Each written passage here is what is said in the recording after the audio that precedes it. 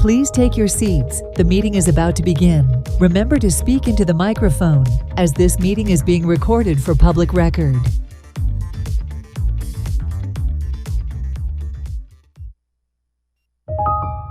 Please stand by. We are going on air in 5, 4, 3, 2, 1. Good morning. Welcome to our commission meeting of May 20th. Thank you to my colleagues who are here. Some are on the way, but let's get started. I'll turn it over to our city clerk, Raphael Granado, for any pertinent instructions. Good morning. The City Commission is physically present in the Commission Chamber at Miami Beach City Hall, 1700 Convention Center Drive, 3rd floor. Members of the public are invited to attend either in person or virtually. If you're joining us virtually, you can log in using the Zoom app or visit the zoom.us on your browser.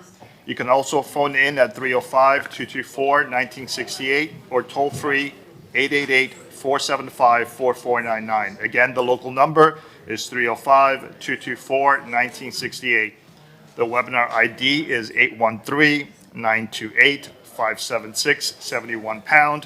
Again, webinar ID is 813-928-576-71#. If you would like to speak virtually on an item during the meeting, please click the raise hand icon in the Zoom app or press *9 on your phone. The Zoom link, webinar ID, and phone number stay the same for every commission meeting. All lobbyists must register with the office of the city clerk located on the 1st floor of City Hall. You do not need to register if you're an expert witness giving only technical or specialized testimony, a representative of a neighborhood association or nonprofit speaking without pay, or a private citizen speaking on your own behalf without compensation. However, if you're an expert witness or a nonprofit or a neighborhood rep, you do need to submit a written disclosure form to the office of the city clerk before speaking with the commission or city staff. Forms are available at the office of the city clerk. If a lobbyist gives or agrees to give $1,000 or more to a neighborhood association or its representative regarding a city matter, that must be disclosed in writing to the clerk. Note that contingency fees are not permitted to compensate lobbyists. If you plan to speak during the public comment period today, we request that you sign in. You could sign in using the QR codes located on the dais, on the podiums. Good morning. Pursuant to Section 286.011, subparagraph 8, Florida statutes, as city attorney, I hereby advise the mayor and city commission that I desire advice concerning the following pending litigation matter: Penrod Brothers, Inc. versus the City of Miami Beach and Boucher Brothers. Case numbers 2023-16657, CA01, 2023-56AP012, 2023 CV23362, and 2025-13415. These cases are pending before the Florida 11th Circuit Civil Division, Florida 11th Circuit Civil Appellate Division, Southern District of Florida, and the 11th Circuit, respectively. Therefore, a private attorney-client session will be held during the lunch recess of the City Commission meeting in the City Manager's large conference room on the 4th floor of City Hall to discuss settlement negotiations and/or strategy related to litigation expenditures. The mayor will announce the commencement of the attorney-client session prior to recessing the Commission meeting. Okay. It is now my honor to welcome Rabbi Daniel Hadar. Thank you for being here, and your lovely wife Dina for being here as well. Before you start your invocation, I just have to say thank you, not just for me, but really Miami Beach. I've seen the transformation that you have done in North Beach and building a community there. Also working together closely, for example, with Normandy Fountain Business Association and David Sexton and others. It's a real, true community, and we're thankful and blessed to have you here today. Humbled by your words, and I thank all of you for all the support for the community. And going to just share a few words of thought and prayer this morning in honor of or on behalf of the commission and the mayor and the great people of Miami Beach. We're sitting before an auspicious time in the Jewish calendar, which is the holiday of Shavuot, the holiday when we got the Torah, when we got the Word of God, as it were, right in front of Mount Sinai. And something very special happened there. The whole nation of Israel came together, it says, as one people with one heart, as though they were just one person. And we found that when that happened, amazing things happened. That when they came together, God was with them. And today I give a blessing and pray that God should give all of you and all of us that we should come together as a city, as one person with one heart. And in doing so, what it shows is that we are of sound mind and of togetherness. And when we're together, of purpose of mind, then amazing things happen.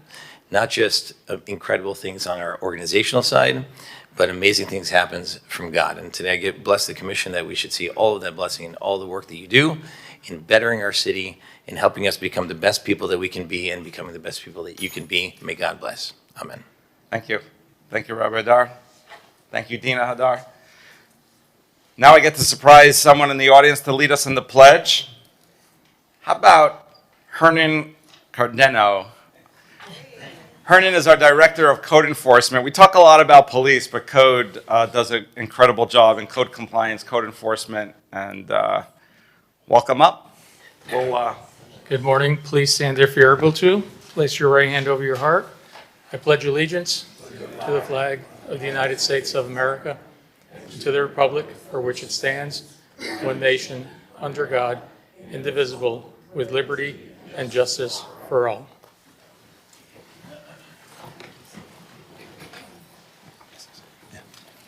Before we start with the Sutnick time, wanted to recognize that there was an incident the other day in our city in which some tourists from out of the country came here and defaced with the words "Adolf was here" with a SWAT sticker on a bench and by a crosswalk that has been representative of our LGBTQ community.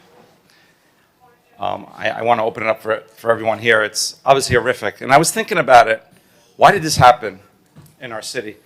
And I did some research and I was looking and I realized nobody's immune from hate. It's how you handle it and how you address it. And I'm so proud of our city, of our representatives. I know we have here Consul General of Germany, Christopher Berger, who's here. I would like him to say a few words as well. Since they were German tourists. I know Commissioner Bott, thank you. I believe you were the first one that reached out to the Consul General immediately to notify him of this incident. And again, I'm appreciative of everyone up here in our city for condemning this immediately. Our police department, from the moment they were notified of it, which was pretty quickly, to the time of arrest, was less than 1 hour using our real-time intelligence center camera systems. And I've been in communications with the state attorney's office, and I believe they are taking this seriously, and we're going to prosecute this to the full extent of the law. As I've mentioned many times, unfortunately, ultimately, hate like that ultimately and always leads to violence. We've seen that throughout thousands of years of history. So very appreciative of everyone who took quick, swift action. I'd like to ask the Consul General to say a few words. Thank you very much, Mayor Miner, for inviting me to speak here today. Also, thank you again, Commissioner Bott, for being the first to alert me to this incident yesterday. My name is Christopher Berger. I have the honor of representing the Federal Republic of Germany here in the great state of Florida, and also of being a proud resident of this beautiful city of Miami Beach. More than 300,000 German tourists visit Florida every year. And I am happy to say that most of them are well behaved and well received here, and rarely ever get in trouble with the law. And usually, if there's a case where tourists break the law, it doesn't really matter very much. It doesn't make much of a difference what country they're from. They're tourists, they committed some infraction. But we immediately understood that in this case, it does make a difference that these tourists came from Germany, because as a nation, we bear responsibility for the worst crime in human history, the Holocaust. And that is also why, under German legislation, public display of symbols of the Nazi Party is considered a criminal offense.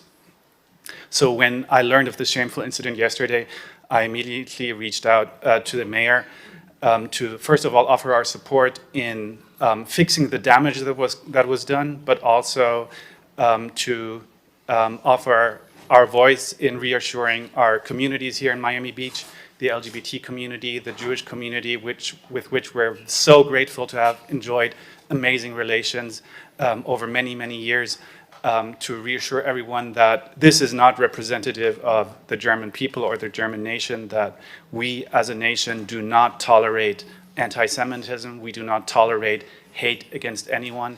We stand united against bigotry.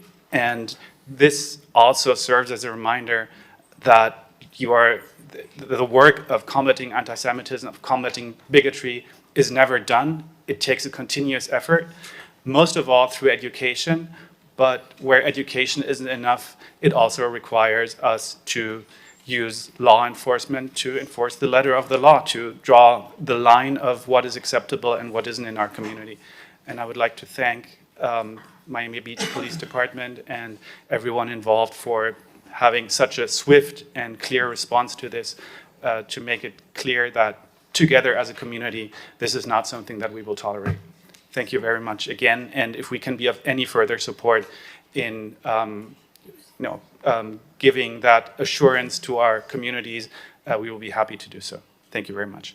Thank you, Councilor General, for being such a clear voice on this. It's very meaningful to our city and to everyone. You were out there, you were seen in the media being a clear voice, and it's noticed, it's appreciated, and it's impactful. Thank you. Thank you. Commissioner Bott. Mr. Consul General, thank you for coming here today and obviously for your quick response yesterday and your responsiveness to the phone calls. What you didn't mention in your remarks just now, which I think everybody should know, is that there was a big day at the consulate yesterday where I think it was 14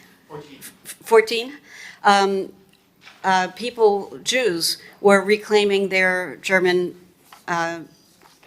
lineage and reclaiming their German nationality, which is a real testament to the work that Germany has done.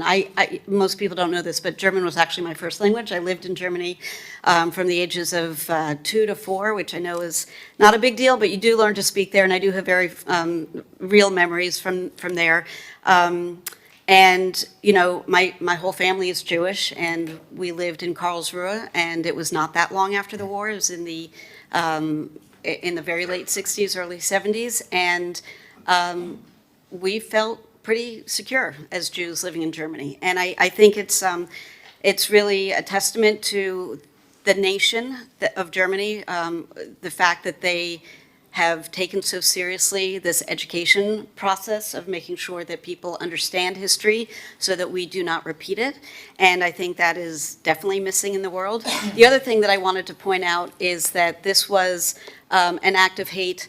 It was specifically directed towards the Jewish community in Miami Beach, but it was chosen to be done in just the most visibly proud LGBTQ corner of our community, a cornerstone, foundational corner of our community, where Joe had just gotten a beautiful rainbow bench installed, and Alex has a whole a memorial plaque history explaining why this rainbow sidewalk was so important. There are rainbow-colored bike racks, there are rainbow banners, because Miami Beach is not perfect. We have a complicated history, but we really strive to be open-minded and welcoming to everybody. And you know, it's bad enough that graffiti was done anywhere. I was hoping it was a bunch of idiot kids who were doing something with a Sharpie, but it was old men who knew better and were doing something intentional. And it was just a slap in the face to so many residents, regardless of religious faith or anything. It's just so many people who choose to be in Miami Beach because it's open and inclusive and welcoming. So it's even bigger than, I mean, anti-Semitism is big enough. Anti-LGBTQ is big enough, but it was just such a perfect storm of nastiness and hate and bigotry and stupidity. So it's really, I think,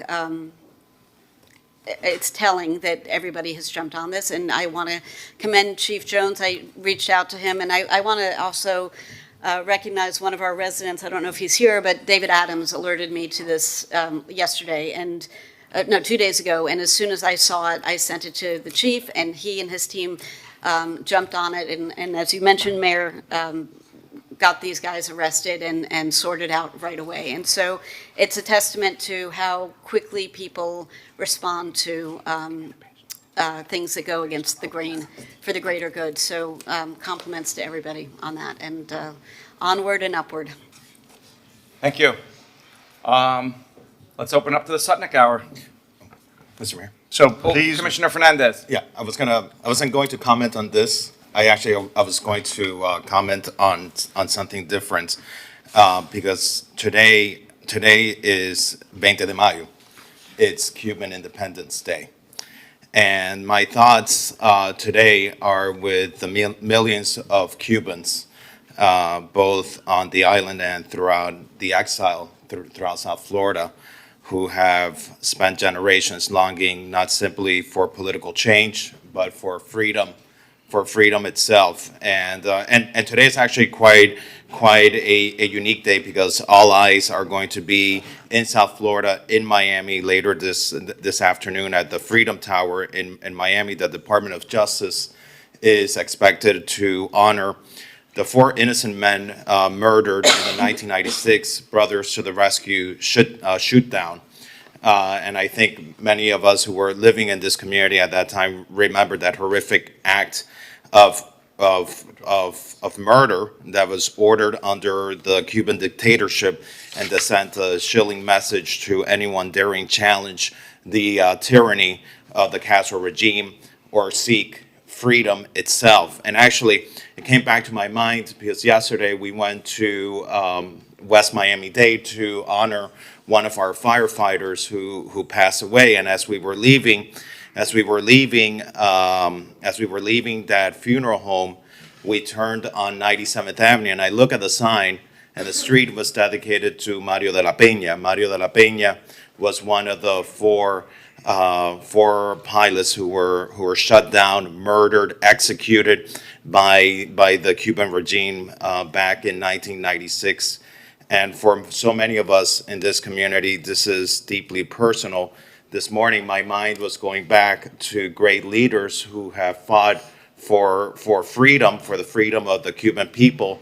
Leaders like Jorge Mascanosa, leaders like Lincoln Diaz-Balart, religious leaders like Monsignor Agustin Vroman, people who used the powers of their talents like Celia Cruz, who we have a street named after, or people like Marta Flores, people who fought for freedom in our community and who died dreaming of that day of freedom. And my heart went directly to my family, my tío Alberto, my tío Enrique, my tía Mirta, my abuelos, my grandmother who passed 2 years ago, carrying the pain of exile until her final days.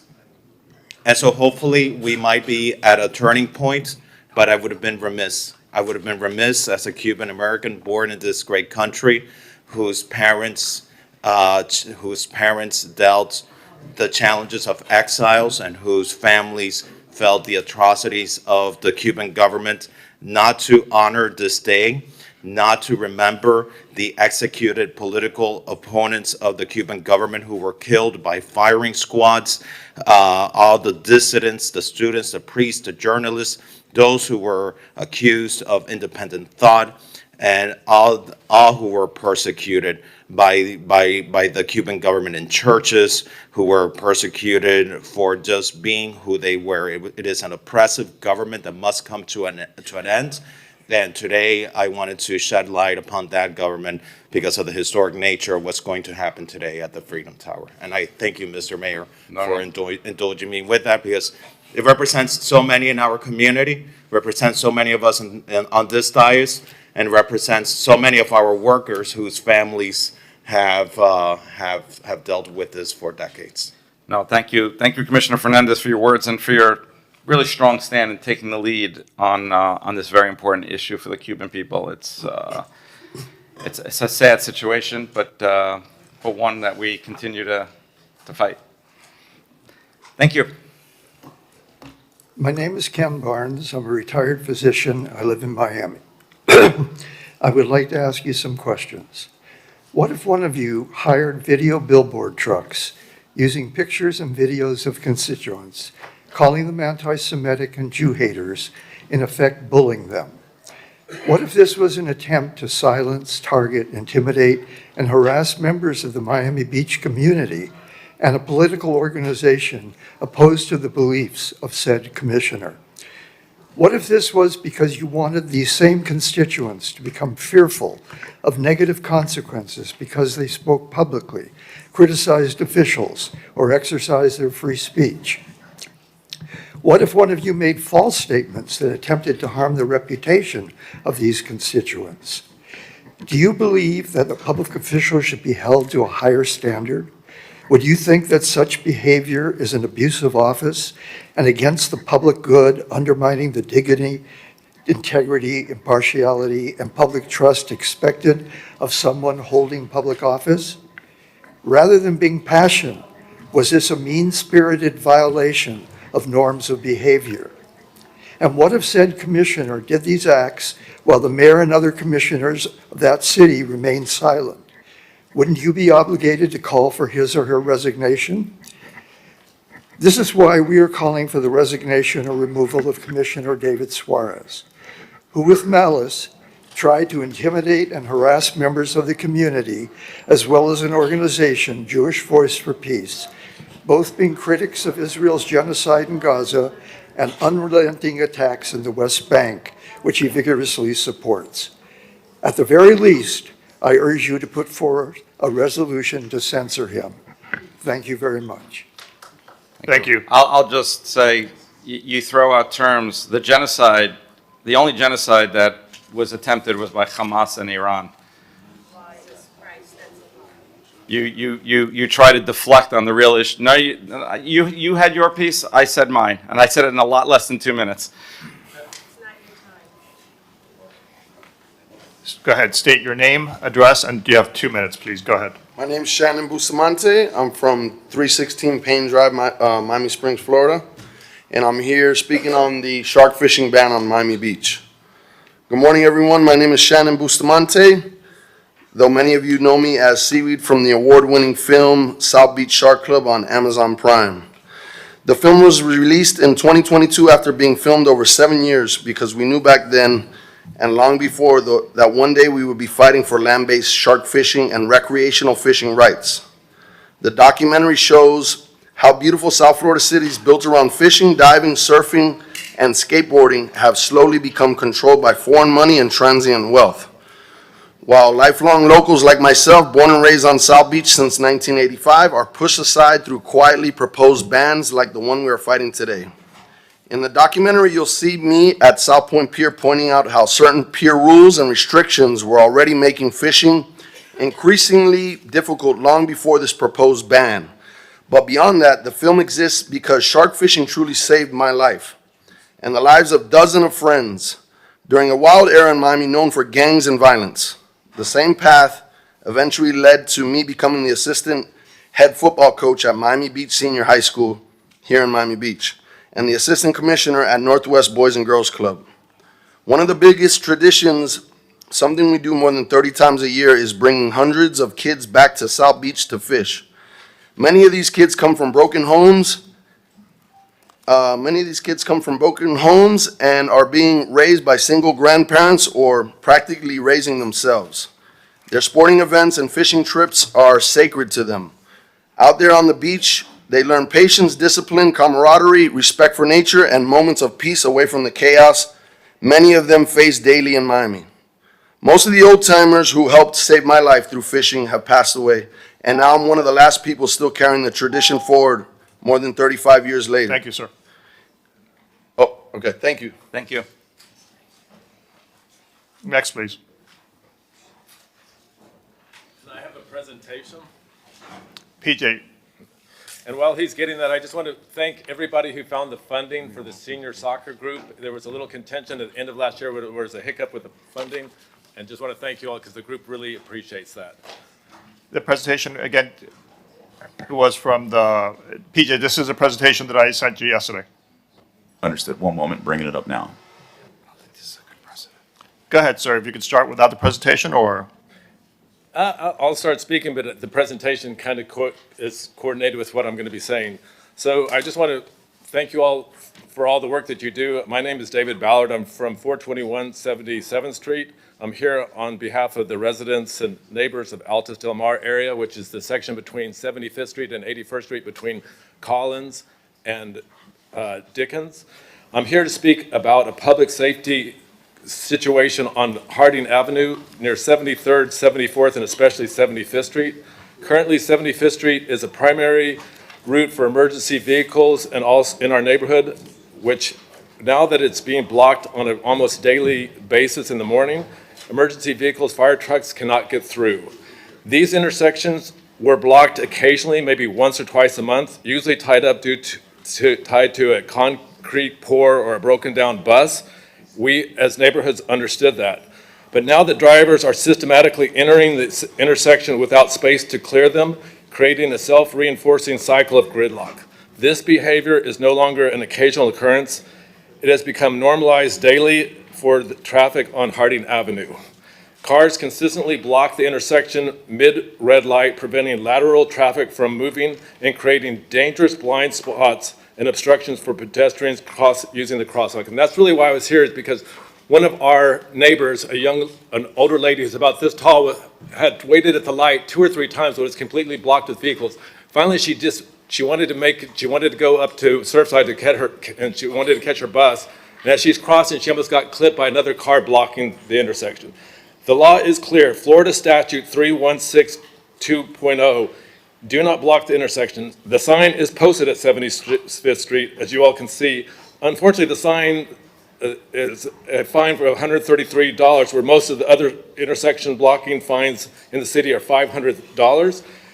We're not asking for any kind of major program. We're just asking for 1 or 2 citations a month at these intersections. Visible enforcement would change behavior. I believe that's all that it takes. Blocking these intersections endangers lives daily. And as it says very clearly over the intersection, do not block the intersection. We just ask that that be enforced. Thank you. Thank you. Thank you for putting the work together to do this. You can definitely see on those pictures, somebody even sent me something this morning showing the intersection is blocked today. It's blocked every day. It used to never happen, and now it's happening daily. Thank you, sir. I know Chief Jones is listening carefully. Thank you. Mr. Hovick? Good morning, everybody. Mitch Novick, 38-year resident and business owner. For as long as city manager Eric Carpenter has been with the city, since the early days of the Morales administration, Miami Beach residents have faced annual water rate increases every October, along with additional fees created, such as the monthly fire sprinkler charge.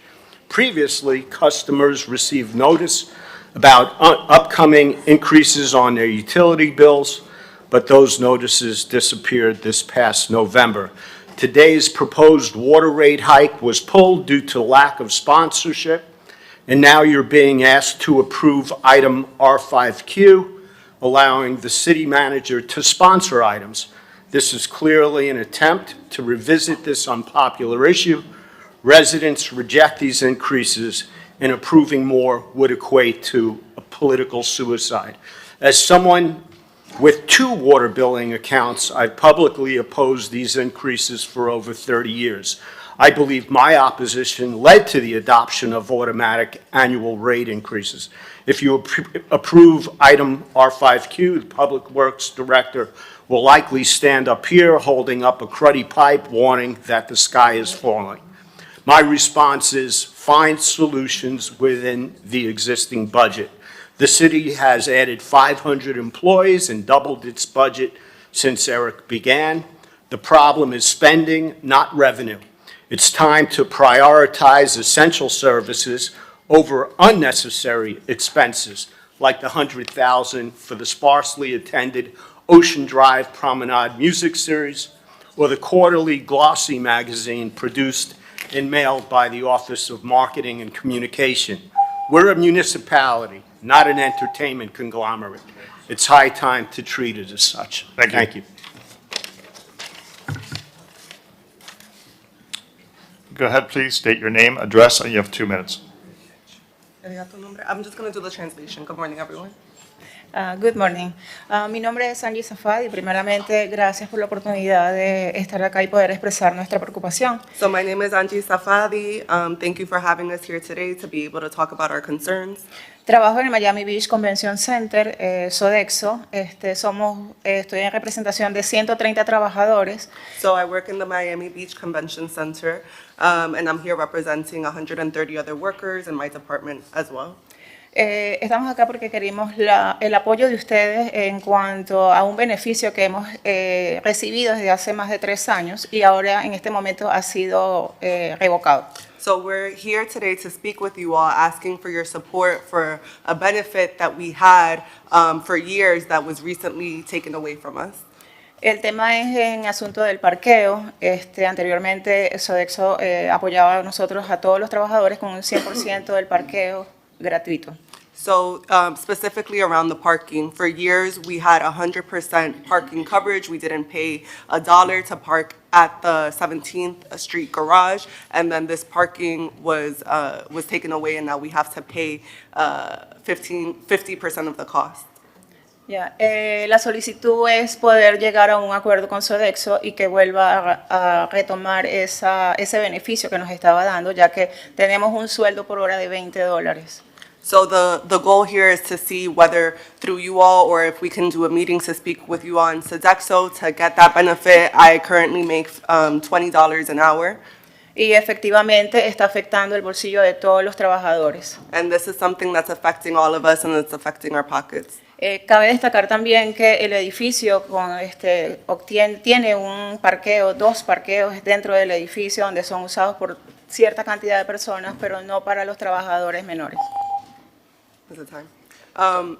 So also there's parking that's inside the garage. Now we have to park in the 23rd Street parking lot, which is a difference.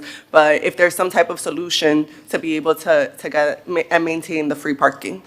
Okay. La petición es poder llegar a una reunión con ustedes y poder lograr obtener ese nuevo beneficio. So if we can meet with you all and figure this out, thank you so much. Yes, I'm sorry, can you restate her name? I didn't catch it. Angie, A-N-Y-I, last name Safadi, S-A-F-A-D-I. Thank you. Thank you for highlighting the issue. Commissioner Fernandez. Yes, and thank you for being here. Gracias por estar aquí en esta reunión. We had been notified of this through Unite here. And we had, I think a number of us had been notified, and I believe from what I'm gathering from the reactions of my colleagues, a number of us reached out to the city manager's office. It was my understanding that this had been solved. Es nuestro entendimiento que esto se había resolvido y que ya ustedes tenían acceso al estacionamiento que tenían previamente. Mr. Manager, can you chime in? Because my understanding was when Unite here reached out to us, we reached out to you and your department, and that this issue had been solved for the workers. Commissioner, that is my understanding as well. Many of you reached out to me, and I reached out to our parking department, and I was assured that the same offer that we had been providing at the 17th Street garage was now being provided at the Collins Park garage. It was a different location, but it was supposed to be the same rate. But we're hearing 2 different things. We're hearing an offer that perhaps was made to Sodexo, but then Sodexo, from what I'm hearing, de lo que estoy entendiendo, Sodexo le estaba ofreciendo a ustedes el estacionamiento sin costo, con costo, con costo. ¿Cuánto era el costo mensualmente? Nosotros queremos es que nos den el otro 50% de parte de Sodexo, pero ahorita es $8 o $10 dependiendo de la jornada de trabajo. Al día. Al día. Y lo que ustedes están pidiendo es el 100%. El 100%. Pero ustedes actualmente están recibiendo el mismo descuento que estaban recibiendo previamente. No. All right, and that's the problem. They're not getting today, Eric, the same discount that they were getting before. And so we need to get with Sodexo because perhaps we might be offering Sodexo what we have always been offering Sodexo, but Sodexo is not continuing to offer the workers what they were previously getting. Okay, I will happily dig into that with Sodexo, and we will address. Thank you. And this is why at the Public Safety Committee, we've been bringing up frequently over the past few months the issues of the parking at the Convention Center Hotel. That building does not have sufficient parking for its employees. And right now, it's the workers from Sodexo that are coming here.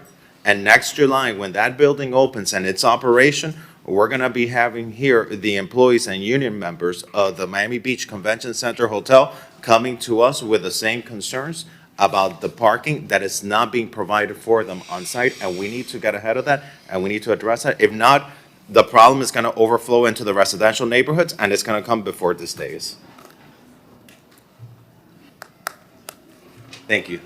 Thank you. Go ahead, please. Next. State your name, address, and you have 2 minutes. Good morning. Raquel Pacheco, Miami Beach resident.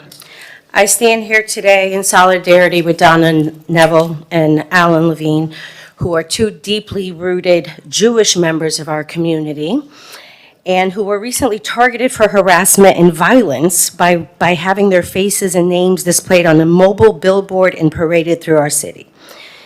This incident is not a one-off. It's a pattern of behavior from members of this commission who attack free speech of residents who dare to disagree with them on Palestinian rights in light of Israel's genocide. Today, I urge you to do the right thing and to condemn this action and all actions which violate the free speech and safety of Miami Beach residents. And I urge the individual responsible for these egregious acts to step down from office immediately. David Suarez, you have no place in public office. You bring nothing but shame and embarrassment to our city. And also one last thing, the fact that all of you have the audacity to talk about hate and while you spew nothing but hate and target your own private constituents with hate and violence is not lost on me. You surely have some nerve. Do the right thing for once. Mr. Minor. Commissioner Suarez. I just want to call out some hypocrisy here. I think it's really rich that the person that was crying victim for months about free speech is now trying to trample others' free speech. I want to remind this room and those watching how insane the last speaker is. PJ, if you could pull up the screen, please.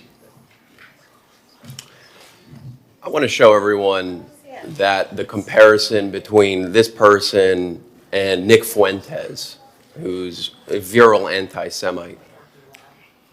It says the Zionist propaganda machine is full on, putting our tax dollars to work, comparing Israel to somehow the government spending and how Israel and Jews are. Excuse me, I gave you an opportunity to speak. It's now my turn to speak.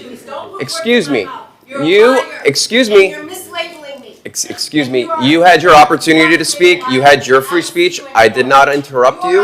Now it's my turn to speak. I never said Jew, ever, not in one post. I always say Can we go to the next slide, please? I never say Jew. You're a liar. So we have a government that's completely beholden to Israel. And for those of you who are watching, I want everyone to know that the reason why people like the last speaker hide behind Israel is because they don't want to call a spade a spade. They want to be able to say Israel and not Jews, because it's the same thing. Because without the state of Israel, the Jewish people are destined to be wiped out. And that's the reason why there is a state of Israel. So we have complete government that's completely beholden to Israel. Nick Fuentes, okay, but Israel controls America. It's the same line of thinking. Next. Candace Owens, same thing, a virile anti-Semite. We have a government that's been completely beholden to Israel. And if you'll notice the pattern here, it's the same people online and in the world that somehow say that Israel is controlling the government and that there's this conspiracy. It's the same ones that you saw here. Next. I want to go to the Ayatollah, who's no longer with us, thankfully. There we go. The U.S. is definitely the Zionist regime's accomplice, orchestrating the crimes being committed in Gaza. That's the same sort of logic that everyone just heard here from the last speaker. I want to let everyone sink this in for a minute. the Ayatollah of Iran, who wants to wipe out Israel with nuclear weapons, has the same line of thinking from some of these extremist activists. PJ, you can put the slide down now. Now, for the group here, JVP, JVP is not a peace group. It is one of the most cynical, dishonest, extremist organizations in American politics today. They hide behind Jewish identity while giving cover to the same radical movement that demonizes Israel, excuses anti-Semitism, and cheers on the destruction of the world's only Jewish state.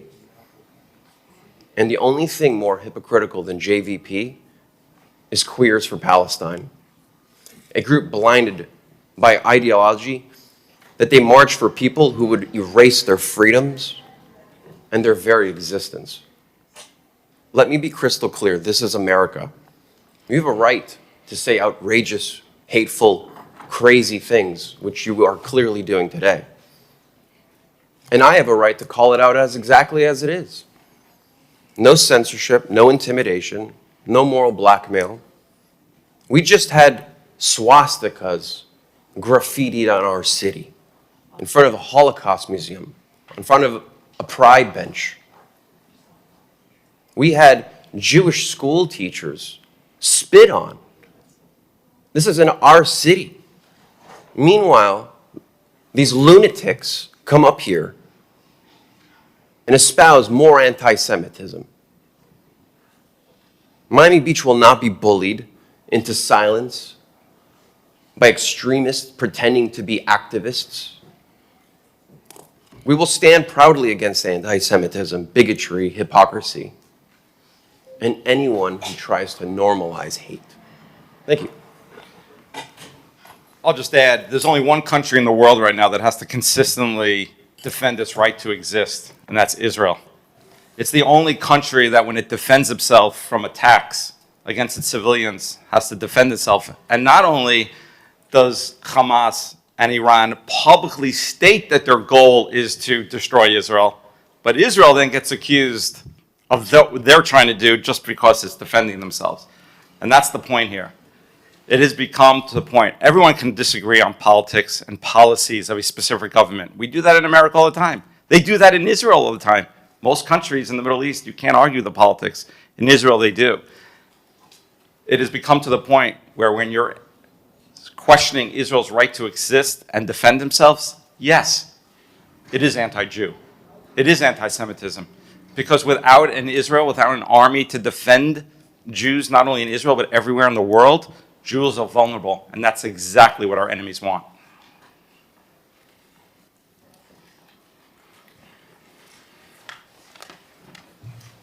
I'm Donna Neville, and I live in North Beach. 2 quick points. I teach courses and workshops on anti-Semitism across the United States. Anti-Semitism is discrimination against Jews, stereotypes of Jews, violence against Jews, or targeting of Jews because they are Jewish. Anti-Semitism is not criticism, including harsh criticism of Israel or Zionism, period.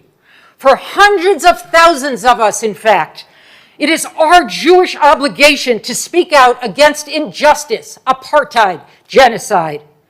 To quote Jewish philosopher Brian Klug, and I quote, "Anti-Semitism has rightly been called a monster, but false accusations of anti-Semitism are monstrous too," unquote.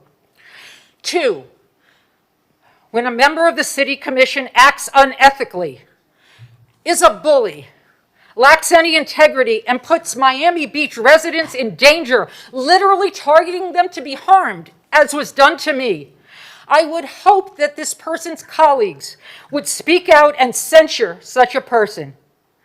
That is why I am asking this city commission to censure Commissioner David Suarez for behavior unfitting for someone in office. And with all due respect, if you remain silent, that ends up being a reflection on all of you because we know all too well silence is complicity. Thank you. Thank you. Next, please. Hi, I'm Gregory Regano, and just want to say this is like real democracy in action, you know, even for people you disagree with. So I thought this was a water hearing today, right? So I'm here to talk. Yes, I'm here. I'm going to bring it up now. I'm here to speak exclusively about the water. So I've been here before. I'm on a bit of a wild goose chase. My background is as an environmental lawyer. I used to work in New York City as a big law firm, represented like billions of dollars in various different transactions related to the sciences, specifically environmental law, including pretty high-end environmental litigation regarding forever chemicals. And this is an announcement to everybody here. So the Miami Beach drinking water is highly contaminated with PFAS forever chemicals at levels literally 1,000 times higher than what the EPA says is safe. I brought this to the attention multiple times, really, so that's really bad, right? But the single biggest issue is in the water report that is put out by the city of Miami Beach, which likely comes from Miami-Dade. It states that the water is safe and excellent. So the water is at more than 1,000 times higher than what the EPA says is safe. PFAS, forever chemicals, PFAS. And the City of Miami Beach water report says the water is safe and excellent with children drinking it. Speaking with my own personal urologist, this is anecdotal now, she says that she's seeing a significant uptick in the diagnosis of testicular cancer. According to the EPA, the two types of cancer that emerge from PFAS contamination that you get from drinking water is kidney cancer and testicular cancer. Testicular cancer is a rare disease. So there's potentially an increase in this. This is very bad. It should be addressed immediately. We shouldn't tell children that the water is safe and excellent. Thank you. You mentioned you used to work for a big law firm in New York. What's your current employment? I work at my family's law firm, Regano LLC. Do you have any other businesses relating to water quality? I do not. Okay, thank you. Mr. Mayor? Yeah, we have John Norris who's also going to come up and speak, but... I was just going to ask John to come up. And also, just for the record, for people listening, I believe you've met with John and Amy Knowles, our Director of Sustainability. So this conversation is ongoing. It is an issue that is handled by the county. Right. Everybody knows and agrees that, if I may finish my sentence, everybody knows and agrees with you that PFAS are a really big problem. They are endemic throughout everything we touch and consume. And John has great expertise, and I look forward to hearing what he has to say. I have to interject. They're not endemic in everything we touch and consume. They're not. This comes specifically from the airport, from firefighting foam, from plane crashes. Specifically, the wells that serve Miami-Dade and the city of Miami Beach come from the airport. Okay, but wait, are you- no, please. I have expertise on this. The wells to the west of the airport are uncontaminated. Excuse me. John Norris, please. Have you been doing this, having these conversations with the Dade County folks? Yes. There's no response. There's no response. Okay, well, they are the ones who control These are this. children and cancer. Thank you. Thank you, yes. Steve, the county's in Good morning. litigation about this with many other cities. Oh, let me see this. There's like national litigation. John Norris, our Public Works Director. Good morning, John And Norris. a North Beach resident, I And might North add. Beach resident, yes. So PFAS is currently identified as an emerging contaminant by the EPA and DEP. This happens quite frequently in the regulation of drinking water. They come up with emerging contaminants and they come up with future rules. In that time, they're doing studies to establish what the maximum contaminant levels should be in the future. There is a rule that is being considered to be implemented in the year 2030 currently. So Miami-Dade water that we purchase currently meets or exceeds all maximum contaminant levels from the EPA and DEP. All the producers of water are currently looking at their facilities and how they treat water to address the potential new rules that are coming in the future. And that will meet or exceed all future maximum contaminant levels. Okay, thank you. Thank you. Can I respond? It'll take 30 seconds. No, we have to move. You made your points, and he made his points. No, I'm sorry, we have to move on. You say it's safe and excellent, right? So He's saying the water is not safe and excellent. There's also a $200 million lawsuit. You're putting out to children that the water safe and excellent. I'm sorry, sir, we're not going to have this debate. It's not a debate. It's not safe and excellent. And you Thank should warn children and their parents that this is cancer-causing water that's 1,000 times higher than what's safe and excellent. You put in writing, no, it's a products liability thing, massively, that could wipe the entire insurance of the city of Miami Beach. It's not safe and excellent. That's a products liability. In writing, please adjust that and warn the children.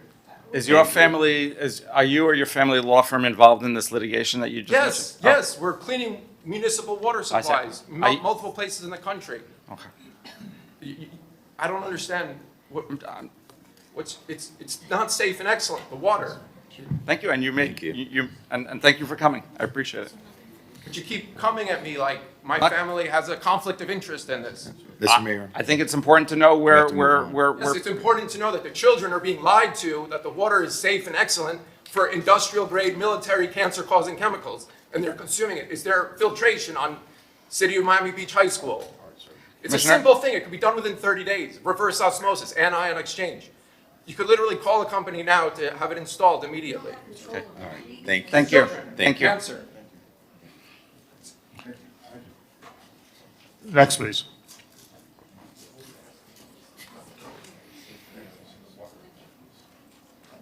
Hi, good morning.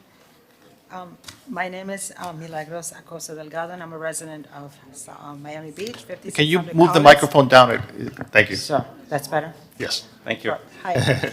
So first, I would like to extend my special thanks to you, Commissioner Laura Dominguez and Elizabeth and Julian, for giving us the opportunity to be here today and supporting the mission of the National MS Society.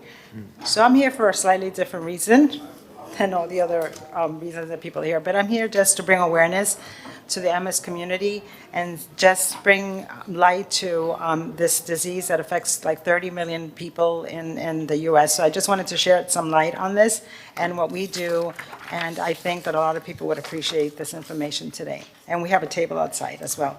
So this year, the National MS Society proudly celebrates 80 years of research, advocacy, progress, and support for individuals and families affected by multiple sclerosis. Today, nearly 30,000 people in Florida are living with MS, and more than 2.3 million people worldwide are affected by this disease.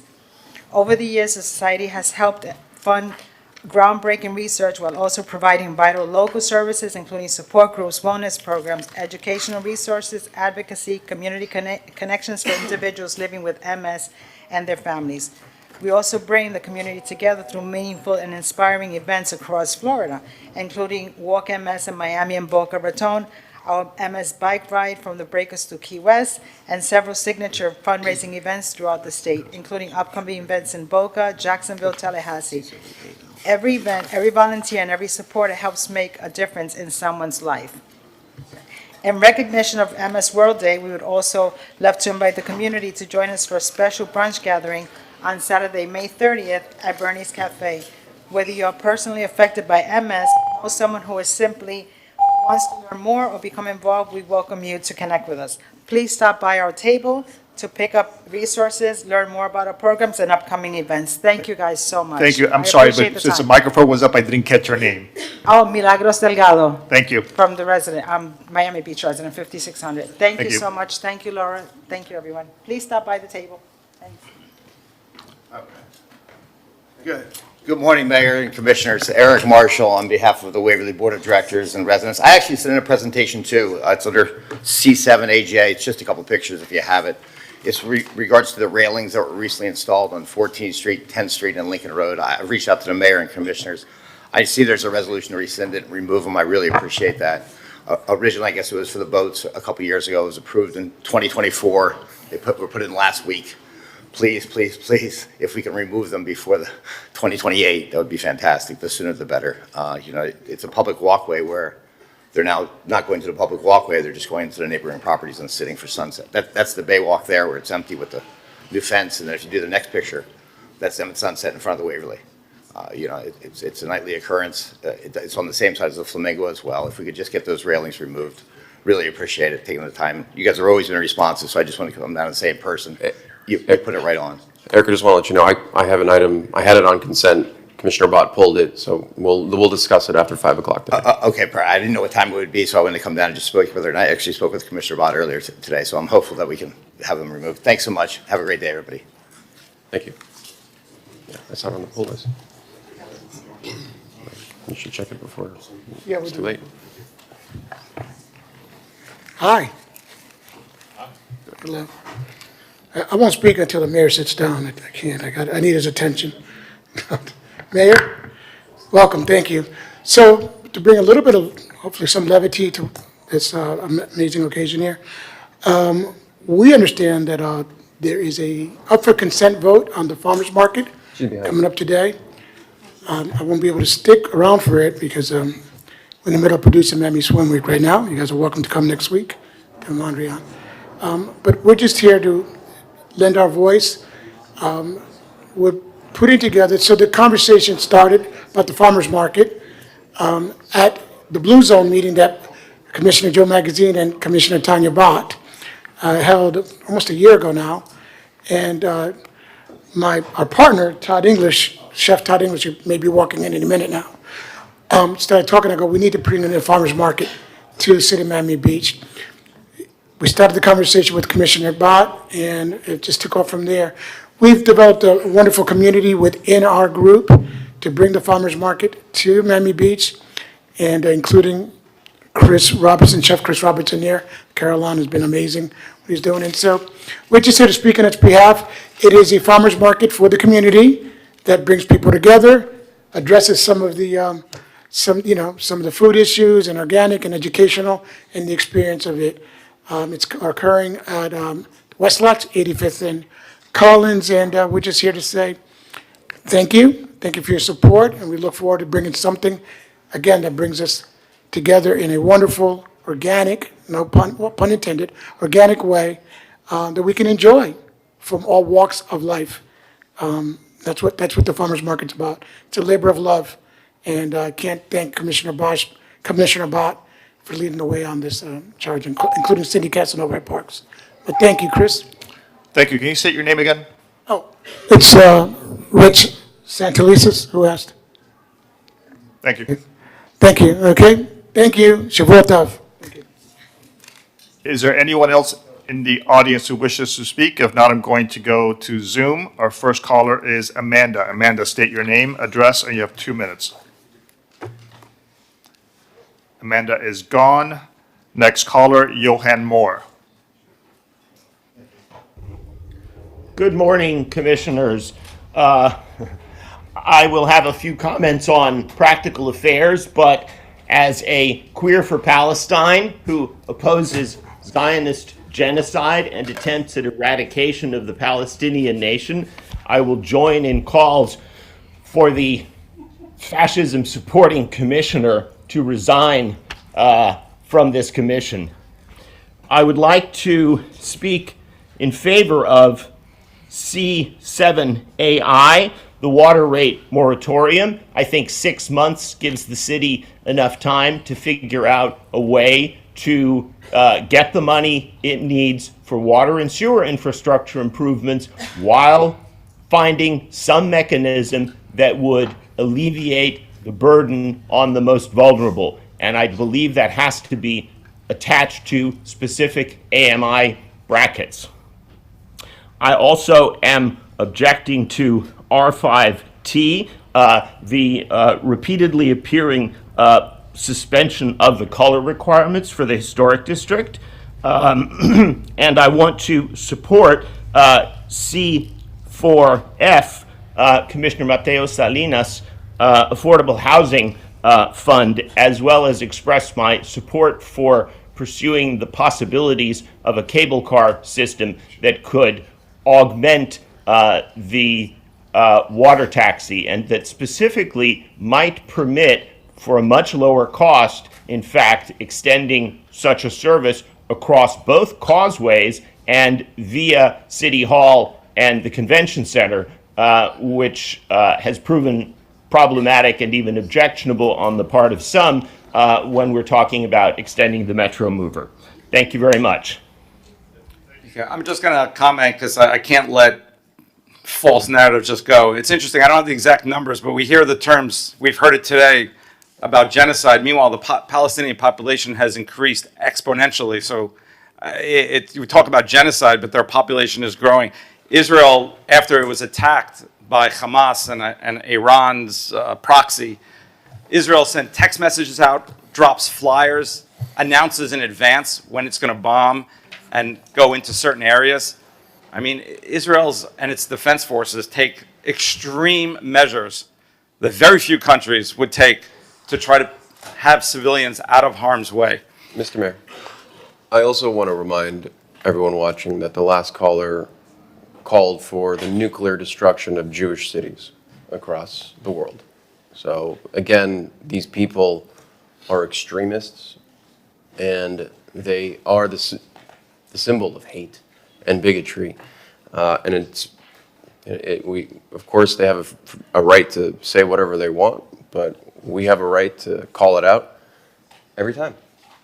And some of those on this dais may disagree with that, but I am not going to sit here and let extremists drown out at least my voice and the voice of reason. I think we learned the lessons from history that silence is not an option. Mr. Mayor. Commissioner Bott. I am not going to get into foreign policy. It is not my job. I'm here to try to figure out how to fix our roads and prevent sinkholes from happening because our sewer lines fail. I will say that as elected officials, we are very much entitled to have very different views on lots of different things. We can vote our heart, our conscience, but our first job is public safety. And I would just suggest that in our role as an elected official, it's a different thing than talking among friends about how we feel about people's actions. And when we, in our capacity as a public figure, put virtual targets on people's backs and call them out for their views, which I don't necessarily agree with, that is a very different thing than having a discourse. And I think that is dangerous. I think it's dangerous in the same way that posting things that are inflammatory can be dangerous. And I think it is our job as public officials to not single out residents unless they're doing something illegal, in which case, by all means, proceed. But to identify a number of people by name repeatedly and call them out for their views, if they are not doing anything illegal, I think it is a heightened level of attention that could result in tragedy. And I think we are being very cavalier about the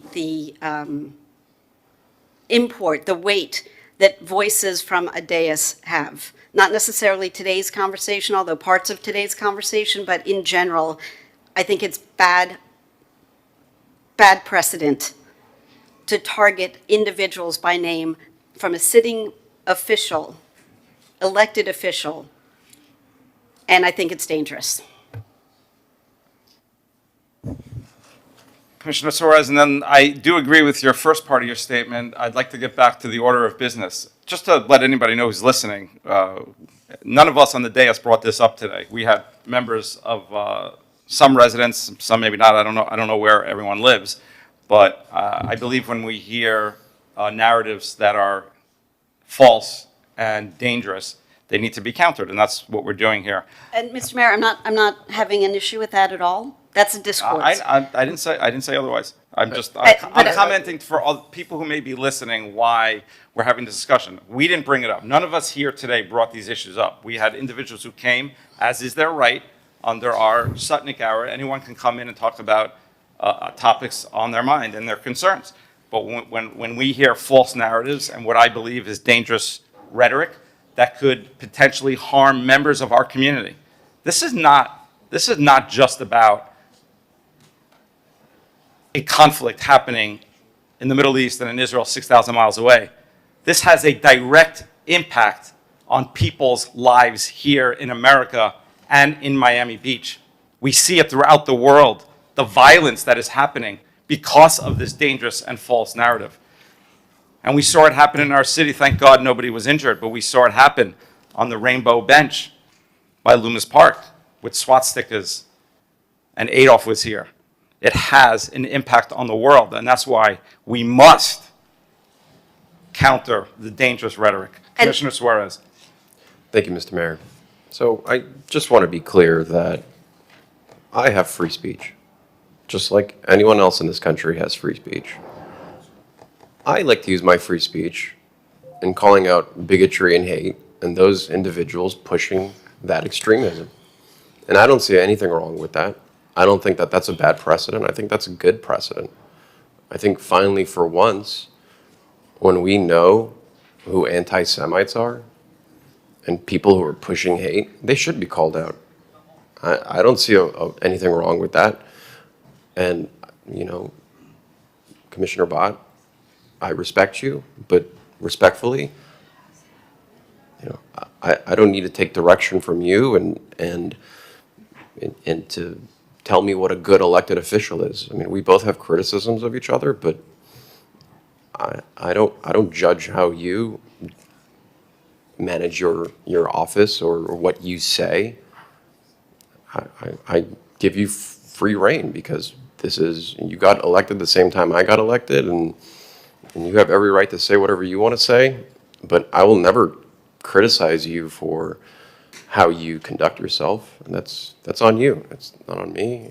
And so, you know, respectfully, I would appreciate if you keep your comments about how I conduct myself to yourself. Thank you. It's a public safety issue. Okay, any more callers? Our next caller is Tim Carr. Mr. Carr, 2 minutes, please. Good morning, everyone. This is Tim Carr, Shelby West Neighborhood Association. I just wanted to call out a couple of quick items, item C4A and C7R. I know it was on the consent agenda at last month. Mayor, if you could please call it today. It's very important to help move this process forward to help the residents during the West Ave Phase 2 construction process, to assist with parking needs and also for staging construction equipment over on the Epicure site, and to help move it off at some of the sites at the parking lot next to Trader Joe's. Again, moving this forward will also help the city with other construction project staging needs throughout the city as well. The second item is also C7AJ. Again, Eric Marshall from the Waverly Condo Board just recently talked. Again, this is really important to remove the fences at the 10th and 14th Street bay walls. Again, we were not even aware of the design of those fences and that they were even going to be installed. I wish we had known in advance so that we could have used those funds to help install railings along the Mirador Baywalk, which is currently still not open because it's missing Baywalk fencing in that area, which is critical. So again, just keep that in mind. I know you have a busy day of agenda items, but again, if you could please call and discuss C4A and C7R and also C7AJ. Thank you. Thank you. Our next caller is Karen. Karen, state your name, address. You have 2 minutes. Can you hear me? Yes, go ahead. Okay, my name is Karen Rukas. I am a Miami Beach resident. I want to thank Commissioners Alex Fernandez and David Suarez regarding their support of a moratorium on the increase of water and sewer infrastructure. Currently, everyone knows that we're in a period of very inflated living costs, which is making it very difficult for longstanding residents to remain residing in Miami Beach. Miami Beach is not a cheap place to live in. But what I do take exception with is that last year, I think we had a surplus of about $11.6 million. And as Commissioner Tanya Bott said, if we needed to prevent sinkholes and improve sewer infrastructure, why wouldn't that money be spent and directed towards important infrastructure? The second item I want to talk about is independent waste removal. I think John Norris has corresponded with me. We had an unexpected 30% increase from our independent waste removal company, and I think that's unreasonable. And I think what we need in Miami Beach is more competition. I know that John Norris had suggested that we might get to see 5 companies coming in to Miami Beach. That might be an answer. Otherwise, for these smaller buildings, perhaps city removal as per paid through our property taxes might be another idea. Anyway, thank you very much for your time. And again, thank you for your support on this, Commissioners Fernandez and Suarez. Thank you so much. Our next caller is Asso Middleman. Go ahead, please. Salute to Miami Beach. This is Asa Middleman from Curious UOL. Our community was recently shocked to see the CBS report on your commission sending out public hate messages to other Jews for supporting peace in the Middle East, paying for mobile signs with pictures of your perceived, quote, Jew haters. Our rabbis take note that this is not the Jewish way. In fact, this is the same guy that was caught stealing political signs from his opponent with his family. How can a city government support the hate this person creates while disrespecting the entire Jewish community, comparing residents who simply disagree with the Palestinian genocide to the Jew hater Nick Fuentes and others? It's time you get commissioners who have the capacity to behave older than a 14-year-old. Thank you, and shalom. Our next caller is Jessica. Jessica, state your name and address. I'm also going to intercede. Obviously, we're on Zoom, so I don't, we'll take people's words who they are. You're always going to have a select few in any group who sort of turns against its own people. But I'm going to be consistent when I hear the term people throw out lies and false narratives. There's a one-way genocide attempt here, and that's against the state of Israel. And I gave examples before. I won't repeat myself. Jessica, please unmute yourself. State your name, address. You have 2 minutes. Hello, my name is Jessica Pita, resident of Miami Beach, 33139. Vibrant meeting here. I will speak quickly and get right to the point. Although, let me begin addressing everything else that has been said. Preservation, historic preservation has a lot of overlap with all of these issues in regards to the conservation of resources like water, the maintenance and repair of city infrastructure, and even the topic of deplorable acts of hate. When anyone sees a beautiful place or beautiful people, there will be negative players that want to, take that down or have it as their own. And I really see the threat of constant new development as that people wanting South Beach, Miami Beach, historic districts as their own. Now, to get quickly to my comment, I recently watched the HPB, Historic Preservation Meeting, May 12th, via YouTube, something architect Enrique Norton, who works for the landowner and developer, said really stuck out to me. He said that replicas of historic building facades have gotten so good that you can't even tell the difference between the original and the replica. Then he added, this is not a hard building to replicate, referring to 1600 Washington Avenue building, which is proposed for demolition. Quickly wrapping up, this comment requires pause. If we are, in fact, so good at recreating historic building facades, buildings in general, then what's the point of preservation at all? I mean, Disneyland's castle looks just as good and authentic as England's Windsor Castle, right? Wrong. We all know this isn't so because we can feel the difference between authentic, original architecture and replicas. Thank you, Jessica. Sense of place. Thank you. Our next caller is David Rowland. You have 2 minutes, please. State your name and address. Hi, thank you. I'm David Rowland. I live 8th and Euclid.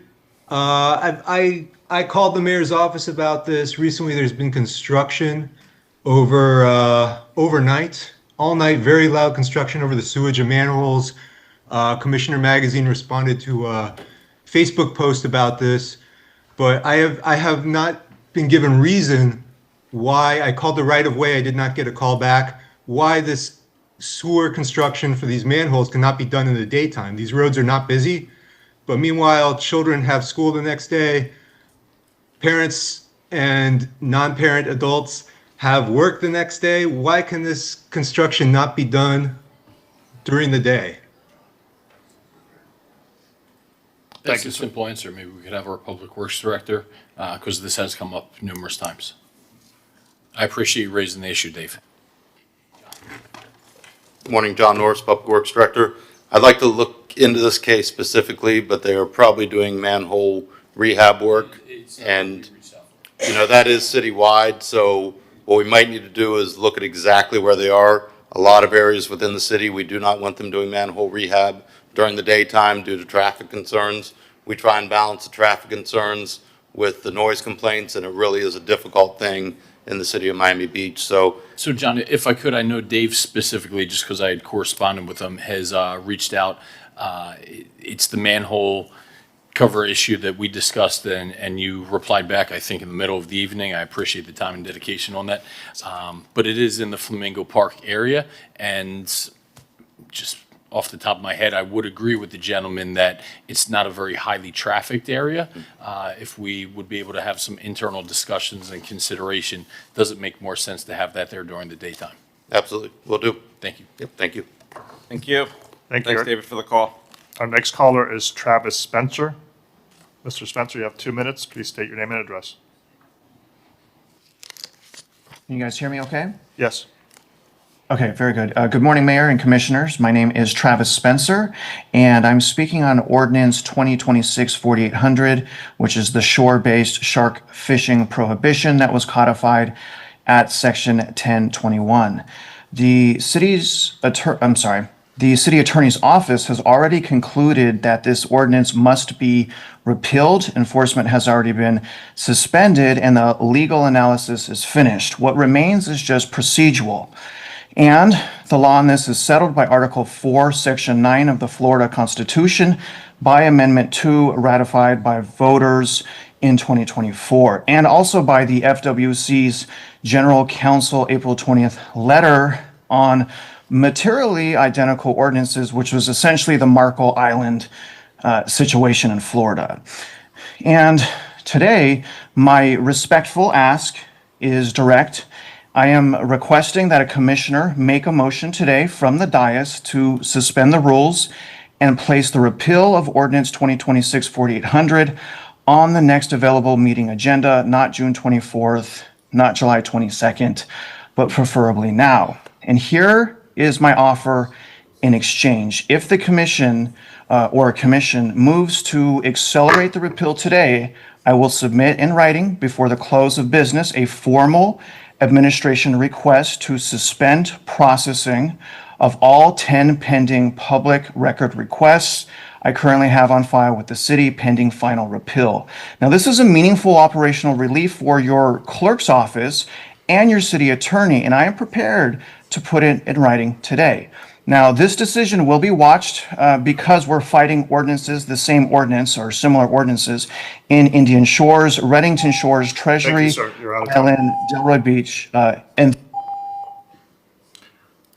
our next caller is. I just want to speak to the last speaker through the mayor.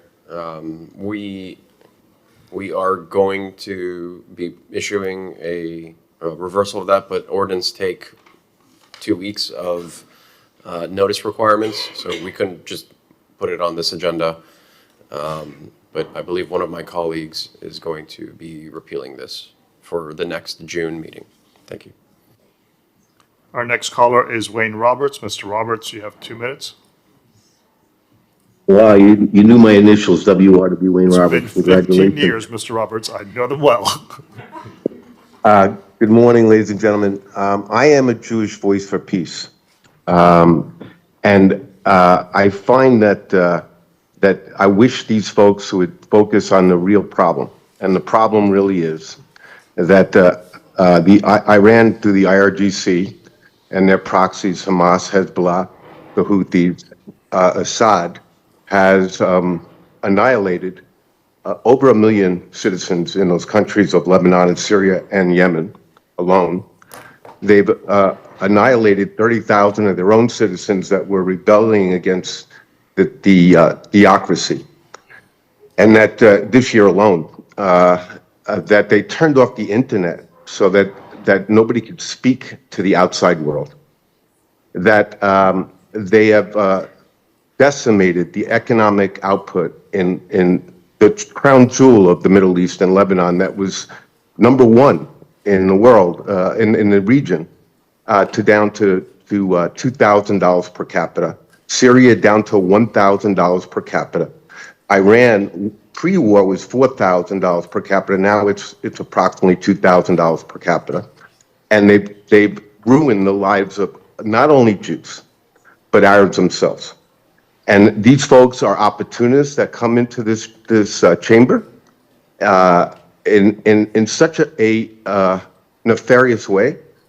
I know some of these people, and I was vehemently against her election because I knew what kind of person she really represented to me, and I find it offensive. And the opportunists that walk into this room, we should just, take it with a grain of salt. But thank you very much. Have a great day.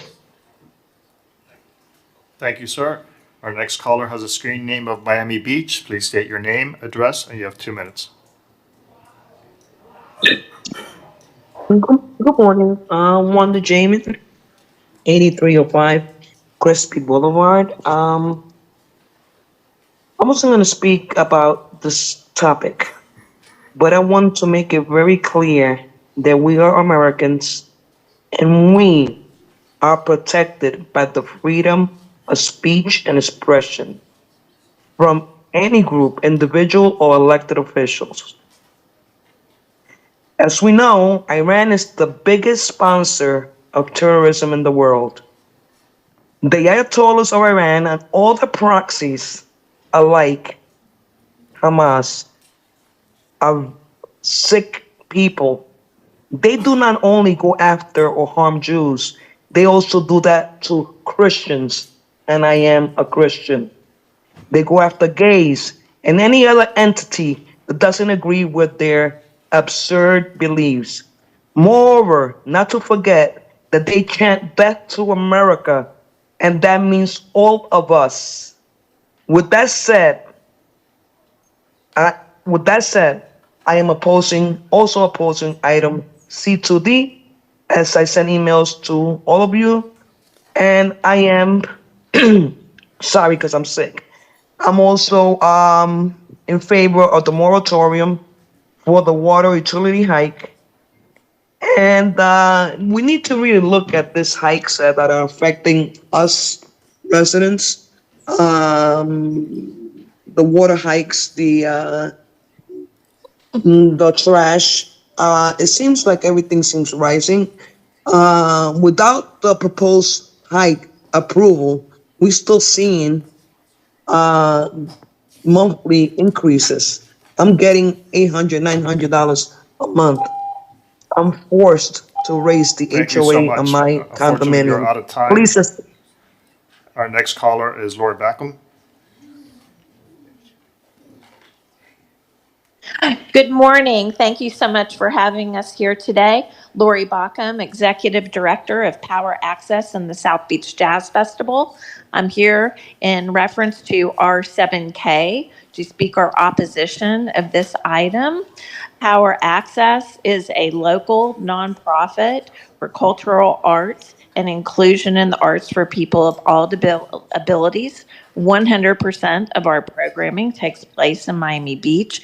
95% of our programming is free.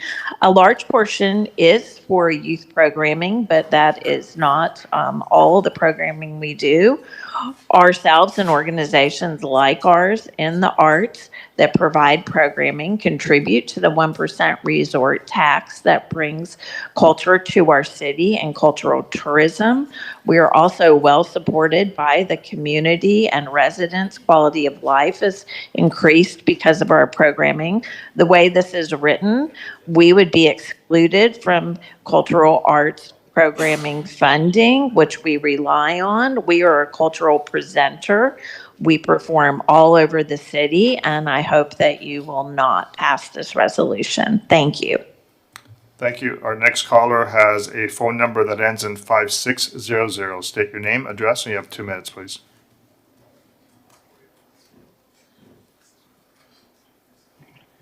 Please go ahead. Good morning, Mayor. Good morning. Unmute yourself, please. You're muted. Good morning. Good morning. Can you hear me? Yes, good morning. Hello. Good morning, Mayor and City Commissioners. My name is Christina Vega. I live in Golden Tree Condominium located at 65 Washington Avenue. I'm speaking today on behalf of Cyber Money Laundering and Real Estate Investigations Corp. I'm here to put the city on notice regarding material misrepresentations of ownership and legal standing in development applications, specifically DRB 251159, DRB 251099, DB 220548. This is a formal demand to void the development applications due to the city's lack of jurisdiction. We conducted a forensic analysis into the documents submitted to the city related to 1790 Alton Road, 1250 West Avenue, and 935 2nd Street. We discovered forgery and material misrepresentations regarding the ownership of the land to be redeveloped. Under City of Miami Beach Code Section 1, any application employing a device, scheme, or artifice to circumvent disclosure requirements must immediately be deemed null and void without further force or ethics. Therefore, the city lacks jurisdiction to proceed with the application. Cyber Money Laundering and Real Estate Investigations Corp is also filing a petition for the Bank Secrecy Act injunction with the U.S. Secretary of Treasury and the Office of Foreign Assets Control, along with notice of probable cause for seizure for the Computer Fraud and Abuse Act violations report with the Department of Homeland Security and the Secret Service. We will send the demand to void letter along with our discovered evidence of misrepresentations and forgery to the commissioners and the city authorities. Thank you. Unfortunately, you're out of time. Our next caller is Amanda.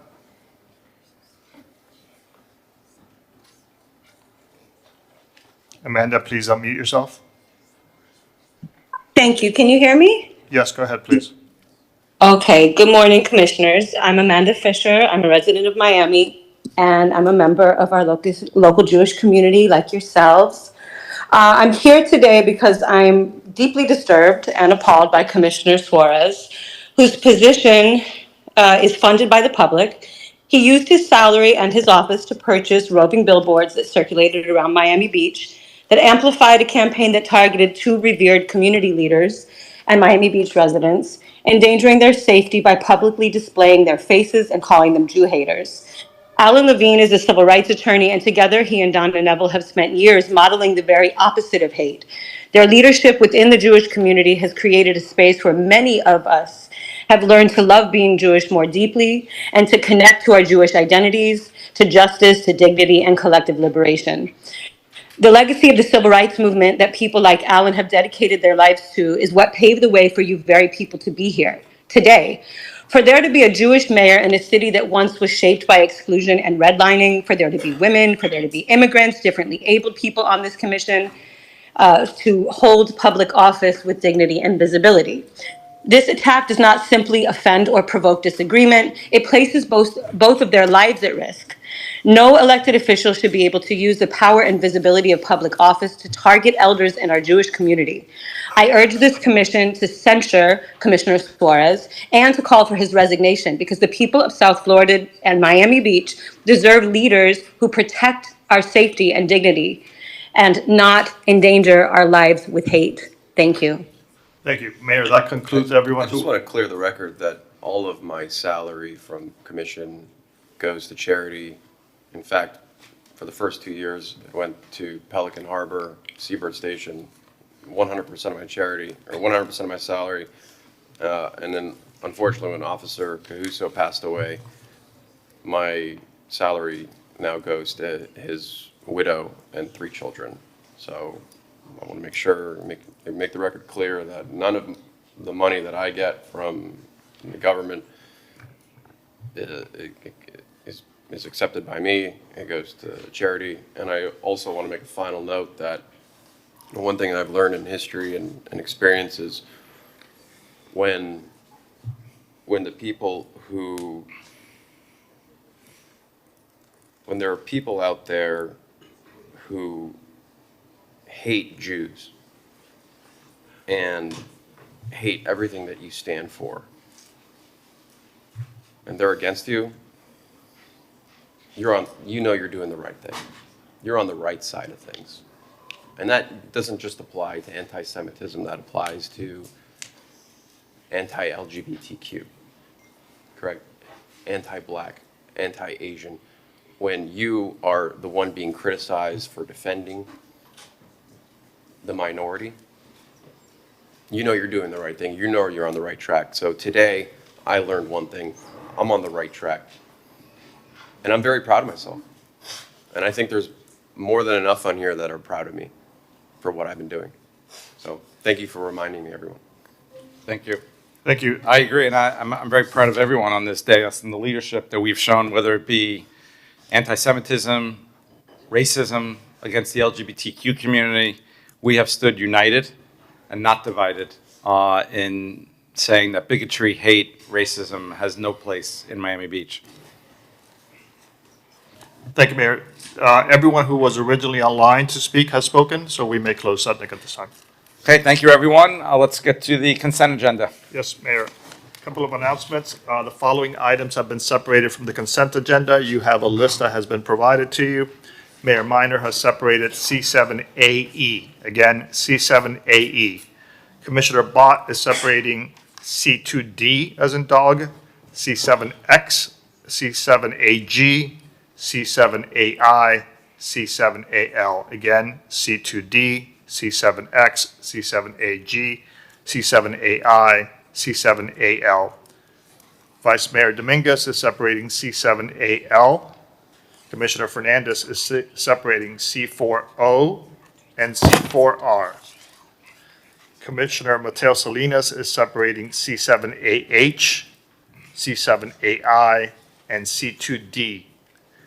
And for the record, Commissioner Mateo Salinas is separating is withdrawing C4C. So if you can make that notation, C4C is being withdrawn.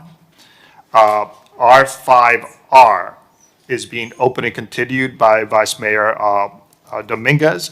And just on the dais, you have two items. First, you have a revised resolution for item C7AQ, which is accept donations of approximately $200,000 for artificial turf. That revised resolution is on the dais. And a new item was added, C4T, which is a referral to Finance and Economic Resiliency Committee, fund critical resiliency and neighborhood infrastructures through dedicated capital millage. That was by Commissioner Suarez, and I believe Commissioner Fernandez is co-sponsoring that item as well. So the mayor has not approved any of the addendum items to be included on the agenda, so if any of those will be heard after 5 o'clock. If possible, if I could have a motion on the consent agenda excluding the separated and the addendums. I'll second. On that, Mr. Mayor, on this, we have one of the time certain second reading ordinances, R5D, that is the companion item to C7AS, which is an addendum item. When you call the time certain, can those be called together? Yes. Thank you. With that, I'll second the motion to approve the agenda. Okay, give me 1 second. I have a motion by Commissioner Suarez, seconded by Mayor Minor on the consent agenda, excluding the separated and excluding the addendums. Well, with one amendment, that C7AS, which is an addendum item, is going to be heard with its companion item, R5D. So we're going to separate C7AS as well then. Right. Okay, so all in favor of the consent agenda as stated, please say aye. Aye. Aye. Anyone opposed? Hearing none, the consent agenda is approved. So one item that just got approved, but I wanted to highlight, is that we have just approved Debbie Tackett becoming our new planning director. Yeah.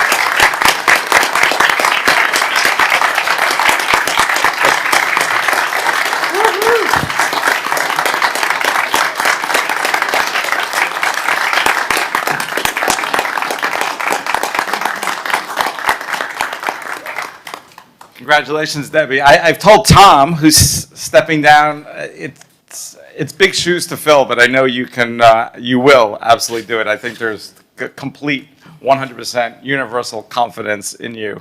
Yeah, literally big shoes. Exactly. I told Tom we got to retire his number. We got to figure out what that number is. 33, right? 33 years with the city of Miami Beach. So maybe that's the number we retire, but And congratulations. I just Debbie. want to thank all of you, thank the manager, and of course, Tom, for your confidence in me.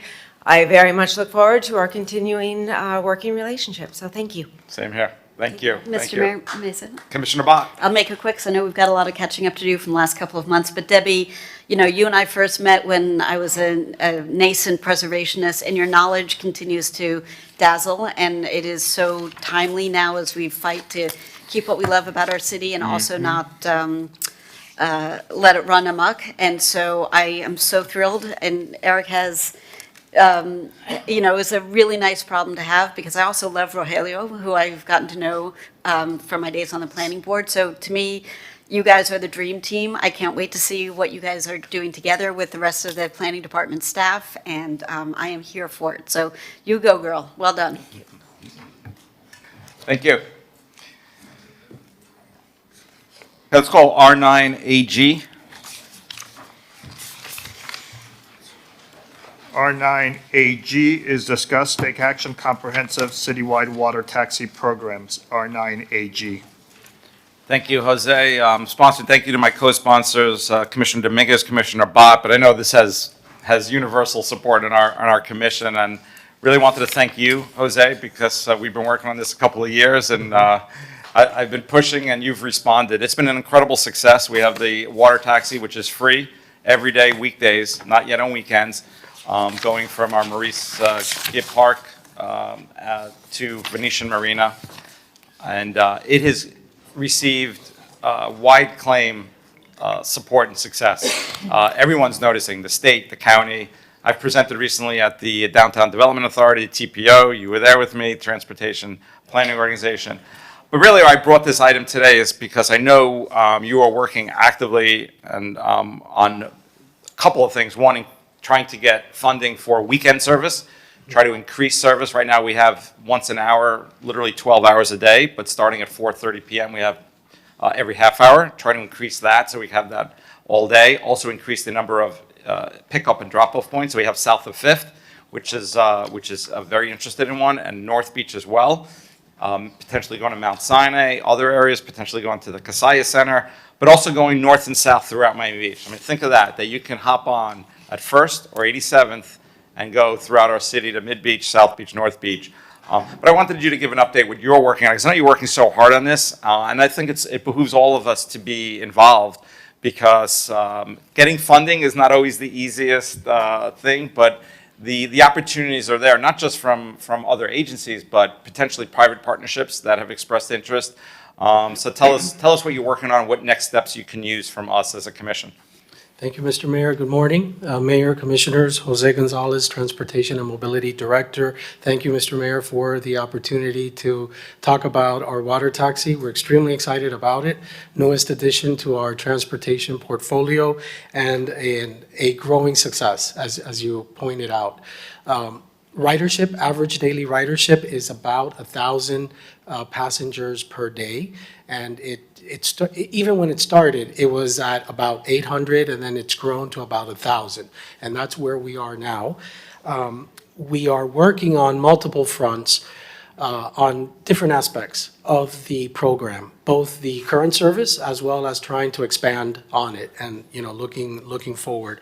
I'll start with the current service. So with the current service, as was pointed out, it operates between Maurice Gibb Memorial Park and Venetian Marina in Miami.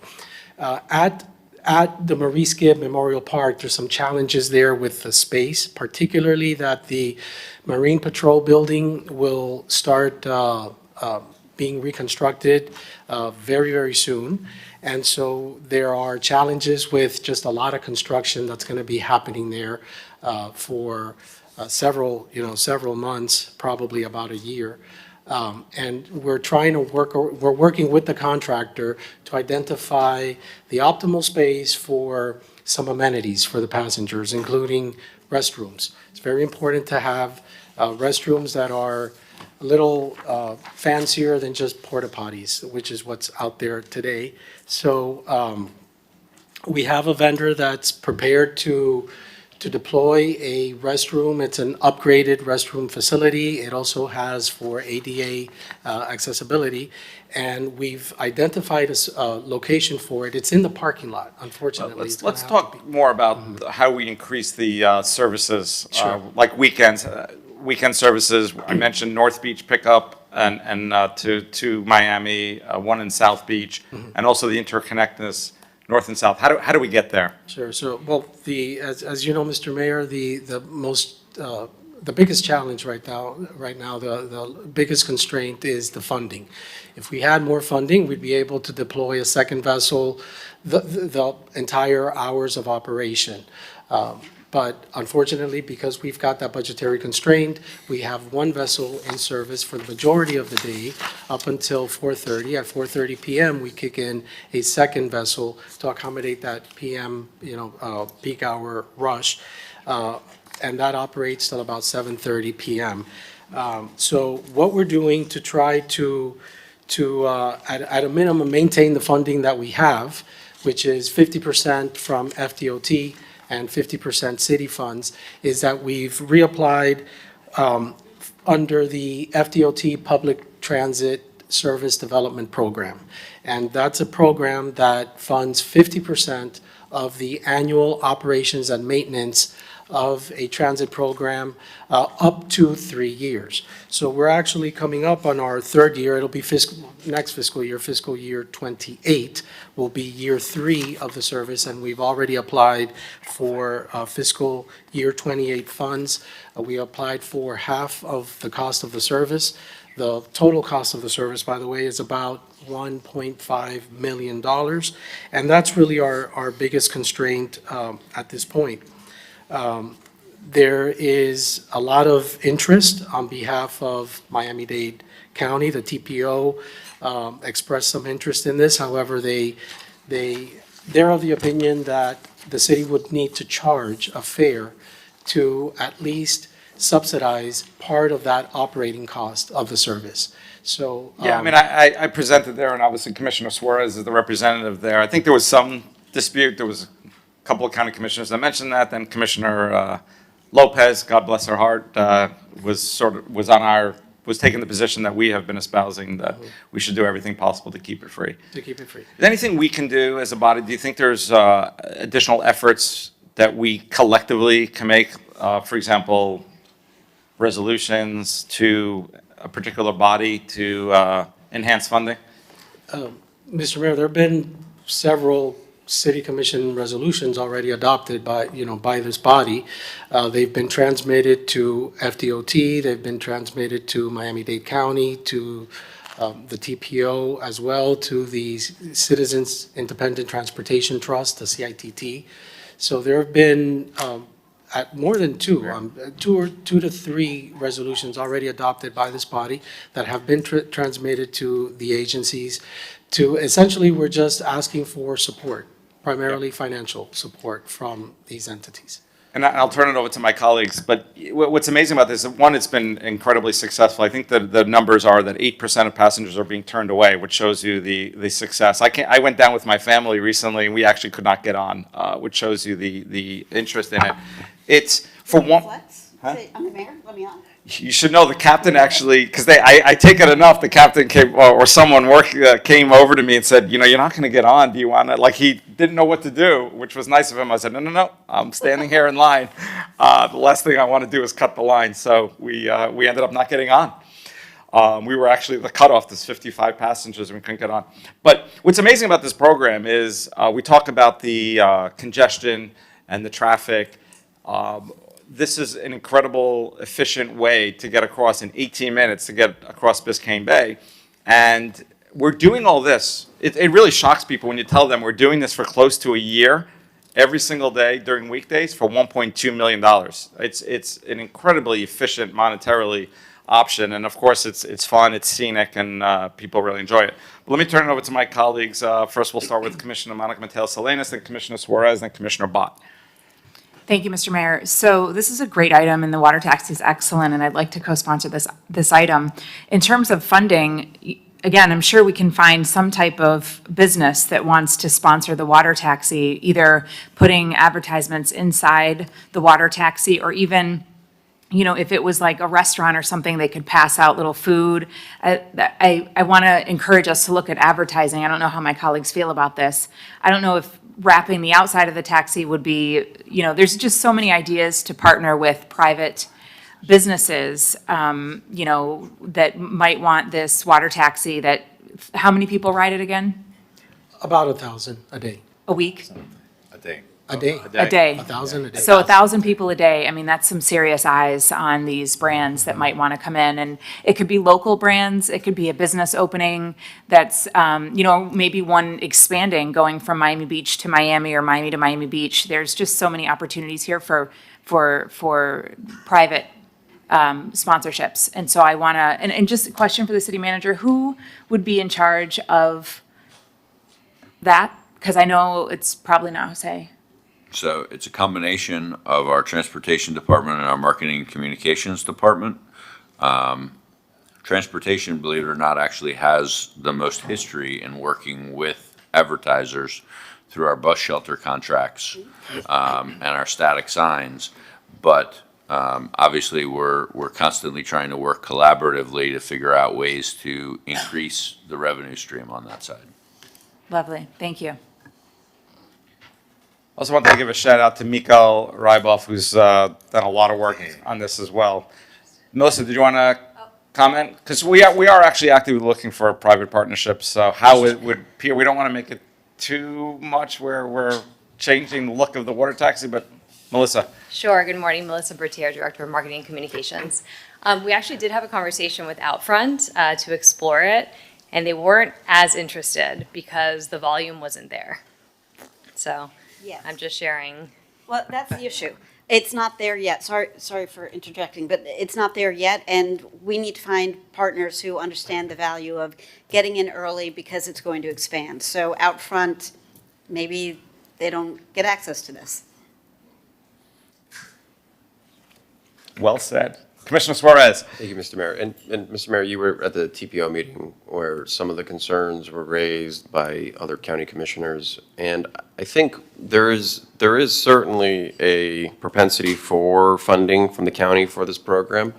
But one of the concerns that was raised was at least if the county is going to ask for money from the state for funding, there has to at least be the appearance that we're trying to make it self-sustainable. As far as funding, as far as maybe perhaps a fee. And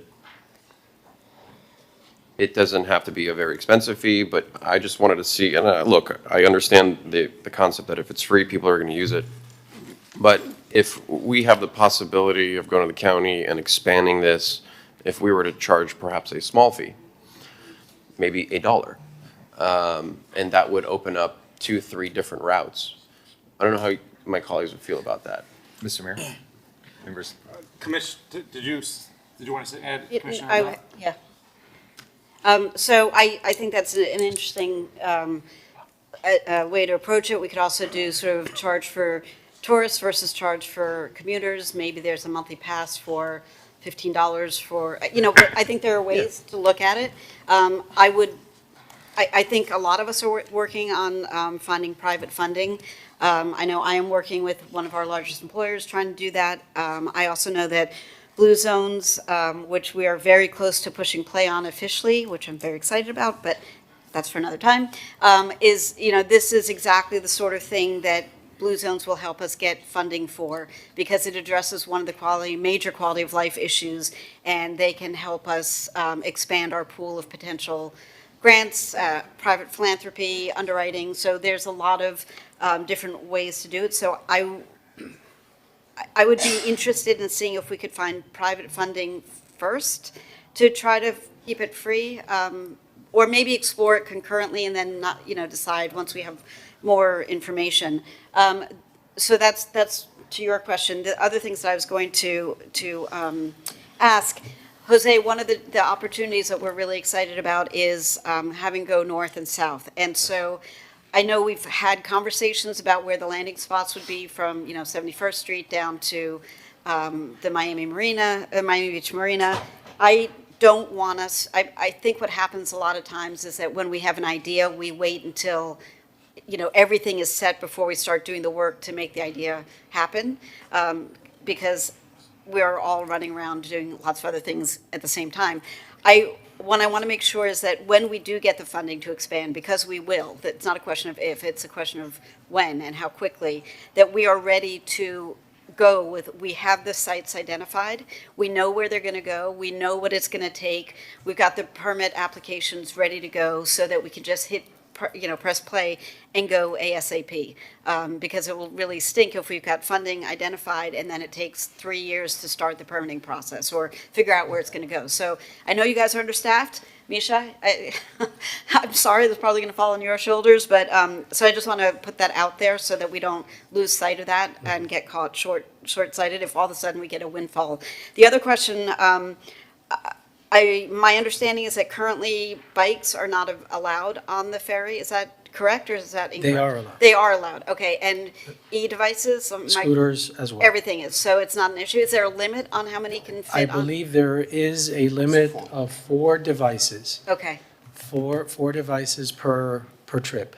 And that's just because of the capacity space, constraint yeah. within. So I wonder if, down the road, once we get this up and running and it becomes more of a commuter thing, and I know Commissioner Lopez is working on trying to find parking on the Miami side, so it can become more of a commuter thing, but that last mile connectivity, so that maybe we think about at rush hour times, do we allow maybe fewer people or run 2 boats at the same time so we can get more e-devices or bikes going back and forth so that people can use it as a true commuter vessel, no pun intended, to address that need. Because again, the more people we get off the roads, the better off we'll be. So just food for thought as you keep moving with this really excellent initiative.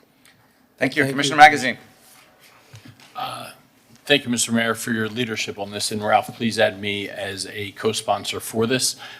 In terms of charging, and I don't know the dynamics that were discussed at TPO, so perhaps it's to get federal or state funding, we need to show progress towards it being self-sustaining. So this comment is kind of absent having that background knowledge. But there was a fascinating interview just this morning on CNBC by Jeff Bezos, and he advocated for reducing the taxes for people making $75,000 per year or less.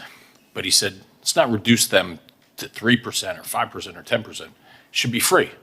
And he goes, there's a reason Amazon charges free shipping, that we don't charge $1. So if we're discussing price dynamics, perhaps we kind of do something that's going to make it self-sustainable, which will probably decrease ridership but raise a little bit more money, or free, right? So maybe $4 or $5 per ride, or free. I think if we go with something ceremonial like $2, we're probably not going to generate much revenue, but we'll lose a lot of ridership just because there's some people where if they have to pay, whether it be 10 cents, a quarter, or $1, they're not going to ride it.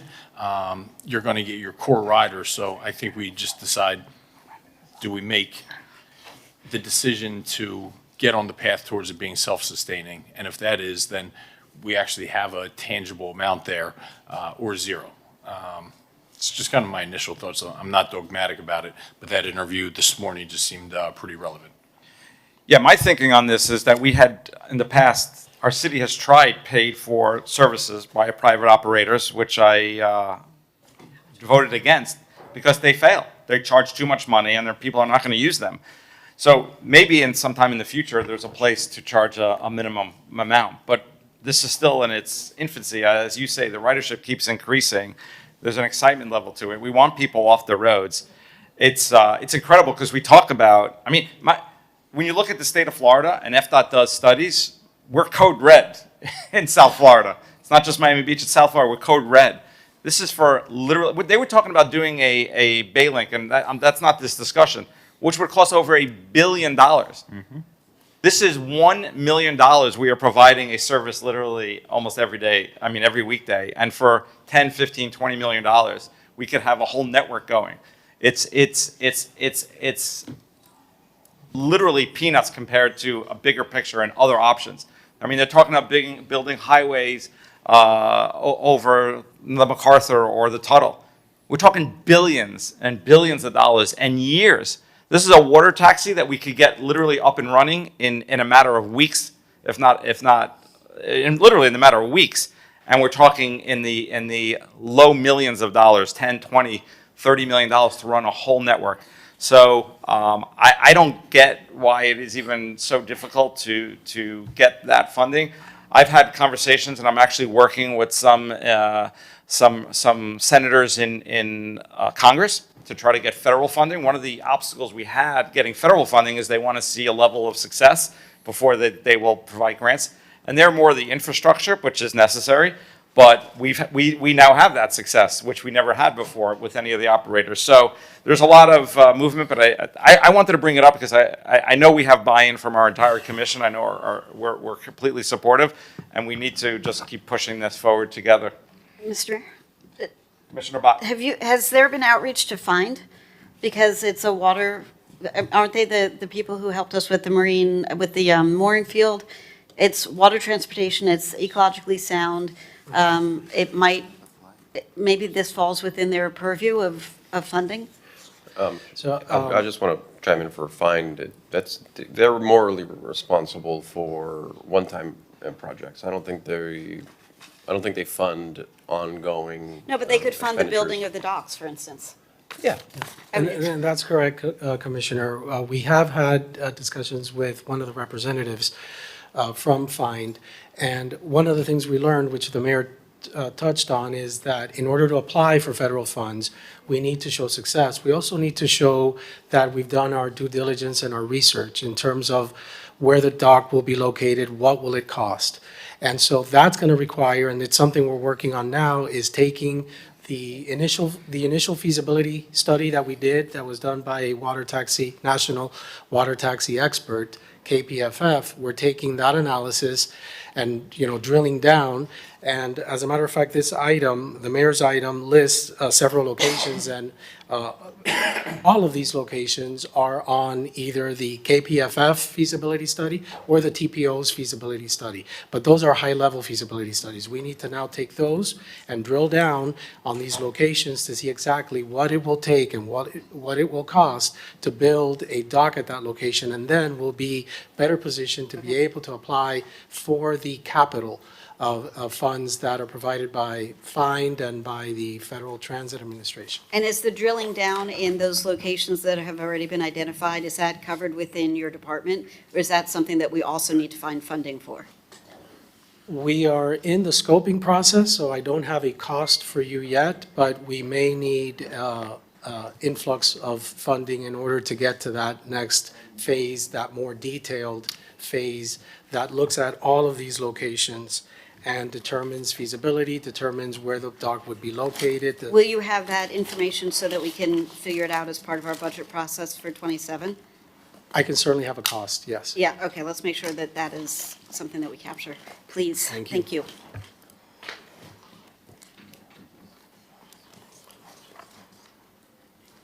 Mr. Mayor.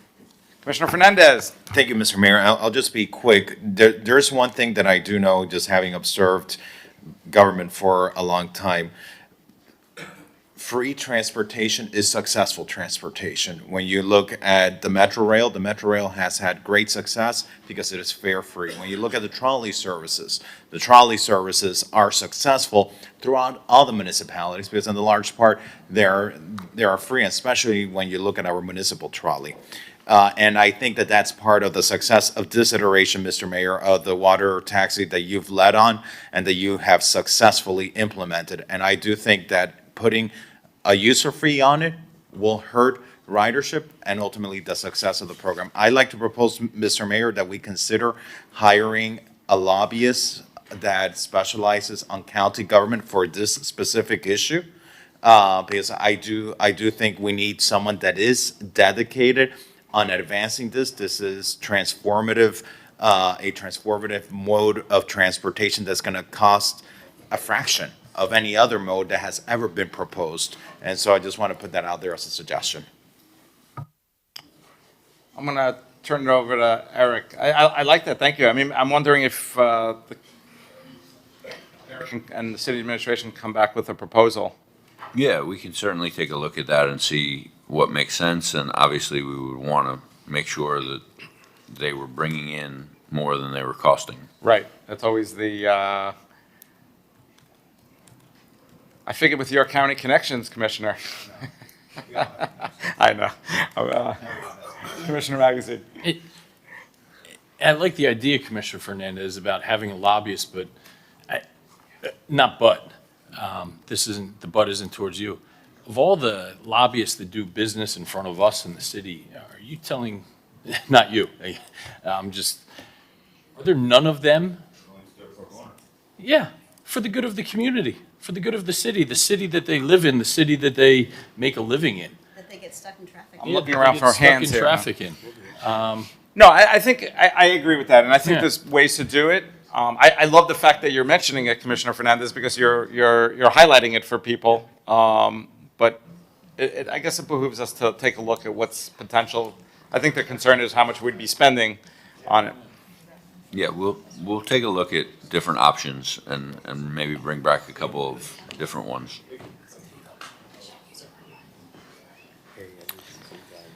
Great, thank you, Jose. Thank you, Mr. Mayor. Yes, sounds like a good idea. Let's call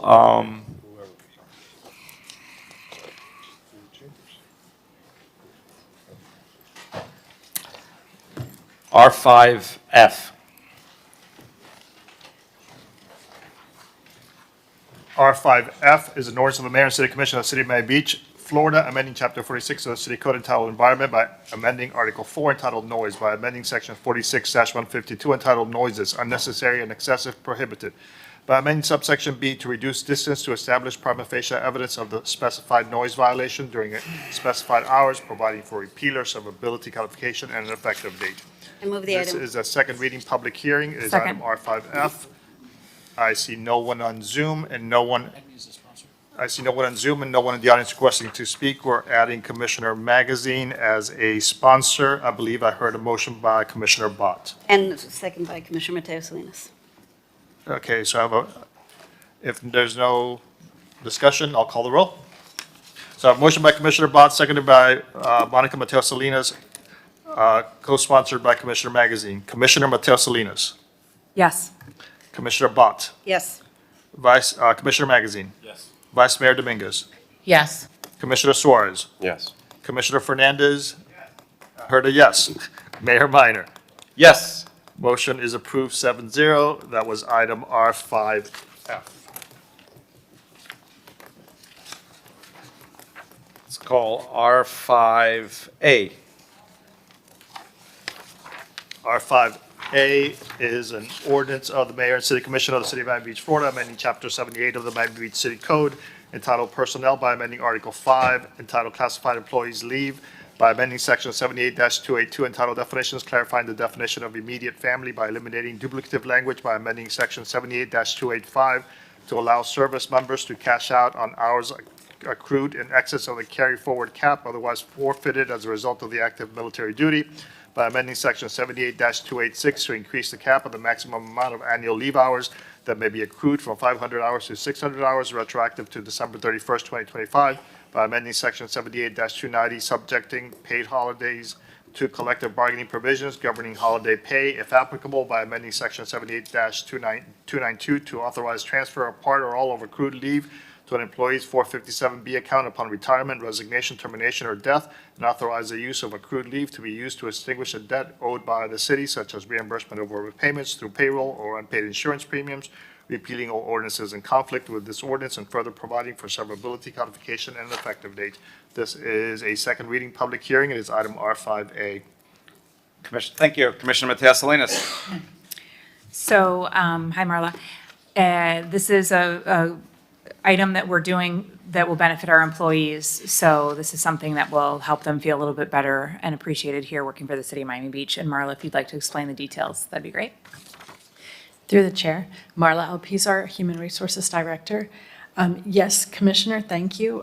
This is a ordinance, this and its companion item for unclassified leave as well, will allow us to align with our collective bargaining agreements and raise the amount of leave accrual to remain constant between years from 500 maximum to 600 maximum. That is the proposal before you. Marla, in plain English, please. So when you accrue vacation, you can get to a maximum of, right now, under the ordinance of 500 hours. This ordinance will change the maximum every, that can be carried from year to year to 600 hours. So essentially, if you're working really, really hard and you never take days off and you love your job and you love this city and you bust your butt and you don't take your time, you can now roll over to more time to the next year. That is correct. How does that ultimately impact pensions? And I always hear these infamous stories of the Long Island Railroad, right? These guys will just stack vacation days, and then when they go to retire, they'll say, well, I have all these vacation days, I'm working this extra overtime, and that's essentially in their last years what they base their retirement off of. Whether it be that or other financial implications, what are the financial implications of this?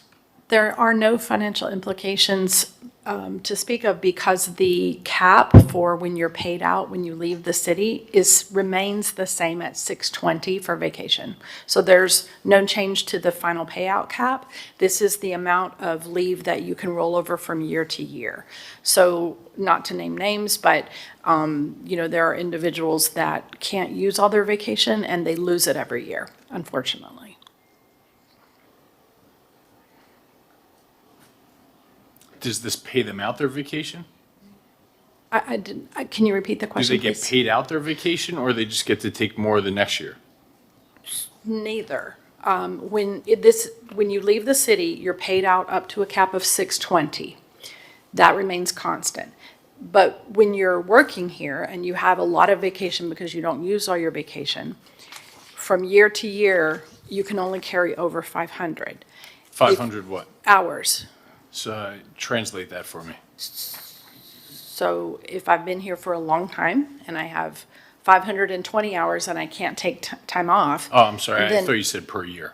Okay. Right. And that year, we would have to swipe 20 hours from you so that you could only carry from year to year 500 hours. But when you leave the city, you can be paid up to 620 hours. So this brings the cap to 600 so that from year to year, the cap can stay constant at 600. When you leave the city, you may be paid up to 620. So there could be significant, Jason, there could be significant financial implications of this. So the city books and I don't want to speak for the finance department, but we maintain our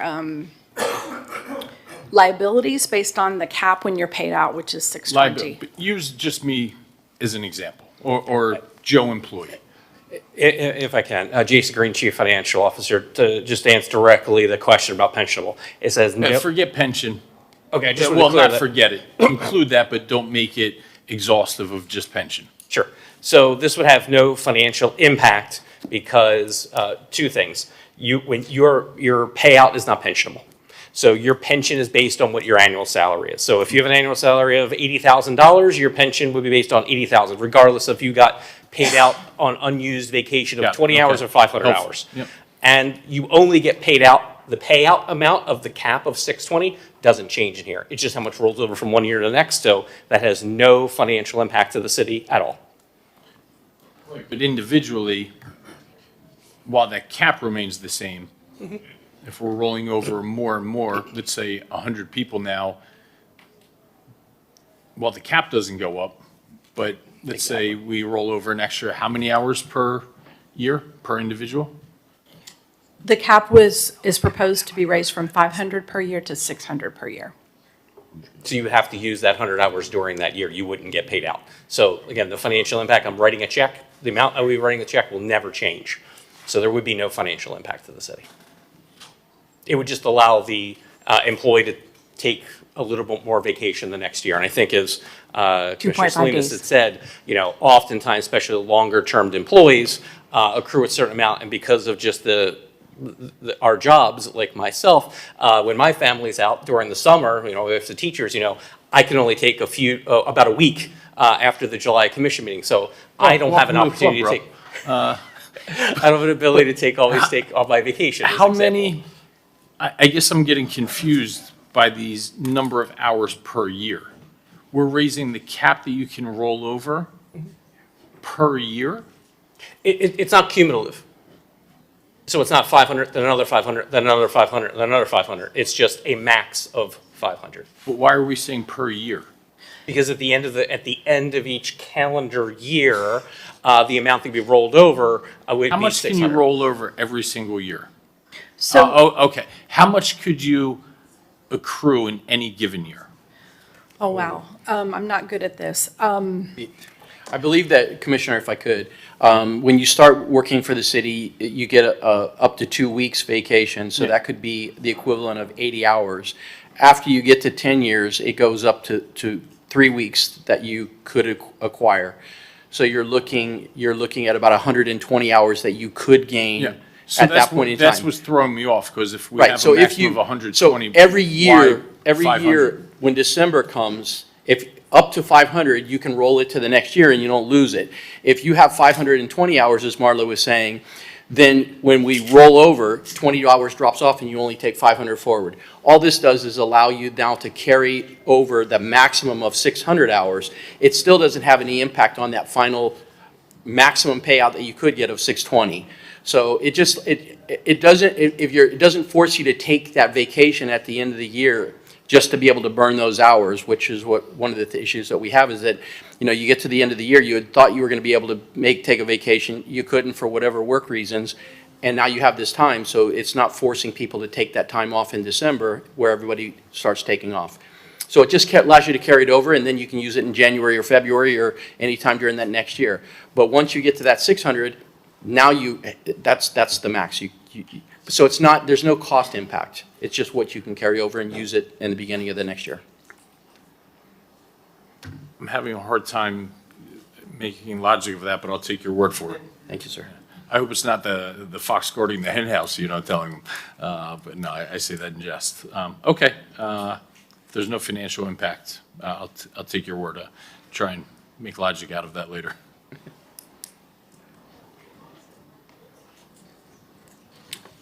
If no, do I have a motion? Second, I mean, I have a motion by Commissioner Suarez, seconded by Commissioner Fernandez. It is a public hearing. I see no one on Zoom and no one in the audience. I'm going to call the roll. Vice Mayor Dominguez. Yes. Commissioner Mateo Salinas. Yes. Commissioner Fernandez. Yes. Commissioner Bott. Yes. Commissioner Magazine. Yes. Commissioner Suarez. Mayor Minor.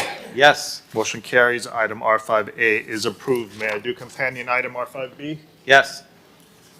R5B is an ordinance of the Mayor and City Commission of the City of Miami Beach, Florida, amending Chapter 78 of the Miami Beach City Code entitled Personnel by amending Article 4 entitled Unclassified Employee Leave by amending Section 78-181 entitled Definitions, clarifying the definition of immediate family by eliminating duplicative language by amending Section 78.182 to allow service members to cash out on hours accrued in excess of the carry forward cap, otherwise forfeited as a result of the active military duty by amending Section 78-183 to increase the cap of the maximum amount of annual leave hours that may be accrued from 500 hours to 600 hours, retroactive to December 31st, 2025, by amending Section 78-189 to authorize transfer of part or all of accrued leave to employees' 457B account upon retirement, resignation, termination, or death, and authorize the use of accrued leave to be used to extinguish a debt owed by the city, owed to the city, such as reimbursement of overpayments through payroll or unpaid insurance premiums, repealing all ordinances in conflict with this ordinance, and providing for severability, codification, and effective date.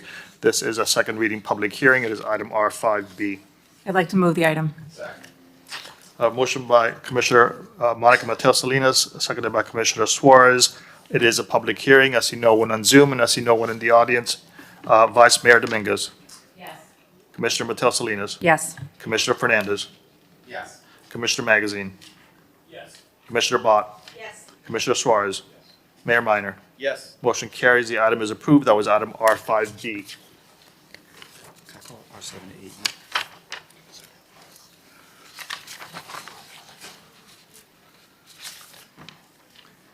Yes. R7AE. R7AE is approved Second Amendment to Lincoln Road bid MOU. R7AE. Thank you, John. First, I want to thank the Lincoln Road bid, Annabelle Lopez is here, and all the work they did. You see when you come down Lincoln Road, there's a lot of activations. Just opened a FIFA store the other day, which was a nice addition, and I got to tell you, hopefully we're all seeing it. When I walk down Lincoln Road, it's pretty busy. It's robust. It's alive. Take it away, John.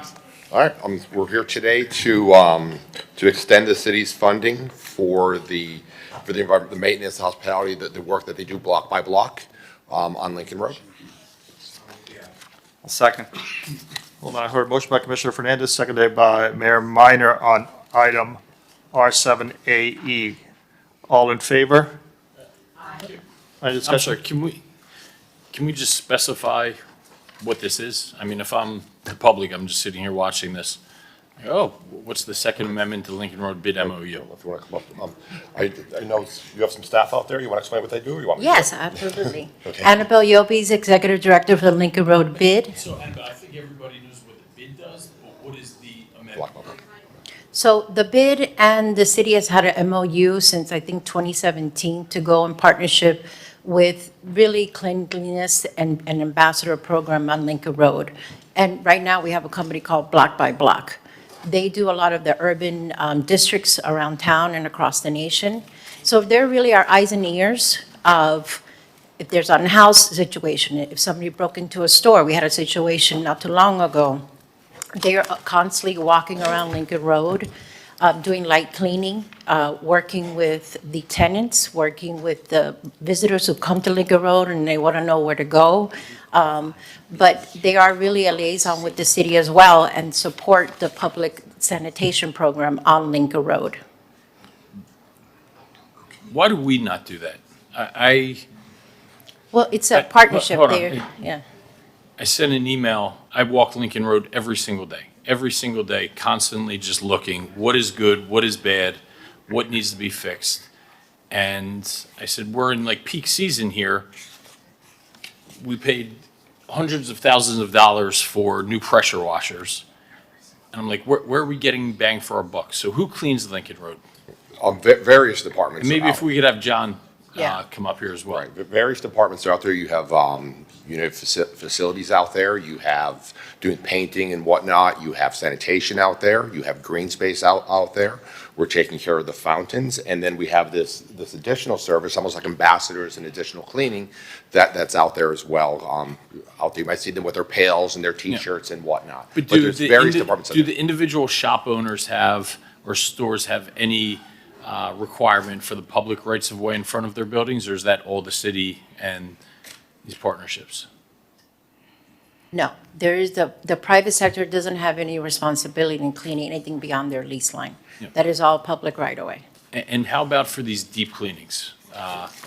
Tell me, maybe John, the heavy-duty pressure washers. Yep, heavy-duty pressure washing, city does handle that, and we also have sanitation crews, hand crews working the area all day long. They're emptying trash and assisting and picking up within the bid also has litter pickup as well.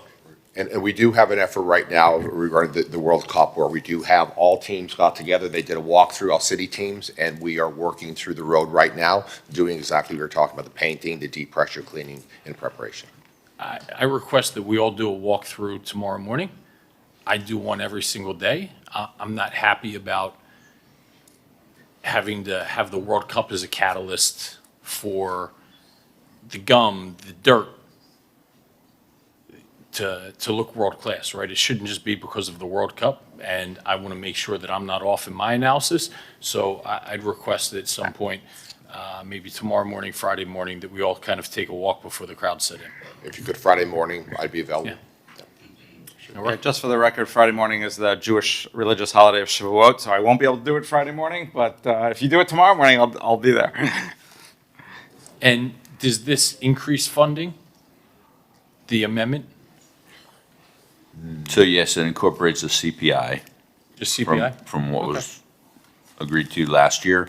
And this is a partnership. They are funding a portion of the block-by-block services.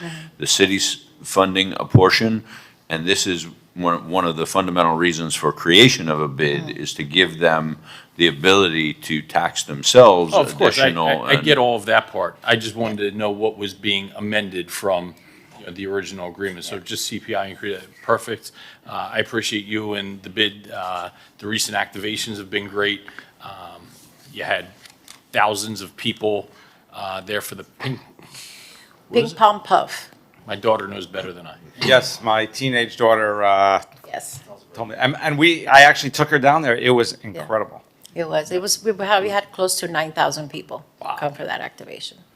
The swatch was interesting. It was, yes, globally, Swatch was an interesting drop. So thank you for the work you do. No problem. Commissioner Mateus Salinas. I'd actually like to co-sponsor this item because I see the block by block folks that walk around and they have the shirts on and they always smile at me and they are very friendly and helpful. And so it's a great program and I appreciate the fact that you're also investing in this program. So thank you very much and please list me as co-sponsor. The bid invests over $221,000 a year in this program. In addition that we cover the cost of the rent for the office that they have to be housed out of. So there is a lot of support and contribution on the private side, and that's why it makes a great partnership with the city. It's much needed because we can react to things a lot quicker. They tell me, they call us, and we're able to call the city if it's something bigger than we can handle. So those are our immediate eyes and ears, that we can react quickly to things. And Commissioner Magazine, I'm available Thursday and Friday morning for the walkthrough. Happy to do that with you. Depends on how early though, but I'll do it. 6 a.m.? Mr. Mayor? Commissioner Bott. I think, if I'm not mistaken, they were actually memorialized in Lincoln Road Hustle, right? Weren't two of the characters talking about their jobs and what was going on? And so was, yes. they are now part of Miami Beach lore. And in addition to being very helpful in providing a useful service, that's a pretty cool thing too. Yeah. Through the chair, if I may, the amendment is extending the agreement for an additional year. So that is the reason for the amendment. Great.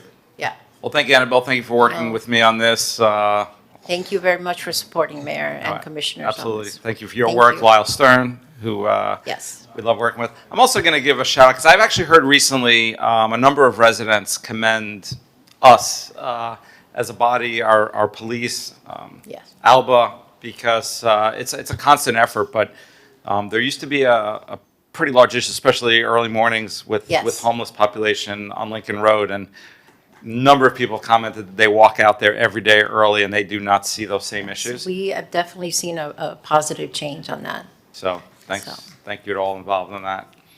Great. Thank you. So let's take the vote. Motion by Commissioner Fernandez, seconded by Mayor Minor. All in favor of R7AE, please say yes. Yes. Yes. Aye. Any opposed? Hearing none, the item is approved 7-0. That was R7AE. And Raphael, I emailed earlier that I want to be a co-sponsor on this as well. Okay, so we're adding you, and we're adding Commissioner Mateus Salinas. Excellent. Thank you. We actually had one more HR item, R5C. R5C is an ordinance of the Mayor, City Commissioner of the City of Miami Beach, Florida, amending the Miami Beach Employees Retirement Plan created by ordinance number 2006-3504, as subsequently amended by amending sections 2, 3, 4, and 5 to correct errors in the internal cross-referencing to increase the drop participation period for members in the AFSCME bargaining unit from 5 to 8 years to allow for the reemployment of retirees after a period of separation of at least 6 months, continued receipt of a retirement allowance during the employment, and foregoing eligibility to rejoin the plan, and by creating a new section 16 of the plan to allow employees participating in the defined contribution system to join the plan and vest in the current schedule of benefits after 5 years of credible service, repealing all ordinances in conflict therewith and providing for an effective date. That is item R5C. It is second reading, public hearing. Since Commissioner Magazine is going to ask you to explain this in plain English, I'll ask first. For a simpleton like myself. Good morning. Thank you. Marla Alpizar, HR, and I'll do my best to be in simple English. This ordinance does three things. One, it extends the drop from 5 years to 8 years for AFSCME. That has no fiscal impact.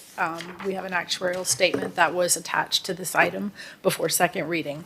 The second thing that this ordinance does is it allows the city to rehire individuals that used to be employed here, have been gone for more than 6 months. They may or may not have a pension, but it allows them to come back and be rehired with a, not with a pension, but with a 401A. And the third thing that this allows us to do is to, there are a group of employees who many years ago did not opt into the pension. They have been employees here for a long time. There's about 12 of them. And this allows them to opt into the plan on a go-forward basis, which is a normal cost to the system, just like we would hire a new employee.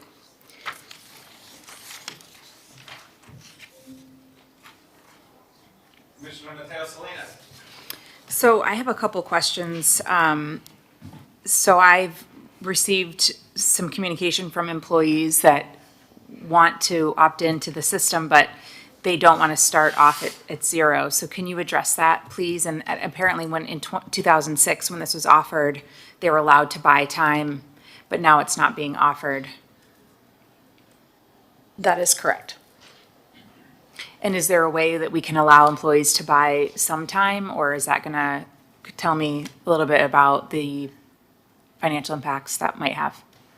So I'm not an actuary, but I understand that if you were allowed to buy time, it could create, there's two issues. If it's their own funding that is being brought into buy time, that doesn't have an immediate fiscal impact to the city because allowing people to buy time using, for example, their leave does have a cash impact to the city. But if you buy time into the system, it creates an additional unexpected liability on the pension system, which would be factored in to the cost. So each individual person is buying service hours, basically. And so that means that their pension benefit would be higher. So, and Commissioner, to answer your question, in 2006, what happened was we had two systems. We had a 401 and we had a pension system. And people were given an option at that point whether they wanted to continue on in the 401 or they wanted to join the city's pension system. And we had a group of individuals that decided that they wanted to stay with the pension system for different reasons. Sometimes people thought, I'm only going to be here for a couple of years. I don't want to worry about a pension. I just want to put it in something I can easily get out. But people had a choice to make. There were a group of employees that we still have, I think it's around 10, that didn't migrate over. They chose to stay in the 401, and now years later, they maybe stayed longer than they thought, would like to be able to be a part of the pension system. What's being offered to them at this point in time is the ability to at least get in on a go forward. And, you know, we've discussed with the manager, there may be something in the future where we have an opportunity for them to maybe get some of the credit if they, you know, at a cost to them. But right now, it was just to be able to at least get them into the system, because those individuals that have been in the 401 for a number of years, all they have is basically a sum of money, but they also will have no Social Security. So in their retirement years, they won't have anything coming in. They won't have a pension and they won't have any Social Security because they've been here for a number of years. This at least gets them in where they're starting to gain on and move forward, and we're not ruling out the possibility that there may be some opportunity for them in the future. That's kind of where we're at right now. I just want to make sure that, thank you, Mark, I appreciate that. I just want to make sure that we do have that opportunity for those folks, if they do want to buy in with some of their own money, and they can have that opportunity as well, and we're not closing the door on them. So how do we make sure that that happens? Because there are a number of folks that have reached out to me, and they're very panicked about this, very worried. So if I could, there's multiple conversations I feel like that are going on simultaneously. One is, if they move from the 401 to the pension system, they're not losing their 401. They get to keep the entirety of the nest egg that they've built up over the time that they've been here. They are entering the pension system as if they were a new hire employee, and they do have to go through 5 years in the city to vest in that program. But that gives them the opportunity to start building an additional nest egg on top of the one that they already have. And if we were to do a buyback, there are many bargaining units across the city that are very interested in having these buyback conversations. And there are instances where people can buy back former military service, former municipal government service that doesn't have an associated pension. These are not uncommon things, but it's something that we would want to do holistically and have a conversation amongst all the groups rather than just these individuals. So we're gonna have those conversations as it comes up. Yeah, we have them every bargaining session. And the unclassified employees too. So we typically try to give the unclassifieds similar opportunities to the folks that are in the bargaining units, so that we don't create a situation where people feel like they have unequal benefits. Okay.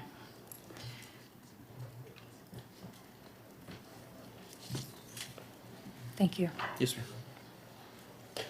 So I need a motion on R5C. I'll second. I have a motion by Commissioner Fernandez, seconded by Mayor Minor. It is a public hearing. I see no one on Zoom, no one in the audience requesting to speak. Commissioner Fernandez. Yes. Vice Mayor Dominguez. Yes. Commissioner Magazine. Yes. Commissioner Matel Salinas. Yes. Commissioner Suarez. Commissioner Bott. Mayor Minor. Yes. Motion carries. That was item R5C. It is approved. Thank you. Thank you, Marla. Mark? R7Y.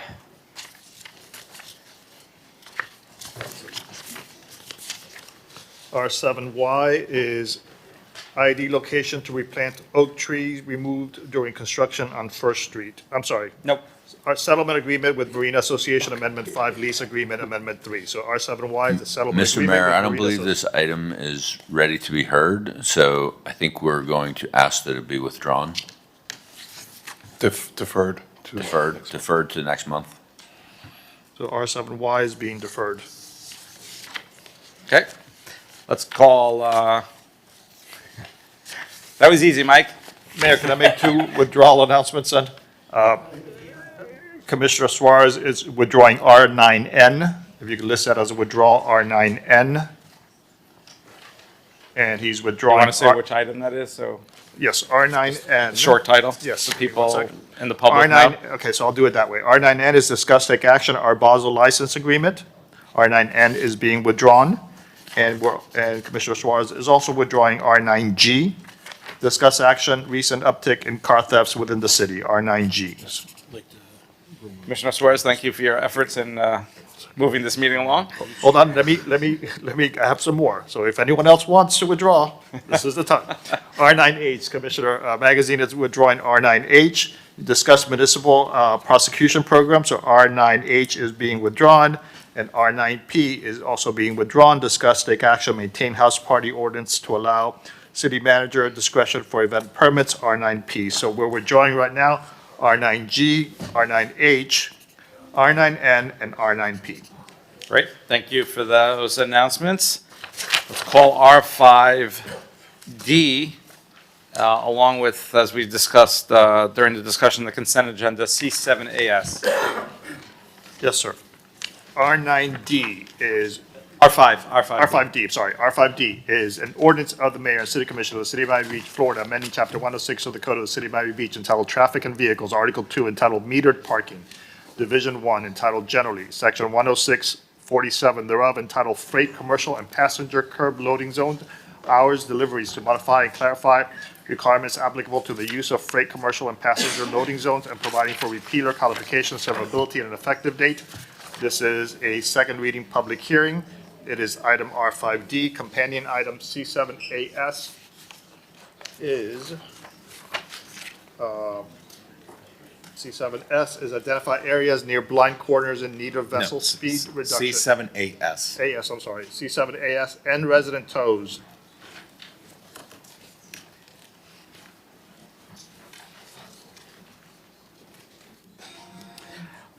Commissioner Fernandez, we have a few co-sponsors, Commissioner Dominguez, Commissioner Bach, Commissioner Suarez, and Commissioner Mateo Salinas. And I believe yourself on the end resident toes. Yes, Yes. thank you. Thank you, Mr. Mayor, and thank you to the City Commission for unanimously sponsoring the end resident toes reform. Today, we're considering two items that work together to achieve strong enforcement where public safety requires it, but smarter and more proportional enforcement where compliance and where compliance can reasonably be achieved without unnecessarily punishing our residents who have placed their trust in us to serve them and improve their quality of life. The first is our item that we've collectively sponsored to end resident tows. This is one of the most common frustrations that I hear, and I think we all hear from our residents. People come home from work late at night, they circle the block trying to find parking.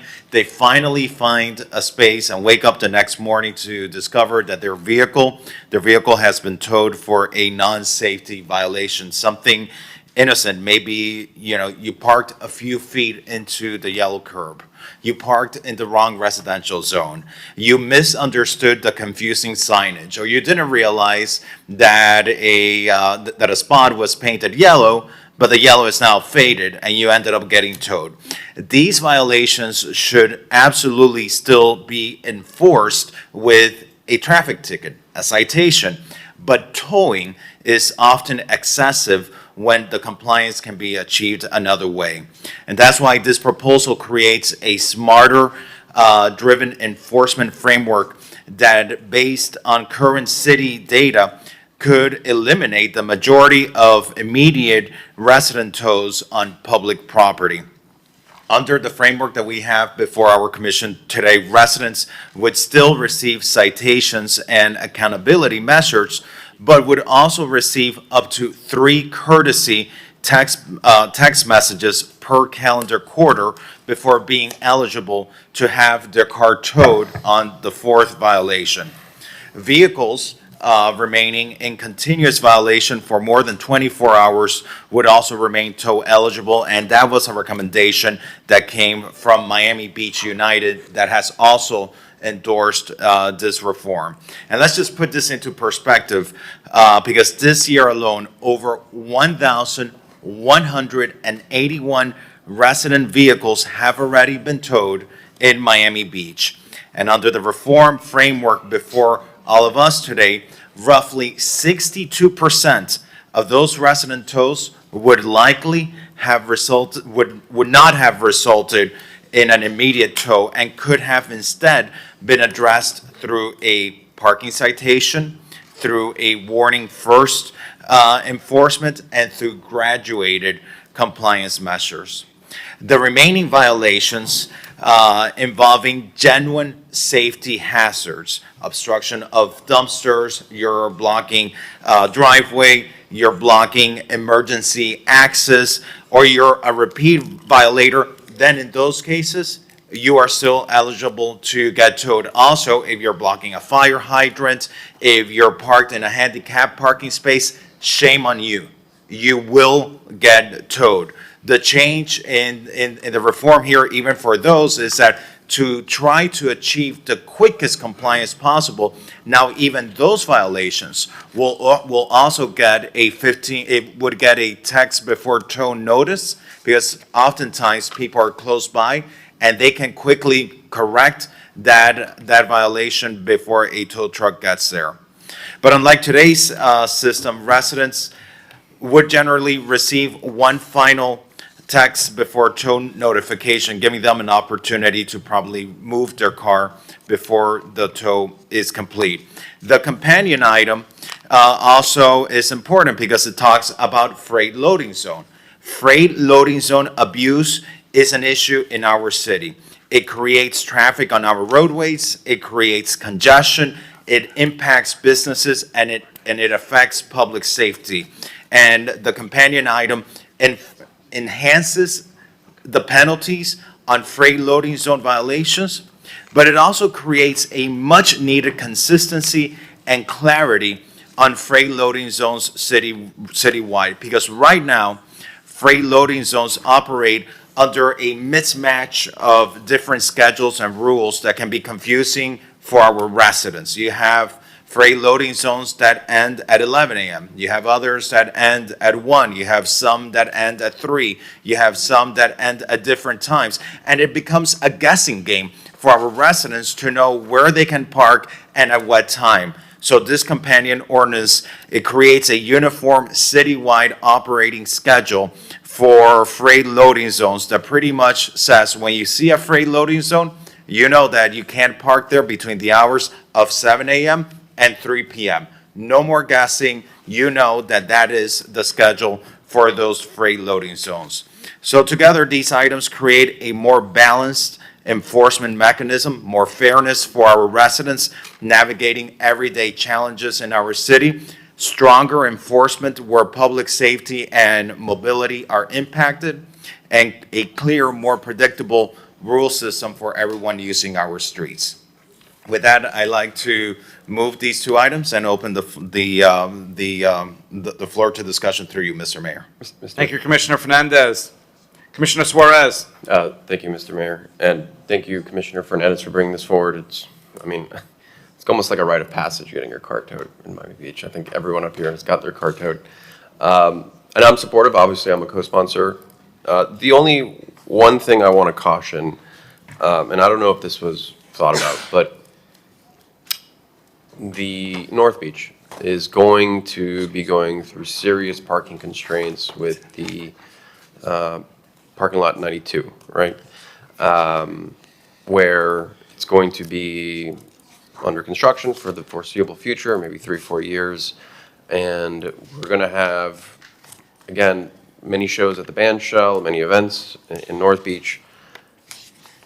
What I want to avoid is residents from South Beach or Mid Beach going to North Beach, parking in the residential areas there, and just saying, well, it's only a $30 ticket. It's almost like a valet. And, you know, it's easy for me to do that. Is there a way we can come up where we prevent that? I would defer to our parking director. So we can, from an enforcement aspect, Commissioner, Will McDonald, Director of Parking for the City of Miami Beach, we can create different enforcement rules for different zones if that's what we are directed to do. We absolutely can do that. Right, and again, I mean, look, I'm supportive of the idea, but what I don't want to happen is there to be, because there's going to be there's people are going to take advantage of this and say, well, you know, it's only a $30 parking ticket, and I want to go see this show, or I want to go to North Beach, or anywhere, you know, vice versa, and you know, it's not a big deal for me. I know I'm not going to get towed because I'm part of the registration program. You know, how do we prevent that bad behavior from happening? I think one of the things that we could do, because a lot of this, I think, is giving the benefit of the doubt to the residents that we serve. I think people that are coming into our city that abuse this, they're going to get towed. First violation. They're still eligible to getting towed. This is about those who have placed their trust in us trusting them back, and giving them the benefit of the doubt. Now, if they abuse the system and we see that there's a problem, I think we can always come back. We can always make an amendment and say, you know what? We saw in North Beach, the issue that you're mentioning, and we can always amend it, and it's a simple resolution, so it's always easy to amend a resolution. But I think we should give our residents the benefit of the doubt. I think that, we're already putting on the table an enforcement mechanism, and if they are repeat violators and they do abuse the system, then they'll still get towed. And they're also, upon the first violation, they're getting a text message. They're getting a text message that tells them, hey, you're illegally parked, second sentence, please move your vehicle immediately. And that's within the item that's before us. I don't know if you have any other suggestions. Let's, how about, since North Beach parking is so limited, and it's going to be even further limited once we remove this parking garage, how about we do specifically for Zone 26, a one-time courtesy? Okay. That's fair. I think that's fair. A one-time courtesy, non-tow, text message and everything. But after that, there really should be some sort of protections for the residents of North Beach and their parking. And let me hear from my colleagues on that, because we're all sponsors on this legislation. Thank you. Through the Vice Mayor? Laura, you're leading the meeting. Through the Vice Mayor? Will, I saw your face when, I thank you for, just give us your thoughts on how that works. I like the idea, because it is going to be a little bit of a cluster up there for the next few years. Is it viable? Is there any issue with that? I like the protections that are already built in with the text. I would suggest, please move your car within 30 minutes of receipt of this message, because as soon as possible, It says immediately, it creates hurt. well, whatever it is, but I think we need to whatever, but that's nuance.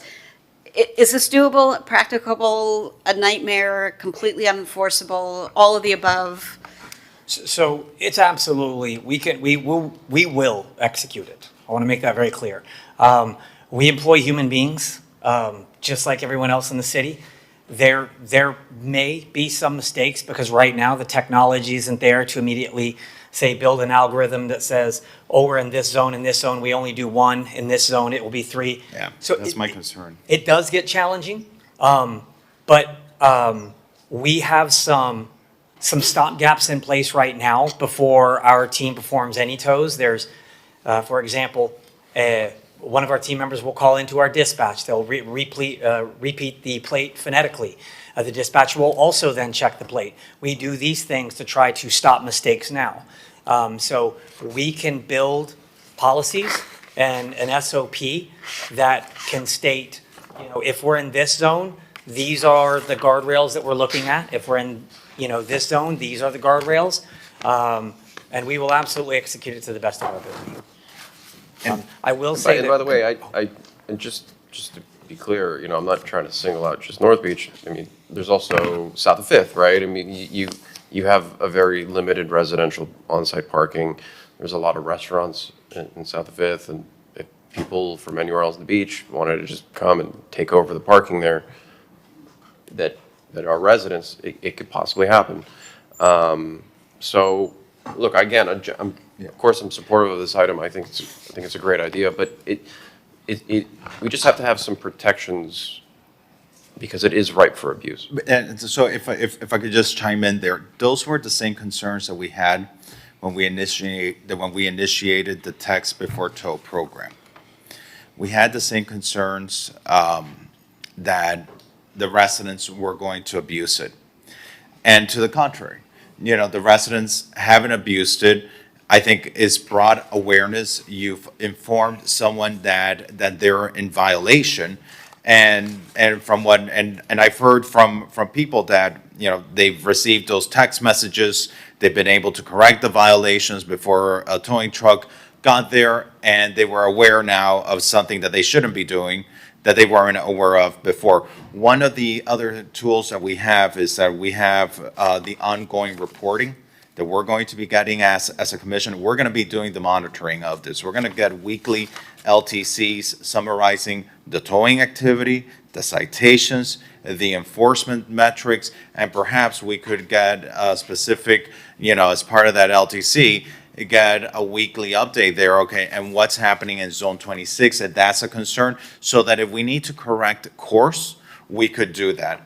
But I would like for us to consider adopting it uniformly throughout the city, and then if we see that there is an abuse somewhere, we can go back and fix that. But I do think we should give our residents the benefit of the doubt, because I think for the most part, people make innocent mistakes when it comes to parking, and that's been my experience. People generally, they're not looking to purposefully violate our parking regulations. And if I may also just jump in, Ralph, since you're here, gentlemen, if you don't mind approaching for a quick second.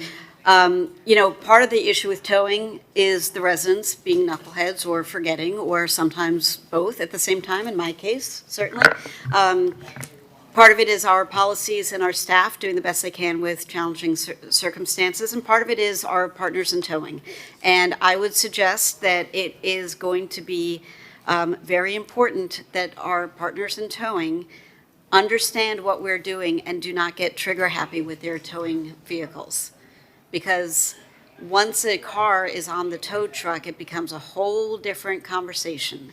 And I know I have been towed when I was not supposed to have been towed years ago, and they did not want to hear it from me. And that is an operational thing for the business owners. And I think there's going to need to be a very clear set of policies and procedures that is understood by the ownership and the staff who are enforcing it once it gets handed off from the city. Because we've all gotten these emails from people who got towed when they shouldn't have been. And if we're making it a little bit more complicated anyhow, we're going to need to make sure that tow operators know what they're doing when they're doing it. Thank you, Commissioner Bott, for inviting me up. Good afternoon, or good morning, City Manager, Commissioners, Mayor, Mr. Dopico. That's why they're here. I asked them to come so that they can hear directly from the commission regarding any concerns related to towing and the direction that this is all moving in. So I think they can both acknowledge what they've heard, and we will absolutely do our best to meet the city's expectations. And certainly, if I can tell you from my perspective and their perspective, if we never towed another resident again, we're thrilled. We don't want to tow residents. I'll move that motion. Yeah, there you go. So we're here to cooperate with you and help the city however we can in whatever challenges you all face. So thank you for inviting me up, and anyone else, I'm sitting right here if you have any other questions. Thank you. So, just to be clear, I mean, is there an appetite for Zone 26 to have a little bit more protections? Because, they're gonna be, when that parking lot is demolished, it's gonna spill over to the residential parking. Why don't we look at the metrics? Let's see when that The problem happens. is, it's different when it gets demolished, right? And Right. so, we kind of want to be ahead of the curve. But We that's don't gonna wanna be a long that's gonna be a long project. If people start abusing it, we'll be able to notice it immediately. I mean, the moment people start abusing that, and you're gonna be giving us weekly LTCs, and in that LTC, you can tell us specifically what's happening in Zone 26. The moment we see that, we can put a resolution And on the Commissioner, agenda. with all due respect, yeah, that, that sounds great, but, from my experience, the parking enforcement on Zone 26 is abysmal. When we had an issue with this one block on Zone 26, there were 26 citations given. When my aide and I, who raised the issue, they gave out 26 citations on one block because I asked them to start enforcing Zone 26. And so, we can certainly wait, but that's assuming that we have a robust enforcement system on parking, and I don't think we have that right now. Well, and one of the items that we've adopted as part of the consent agenda specifically speaks to enforcement and enforcement in North Beach, about allocating resources for enforcement in North Beach and enforcement in South Beach, where we know we have challenges to make sure, because what you're telling me is that even the problem isn't even towing, the problem is that there's not even citations being issued. Correct. And one of the policies that we've put forward that got adopted with this agenda, and I'll give you the item number in just a second, it established a dedicated parking enforcement pilot program, C7AN. C7AN addresses specifically what you're asking, the violation of the resident parking in North Beach, the violation of the resident parking in South Beach, and making sure that we have the sufficient personnel available to be doing that enforcement. Because you're right, oftentimes, people get home from work and they can't find parking because you have people even from outside the city that are going in and parking in parking spaces that belong to our residents. And who's being affected are those who we are actually trying to protect. And so we've taken that concern that you have into consideration, and we've created this detail that we approved as part of the consent agenda. Okay. I'm okay with just waiting for the data to see if there's, but again, that's only as good as the people taking. And you have my commitment. You have my commitment that as part of this detail that's been created, and the LTCs that we'll be receiving, that if we see abuse, listen, at the end of the day, that abuse, who does it affect? The residents in North Beach. Mm-hmm. The residents in North Beach who won't be able to find parking when they get home from work, and we will work together on addressing that if that does happen. This is a great item. Thank you, Commissioner Fernandez and everyone. This is a perfect example of what our commission is doing for residents' quality of life. You ready to call a vote? I have a motion by Commissioner Fernandez. I need a second. Second. I have a motion by Commissioner Fernandez, seconded by Commissioner Mateo Salinas. It is a public hearing. I see no one on Zoom, no one in the audience requesting to speak. It is a motion for both item R5D and C7AS. Commissioner Bott. Yes. Commissioner Mateo Salinas. Yes. Vice Mayor Dominguez. Yes. Commissioner Magazine. Yes. Commissioner Fernandez. Yes. Commissioner Suarez. Yes. Mayor Minor. Yes. Both motions are approved. Items C7AS and R5D are approved. While we're on the general topic, R9Z. 9Z is discuss take action contemplated inclusion of motorcycle scooters residential parking permit program. Commissioner Suarez. Thank you, Mr. Mayor. So I was briefed that the city administration was contemplating scooter motorcycle permit fees without putting it on the agenda for the seven of us to vote on. I don't think that this is an operational issue. It's a new fee, and I certainly don't think that the city administration should be unilaterally applying fees to our residents. I understand the need for this was to get data on where there are more scooters, but I think our scooters being are throughout the city. However, I don't think we need to require a fee for that or a permit. I think the city administration can do that without that. So, Mr. City Manager, is this program still being contemplated by city staff? So yes, this program is currently scheduled to roll out on June 1st. My understanding is that the ordinances that are in place for parking allow us to implement this. And based on the recommendations of our parking department, we felt that this would help bring some order to some of the challenges we've been facing with the motorcycle and scooter parking. And I would welcome our parking director to add any color to that. Okay, before we do that, I just want my colleagues to know, I have a big problem with the administration imposing fees on our residents without our input. I think that at a very minimum, should never happen unless it's put on an agenda by us, from one of us to decide that. I don't think city administration should be imposing fees Agreed, on anything. 100%. And so I think the city administration respectfully is completely out of line on this. Second, the whole reason why scooter and motorcycle parking was, when I did the research, is because they're more efficient when it comes to parking. You can put 7 or 8, 10 motorcycles or scooters in a single parking spot than for a car. I understand there's a lot of challenges when people leave a motorcycle or a scooter in a parking spot in the middle and it doesn't prevent anyone else.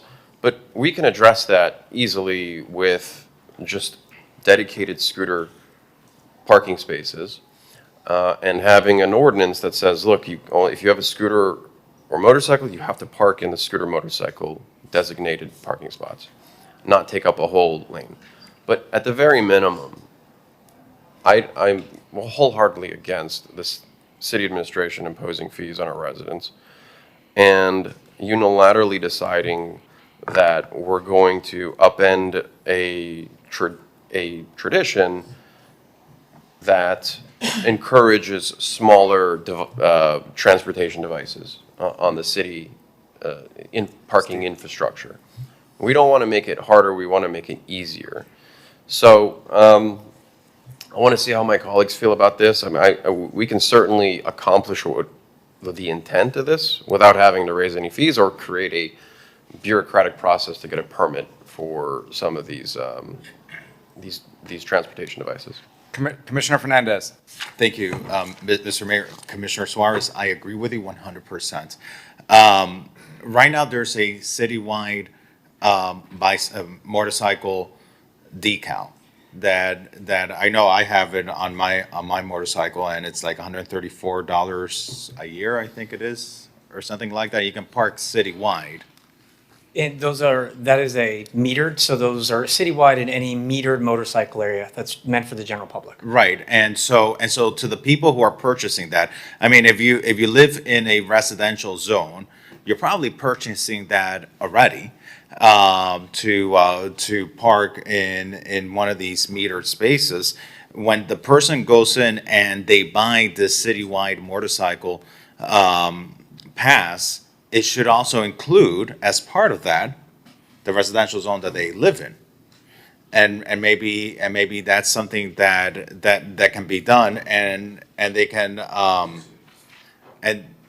and they can park in those designated motorcycle or scooter areas, to your point, so that people are not parking a scooter or a motorcycle in a full parking space that could be used by a vehicle. You still direct them to scooter or motorcycle designated parking, but you're not adding the fee. But people are they're already registering their motorcycles with the city through this annual pass. And maybe when they buy that pass, you just also include, as part of that, the residential zone that they live in. Is that possible? Yes, 100%. It is 100% possible. 100% possible. And we would be full support of that. Is there a vote you want to? So, well, the vote is, I don't want the city administration imposing a fee. I agree with you. And we're open to a fee-free just way of registering vehicles so that we know who has what where. Yeah, but I think his point is, even when something is not fee-free, when there's a fee to be imposed on the residents and the taxpayers of the city of Miami Beach, that should be considered, debated, voted on, and approved by those who have been elected by the residents, not by the city administration. And I would welcome the attorney to just weigh in on what the ordinance allows or doesn't allow under that particular. I mean, I think that was your point, Commissioner Suarez, Yeah, right? and that's what I brought this ordinance, or that's why I brought this discussion item, is to prevent that from happening June 1st, because I certainly don't think you guys should be imposing any fees before a discussion happens. And so where does that leave us right now? I guess I would make a motion to not allow the city administration to impose a scooter parking fee for residents starting in June. Rick, I think you're going to answer the manager's question, but I also have a question that's kind of a corollary, since I don't have experience of how other municipalities do this. Will, in other cities where you've been the director of parking, what is the typical best practices of when the administration can institute fees versus when they become policy decisions done by the electeds? So the administration, from best practice, a registration, especially in our residential zones, is going to be a best practice, and full stop. The reason, so under the ordinance, it talks about automobile and motor vehicles. And motorcycles under Florida statute are already included under automobile and motor vehicle under the definition. And so I understand that this was a past practice from previous directors that really wanted to focus on the sustainability efforts of motor scooters inside residential zones. The challenge that has been presented to me over my last year is simply without registration, it's impossible to control. And so, for example, our team started when I first got here, they were already in the process. I'm sorry, I just got to push back on that. Yes, sir. Why is it impossible to control? So if we don't require registration, and let's say we go, there are certain places, I'll use Flamingo Park, where you can see 25 scooters lined up in a row. We don't know if they're workers going to the entertainment district, or we don't know if they are residents that actually live there, because we don't require registration, even though. Well, how hard would it be to just have dedicated parking spots for scooter and motorcycle? And having us pass an ordinance that says you can't park a motorcycle or a scooter on a regular motor vehicle car parking spot. So we actually, when I first got here, the team had started painting those spaces in certain areas of the city. The challenge was, because there was no control, if somebody was parked outside, and we had heard it when we had given citations, they're like, when I got home, all the scooter spaces were full, and there was nowhere for me to park, so I had to park outside the scooter space. And we had no way of knowing if the people that were inside the scooter space were actually residents or they were supposed to be there. And so what we are hoping to accomplish by having two-wheeled vehicles register is to be able to, now we have the data to say, we know that 15 two-wheeled vehicles exist on this block. We can say 2.5 feet per stall. We can create a space that exactly aligns with the resident needs, so as not to now take up unnecessary space by blindly going out and painting a motorcycle or scooter parking stall and taking away from vehicle parking.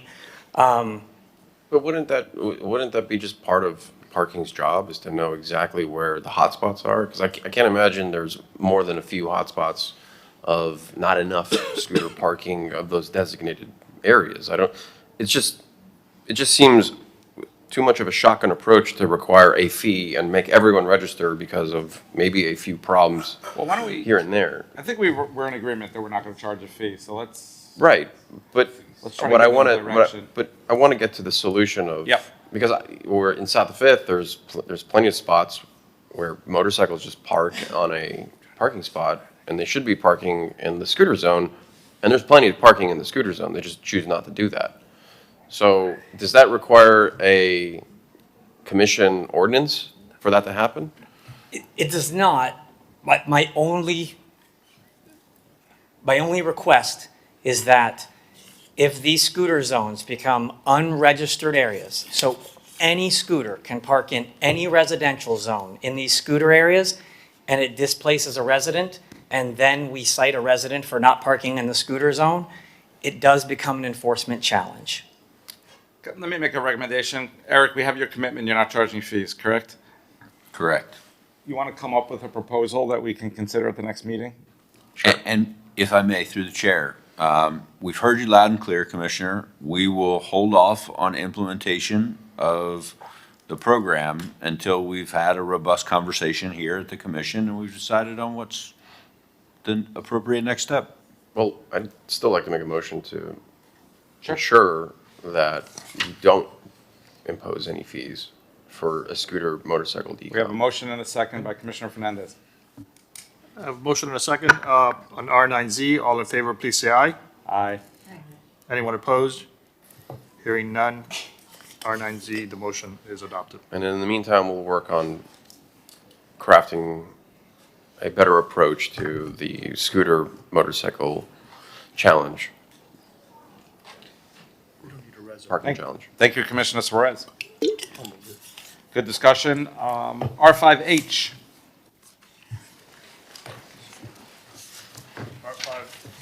R5H is an ordinance of the mayor and city commission of the city of Miami Beach, Florida, amending chapter 10 of the code of the city of Miami Beach, Florida, entitled Animals by amending section 10-2 thereof, entitled Fines for Violations of Animal Control Ordinances, unpaid fines to constitute lien and basis for revocation of city parking permits, decals by amending and identifying those sections of the city code to which the general penalty provisions set forth in section 10-2 do not apply, and by amending section 10-11 thereof, entitled Running at Large Prohibited Exceptions, by providing enhanced civil penalties for animals running at large and providing for repeal or severability, codification, and effective date. This is a second reading public hearing. It is item R5H. Commissioner Bott. I move the item. Okay, 1 second. I heard R5H. I heard a motion by Commissioner Bott, seconded by Commissioner Fernandez. It is a public hearing. I see no one in Zoom, no one in the audience requesting to speak. If there's no discussion, Vice Mayor Dominguez. Commissioner Fernandez? Yes. Commissioner Suarez? Yes. Commissioner Magazine? Yes. Commissioner Bott? Yes. Commissioner Mateo Salinas? Yes. Mayor Minor? Yes. This item is approved. It was item R5H. It is approved 7-0 with no one requesting to speak. R5H. R5K.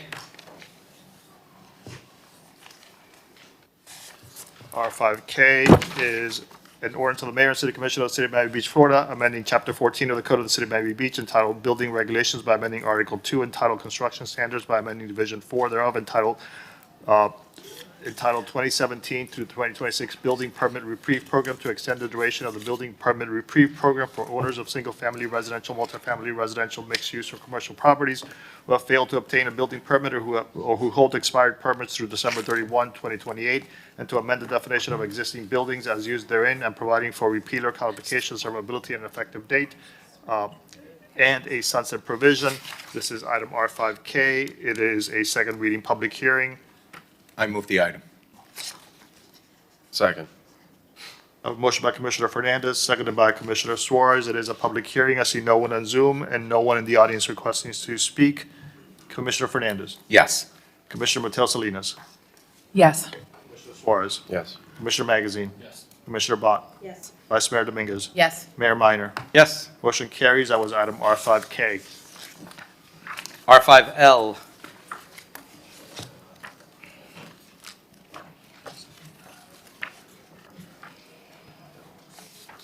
R5L is an ordinance of the mayor and city commission of the city of Miami Beach, Florida, amending chapter 82 of the code of the city of Miami Beach entitled Public Property, Article 7, entitled Art in Public Spaces, Division 1, entitled Generally, Section 82-537 thereof, entitled Definitions to create certain defined terms, amending Division 2, Section 82-562 thereof, entitled Powers and Duties to modify the powers of the Art in Public Spaces AIPP Committee, amending Division 3, entitled Fund, Section 82-587 thereof, entitled Appropriations by the City to Fund, to amend requirements for an AIPP allocation to be implemented on the site of a city construction project and providing for repealer, codification, servability, and an effective date. R5L is a second reading public hearing. Commissioner Bott. I move the item. Second. A motion by Commissioner Bott, seconded by Commissioner Fernandez. It is a public hearing. I see no one in Zoom, no one in the audience requesting to speak. May I call the roll? Yes. So Commissioner Mateo Salinas. Yes. Commissioner Bott. Yes. Commissioner Fernandez. Yes. Commissioner Magazine. Yes. Vice Mayor Dominguez. Yes. Commissioner Suarez. Yes. Mayor Minor. Yes. Motion carries. The item is approved. That was R5L. R5S.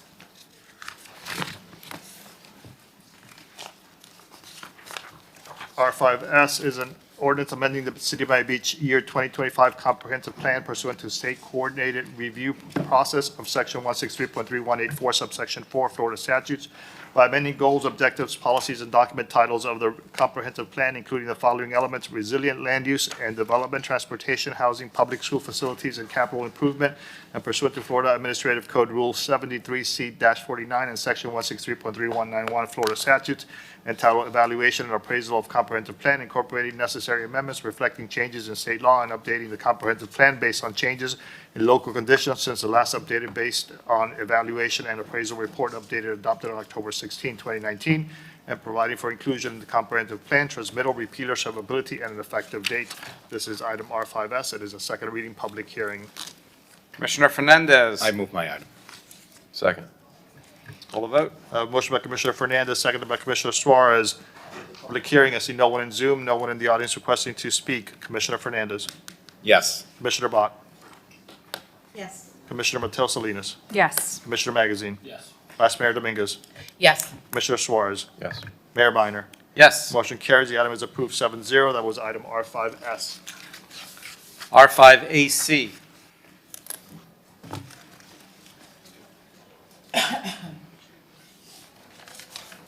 R5AC is an ordinance of the mayor and city commission of the city of Miami Beach, Florida, amending chapter 70 of the Miami Beach City Code entitled Miscellaneous Offenses by amending Article 1 entitled In General by amending section 70-1.1 thereof entitled Habitual Municipal Ordinance Violation Offenders to include additional criminal municipal ordinance violations within the Habitual Municipal Offender Ordinance and providing for repeal or severability, codification, and effective date. This is a first reading public hearing. It is item R5AC. Thank you for bringing this item, Commissioner Mateo Salinas. Proud to co-prime with you. Thank you, Mr. Mayor, and thank you for your co-prime as well. I appreciate that support. So this is tightening up our municipal habitual offenders ordinance. It used to be in the past that someone could be if they were convicted 4 times in the previous year, they were considered a habitual offender. And now we're tightening up a little bit to be 3 times in 2 years because we have so many folks that are out in the street that, commit crimes and they're convicted time after time after time and then sent to jail and then let out and then they come right back to Miami Beach to prey on our residents and our visitors. So this is just tightening this up a little bit. I would appreciate everyone's support. Thank you. If I may, through the chair, I just want to make one clarification. The tightening up applies to certain municipal offenses, which are generally quality of life issues, smoking cannabis, urinating or defecating in plain view, public camping, park after hours.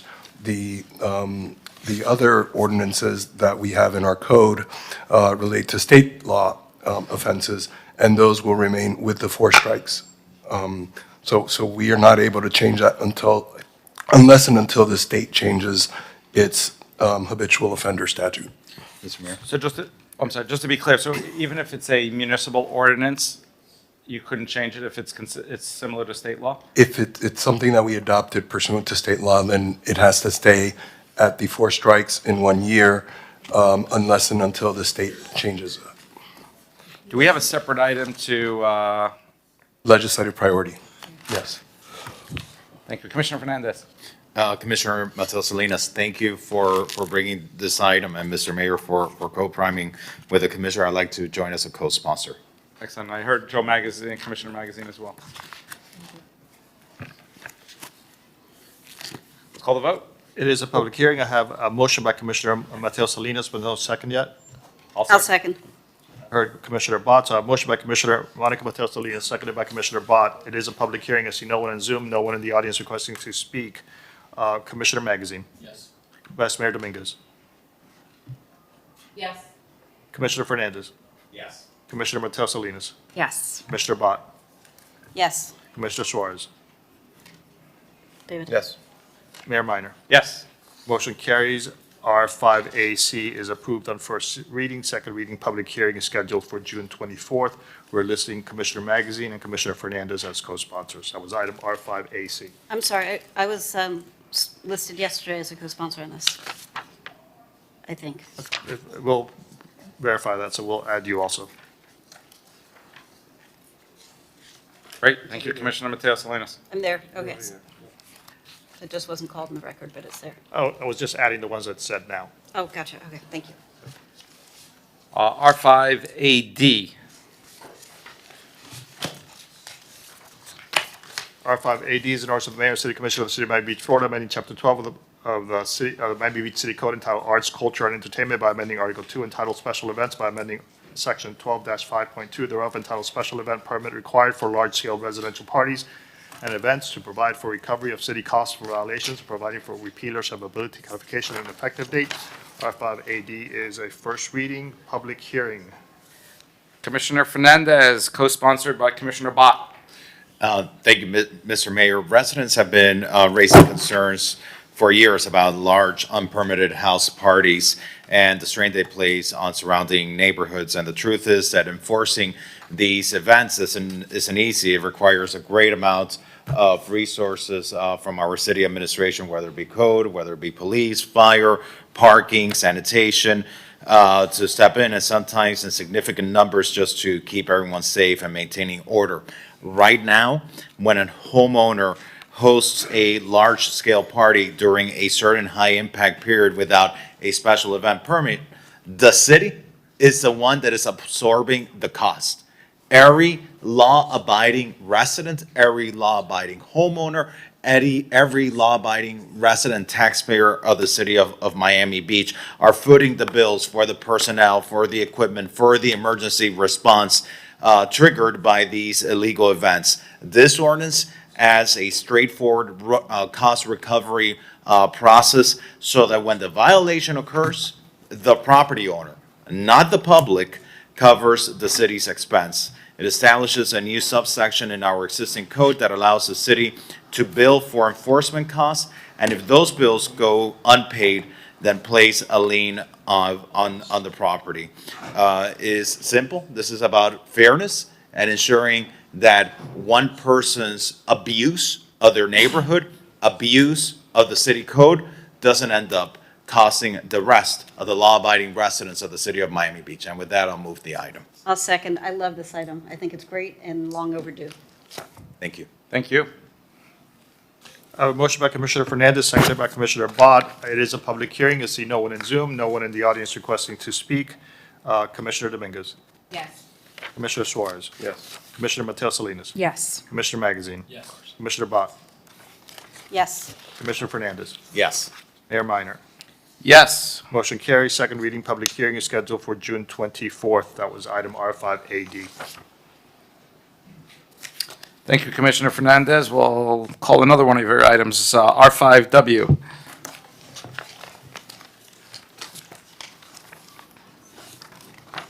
R5W is an ordinance of the mayor and city commission of the city of Miami Beach, Florida, amending chapter 82 of the Miami Beach City Code entitled Public Property by amending Article 5 entitled In General by amending section 82-441 thereof entitled Fishing from Viaducts and Bridges in the jetty area between 29th and 33rd Street and in restricted swim areas by providing definitions, amending and clarifying those areas in which saltwater fishing is prohibited for the protection of the public health, safety, and welfare, and providing for repeal or severability, codification, and effective date.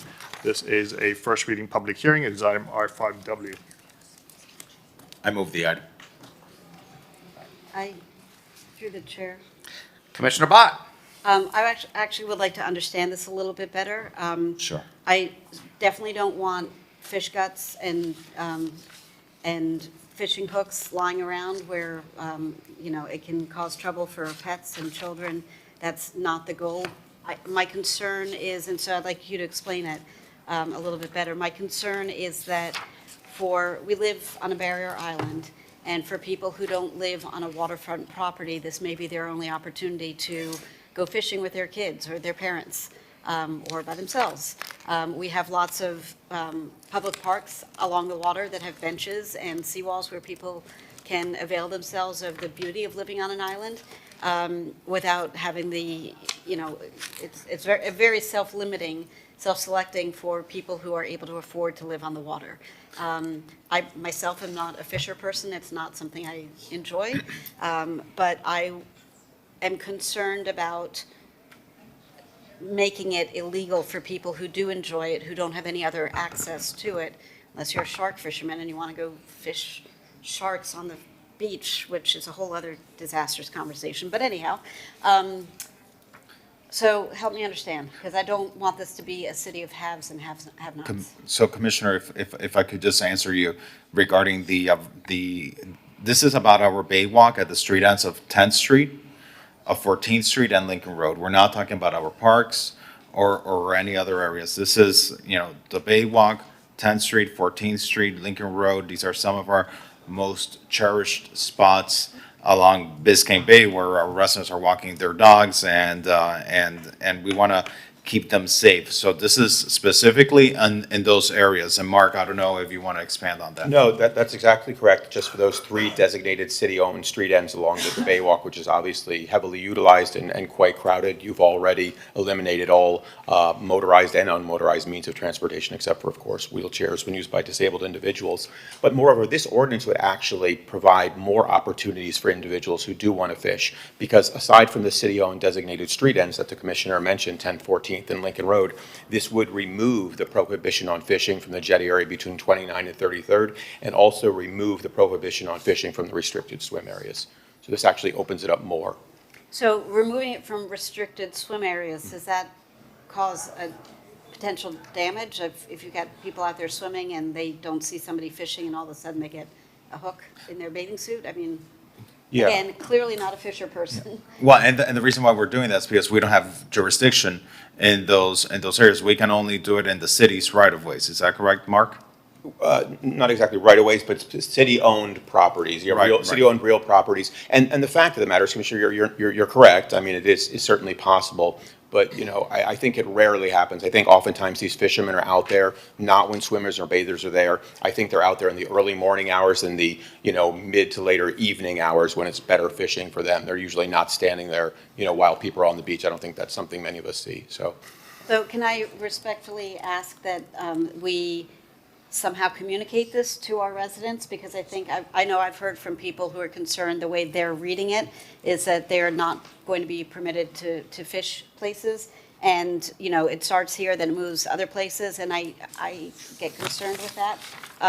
So is there a way to, through our social media, whatever else, I don't know if people need to apply for a fishing license, I have no idea, but so that people know you can't do it here, but all these other places now you can.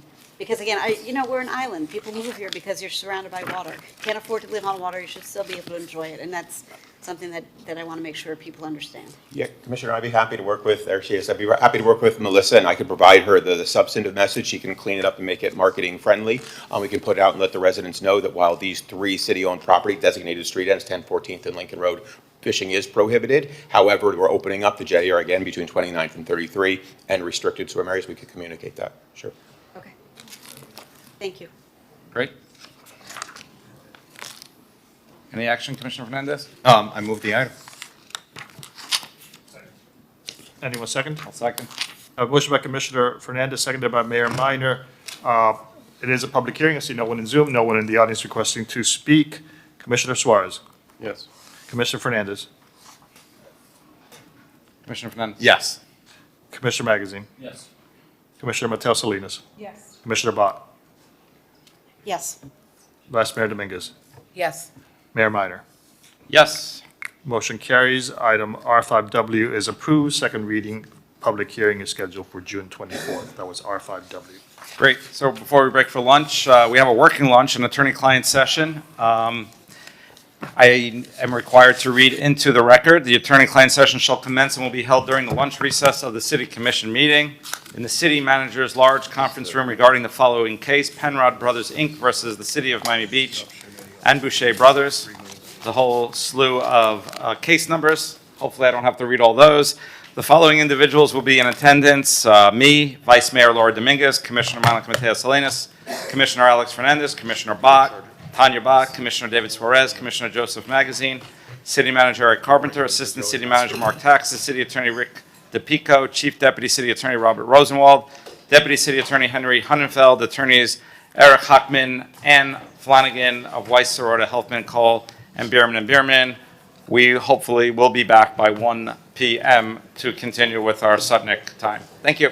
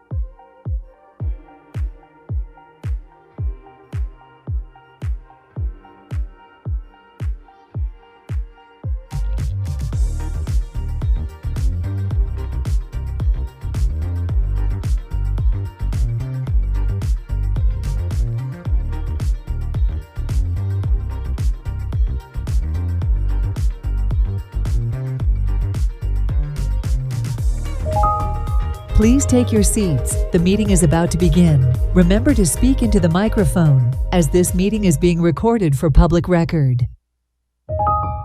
Please stand by. We are going on air in 5, 4, 3, 2, 1. Welcome back after our lunch break. I'm required to read into the record. The City Commission meeting is hereby reopened. The attorney-client session announced at the beginning of our lunch session has been terminated.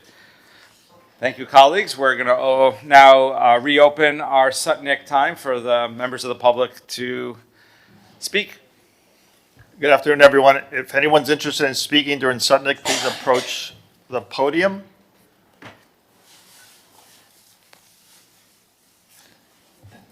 And remember to please state your name, address, and you have 2 minutes. Hello, I'm Gregory Regano, resident Miami Beach. So briefly, we spoke on this morning about the PFAS forever chemical levels in the water, in the drinking water in Miami Beach, and I just have a few key points I wanted to make. Commissioner Bott had stated that this is the county's fault, and it is because the contamination has come from the airport. They own the airport and the water supply that the city of Miami Beach contracts with them to buy. But what the city of Miami Beach can rectify is in its water quality report, which I have here, it states unequivocally the following: the data confirms that the city's drinking water quality continues to be excellent, not just safe for our more than 80,000 residents, but also for the millions of visitors who travel to Miami Beach. It calls the water safe and excellent, which it's 1,000 times higher than what the EPA says is actually safe. The EPA also says water at these levels is cancer-causing and inhibits development of children. Now, there's simple solutions to this, including reverse osmosis and ion exchange. And instead of telling people that the water is safe and excellent, we should be telling them about these simple filtration solutions like reverse osmosis and ion exchange. The best company, from what I have seen in my research, is called Culligan.com. They've been around for almost a century, and they offer a product with financing for less than $1 a day that you can have reverse osmosis installed in your home to have 99% less PFAS in your drinking water. Additionally, there's a famous movie based on this chemical and all the litigation into it called The Devil We Know. I highly recommend it. And thank you for your time. Really, we need strong leadership here, especially to protect the children and future generations. Thank you. Thank you. Is there anyone else in the audience who wishes to speak? Seeing none, let's go to Zoom. Lilia Bobic, please state your name, address, and you have 2 minutes.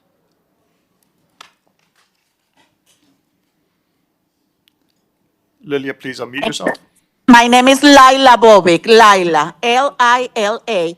I want to express my deeply concern about a news that I read today regarding the approval of the demolition of the building in Macy's 17th Street in Miami Beach to give a space to build 2 towers. We don't need more towers, we don't need more apartments, and we don't need more cars in the city of Miami Beach. The soul of Miami Beach is the Art Deco district and their old constructions.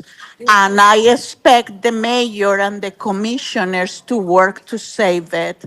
That's what I wanted to express, and I thank you very much. Thank you. Thank you. There is no one else wishing to speak, Mayor. Okay, thank you. Not as lively as this morning. Thank goodness. Let's get down to business. R5AH.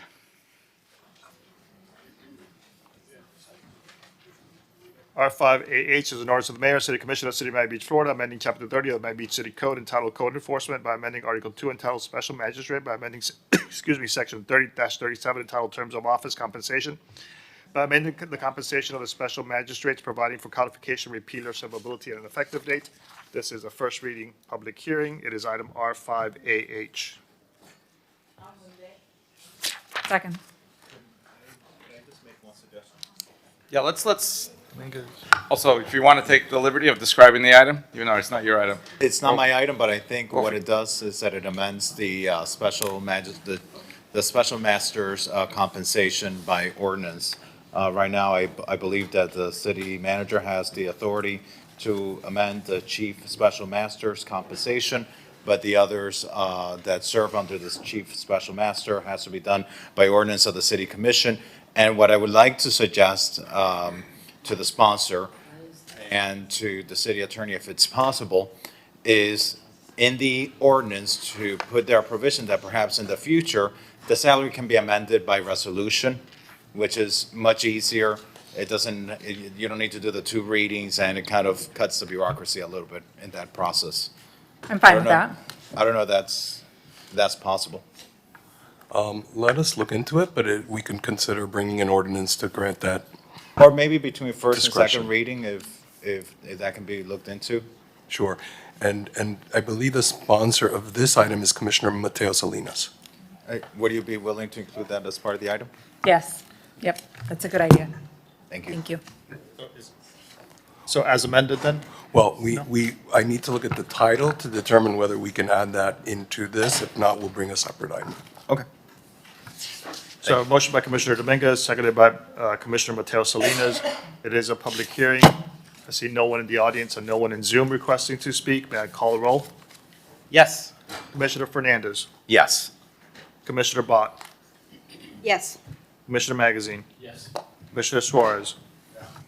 Vice Mayor Dominguez, Yes. Commissioner Salinas. Mateo Yes. Salinas. Yes. Mayor Minor. Yes. Motion carries. The item is approved 7-0. Second reading, public hearing scheduled for June 24th. That was item R5AH. R5Y.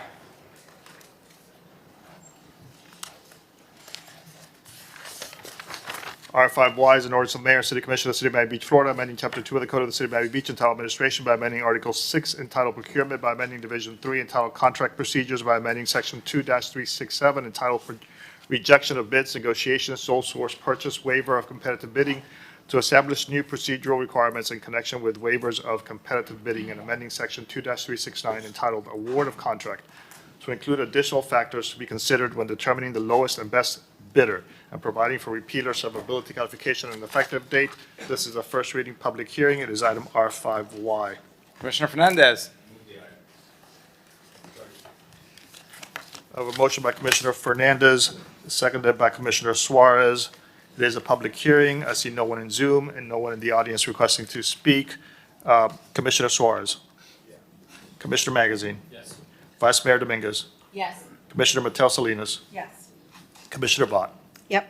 Commissioner Fernandez. Yes. Mayor Minor. Yes. Motion carries. Second reading public hearing is scheduled for June 24th. That was item R5Y. Commissioner Fernandez, I like the example you used in the memo of the no bid on the Poseidon Ferry one, which I voted no to, so thank you. Yeah, and that's the whole reason why we're doing this. After reviewing the no bid contract with Poseidon Ferry, the Office of the Inspector General identified gaps in how competitive bid waivers are handled. And so this ordinance now adds new steps before any waiver of competitive bid can be approved. And this is something that the Office of the Inspector General brought to our attention because it broadens how we define the lowest and best bidder. So it's not just about the price tag, it's also about risk, it's about the responsibility and whether the vendor is truly prepared to deliver for the city. And I want to thank the Office of the Inspector General and Jill Santorino, who's sitting in the audience, for these recommendations that bring transparency to our government. Yes. Thank you, Joe, our Inspector General. We actually have a couple of animal-related items. We'll do those together. Well, not together, but we'll call each in turn. R5G.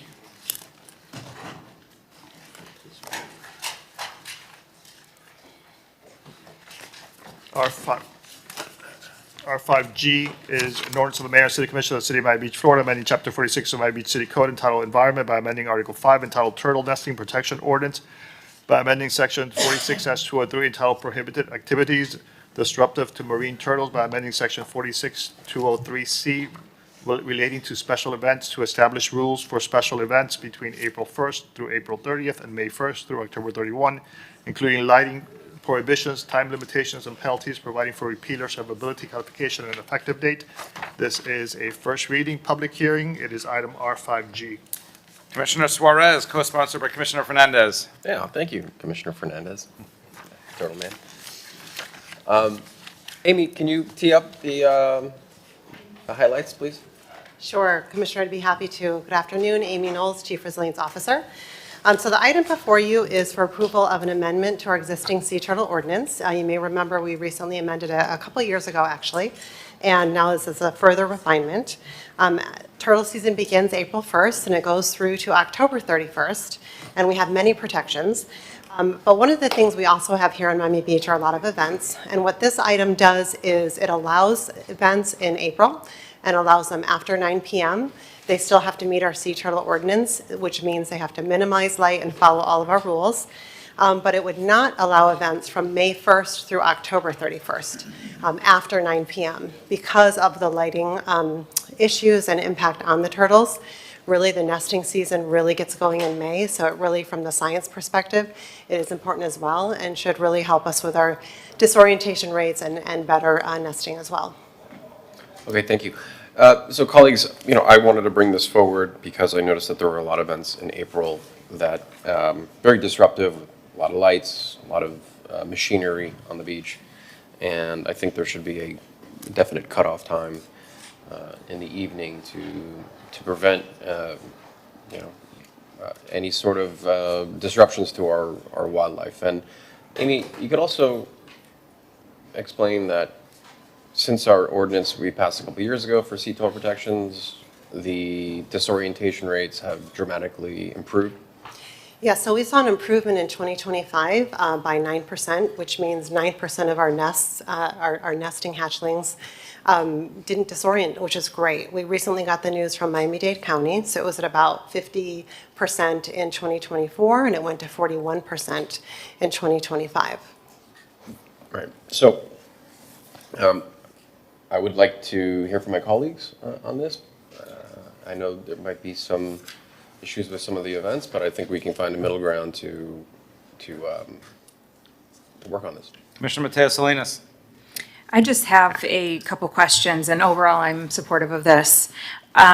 So if this passes first reading and then second reading next month, will that affect the Memorial Day weekend concert and the concert that we're having for FIFA, or does this kick in later?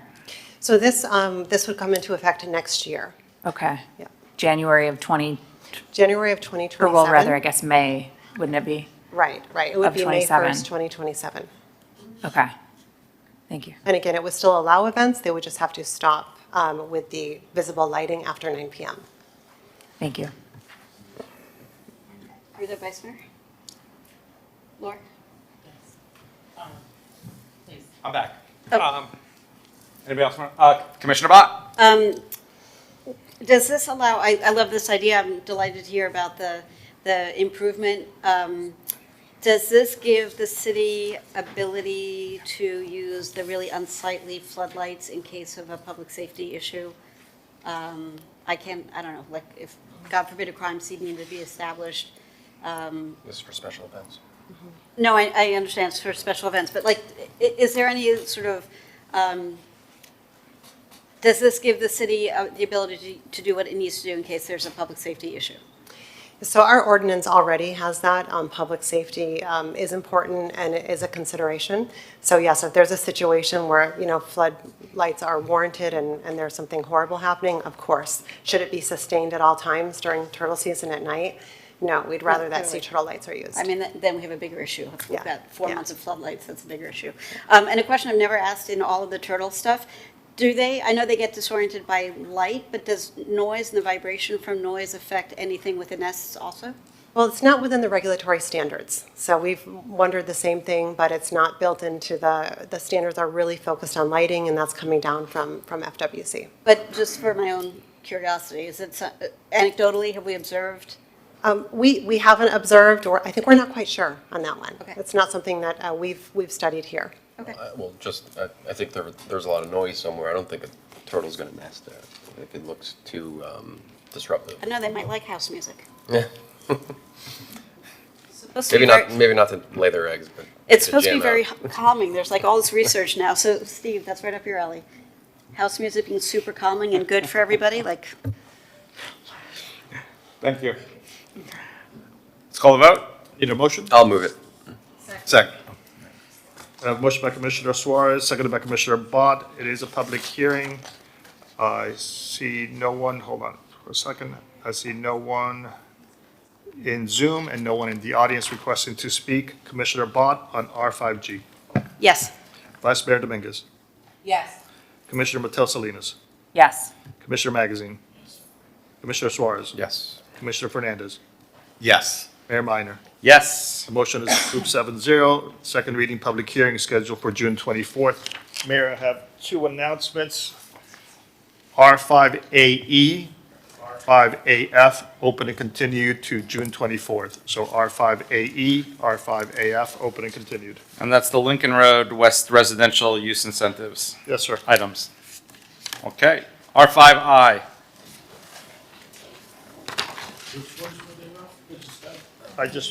AE, AF. R5, AE, I'm sorry, what? Oh, he called R5I. No, but Commissioner Magazine was about asking me which ones were open and continued.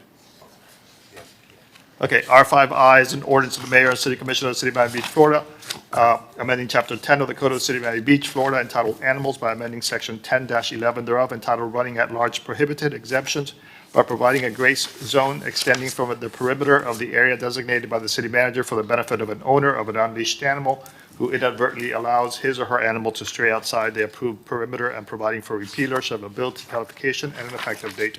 This is a first reading public hearing. It is item R5I.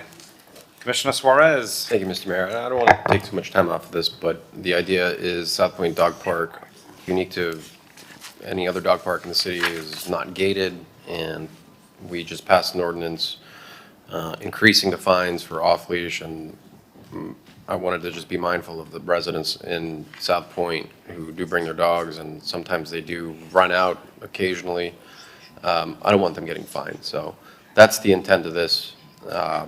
If any of my colleagues have any more questions, I'd be more than happy to answer, but other than that, I'd like to move my item.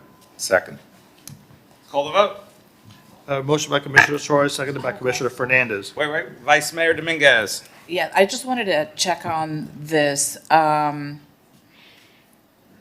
We've had people get mauled and attacked. I looked at the memo attached to this, and there is no city recommendation.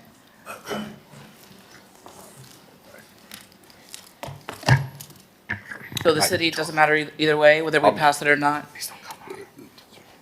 I don't have, we don't have a strong recommendation on this. The number one thing is dog owners at all times need to be under control of their animal. I understand the intent that the commissioner, the sponsor is trying to make with this, with the fines, and that this is our only unfenced dog park. So dogs may wander, but it is very important that all dog owners keep their animal under control. Correct. So like, even if we didn't do anything today, it's still a possibility because it's not a fenced-in dog park. Correct. And it opened that way. It's never had a fence. But the majority, 99% of the time, when dogs do leave that little park, there are no maulings. It's just them straying out briefly. Right. To my knowledge, we haven't had an unfortunate incident at that specific dog park, to my memory.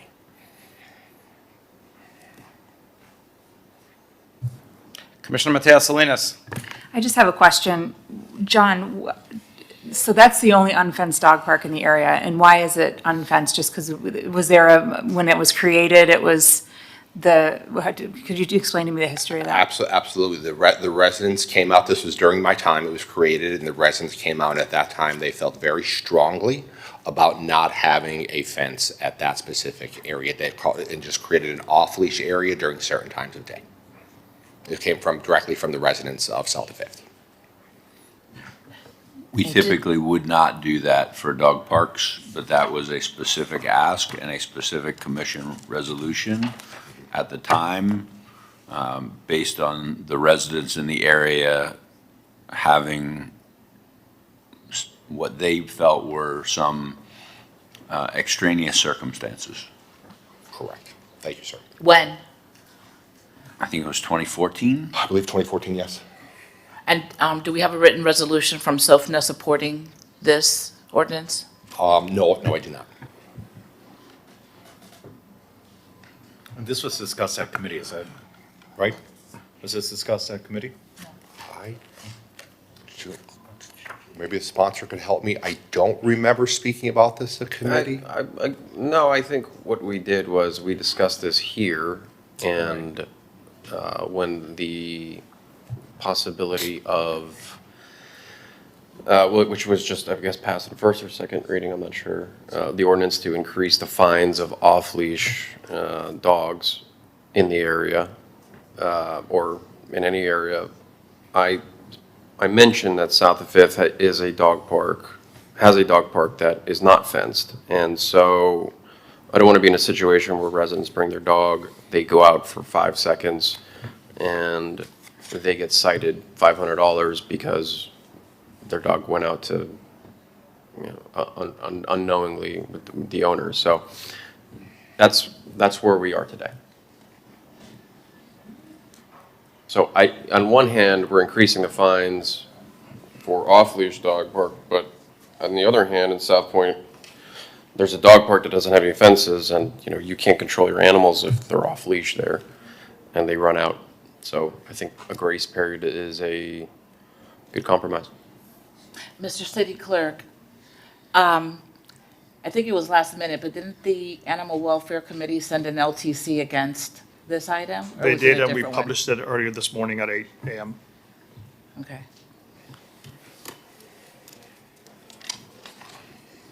I don't see what the big deal is. It's an unfenced dog park. We just increased the fines for off-leash dogs anywhere on the beach, but we have a situation where dogs are probably going to run out. My dogs sometimes run out of the park when they go there. I don't think the owner should be fined for that. And there's been no issues at the South Point Dog Park. Because in the event that there is a code officer or park ranger that sees your dog running out, and they now have direction from the city that we're paying attention to off-leash dogs, and they get fined. What was the answer to the question about whether SOFNA has opined on this? And I'll just tell you, the reason why I feel comfortable with it is because this is a unique dog park. Unlike most dog parks, this dog park is not fenced, is not enclosed. Most of the other dog parks in our city, do they have an enclosure around the perimeter, John? Yes, sir. And you just made me think of recent legislation that passed and was passed to create another dog park area or off-leash area closer to Smith-Owensky specifically for the smaller dogs. And that also would be in South Point Park and would be unfenced. But that's the only site in the city that we don't have. The only site. That is very unique because when you are dealing with the other areas of the city, you're making sure that the dogs are in a much more controlled environment. Here, you've created this open environment, which is nice to have an open environment. Not all dog parks have to be fenced in, so that is the character of South Point Park. It's very easy for a dog to go beyond the perimeters of the dog park, because you and I and all of us know what are the perimeters of a dog park. Dog owner might not. And now they're in violation of the leash ordinance the moment that the dog goes and chases a squirrel, go and chases a ball beyond the perimeter of that area. So,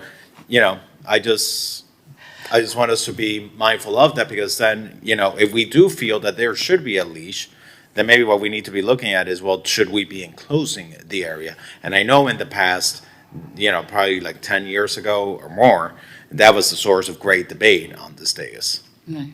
Well, if this park has been like that since 2014, without incident, or have people been getting fined and that's what brought this ordinance? I just feel that this is opening a can of worms.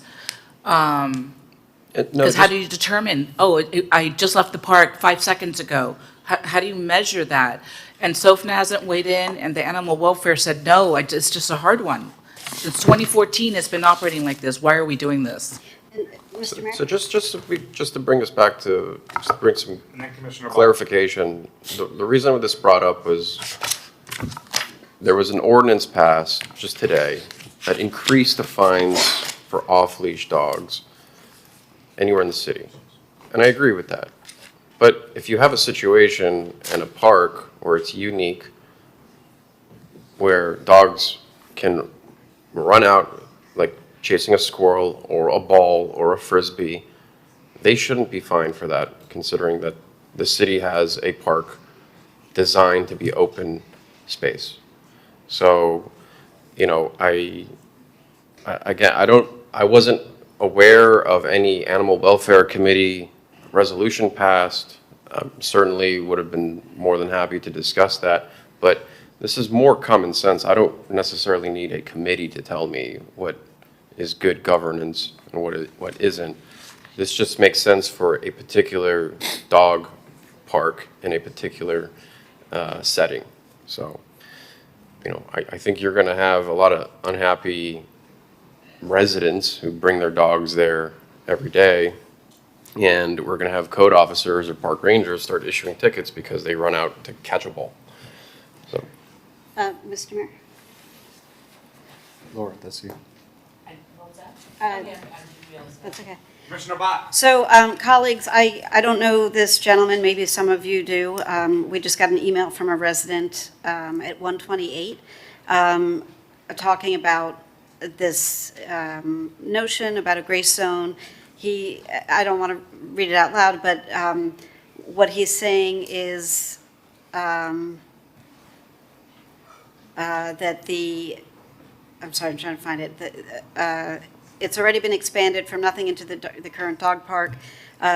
Owners are allowed to have their dogs there on leash. It allows people who are scared of dogs, people who want to keep their children at safe distance, et cetera, to stay away from the dogs. The park rangers already use their judgment and give a warning to any supposedly first-time offender rather than a citation. So if somebody's dog happens to stray momentarily from the dog park, they will not receive a citation unless there has been previously a problem. And then if there's been a previous problem, the owner should not let it happen again. That goes back to your point, Commissioner Suarez, about the owners are supposed to be responsible.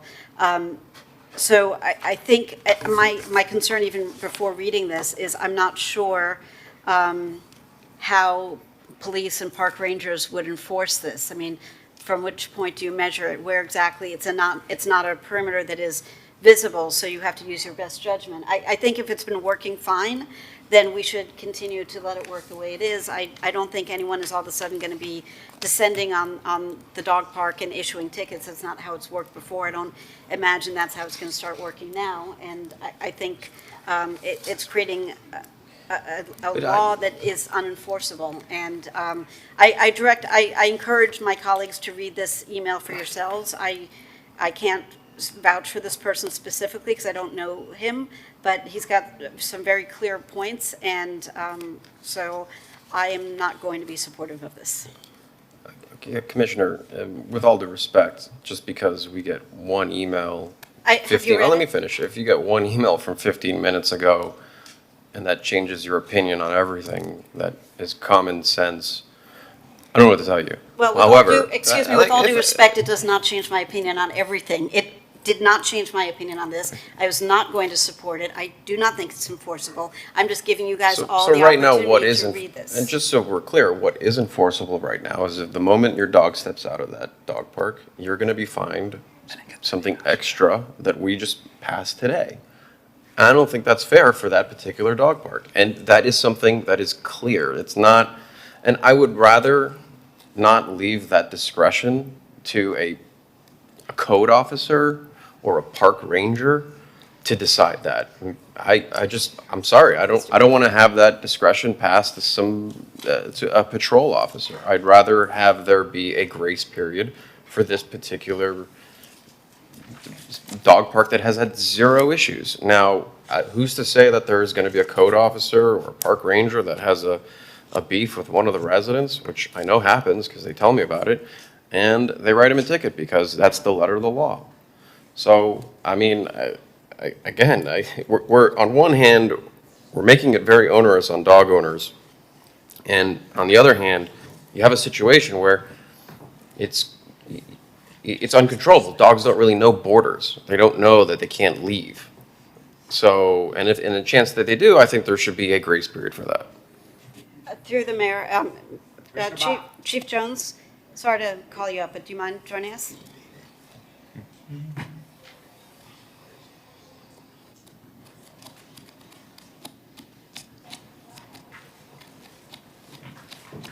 Can you address, please, how the park rangers enforce what currently exists? It's not something that I am down there doing every day because my dogs are up in North Beach and I keep them on leash. But my understanding is that there is not like a gotcha game of if the dog strays out, that somebody's waiting there to write them a citation. Yeah, good afternoon, Wayne Jones, Police Chief. I'll ask my colleague, John Rabbi, to address the way park rangers may deal with situations like that. I can tell you as far as police department is concerned, it's really not high on the priority list.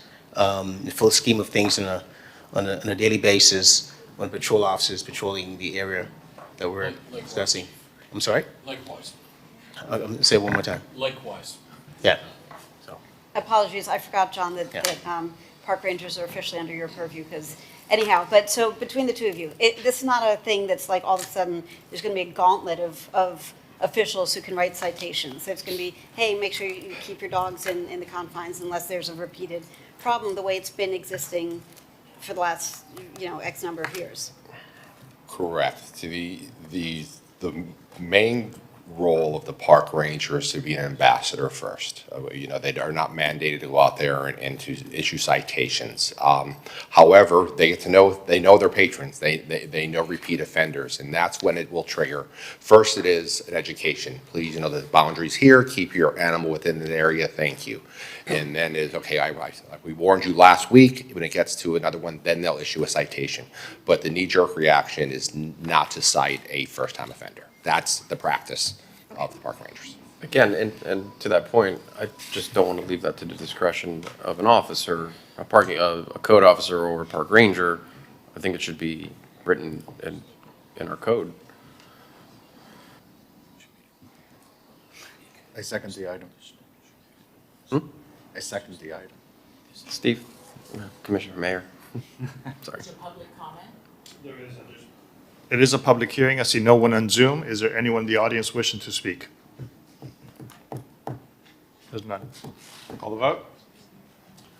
Motion by Commissioner Suarez, seconded by Commissioner Fernandez on R5I. Commissioner Mateo Salinas. Yes. Commissioner Fernandez. Yes. Commissioner Bott. No. Vice Mayor Dominguez. No. Commissioner Magazine. Yes. Commissioner Suarez. Yes. Mayor Minor. Yes. Motion carries. Second reading, public hearing scheduled for June 24th. That was item R5I.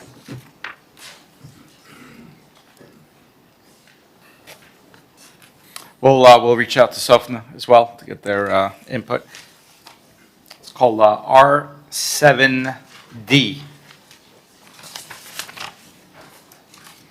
R7D, approve MOU with North Bay Village Culture Crawl Trolley Program, R7D. Commissioner Suarez, co-sponsored by Commissioner Bott and Commissioner Fernandez. Commissioner, I think this was pulled off of consent at the last meeting, and this is why it's discussion now. I'm not totally sure. Was it? Okay. Jose? I know everybody's been working on trying to figure out the details and the pricing, and I thought that we were still in discussions with the mayor and Jose to get to the pricing. So Jose, take it away, please. Sure. Thank you, Mr. Mayor, Commissioners. Jose Gonzalez, Transportation Mobility Director. So what this item does is it formalizes the relationship, the arrangement between the city and North Bay Village, wherein we've been, actually at North Bay Village's cost, we've been using our operator to provide trolley service during culture crawl events. And as part of that service, our trolley serves, it extends over into North Bay Village. It has a few stops there, picks up, drops off people, brings them over to North Beach along 71st Street, a couple different areas, including the Fountain District as well as the Bandshell area. And it's been popular. North Bay Village has really, enjoyed this partnership. I'll reiterate, it's been at their cost, and it will continue to be at their cost. And so far, we have their commitment until the end of this culture crawl season, which I believe is July of this year. And so what this agreement does is it formalizes the relationship and establishes a mechanism whereby North Bay Village can reimburse us, because up until now, we've been fronting the funds for this service. It's once a month. Through the mayor, do you have a question? I have a question. Go for it. Through the mayor. Commissioner Bott. I talked to Mayor Streetfeld 3 weeks ago about this. Loves the program. Everybody in North Beach loves it. It'd be awesome to expand it down the road when we're ready. But my recollection was that there had been a concern about the pricing, and that North Bay Village and Miami Beach were working on trying to figure out what the right pricing should be. It was a little bit expensive for them, perhaps. Can you talk about where we are in that? So I believe you're referring to a permanent service, a potential future permanent service Okay, it connecting wasn't for our just the trolleys to culture crawl. Okay. North Bay Village. Okay. In terms of this item and the service during Culture Crawl, they are 100% on board. So that's a whole separate item that we yes. can work on separately? Yes. Okay, got it, thank you. So I Move the item. Second. Let's call the vote. So I have a motion by Commissioner Bott, seconded by Commissioner Fernandez on R7D. All in favor, please say aye. Aye. Anyone opposed? Hearing none, R7D is approved 7-0. R7E. R7E is discount on residential parking permit registration fee. Commissioner Mateo Salinas. So this item was on consent, and I actually pulled it myself because there was a bit of a misrepresentation. The idea is to give a military discount and a senior discount for folks with their registration fees. And unfortunately, the senior discount didn't mention that it was supposed to be for low-income seniors, not just any senior. So I'd like to offer that amendment and then move my item. So this will just be for low-income seniors and military to get a small, very modest 10% discount. Second. I'd like to, thank you. I'd like to Call the vote. Motion by Commissioner Mateo Salinas, seconded by Commissioner Fernandez as amended. Let me just ask one question, if this is part of that, actually. Is this a referral to committee, or is this the policy we're adopting it now? This is the policy we're adopting now. Let me ask you something. Yeah, we're talking about seniors, and we're talking about our service members. And there's nothing more significant that we can do than 10%? I mean, it's your item. I don't want to throw a wrench in it. But I'm just wondering, seniors are not always in the best positions. It's up to you. I'm fine with a bigger discount. And in fact, the item might even say 20%. I don't remember the number offhand, but I'm fine with whatever works financially and what I get support with up here. I agree I'd love to give a bigger discount. So I'd love to hear from others too, up here. And we're talking about our service members also, and they've done a lot for us. 20%. Anybody want to go higher? Free? That's how I was feeling, actually. Free. Okay, I'd like to amend my item to say that low-income seniors and military professionals get free parking fees. Yeah, and I'm sitting right next to our budget chair, so Just money. yeah, I would want to now, I threw that out there as potential to contemplate it, but I'd like to hear, and I don't know if you're What the prepared to do it impact now, would be. what kind of fiscal impact that will have. I mean, this isn't how we legislate, right? We're just, 10, do I hear, I mean, that's what Oprah does, right? Free car for you. Like, if we're going to do it, let's be serious about the policy. We don't just say, start at 10%, go to 20. Do I hear free? Yes, free. If we're going to do it, let's specify who it is, what it's going to cost the city and make a sound judgment. And that's what we're This talking- is and silly. that's it. No, well, it's not, because that's actually what we're It saying. is, we were just about to pass it. We go, okay, free? Sure.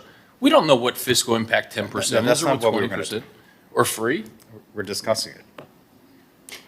But the issue is, we don't have any analysis. And so, I'm all for, I think we need to, because there are other things on this agenda that talk about waiving fees. And on principle, there's a case to be made for reduced or waived fees, but let's make them means tested instead of just generalizing categories which are not very precise. I mean, why is somebody who might be 67 years old but living in a $20 million home getting discounted parking?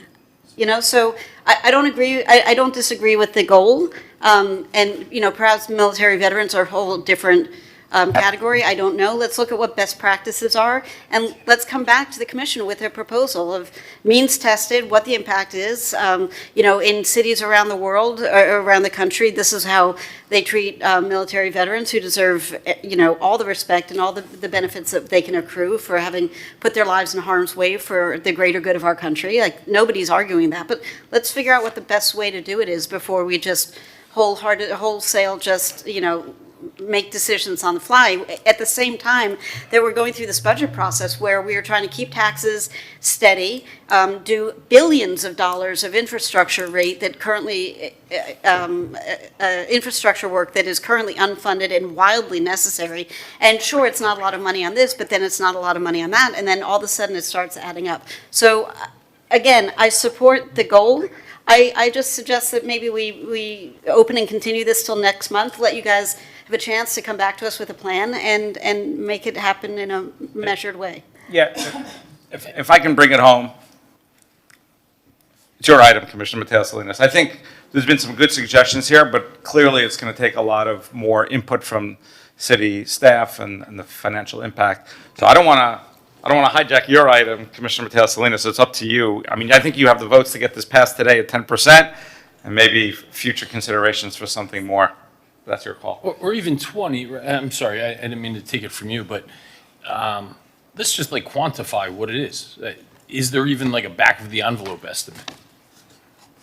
Will McDonald, Director of Parking, City of Miami Beach. Right now, we don't have any data on anybody self-identifying as a military veteran, as an active duty service member, or on the ages of anybody that holds residential permits. It's not something that we collect or ask. So I imagine it's got to be. What is our comprehensive permit registration fee? I don't have that number, I apologize. We're talking the Commissioner. millions of dollars? So, for example, our annual registration in Zone 2 is $56 a year. We have Altos Del Mar, which I want to say off the top of my head is just over $200 a year. No, I get that. But it runs. But I'm into saying the gamut. our aggregate fees that we collect on permit registration, are we talking hundreds of thousands, millions? 10,000, 16,000, 50 times. I'd say it's less than $1 million, or right around that area. It's less than $1 million.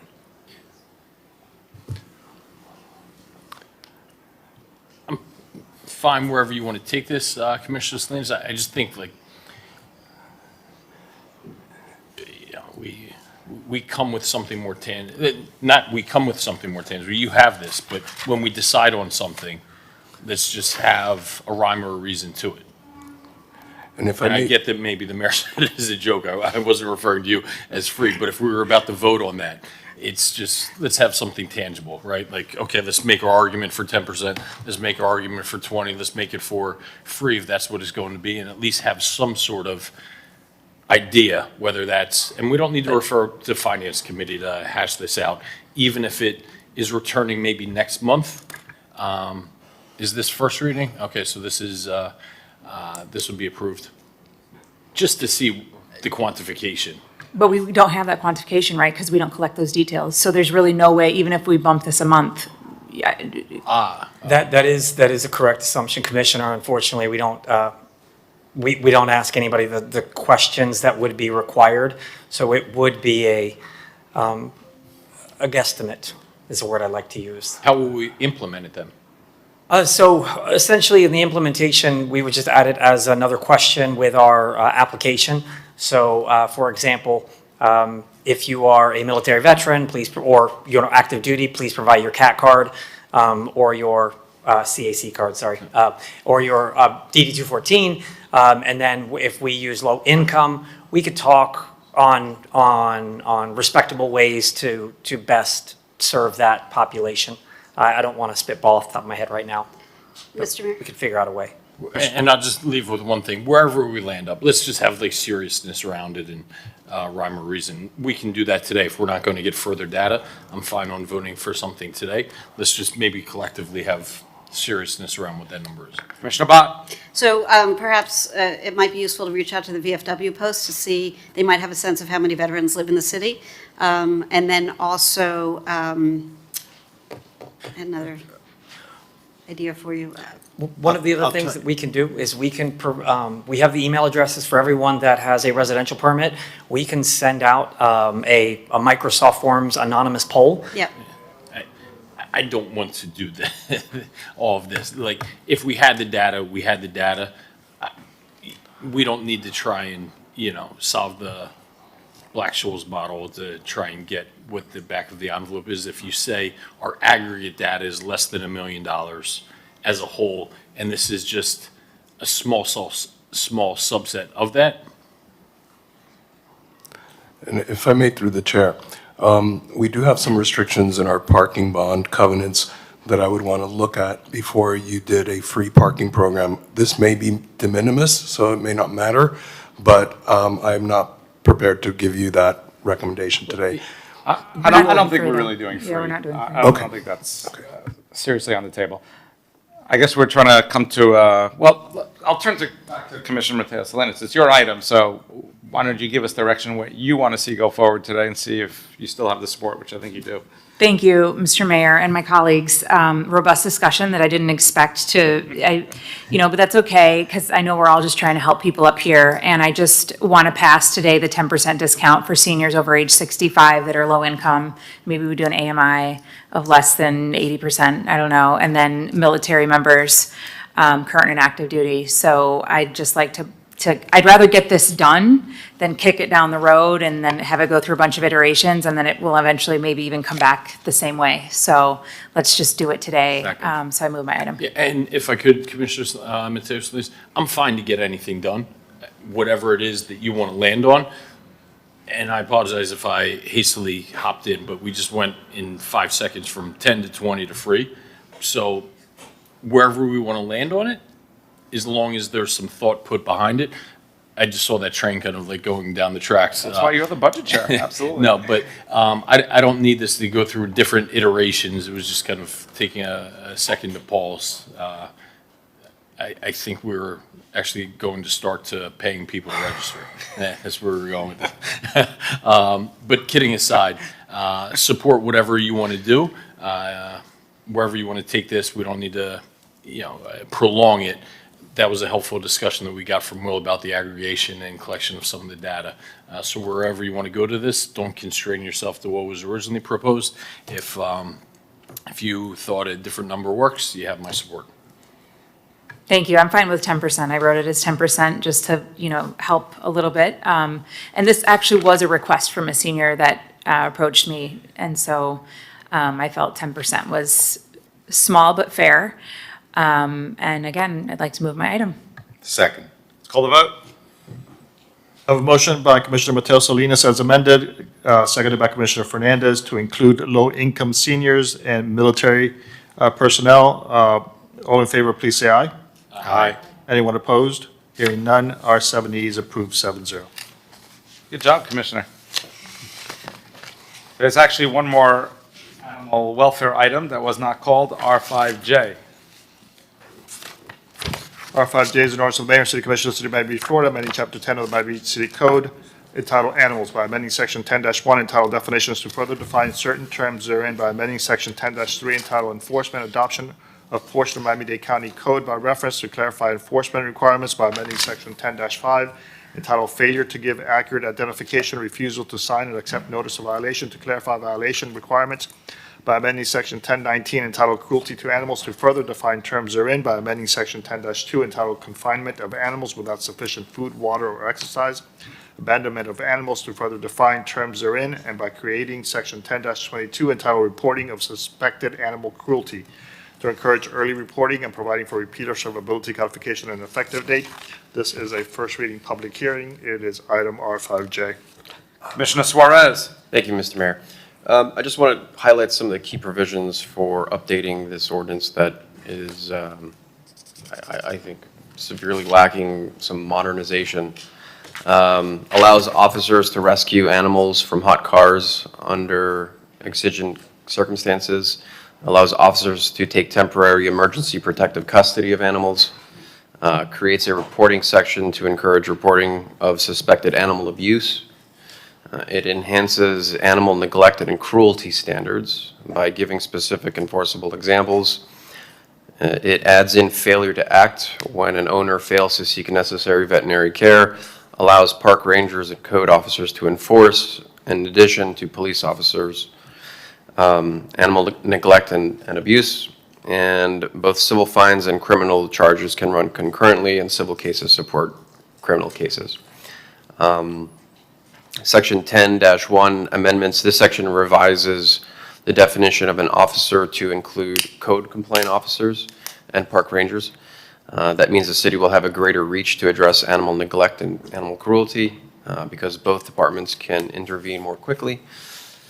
Section 10-3, this section changes shall issue to may issue, giving officers discretion to choose warnings, education, or citations depending on the circumstances. That means officers can use their professional judgment and educate owners to increase compliance and address matters before they escalate to serious neglect or cruelty. It also confirms that any authorized officer may enforce Chapter 10.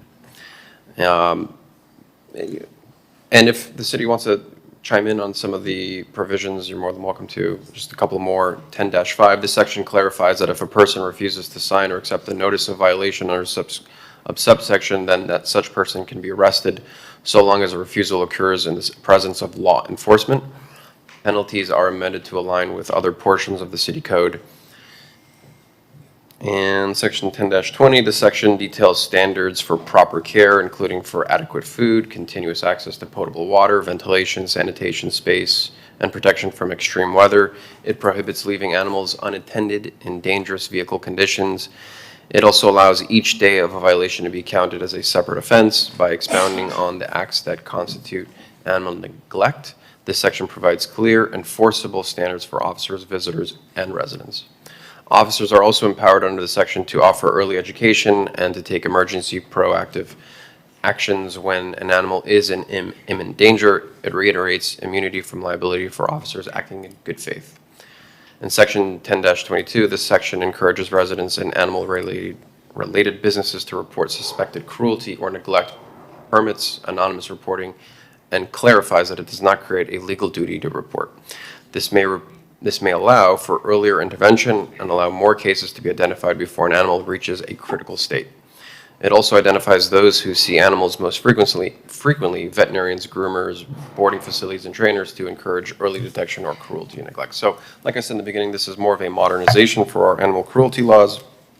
And I'm sure the city has any more questions if my colleagues have questions. Mr. Mayor? Commissioner Bott. I love this. I move it. Second. Wow, wish every item could be like this. Let's call a vote. It is a public hearing. I see no one on Zoom, no one in the audience requesting to speak. I have a motion by Commissioner Bott, seconded by Commissioner Suarez. Commissioner Suarez? Yes. Commissioner Magazine? Yes. Commissioner Fernandez? Yes. Commissioner Bott? Yes. Vice Mayor Dominguez? Yes. Commissioner Mateo Salinas? Yes. Mayor Minor? Yes. Motion carries. Second reading public hearing is scheduled for June 24th. That was item R5J. R7F. R7F is create an expedited elevator inspection protocol, R7F. Commissioner Magazine. Thank you, Mr. Mayor. As part of a lot of the, especially older buildings, go into inspection, 40-year recertifications and things of that nature. One of the biggest overhangs and challenges is updating and getting certifications for elevators, especially a lot of the older buildings, particularly those buildings that have a single elevator. in some of our senior homes that we visited, right? I can remember going for an event probably about a year ago, and there was a senior building with one of their elevators, and they're waiting 10 minutes. Crazy, right? It's a life safety issue. It's a quality of life issue. It's restoring dignity to people's lives. And that's in the most extreme, but even in the medium, it's really for multifamily buildings, they just want to get things done expeditiously. And we're seeing that more and more and seeing those challenges with the elevator inspection. So, John, turn it over to you. I don't think this should be largely controversial, but happy to answer any questions. Yes, sir. John Norris, Public Works Director. So this item, I believe, came up after a complaint came in from a building in Mid-Beach that had quite a few senior citizens in it. Since then, we have modified our approach. In that case, it was part of the responsibility was on the contractor who wasn't quite ready for the inspection, but, you know, there were some communication issues. We've resolved that. We do now have a plan to prioritize buildings that have only one elevator and move them ahead in the schedule to get that elevator inspected and get it online. In addition, our elevator inspectors are encouraged to communicate with the contractors to make sure that they know exactly what they need to have done, so we are not coming back for multiple inspections. One challenge we do have is these inspections can take an entire day, depending on the size of the building. So we do need to make sure when we go there that we want to pass them on the first inspection. We want them to be ready, so we're working to coordinate that. Okay, excellent. I appreciate that, and I appreciate all the work you and your team have done. Yeah, thank you. I'd like to co-sponsor this item. This is a great item. And I was also, someone reached out to me about a building that had, I think, 10, 11 floors, and the elevator was broken. And there were elderly people that were stuck on the upper levels that just didn't have the strength and the wherewithal to climb up and down, 10, 11. It was a mess. So I love this item, Commissioner Magazine. Thank you. And I want to co-sponsor this item. Mr. Mayor. Commissioner Suarez.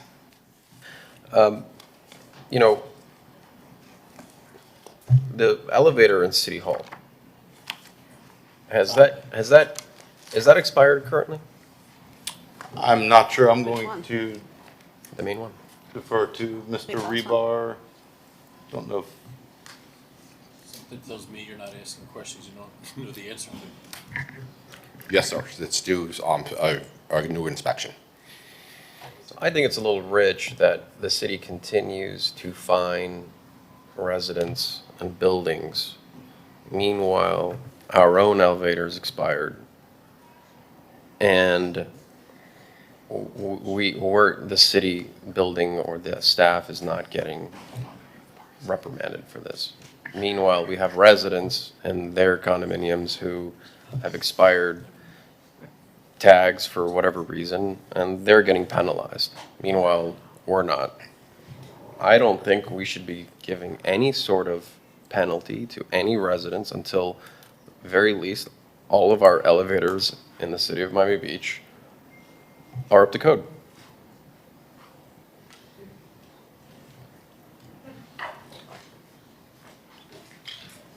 So if I could, I think that's a slippery slope. And I think it's something that we need to be a little bit careful about because there are different levels of safety concerns. Our elevator inspectors are very careful to take elevators out of service when they are not There's a difference functioning between properly. taking out of service and fining. I don't think we should be fining anyone in the city of Miami Beach until we have our own elevators fixed.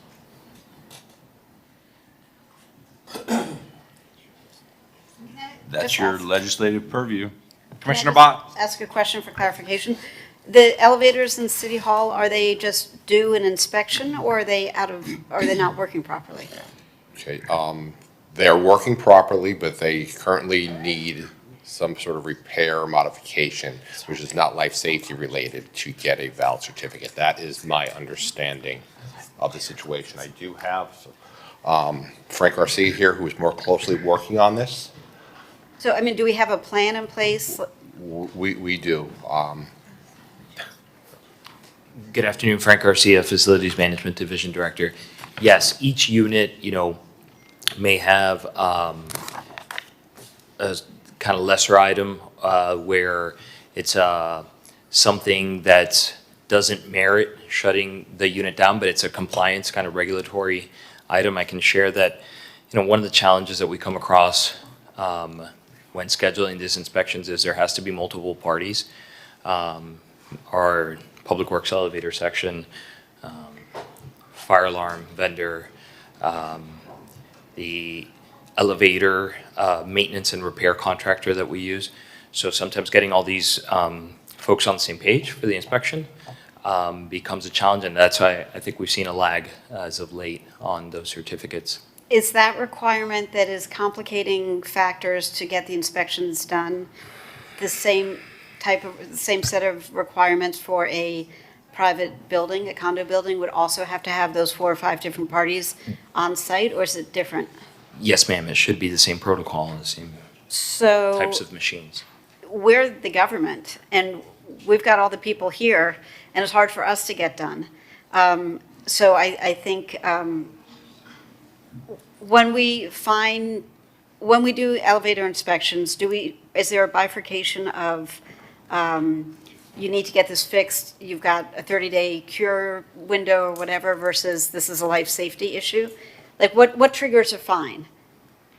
For instance, when somebody leaves yard clippings in the condo front yard, they get a notice of violation. They have 30 days to cure it before they get fined, right? So is that what happens with an elevator that doesn't have a life safety issue? Or the fine happens immediately? Yeah, I'm not sure. I'm actually texting our chief elevator inspector to get a little more information on this. So, I'm gonna make an after the fact a motion for a resolution, because it doesn't seem like staff really knows what's going on either. I don't want any residents in Miami Beach to be fined for their elevators until we have every single elevator of Miami Beach up to code. Second. We need to lead by example. Yeah. I mean, if we're not able to comply for whatever reason, how are we going to be burdening our own residents who have access to less resources with the fines associated with this?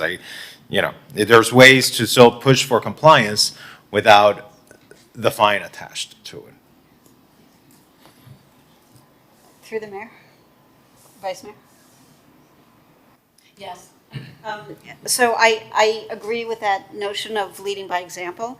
I also, however, have concerns that the fines are used a little bit like a stick when the carrot doesn't work.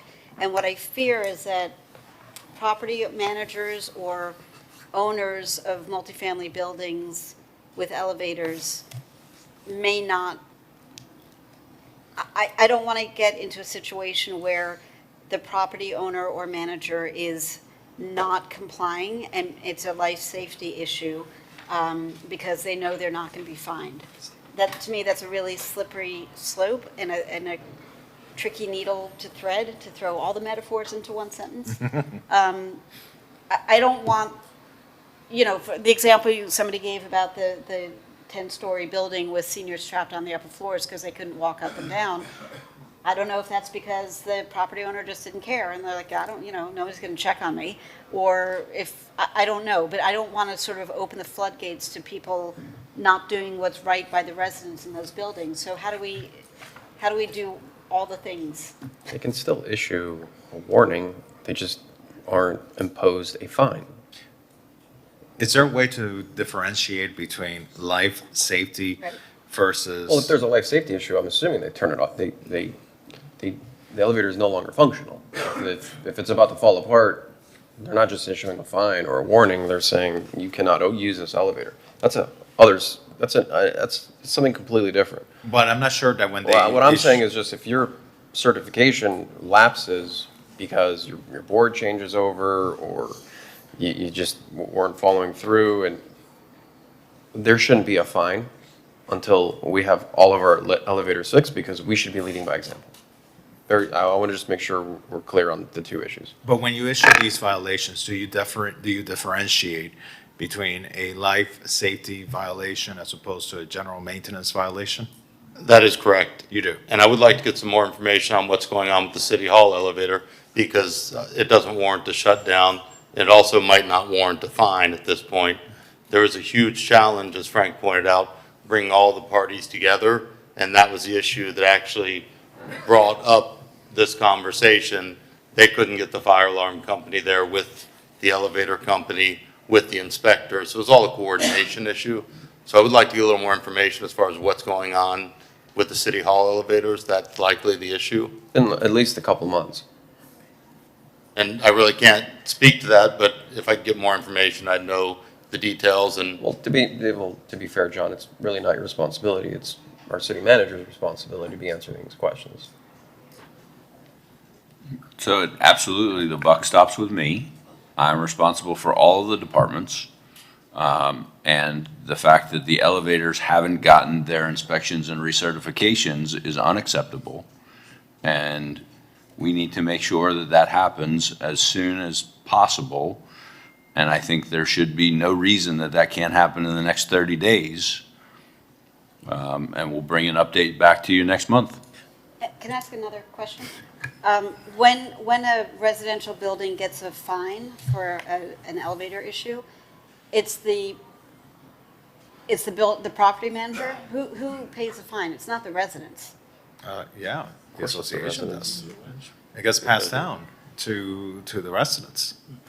And that's where, like, I think what Commissioner Suarez is mentioning, it does make sense to me, because I do think when it's general maintenance and you're not doing your maintenance and there's issues, you know,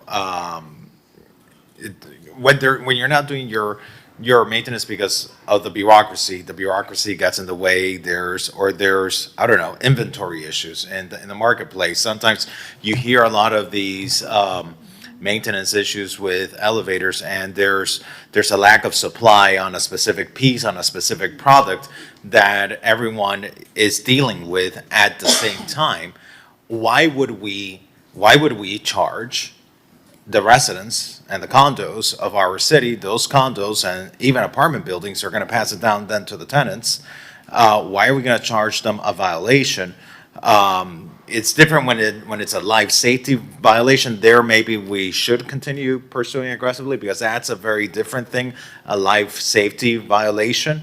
But I think when we're talking about general maintenance, I think we're all on the same page that even if the city can't keep up with the regulatory requirements of having the permit up to date, well, then how are we going to go out there and start, issuing these fines on our residents who are dealing with the same exact circumstances and limits in supplies and industry issues as we are? Commissioner Mateo Salinas. I just wanted to ask a question. Do we have enough elevator inspectors, or do we have openings in that department? How's that looking? no, that's completely filled. It's completely filled? We have 2 elevator inspectors and 1 chief elevator inspector. They're all in the field doing elevator inspections, which is likely why I'm not getting a response right now, because often they're in precarious situations doing inspections. And through the Thank vice you. mayor. Through the vice mayor. Also, because I've attended numerous condo HOA board meetings, and a lot of these elevator companies, the service person, there's only like 1 or 2, and they really have a monopoly on the industry, unfortunately, and they're very unreliable. And when that happens, it's the residents that end up paying for their, unreliableness through their vendors. So if we're experiencing that, and we can't even get our elevator certified, then I don't think we should be requiring that from our residents. And I'm okay with amending it to non-life safety issues, at least for the time being. So, Mr. City Manager, if you think you can get it done in 30 days, great. Then that will be 30 days of leading by example. Do you have any problem with that? We're talking a lot of generalities, and I'm not hearing any specific examples, so I'm struggling to say yes or no in a hypothetical situation. So maybe, Mr. City Attorney, you can help me craft this. I'd like to have a after-the-fact resolution that no buildings get fined from our elevator department until such time that all of our city elevators are up to code, minus any life safety issues. So just to understand, because I believe that what we have is that our inspections are not up to date. So I think what you're proposing is that a violation because an inspection is not up to date will not receive a fine until such time as the city's own elevators have their inspections up to date. Is that what you're proposing? Correct. And I believe I have a second on this. Yes. Second.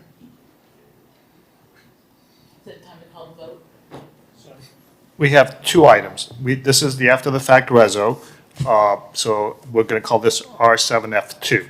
So on R7F2, I have a motion by Commissioner Suarez, seconded by Commissioner Fernandez for the after-the-fact. All in favor, please say aye.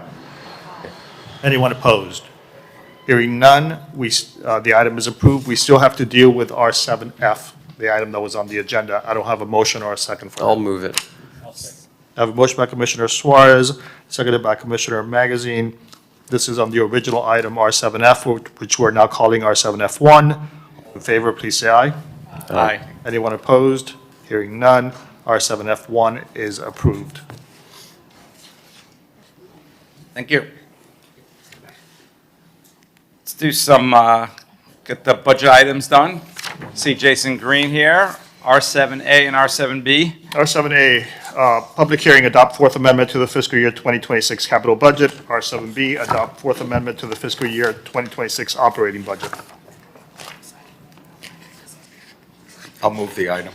I'd like to hear what this Second. amendment is. I have a motion on both items, R7A and R7B, by Commissioner Fernandez. And I'd like to hear the. Yeah, I will. And I heard a second by Commissioner Mateo Salinas. It is a public hearing. Thank you. Jason Green, City's Chief Financial Officer. The first item is the capital budget amendment. The first item on there is the water main replacement for Day Boulevard. This is taking some money from the Series 2025 Water and Sewer from one project that has additional funding. This is to get this project across the finish line on its funding for procurement that was just done. That was the first one of the water main replacement on Dade Boulevard. The second one is the Miami Beach mooring field buoy design. This is to add $78,000 from the waterway markers and signs project. This is due to the fact the project had been canceled and that $78,000 was targeted to be funded through a grant. And since the project wasn't moved forward, the grantee notified us that we would not be reimbursed, so the city would have to identify the funds that were already spent on that. So those are the two for the capital. A second. Or it's already been seconded, sorry. So may I call the vote then? Let's call the vote. So on R7A and R7B, I have a motion by Commissioner Fernandez, seconded by Commissioner Mateo Salinas. It is a public hearing. I have one individual on Zoom. Anyone in the audience? Seeing none. Miami Beach is a screen name. Are you here to speak on the budget items?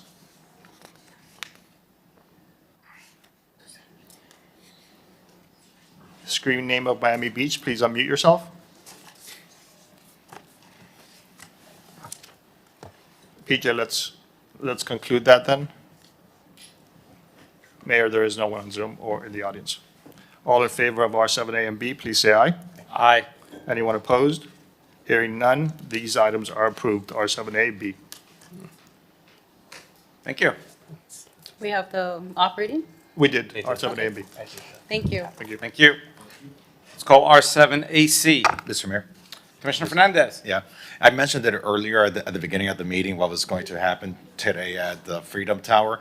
And it happened while we were sitting here in our chambers during our meeting, the very historic nature of the indictment against Raul Castro for the atrocities and the murderous acts that were committed back in 1996 when they shut down the brothers to the rescue planes on their humanitarian mission over international waters. And it happened today that the federal government brought forward these charges against this murderous regime. that has hurt so many in our community, upending their lives.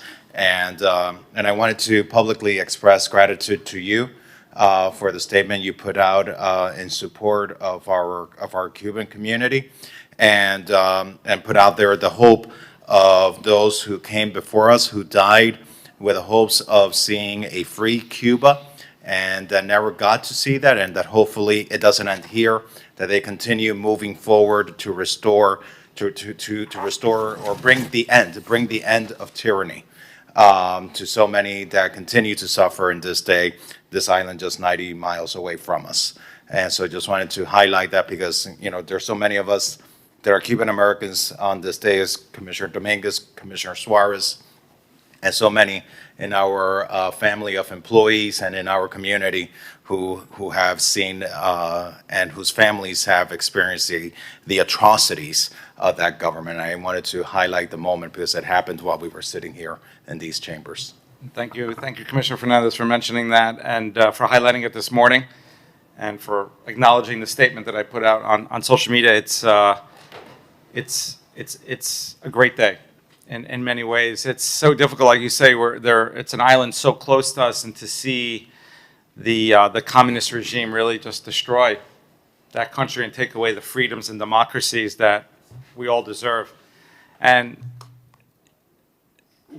like you say, we live it every day because we all have friends and neighbors who are either from Cuba or their parents are from Cuba, and to see the pain that they have to consistently go through to live through this regime that has taken away so much of life and of liberty, and hopefully one day soon we will see freedom and democracy return to Cuba. And when you say the loss of life, is the execution, literal execution of dissidents through firing squads, and the way that they have allowed for this form of government and injustice to spread throughout the Americas. They are the greatest threat in the Americas to our country, and I'm grateful that this day has come because so many that came to this country died waiting for this day to happen. And the 4 innocent men who died over international waters trying to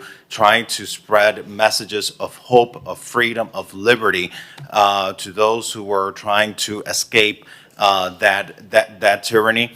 Those families today are living a piece of justice, but justice won't truly happen until Raul Castro is brought to the United States before a court to face the real justice that the Cuban people deserve. Amen. Thank you. Thank you.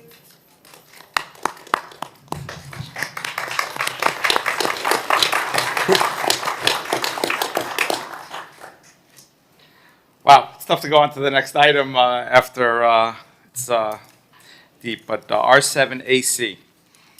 R7AC, approved fee waiver, $33,000 for Miami Business Club, R7AC. Thank you. So this is my item. Thank you. We have Stefan and Natalia from the board of the Miami Business Club who are here. They could obviously answer any questions. Hopefully we're all familiar with them. And just to tee up what they're trying to do and what the importance is. And I believe, Commissioner Magazine, you introduced me originally to the Miami Business Club. So thank you for that. One of the things that we are actively working on is bringing in good businesses. There's a lot of capital flowing into Miami Beach and South Florida right now because of what is transpired here in our city and our region, which is not just national but international in scope. What is happening here? It's an incredible moment for all of us living here right now that we are in many ways the epicenter of the world, and everyone you see some of the largest titans in finance and tech are moving here, certainly business hubs, headquarters, or even family offices are moving here. And I mention all that because the Miami Business Club is part of that migration, part of that ecosystem, and they do monthly a Miami Business Club event at a local, generally almost always in Miami Beach, at a local restaurant or bar. They get anywhere between 75, I've even seen you get over 200 people, young professionals, working in the South Florida region. Now you started also a Fridays event every Friday. So I think I know you're contributing a lot. I think I go to every one of your events. I try not to miss any of them. I think it's important that the residents and the professionals coming see their leadership part of the process. At the same time, you're looking to bring an event. And actually, I'll have you come up and describe what you're trying to bring here. And the reason why I like it is because you're trying to bring something to the convention center, which I have brought items in the past that at times we should activate our convention center more, especially at moments like on a Saturday night when it's dormant. But thank you, Stefan, for being here. Thank you for having me. I'm Stefan Lingmurf, founder of Miami Business Club. So we do these monthly events. We bring in the local business community, and now we wanted to do an inaugural annual gala.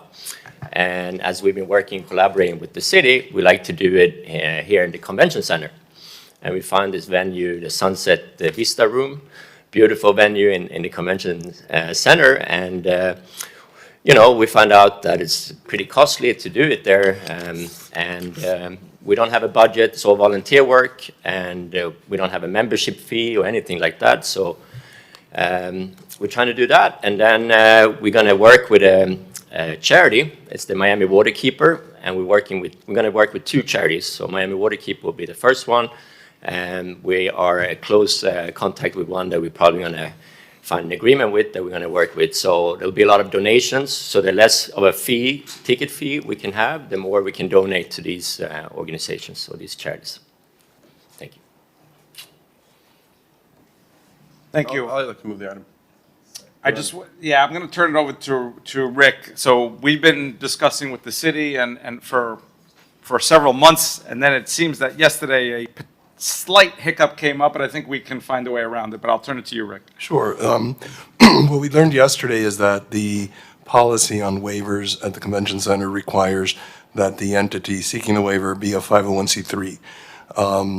Miami Biz Club is a not-for-profit. It just does not have a 501c3 status with the IRS. And if the body wishes, the body could waive the 501c3 requirement.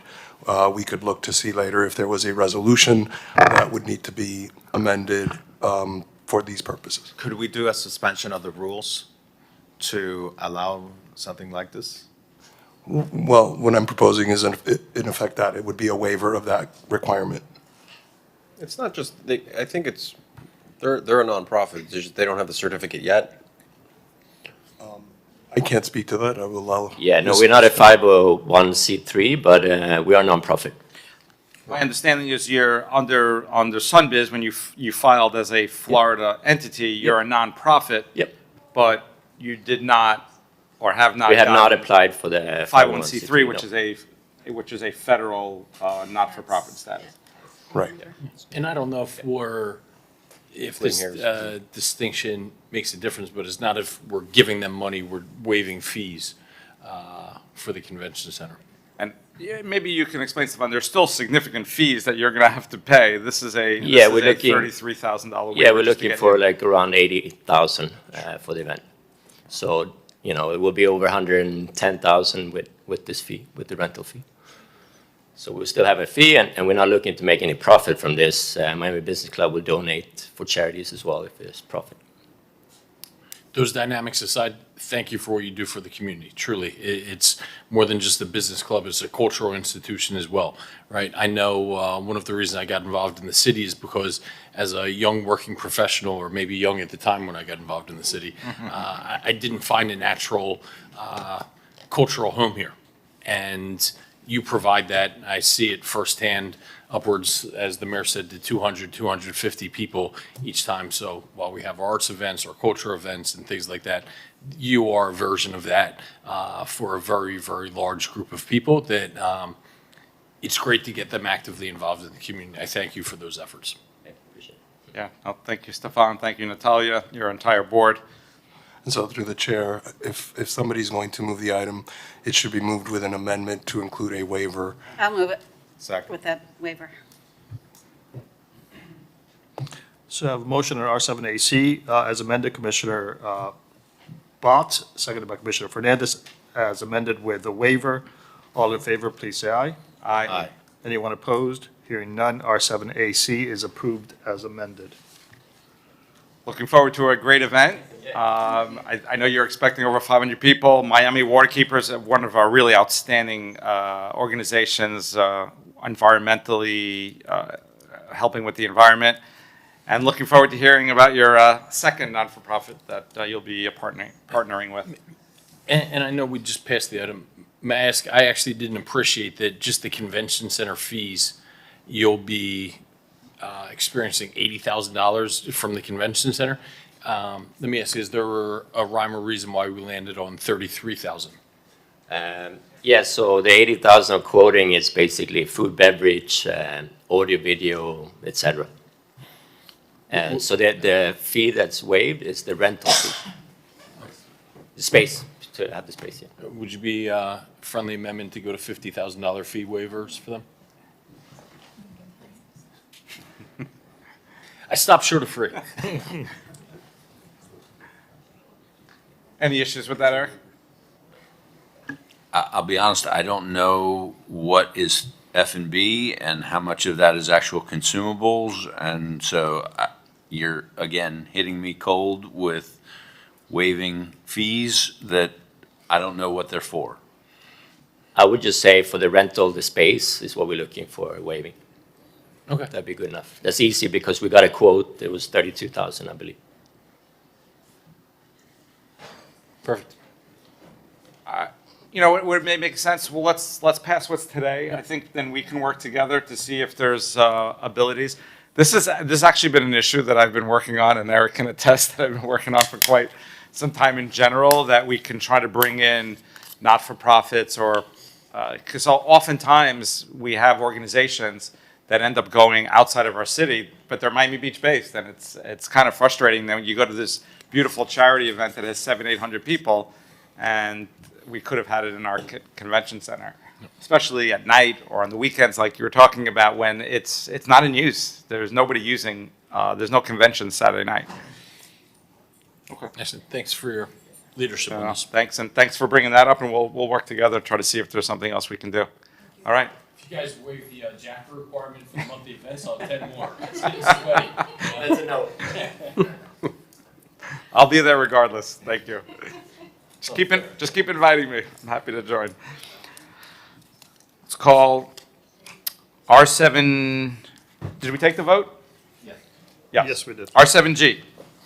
R7G is a public hearing, new lease agreement with LHANC, new daycare facility, 1245 Mid. Good morning, Mr. Mayor, Commissioners. Ozzie Dominguez, Division Director of Asset Management for the City of Miami Beach. This is a resolution accepting the March 4th FERC recommendation, approving a new lease between the city and Little Havana Activities Nutrition Center or daycare at South Shore for a new 3,500 square feet location that also consists of 1,400 square feet of playground area at 1245 Michigan Avenue for 5 years with two-year renewal options. I'll move the item. Second. I have a motion by Commissioner Fernandez, seconded by Commissioner Sword. It is a public hearing. I see no one on Zoom, no one in the audience requesting to speak. Call the roll. All in favor of R7G, please say aye. Aye. Anyone opposed? Hearing none. I'm going to mark the mayor as a yes until I hear otherwise.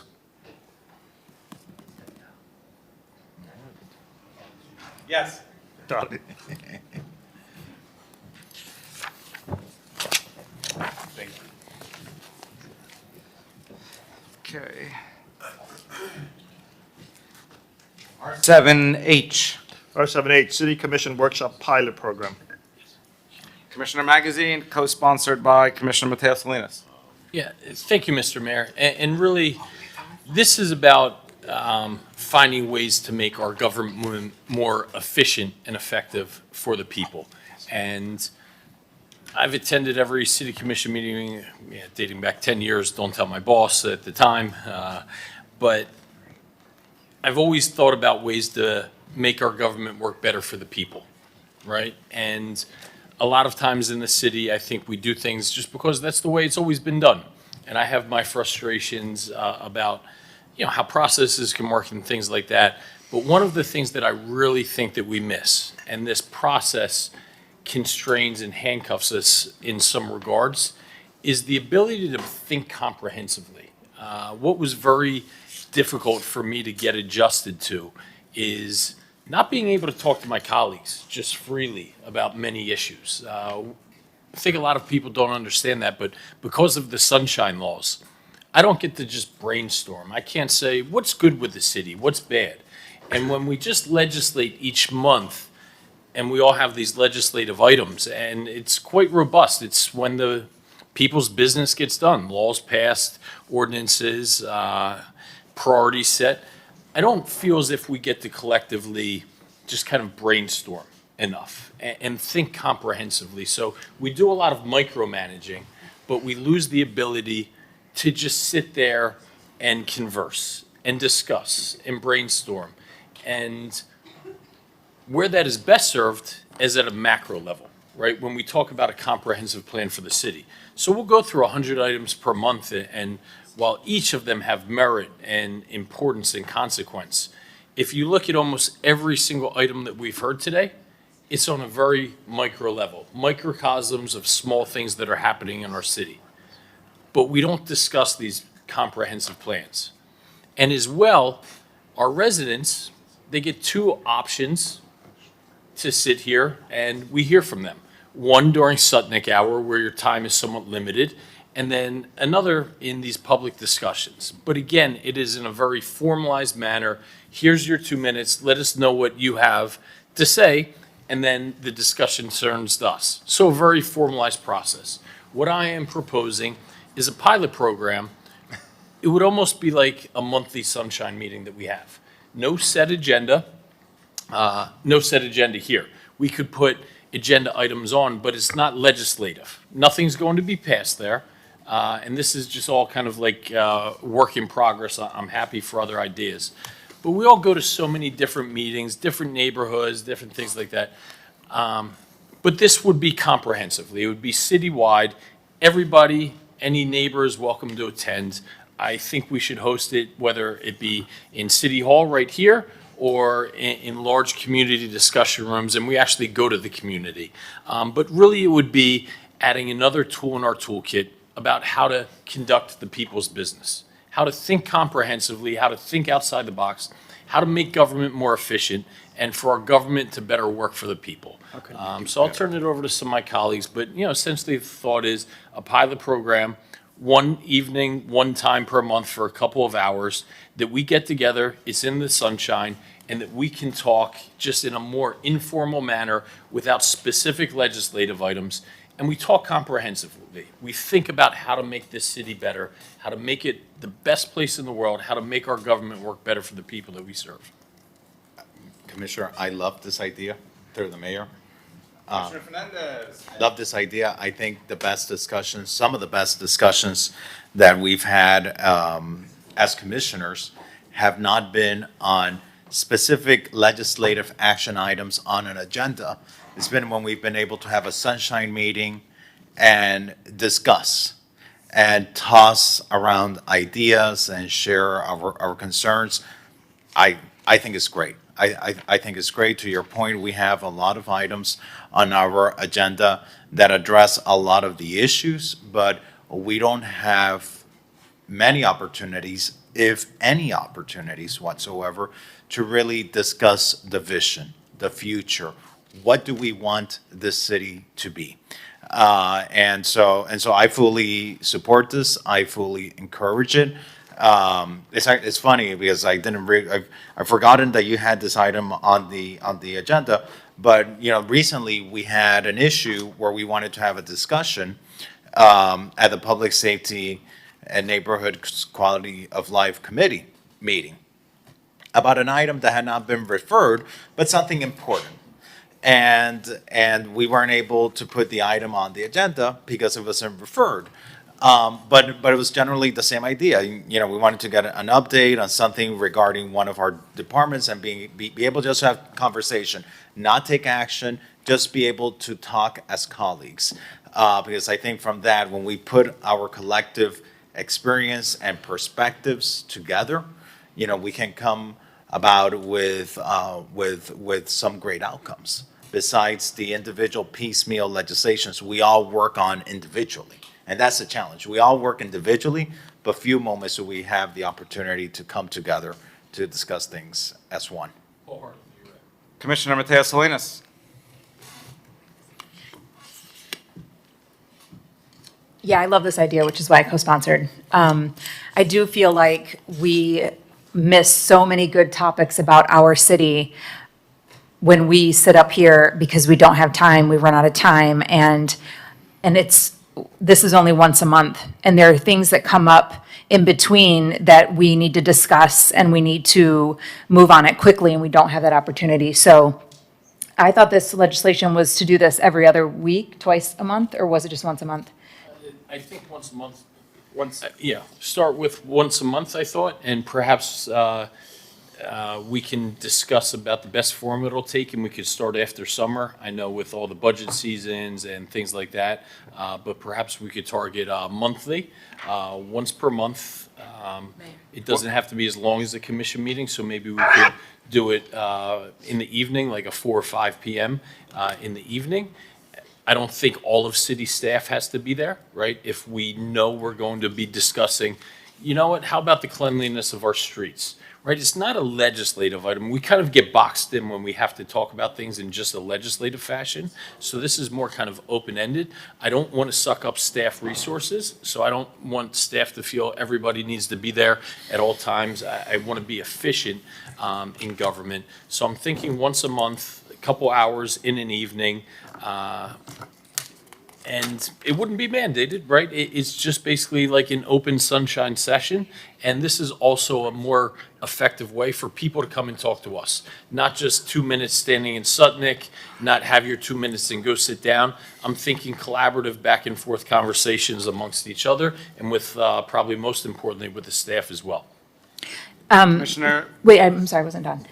Because I would like to see this, and again, it will morph as we start this and see what kind of comes out of this.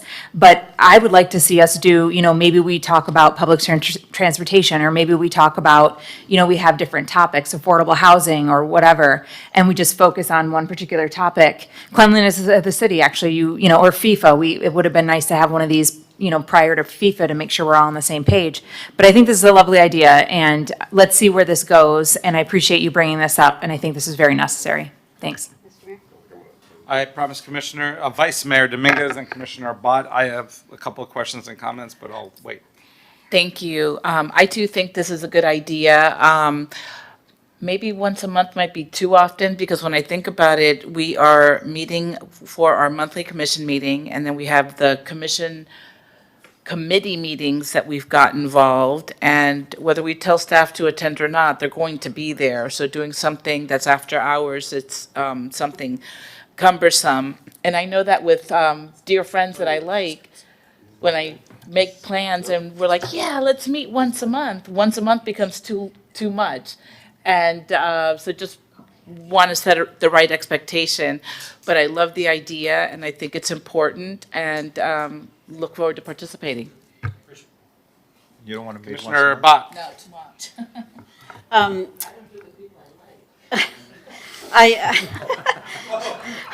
Laura, what are you saying, my man? Like, we're right here. We can hear you. PJ, did you get that? We're right here, Laura. I love this idea. When I was president of MBU and Monica was on MBU with me, we talked a lot about how to have these kind of open community meetings and talk about things holistically. I know when we've talked over the last 2.5 years, as this commission has been impaneled or elected, whatever, sometimes we try to get into holistic discussions and get pulled back because it's broader than the particular item, and I think we're the poorer for it. I worry. I would like to limit the staff's obligation to attend because they actually have families and people they'd like to see more than twice a month. So maybe an idea might be to, as some of the colleagues have said, like pick a topic every month and we focus on that. So, for its transportation, maybe a couple of people show up, but not everybody show up. But I love this. I'd love to co-sponsor it with you, and I think it's a great initiative. Or if thank you, Commissioner, perhaps if we're worried about staff constraints, perhaps 1 month we could do it during the day, and the next month we could center it more towards the evenings, or we could start with bi-monthly. I'm not very dogmatic about this. Oh. I just want to have an opportunity to just discuss more freely a lot of things happening in the city. And the only other thing I wanted to add is no memos being prepared. Like, this is just a conversation, not staff prep time. And I would also say nothing is voted on Yeah. or passed here, because I think that really boxes us in. If I could make a couple of suggestions? Did you want to say something, Nick? No, I was just going to make one comment on the question of memos. The code does require that any item to be discussed, even at a workshop, be printed in the agenda. Now, it doesn't mean that a full memo has to be developed, but Right. the items to be discussed at that meeting would need to be in the agenda. Yeah, right, but nothing of substance. My thoughts on this is one, first of all, the resolution is written, it says every other month. So just that would be my preference to start out with and see how it goes. I would also like to put a 2-hour cap on it. It's one of the reasons. 2 hours, that's it? I alone can talk for 2 hours. Well, That's exactly the point, by the way, it probably predates everybody here, but when I was a baby commissioner about 6 years ago, we used to have commission meetings till 11 or 12 o'clock. And then the commission put on legislation that we had to end at 7 unless, as you know, which is incredible is we hear as many, if not more items, because everyone knows there's a time clock running. So I think we need a clock, whatever that clock is. It's sort of like, think about it in a basketball game. If you didn't have that 24-hour shot clock, teams would hold the ball for several minutes. Wait, I'm sorry, did I'll you just sprint use a for- basketball analogy, I not a did. baseball analogy? You know, baseball has no, well, now they do have a 20-pitch clock, so thank you, yeah. If you soften to 3 hours, I'll provide pizza for the collective group for the first meeting. Kosher?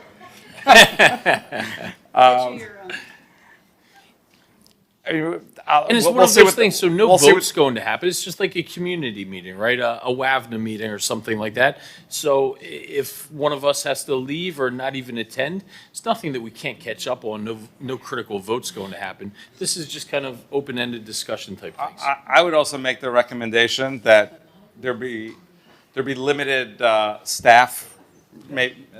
For example, in our budget meeting, you literally have our entire directors of the departments there, and I understand but I think for this, we don't want to be utilizing all our department heads to. Wholeheartedly agree. Yeah. Okay, so we're agreeing to every other month. 2.5 hours? 3. Let's start with you. You got me on every other month. I conceded every other month. Let's go. All right, I won't push it. I might have to 4:30 to vote, 7:30. Yeah, let's do that, that's good. Yeah. It Up to 3. Yeah. Yeah, at least it crystallizes everyone to get their thoughts in, and are you envisioning specific topics? For example, do you want to have a meeting that discusses specifically transportation? I wouldn't want to ring fence ourselves. So one, I just want to start with the urban planning of our city and take it from there, right? See how it goes, what works, what doesn't, where can these changes be made? And I think those discussions are incredibly critical for our city, but it doesn't fit in these nice boxes for legislation, right? I don't have this, we need this for urban planning, but I do want to open-endedly discuss with our colleagues. Who's the moderator? Who's the chair? I would say the mayor. Do we need a moderator? I mean, if No, it's- but just somebody like, if push I'll comes to shove. bring the yeah. gavel and. If somebody goes for the last slice of pizza, yeah.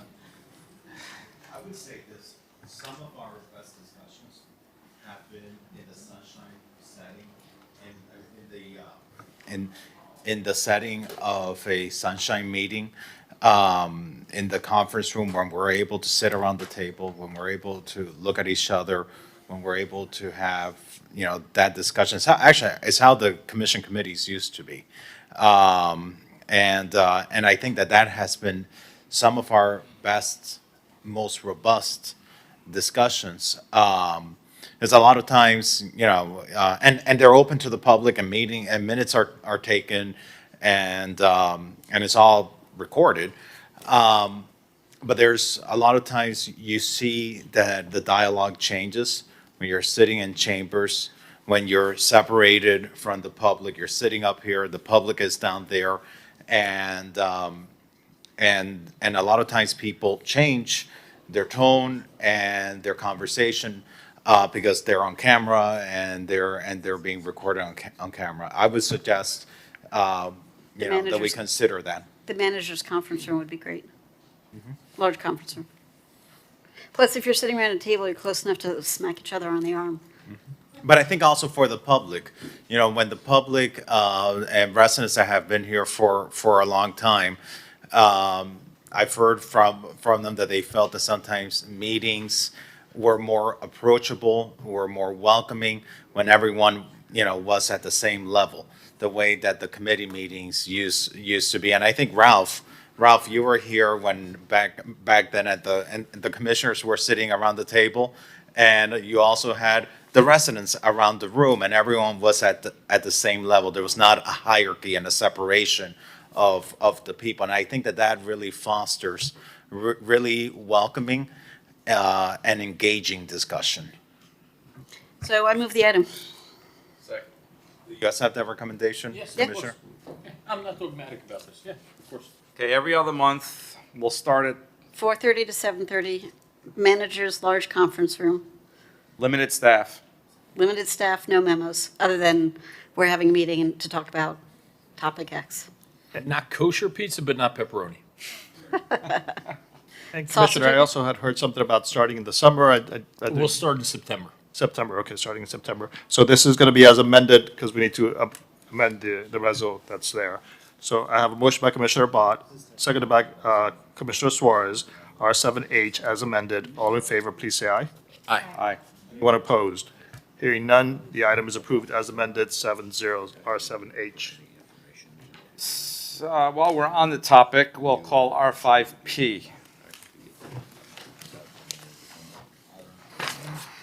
R5P is an ordinance of the Mayor, City Commission of the City of Miami Beach, Florida, amending Chapter 2 of the Code of the City of Miami Beach entitled Administration by amending Article 2 entitled City Commission by amending Section 2-14 entitled Meeting Procedures and Agendas to modify the limits on the number of referrals, discussion items, resolutions, and ordinances for City Commission meeting agenda, and providing for repeal or codification, servability, and an effective date.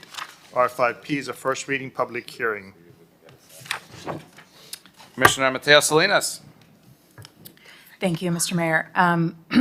So at the risk of making seven enemies up here, I do believe that less is more. And I'm attempting to limit how many items we all put on the agenda because the more we have on here, the less we get done. Again, the more we have on here, the less we get done. And we see that month after month after month after month after month after year. And so I just want to emphasize quality over quantity. And listen, they're all very much needed items. I know a lot of them come from our residents, but I just want, we've been legislating like this since the 80s, 70s, and I just want to look at maybe our internal practices and policies to see how we can do things more efficiently and get more done. I know we want results. We all want results. And let's, look at ourselves in the way we legislate and what we put on here. And, if we can maybe skip an item, withdraw an item here or there. And listen, if I don't get support and this it fails, I'm not going to be mad at anybody. I'm not going to not vote on your item or anything. So respectfully, I'm just trying to figure out a way that we can get more done.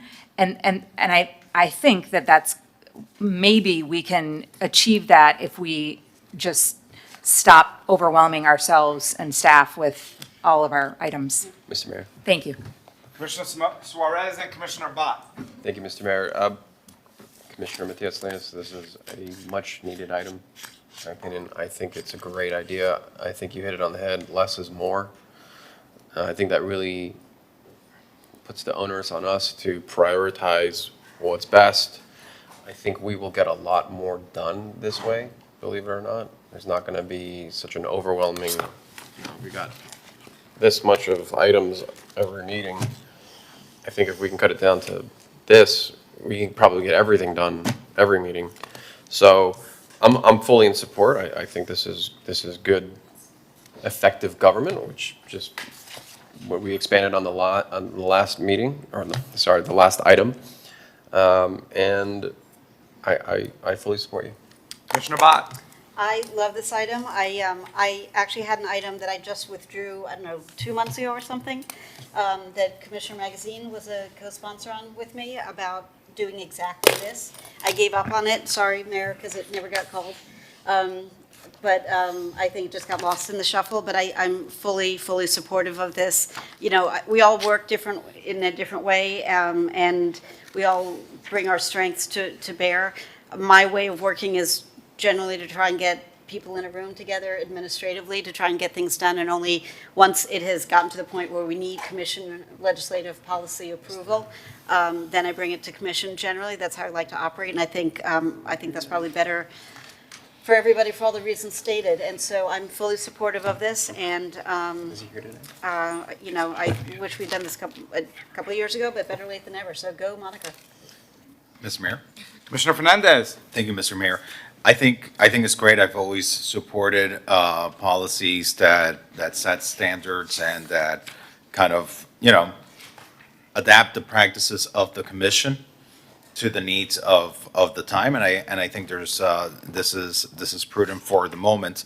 I do see that the policy would be able to be waived by a 5/7 vote. That's correct. All right. What's your thinking? I mean, if we're going to pass the policy, if we're giving ourselves an out from the policy, you know, you know, I just would say, if we're doing the policy and this is where we're going, okay, let's commit ourselves to it. Let's not give ourselves a way around the policy. If we really are committed to this, let's commit ourselves to it so that then we can really work to make our agenda more efficient. Otherwise, you know, it's easy to get that 5/7 vote because we're going to be courteous of each other. It's a professional courtesy to each other. We understand at times, you know, someone may have 4 referrals, but they might need to put 6 referrals to a committee, and we're not going to get in each other's way. And so we, in essence, are baking in there what's going to make this policy ineffective by putting a 5/7 vote. And so I would just suggest, let's remove that 5/7 and try to implement your policy of no more than 4 referrals to commission committee on a regular agenda. I'm fine with that. Commissioner Magazine. Yeah, thank you for this, Commissioner Mateo Salinas. I wholeheartedly agree with you, very much supportive. And it's not just about us doing less is more, but it's also a lot of, if not all of the legislation that we do is for staff, right? So we have the ideas, they're the ones carrying out the execution. So I think we've gotten to a point where less is more, not only for us, where we can actually concentrate on better things, but for the ability for our staff to be able to execute. One of my favorite quotes, I'm just paraphrasing it now because I have the transcript in front of me. It was Jeff Bezos, one of his mentors at Amazon, came and said, "Jeff, you have enough great ideas to destroy Amazon." And he laughed. He said, "What do you mean?" He goes, "You have to release your great ideas at the right rate," right? And I think that's something that we have to come up with because we have this monthly deadline of, okay, here's our agenda, let's get these items on, and we're not giving adequate time for these ideas to turn into execution. And that's how you get that operational efficiency. So we have enough great ideas, maybe not to destroy Miami Beach, but to not allow these ideas to actually get executed to improve our city to the degree I think that it can. So I think limiting some of that not only helps us, but it's going to help our staff operate and execute more efficiently as well. That's I like that. I like that quote. You've now quoted Jeff Bezos twice today, though. Doing it one more time? No, I think you hit your quota. No, I already have it lined up for the 5 p.m. Rate discussion, so give me a little leeway. All right. Commissioner Dominguez, Vice Mayor Dominguez. Thank you. So I like this item as well, but I'm hesitant about taking away being able to vote 5/7 because it's not like this item trims it, it cuts it in half, and that's pretty significant. And we're a city that has many things, many moving parts, it's fast-paced, things could come up that are important, and then now you have to wait until the following month. So I think we should keep the 5/7 or increase it by a little bit, because it is a severe cut, it's a big slash. Can it be like currency? Can I sell some of my items to Alex? No. I think it worked the other way A around. TDR. The TDR. I mean, if I could just respond to that, I think, number one, it's going to force us to be more selective about the items that we place on the agenda. And I think also, number two, if we also stick to the rules that we already have in place, the resolutions that we've already adopted as to the amount of time that we all get to speak and that type of stuff, we would be able to get through all of our items. And we've already passed safeguards on that. And so I would just say, if we really are putting out there that we're going to be limiting ourselves to no more than 4 resolutions per agenda, no more than 2 ordinances per agenda, and no more than 4 referrals per agenda, then I think we have to commit ourselves to that. Does that mean, so if something goes to the planning board, let's say, you introduced a referral of legislation that goes to the planning board, and now that comes back, is that new business that counts against your 2 ordinances? No, that would not be. So this is new. Placing an item on the agenda. So this is new policy that's coming forward. How about resolutions? Because I see there's a distinction in the legislation that says it's a limit on the number of new ordinances per meeting. But then when you look at discussion items and resolutions, you have a limit of 4, but it doesn't distinguish between new or items that weren't reached, or resolutions that are coming out from committee as recommendations. And so, as written right now, how do you interpret that? Sure. So the language is no more than 4 may be placed on an agenda.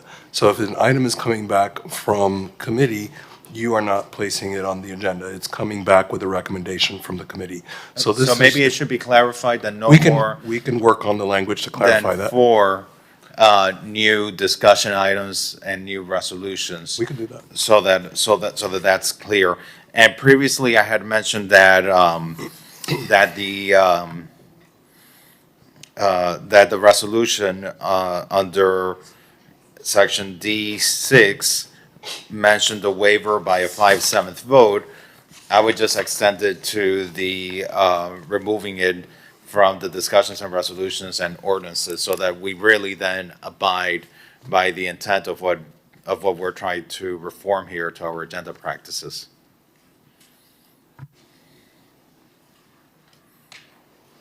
If that's fine with the sponsor, Well, I hear that, I'd like to hear from everyone else, because it sounds like, Commissioner Fernandez, you're okay with removing the 5/7 of a vote, but then Commissioner Dominguez, you're not. And so, and I'm okay either way. I had written this so that there would be 5/7 of a vote waiver, because if there is some type of emergency item or emergency that we need to hear, then it could be waived. But I see both of your perspectives, so I'm curious to hear what other colleagues say on that.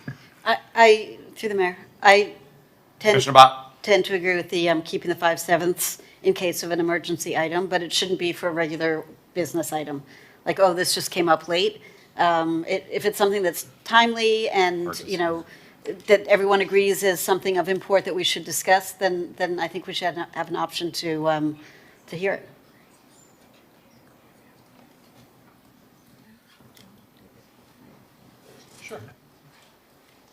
and so are we keeping it or are we removing it? what are you accepting?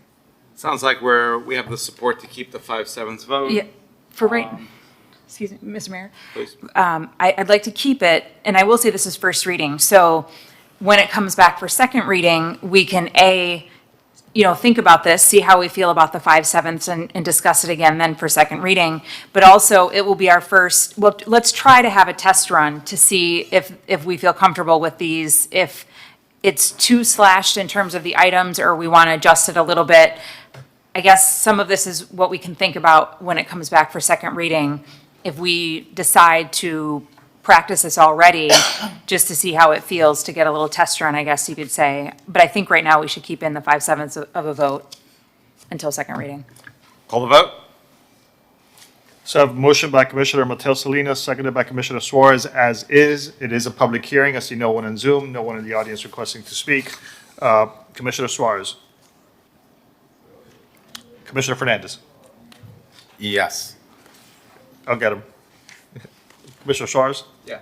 Commissioner Bott. Yes. Commissioner Magazine. Yes. Commissioner Mateo Salinas. Yes. Vice Mayor Dominguez. Yes. Mayor Minor. Yes.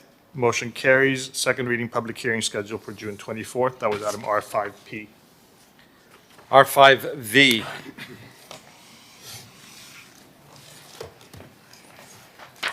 R5V is an ordinance of the mayor and city commission of the city of Miami Beach, Florida, amending chapter 82 of the code of the city of Miami Beach, Florida, entitled Public Property by amending Article 3 entitled Use of Public Property by amending Division 1 entitled Generally by amending Section 82-72 thereof entitled Commercial Vessel Activity Hours of Operation at publicly owned marinas by amending and refining eligibility criteria for commercial vessels, activity at public marinas and public marine facilities, and providing for repeal or severability, codification, and effective date. This is a first reading public hearing. It is item R5V. Commissioner Dominguez, Vice Mayor Dominguez. Thank you. So currently, yacht operators have a BTR and then a number of boats under that one BTR. What this item does, if there is a violation that is not public safety or quality of life related, the city manager has the ability to allow them to continue operating. The way the ordinance is written as is currently, any violation from any of the one boat would prevent them from operating. So this just gives them, makes it a little fairer, because with 15 boats, 20 boats under a BTR, everyone's trying to make sure that compliance is done, but provided that there's a one-off that's not public safety or quality of life related, they'll still be able to operate. And with that, I'll move the item. Second. Just, It is a public hearing. I see no one in Zoom, and I see no one in the audience. If there's no discussion, may I call the roll? I just got a couple questions. Maybe Yeah, I so can do ask I, the attorney. but go ahead, and Commissioner Suarez. So can we just clarify exactly what this does? Because, so you're saying if there is a boat owner who has 15 boats and one BTR, or is it 15 BTRs? One BTR. Is that common? Not 15, not necessarily, no, but multiple boats on a single BTR, yes. So can you just go over the background again from the legal perspective? What Yeah, this I mean, does? as to how we got here? No, what exactly does this ordinance do? Okay, so previously, the city commission rolled back the cessation of commercial vessel activity at public marinas and public marine facilities from 9 PM to 7 PM. And you all also established an application and exemption process whereby a commercial operator who has no prior violations in the previous 2 years and has been conducting business in the city of Miami Beach for at least 2 years would be eligible to apply for an exemption to continue activity until 9 PM each evening instead of having to stopping at 7, subject to the city manager or his designees, sole discretion and approval, and that would allow them to do so. The commissioner's ordinance is the same thing, but it slightly expands the criteria and allows an operator with one violation in the past 2 years. Again, they have to have been operating previously at least 2 years continuously in the city to even apply for this exemption, but it will allow them to apply apply, again, subject to the city manager's discretion as to whether or not he wants to grant them the exemption to continue till 9, or or denies it, they have to stop at 7. And as the commissioner said, he'd look at such factors as the nature of the violation and whether it affected public safety or residents' quality of life. And I'd assume if it's one of those type things, he may be more inclined potentially to decline it and say, listen, you got to stop at 7 p.m. And if it doesn't involve something like that, it's more ministerial or administrative what their violation is, he could grant it and allow them to continue operating till 9 p.m. If they were to pick up a new violation, so if an operator has the one, if you all adopt this, and they have the one violation, they apply for it, city manager grants it because it's administrative or ministerial, the one violation. If they were to get a new violation, they'd be automatically revoked, unless and until the issuing authority dismissed the citations or violations or they prevailed at final appeal. So again, because you spoke pretty fast, Mark, but you guys, if they, I love that about you, actually. I'm trying. I hear you get a lot of conversation. information I hear very it. I quickly. hear it, bro. So we're basically saying if they already have a violation, they can still apply? If they have a violation, they could still apply. It'd be subject to the city manager's complete and absolute discretion. He'd look at, again, the nature of the violation. Did it involve public safety? Did it affect residents' quality of life? And he'd make a determination, but allow them the opportunity Right to now, at if least you have apply. any violations within 2 years, you cannot operate till 9 o'clock. Say that one more time, I'm sorry. Right now, if you have any violations in the past 2 years, you cannot operate till 9 o'clock? Nobody operates till 9 o'clock. Everybody stops at 7. If you have no violations in the past 2 years and you submit an application and the city manager approves it, then you can go till 9, yes. This would allow someone with one previous violation, presumably a ministerial or administrative violation, to go till 9 if they apply and the city manager approves it. What is an administrative violation? It would be something that's not like substantive, where it's not a noise violation, where there's not like a huge conglomerate of fistfights and, indecent exposures or something like that, where it's just something they didn't pay a BTR thing, something ministerial. Yeah, I just want to be careful, is that let's say they have violated the curfew. Okay. Does that qualify? Yeah, anything would qualify for the city manager's review. And again, he's going to look at it and make a decision, because they could violate the curfew, the 9 o'clock curfew, and come in at 9:03 with 6 Meaning, guests. like, And if they- and they're quiet, and there's no problem. Meaning, let's say they violated the curfew within the last 2 years. Does this prohibit them from applying, or no? If they violated the curfew last year and that violation was upheld, or they failed to appeal it, they could not even apply. They would have to cease activity at 7 p.m. for at least 2 years from the date of that violation. Right now, they're out cold. This would give them an opportunity to at least apply for the 9 p.m., subject to the city manager's approval. And so this basically says if you had an administrative issue, like you forgot to pay your BTR, then you can, okay. Yeah, and it doesn't, it says, listen, it says you can apply if you have one violation irrespective of what it is, but it provides factors for the city manager to look at as to whether or not he should give them the exemption and let them go till 9, or deny it and keep them at 7, based upon, again, the nature of the violation. Did the violation involve public And safety, again, health, welfare? Did it disrupt? Again, so we're allowing the operators to open business or finish their business at 9 p.m. at public marinas. If they apply for this exemption and they're granted the exemption, yes, they could continue activity till 9. It would not have to cease at 7 p.m. That's correct. And the only public marina is Miami Beach Marina, correct? In Miami Beach. Think so, but I wouldn't swear to it. Okay. I don't know if through the sponsor, has SOFNA weighed on this? Because I don't know, I don't know if they're going to be okay with opening the door to 9 p.m. I know, I believe one member, Keith Marks, is on the phone, but let me comment, if I may. Of course. Yeah, I'm concerned about this. I'll tell you why. Well, one, I was the sponsor of a couple of the items that limited the charter. You and I both. votes, and then Commissioner Suarez as well. So just quick history, 4 or 5 years ago, we had a problem. There was no limitations. There was it could be 24/7, major problems, constant complaints from the south of 5th residents. So we put in the 9 o'clock PM. It worked fantastic.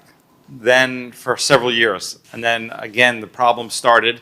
So then we put on legislation that I believe you and I put on, Commissioner Suarez, to put it on till 7. I guess some of the operators were concerned about that, worked together with us and the South of 5th Neighborhood Association and said, you know what, if you don't have any issues, we'll keep the 9 o'clock, but only if you don't have those issues for 2 years.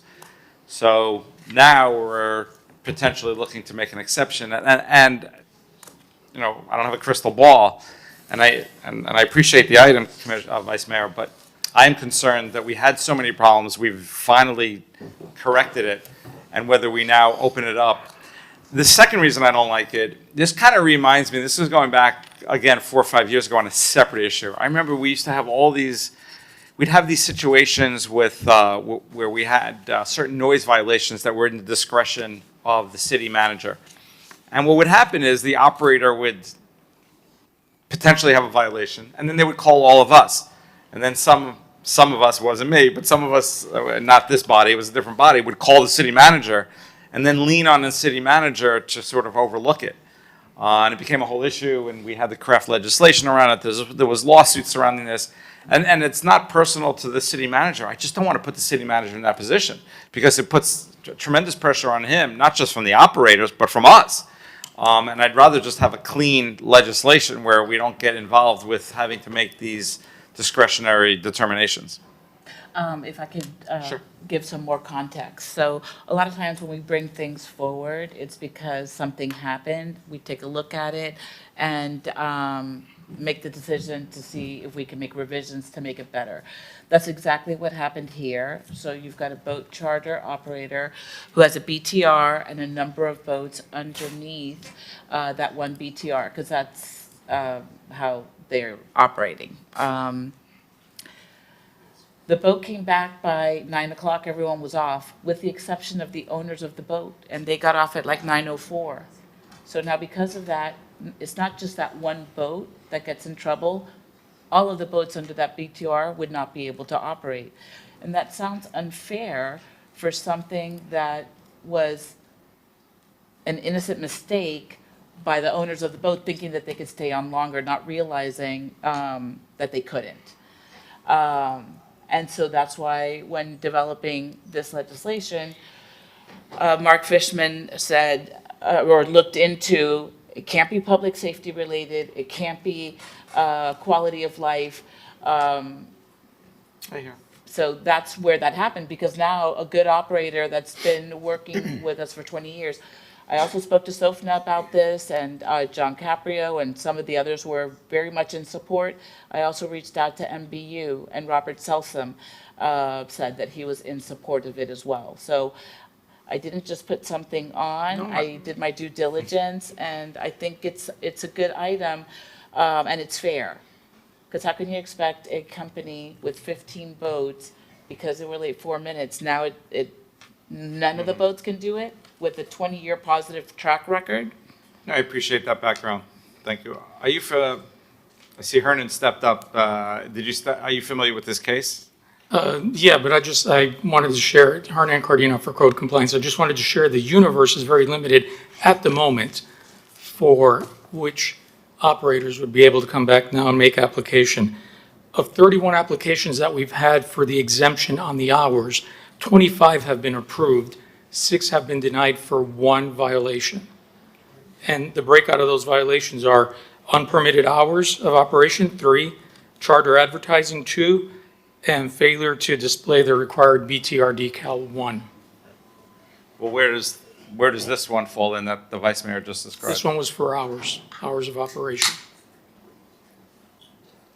Because the ordinance says the boat's supposed to be dark and all activity's supposed to cease by 9 p.m., not just pulling up to the dock and beginning your unloading process. Mr. Mayor, I think we have Commissioner Suarez. I think we have Keith Marks on the phone. Yeah. I don't know if you want to Yeah, open up the please. public comment, because I'd like to hear what Soph has. It is a public hearing. I'm going to call Keith Marks. Go ahead, sir. Unmute yourself.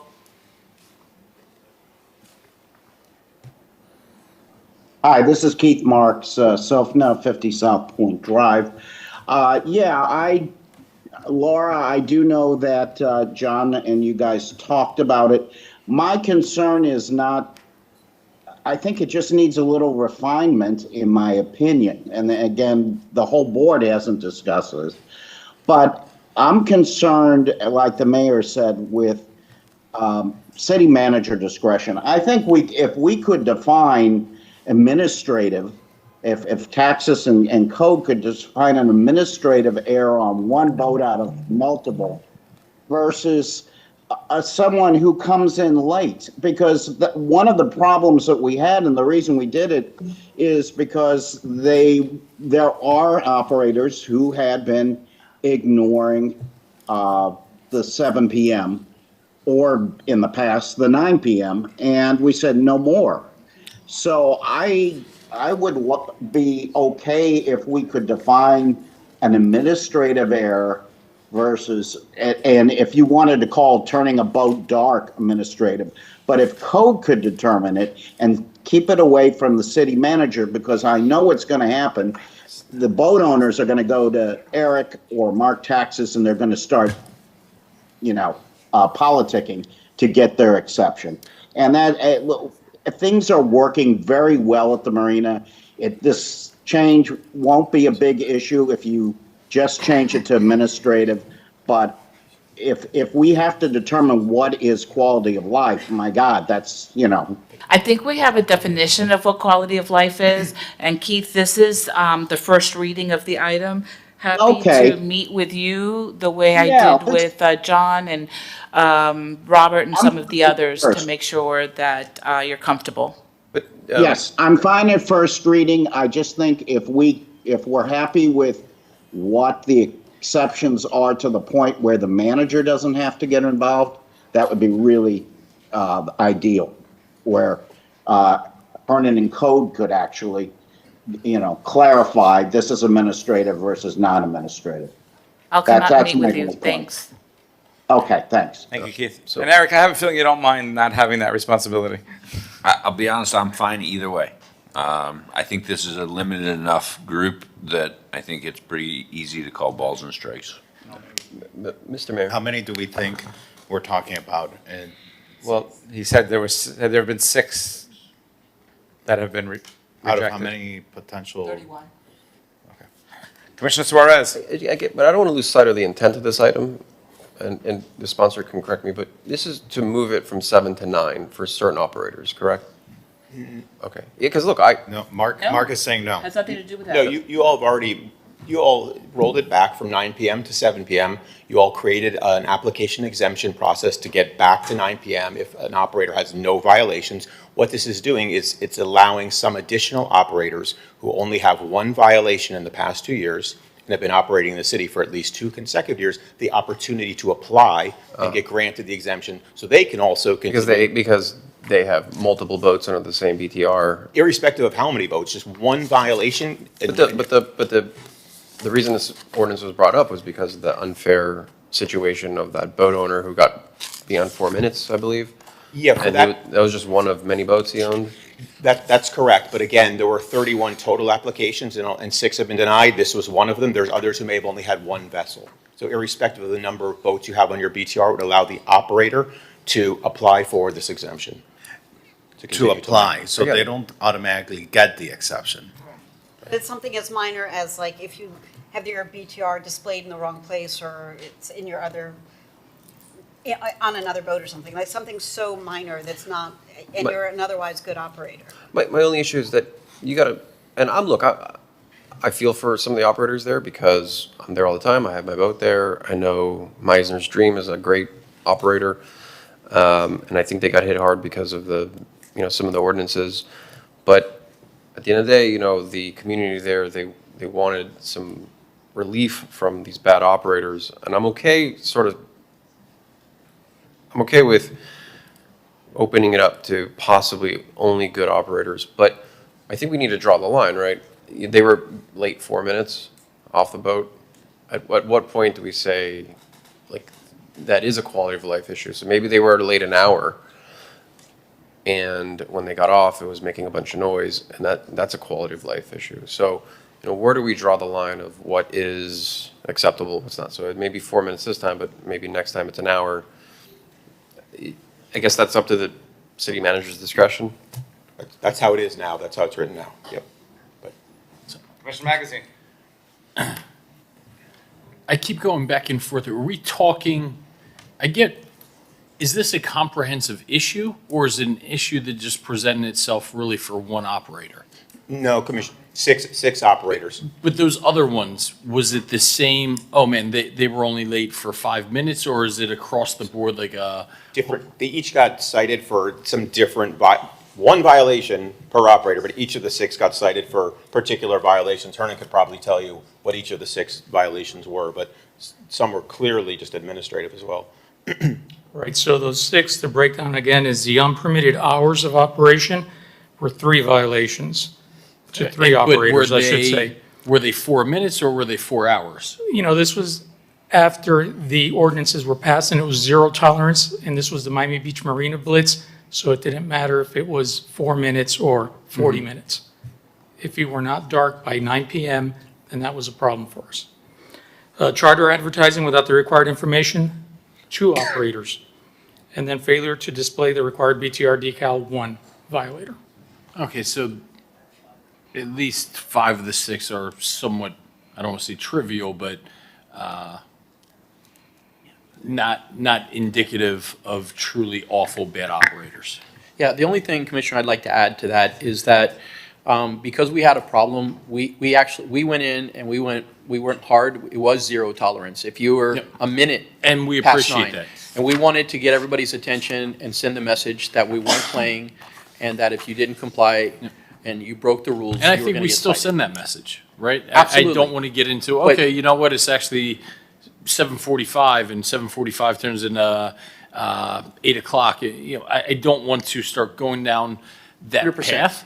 But on this one, though, we had an operator that was back in 15 minutes before 9, and then a couple of the people just weren't off, I think the owner and someone Right, else so, I weren't mean, off the boat.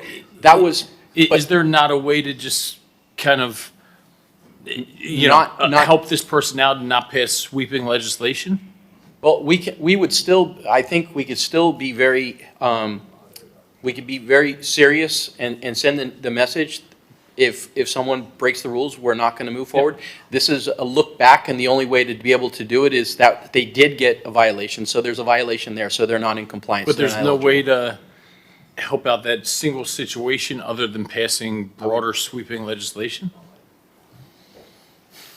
Not really. I mean, you all did pass the legislation saying no violations in the past 2 years, and they, as Mark said, they have a violation. So I don't think either Mark or Eric, Floyd or Schroeder Did would you feel just say the comfortable. city manager now can take that discretion? And Yeah, if you guys gave it to him and adopted this in 2 readings, yeah. But now, right- we can't. right now Now it it says does not. 0 violations. But right now, it's not. That's right, that's right. Okay, this is first reading. Call the vote. Have a motion by Commissioner Dominguez, seconded by Commissioner Fernandez. Commissioner Magazine. It is Yes. a public hearing, by the way, no one on Zoom, no one in the audience. Yes, though I want to see, be sure that, you know, the neighborhood association and other stakeholders are aligned with, I know the sponsor's working very closely, so as long as that continues and everybody's generally in support, I'll continue at second reading, but yes, for first reading. And I just want to make sure Keith said that he was okay with this? With first reading, and I'm going to meet with him in between the two. All right. So Commissioner Magazine was yes, Vice Mayor Dominguez. Yes. Commissioner Fernandez. Yes. Commissioner Suarez. Yes. Commissioner Mateo Salinas. Yes. Commissioner Bott. Yes. Mayor Minor. Yes. Motion carries. Second reading, public hearing is June 24th. That was R5V. R5AI.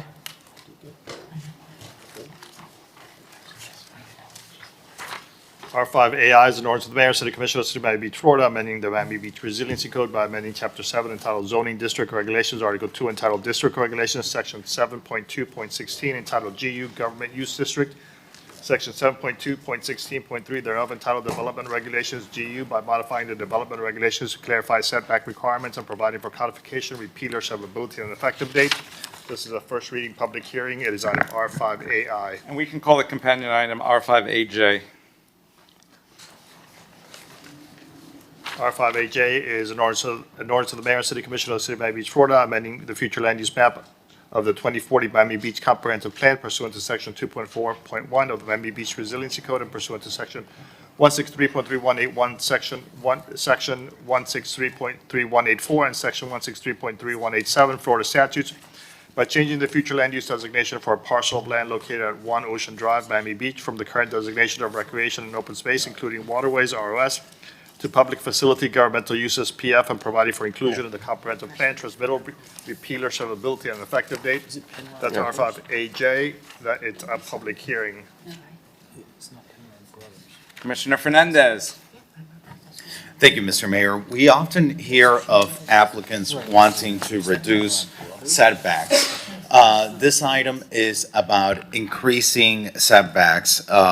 In some areas, south of Sixth Street, zoning rules require the buildings to stay within both a minimum setback and a maximum setback, and this ordinance removes the maximum setback requirement for GU zoned properties, and the change is intended to give the city more flexibility when redeveloping public properties. And this went to the planning board and it received unanimous approval, and I move the item. Second. Vote. There is a public hearing, no one in Zoom, no one in the audience. I'm going to call the roll under AI. AI requires 5/7 vote. Commissioner Magazine. I apologize. We were speaking with the Deputy Chief of Staff. Can we just surmise that in 15 or 20 seconds? Apologies, Commissioner. The main purpose is to clarify and change the setback requirements for government-owned Okay, yep. properties. Yep, To perfect. increase. No, to Decrease. actually give more flexibility. Correct. Yep. Yeah. Thank you, Commissioner. Yep, all good. So Commissioner Magazine is a yes. Vice Mayor Dominguez. Yes. Commissioner Fernandez. Yes. Commissioner Bott. Yes. Commissioner Suarez. Yeah. Commissioner Mateo Salinas. Yes. Mayor Minor. Yes. Motion carries. The item is approved, 7-0. Second reading public hearing for both items, R5AI, R5AJ, will be June 24th. R9E.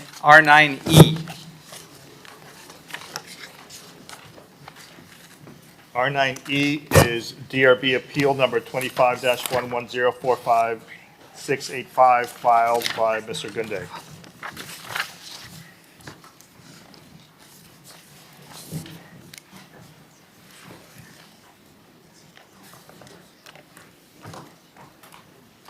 Welcome aboard, Nick. Thank you, Mayor. Thank you, Mayor. Take us away. This appeal was first heard by the City Commission at its meeting on April 22nd. You heard oral argument from all of the parties.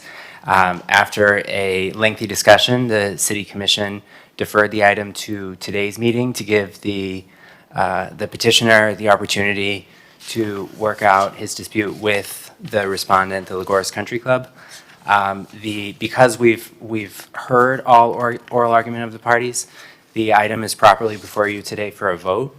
I would just remind the City Commission that to reverse, modify, or remand the decision of the DRB, a 5/7 vote is required, but otherwise the decision of the board would be upheld. Say that again? So to reverse, modify, or remand the decision to the DRB, an affirmative 5/7 vote is required.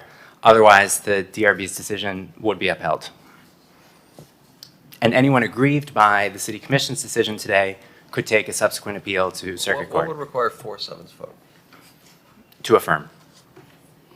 And what if there's no motion to affirm?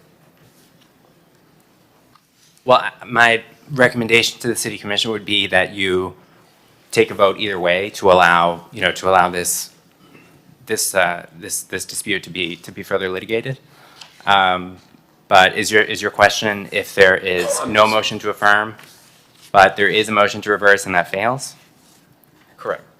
Well, since you need an affirmative 5 votes to reverse, if a motion to reverse is made and seconded and that motion fails, the result is that the DRB's decision was upheld. And would there be any sort of motion to require a 4/7 vote to?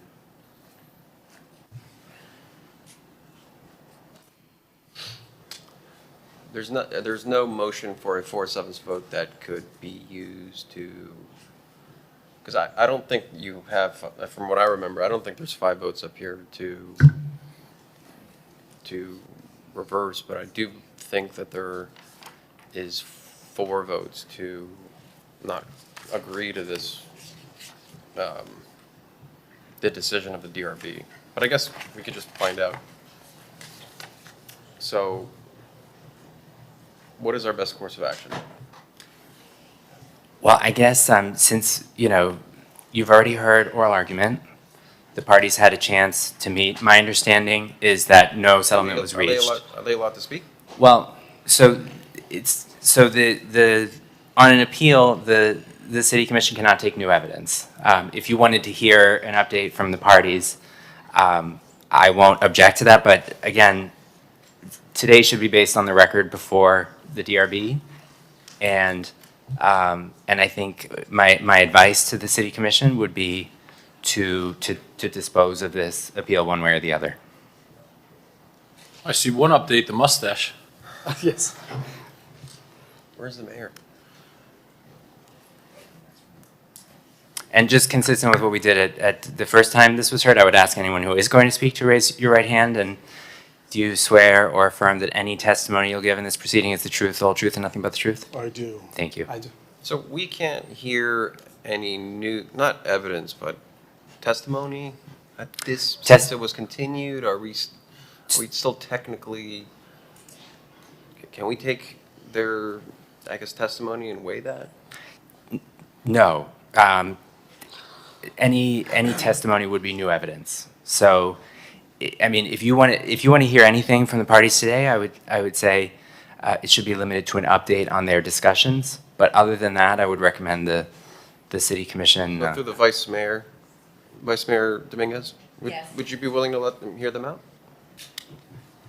And again, my We're advice would be prepared to give an update, Madam Vice. just on the narrow issue, Madam Vice Mayor, of any update since the last city commission hearing on April 22nd. That Right, the last time that we met, they were supposed to talk amongst themselves and potentially come up with an agreement. It sounds like Yes. none of that happened. Correct. So what we're voting on today is simply, did the DRB do their job? Correct. So again, to reverse, modify, or remand, a 5/7 vote is required. And that vote would have to be based on either a failure of the board to provide procedural due process, a failure to observe the essential requirements of the law, or that the DRB's decision was not supported by competent substantial evidence. If the city commission does not make any of those three findings, then the decision of the DRB must be upheld. Okay, and if a commissioner needs a refresher or reminder, is that what you're asking for, Commissioner? They're willing to Yeah. give an update to the. Right, but we should probably get an update. Yeah, I'm prepared to start if that will get us off the dime. Is that okay, Madam Vice Mayor? For me to start? Graham Penn, 200 South Biscayne Boulevard, here on behalf of the Gorse Country Club. I just wanted to introduce, we have Peter Hochfelder, our president, is here with us today, Scott Robbins, also from the club, and of course, my partner, Michael Larkin. As we conclusively demonstrated along with Mr. Alexander of the City Attorney's Office last month, this appeal has no merit whatsoever. However, we did take the commission's directive and reach out to Mr. Gunday and his counsel to discuss potential resolution of his concerns. The week after the meeting, we reached out via email to Mr. Brooks, who's Mr. Gunday's attorney, to set a meeting. We ultimately had that meeting. Now, that meeting was not incredibly successful, but subsequent to that, we provided Mr. Gunday with a letter, and after that, a set of proposed conditions that if he withdrew his appeal, we would agree to proffer to the commission. Those conditions included significant substantive revisions to the plans related to the paddle courts, as well as operational changes. The response we received from Mr. Gunday today was a recitation again of his claims that the use itself was somehow illegal, which again, as we discussed at length last time, is not within the purview of the DRB, nor the purview of this commission in reviewing that appeal. The consistency of our use of the paddle courts with the code is within the realm of the planning director, who made the determination before this application went to the DRB that it was consistent. So I'm going to reiterate again, we reached out, we worked very hard and spent a consultant time and money to arrive at very elaborate conditions that we would propose to reduce the impact on Mr. Gunday, which he has rejected. So at this point, we would ask you to deny the appeal today. Thank you. And I can provide any additional information if you're interested. Mr. Gunday, please. Yes, so unfortunately, I have been reaching out to the golf club for the past 6 months, trying to schedule a meeting, and they denied every single opportunity that we could have to speak. I sent proposals to change the location of these. I said maybe you need to shift them towards the parking area, and maybe you can even build a parking structure and put these next to them or above them, the paddle courts. Because next to my home, I would have no view, I would have no life if you put the paddle courts right next to my house. I have a beautiful view right now, it's all open, it's green, and it's gonna be like a wall, it's a 10-foot wall that they're trying to put. And then also, they wanna put paddle courts, they're gonna have these big lights. Unfortunately, you know, those lights are really strong, and you can't really live next to them. So I'd like to ask everybody here to not approve this planning board decision and reverse it. Because if we continue like this, you could also start building other things on the golf course. And if you look at the view, I wanted to give you the picture of what my view currently looks like. My house is right here, the red dome, the red roof. It's all open. And the setback rules say, based on Miami-Dade code, it has to be, based on Miami-Dade code 3320, it has to be 75 feet, any structure that you build. And paddle courts are structures, they're not just a court like a tennis court. And that's why I actually presented that during the Sutnick hour the last time.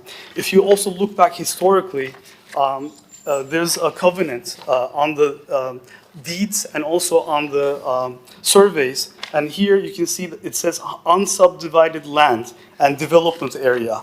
Why would they have put that on the survey back in 1920s if this was not to be, abided by? Thank you.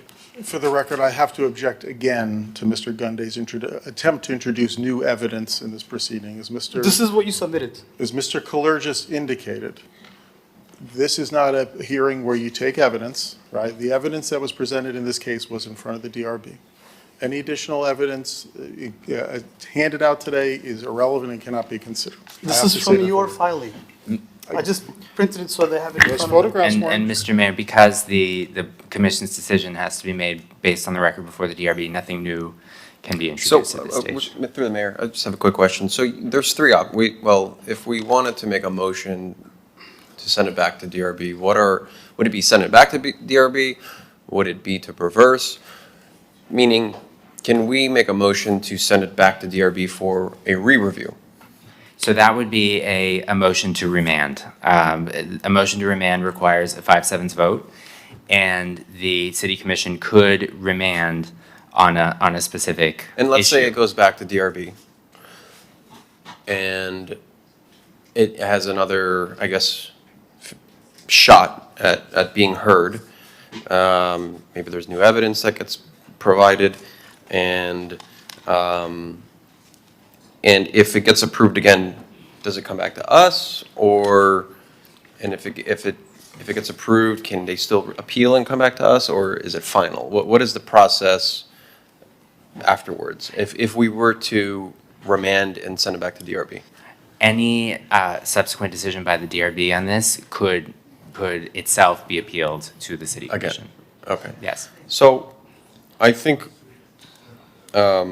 colleagues, I think I've certainly seen enough evidence to support a re-review at the DRB. I don't really see an issue with having a second look at this. So I'm going to make that motion. So Commissioner, that would be a motion to remand. Correct. In order to remand, the commission would have to find that one of the three prongs was not satisfied. Do I have to give specifics? The resolution will need to be specific. So I think the resolution, this commission's resolution would need to be specific. Okay, and then what are the three prongs? We have to do one of them? One alone would be enough to Okay, remand. what are they again? So you could find that the board's decision was not supported by competent substantial evidence, that procedural due process was not provided, or that the board failed to follow the essential requirements of law. Based on the discussion at the April meeting and your comments today, I think your motion is that the board's decision as to the location of the padel courts was not supported by competent substantial evidence. Which is point one, right? Right. Yes, that's where I was leaning toward. So, I mean, I would. And that motion would require a second and a 5/7 vote. I'll second. And I'll say, I'm not going to support that, not because I like DRB's reading, because I'm not going to not support it because I'm not sympathetic to your case, and I personally wish you all could come to some sort of consensus, because I'm always a community builder in consensus. However, we have to rule within a strict criteria. It's not about if we personally want you all to come up with a better solution or a better design. It was, we have a very strict mandate when we're sitting on this quasi-judicial board about whether, it's not whether we agree with the DRB ruling. It's about whether we find evidence that one of those three criteria were not met with the DRB. We're essentially saying, no, the DRB didn't rule correctly for one of these reasons. And not even correctly, they didn't review this properly for They those took three half an reasons. hour only. And I don't, after reviewing it last month and here as well, I don't see any procedural. This is more about a procedural, did they do it or not? And I don't see anything in the procedure. Forget about my personal feelings on the ruling, because I am sympathetic to you, right? But from a procedural standpoint, I don't see where the DRB didn't achieve all of those prongs or criterias that we have in our very tight purview. Oh, that brings me up a good point. I think one of the prongs was a notice requirement, correct? And if I remember, Gunday didn't receive a notice. And I think there was electronic proof that there was no notice given.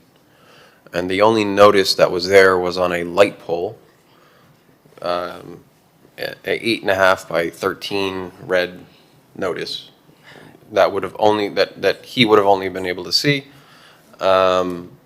if he was somehow passing by. But maybe that's another prong that we can add on. The code requires three types of notice be provided for land use board hearings. One, that it be posted on the property. Two, that it be mailed But it wasn't to- posted on property, it was posted on a light pole. There was evidence in the record that it was posted on the Lagos Country Club property. Two, that it be mailed to any owners of property within 375 feet. And three, that it be published. And you heard argument that all three of those notice requirements were satisfied. I think the case law does not require that each property owner who actually confirmed that they received notice, right? It's not a return receipt. It's not a FedEx with a tracking number. It's proof that the notice was mailed. And you heard argument of counsel that the petitioner's property was on the list, Okay. on the list of mailing So, addresses. okay. Oh, so that being said, it would just be the first prong, which was not enough evidence that the board had before them to make the correct decision. And that's a decision for the city commission to make. Mr. Mayor? Commissioner Bott? My recollection, and everyone knows I have a terrible memory, but my recollection in our discussion last time was that there was some discussion about the impact of sound and how that was going to affect the property, and there was some discussion of it, but not sufficient. There were no, I don't remember what it was exactly, there were no sound studies, but it was referenced in the discussion.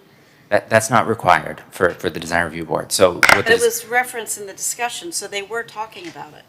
well, the DRB did include conditions to mitigate the impacts of the courts where they were proposed to be located.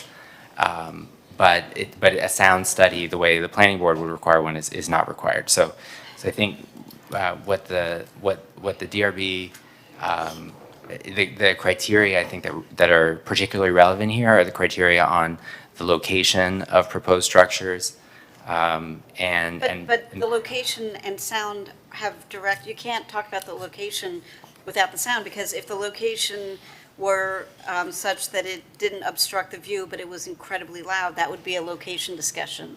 And the inverse is correct, is the same too. If the view weren't a big deal, but you could still hear it, like, yeah, I just.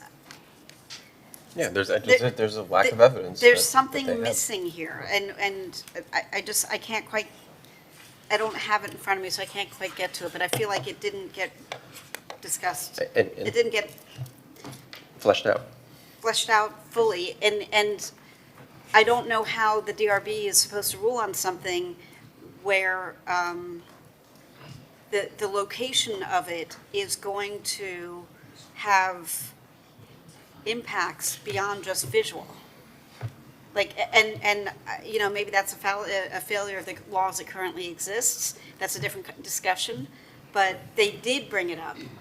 The records show that they did discuss it, and so somebody was taking it into consideration, and so I feel like they need to figure out how to go back and fix this. So to expand upon that, Commissioner, I don't see a problem just sending it back to DRB, giving it one more opportunity, and if they then approve it again, taking into consideration all that, I guess, what we've discussed today, then, you know, we don't have a leg to stand on. At least in this situation, we give a resident a relief from many of the arguments that he's made. It gives him an opportunity to hopefully resolve this at the DRB, because, you know, I feel for Mr. Gunday. I certainly wouldn't want something built next to my house with a 10-foot wall, especially if something wasn't considered.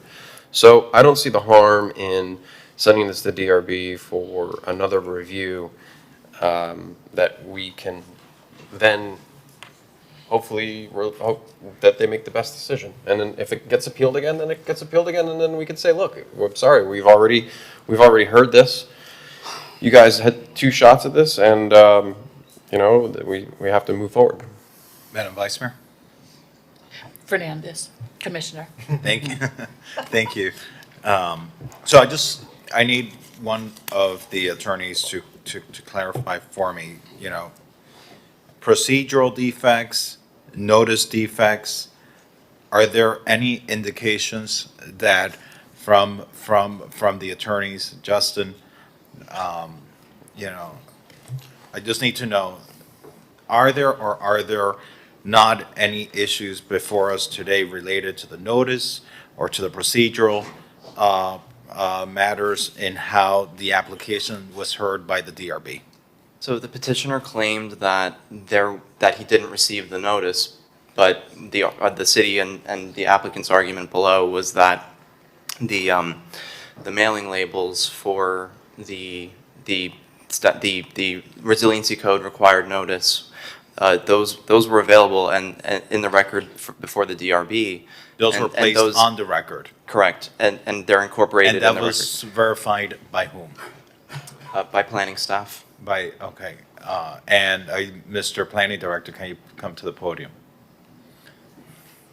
So you are confirming that the notice requirement was met, that there was a requirement to send a notice to the gentleman that's appealing, and that requirement was met. I should clarify that the person who prepares the mailing labels is actually a third-party vendor, and they've signed the certification. But planning staff reviewed those materials when they were approving the item to the agenda of the DRB originally, and Mr. Gunday's name and address were correctly printed on it. How many, and I don't know if this is, if I can ask this or not, if I can't ask this, I ask to be stopped. How many people were supposed to receive this notice?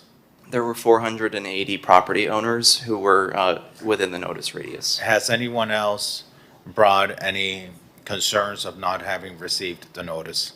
There were no other notice defects raised as part of this application. At this time, I cannot support remanding this back to the DRB. I think, we have a limited, very limited scope through which to consider this matter, notwithstanding whether we feel bad for you or not, because I think, as a resident of this city, I put myself in your shoes about having this next to where I live. I wouldn't want it right next to where I live, but we have very limited scope and criteria through which to determine whether to send this back to the DRB, and it has to be through a procedural flaw, or through a notice flaw backed by evidence, and that doesn't exist right now. So I'm aligned with Commissioner Magazine on this. I don't support sending this back. Mr. City Attorney, who are the arbiters here? Is it the commission? Or who weighs in on and decides the facts? Is it us, or is it? Well, the trier of fact here was the design review board, but the decision maker on this appeal is the city commission. So we decide if having a notice put on a light pole is sufficient. The commission has jurisdiction. The commission has jurisdiction to rule on this appeal, but it has to be, if your decision must be based on these very narrow review criteria. And just based on the discussion that I've heard, the only one of the three prongs that a few of you, and again, I don't know that there are 5 of you, but a few of you have raised is the issue of evidence as it relates to the location of the structures. I do not believe it is the notice issue. So, Mr. Mayor, I believe we have a motion and a second to remand and send back to the DRB. And Mr. Brooks, the attorney for the petitioner, has his hand raised, if you want to consider that. I also wanted to speak. Mayor, I have a question. Well, let's first hear from Vice Mayor Dominguez. So one of the city attorneys Your mic. mentioned that. Your mic. There you go. Oh, Yeah. one of the city attorneys mentioned that only one person had complained about not having notice. How many people are affected to the degree that this house is? Just one, or? That's difficult to say, and it depends on the placement of the specific improvements, but there was only one objection. How many walls are going to be put, how many different houses are going to have a wall in front of their? Only mine. Okay, I think that's what the Commissioner Dominguez was asking. And not to put words in your mouth. And like Commissioner Suarez, I was also struck the first time I heard that the notice was on the light pole and it was mailed, but there was no return receipt. Somebody that's going to have that big of an obstruction, like knock on their door, is what came to my mind. And I just have to make one point, which is the failure of the city to receive a return receipt. That is not a legal basis to reverse the decision of the design review board. To be addressed in the future. Does it give a flaw to the delivery process, which would then allow us to vote on a remand if we had the votes? But I think if the commission is going to remand, I think it's on that first issue of competent substantial evidence. And again, I'm basing this on the discussion that I've heard, but I don't know that there are 5 votes for that. Okay, so let's call the roll. Oh, Mr. Gunday, I don't know, through the mayor? Yes. And Mr. Mayor, Mr. Brooks is on, your attorney is on, and again, we really should be hearing from. Let me just make a point. So I have informed delivery. It's a way to get notified about the mail that's supposed to arrive. I did not find this notice. So that's another point. So thank you so much for bringing that up. I didn't have it. Another point is, we were talking about procedural defects as a way for us to remand. There was a procedural defect. At the beginning of the session, the city attorney is supposed to ask the audience if they have any ex parte communications with other parties, or if they have any conflicts of interest. And they have to, members of the board, the planning review board or the DRB, have to recuse themselves of the voting process or from the comments and so on. And in this case, actually the person who's the vice chair of the planning review board, from my information, from my understanding, is actually a golf club member. So the person reviewing the whole case actually is a member of the club. So obviously, this is another procedural defect. The city attorneys did not ask, hey, is there a conflict of interest? Are there any ex parte communications? That disclosure was not made. So I think this is a procedural defect that is even more major than any of the other ones. So can you speak to that? Was there did the city attorney's office ask any ex parte communications between the board members and any interested parties? Board members have an affirmative obligation to report any ex parte communications, just as the city commission did for today's oral argument.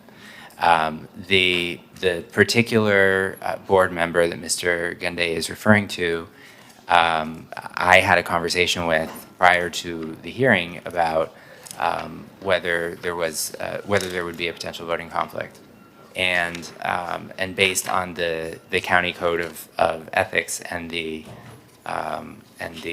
state code of ethics, because again the standard is, will a vote on the matter inure to your special private gain or loss, and we determined that board member did not have a conflict. So was that person or the person's family a member of the golf course?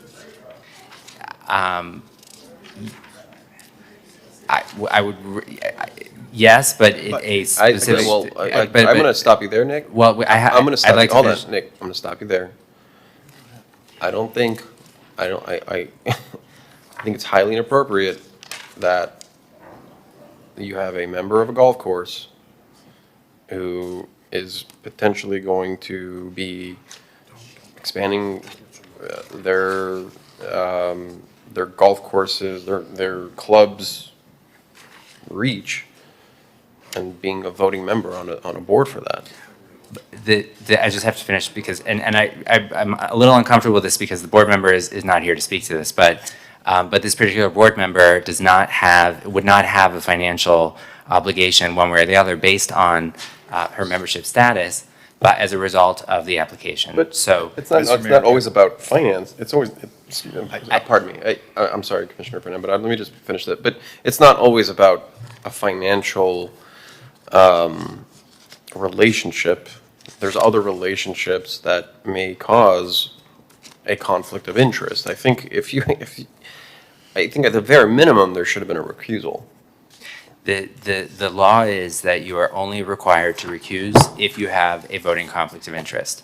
And under the state code of ethics, you have a voting conflict if the vote on the matter would inure to your special private gain or loss. And this vote did not inure to the board member's special private gain or loss.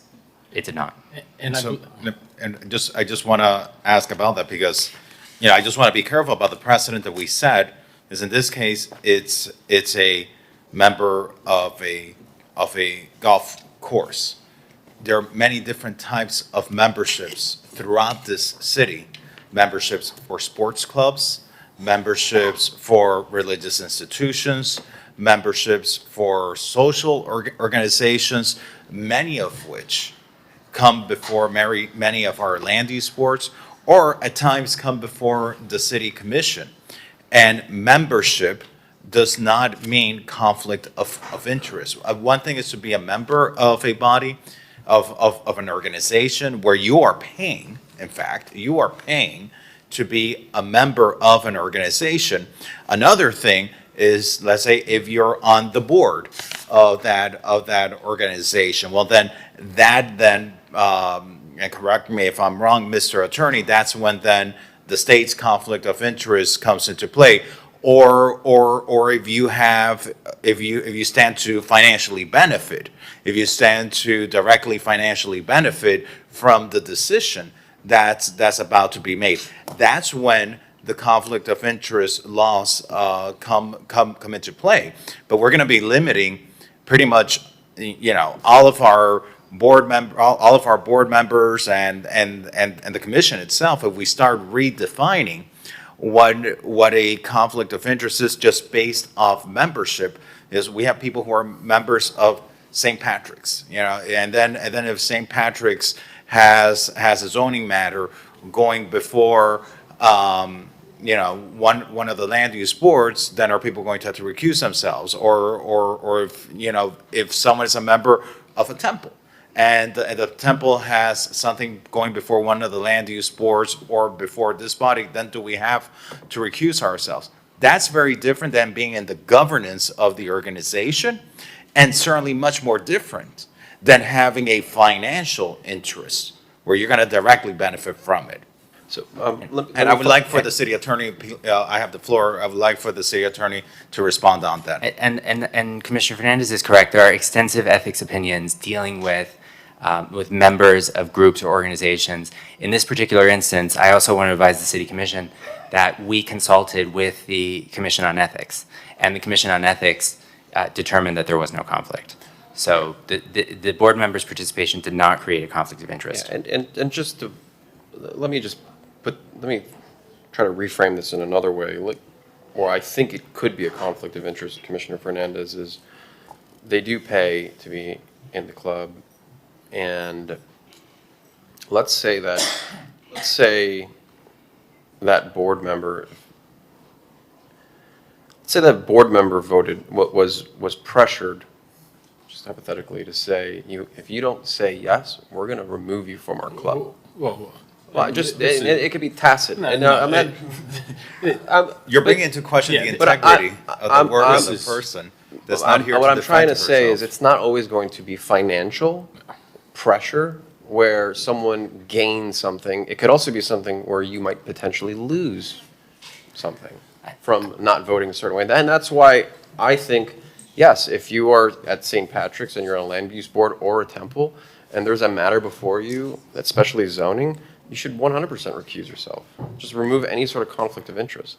Thank you, Mayor. I would just try, Mr. Mayor, I really think we one really last shouldn't comment. be taking new evidence at all. I think we've One been very, last the comment. commission has been very generous. Last comment, then Sure. we're going to move. There's a financial gain, actually multiple counts of financial gain. Thank you for all the commentaries you made. She owns two houses on the golf course. One house actually abuts the south side of the clubhouse. If the paddle courts didn't go in front of my house, they could have landed in front of her house. So that is a conflict of interest. Furthermore, there's also another count of conflict of interest. Her son has a membership. Her husband also has a membership based on what I heard. Basically, those are two other counts of membership. And these memberships are valuable. Like maybe 20 years ago, they were worth $100,000 or something. Now they're worth $800,000. So that means you can actually, let's say you don't have any money one day, you can cash out, like a ring or your membership, and you can sell it to someone. It's high in demand. So, and if the golf club is built, it's going to be even nicer. So you're going to be able to sell it even for more, maybe $1 million. So there's a financial gain. Apart from that, her son is actually also a real estate agent who buys and sells properties around the golf course. So there's so many counts of conflict of interest and their financial, interests. So I hope that answers the question. So we have a motion in a second. You have a motion in a second? And the motion is to remand to the Design Review Board based upon a lack of competent substantial evidence on the specific issue of the location of the courts. And that requires a 5/7 vote. And what is the suggestion of, what was it, the prongs, you said? Right, so you're just. What wasn't fulfilled? That the boards, well, it's up to the commission to make this finding, right?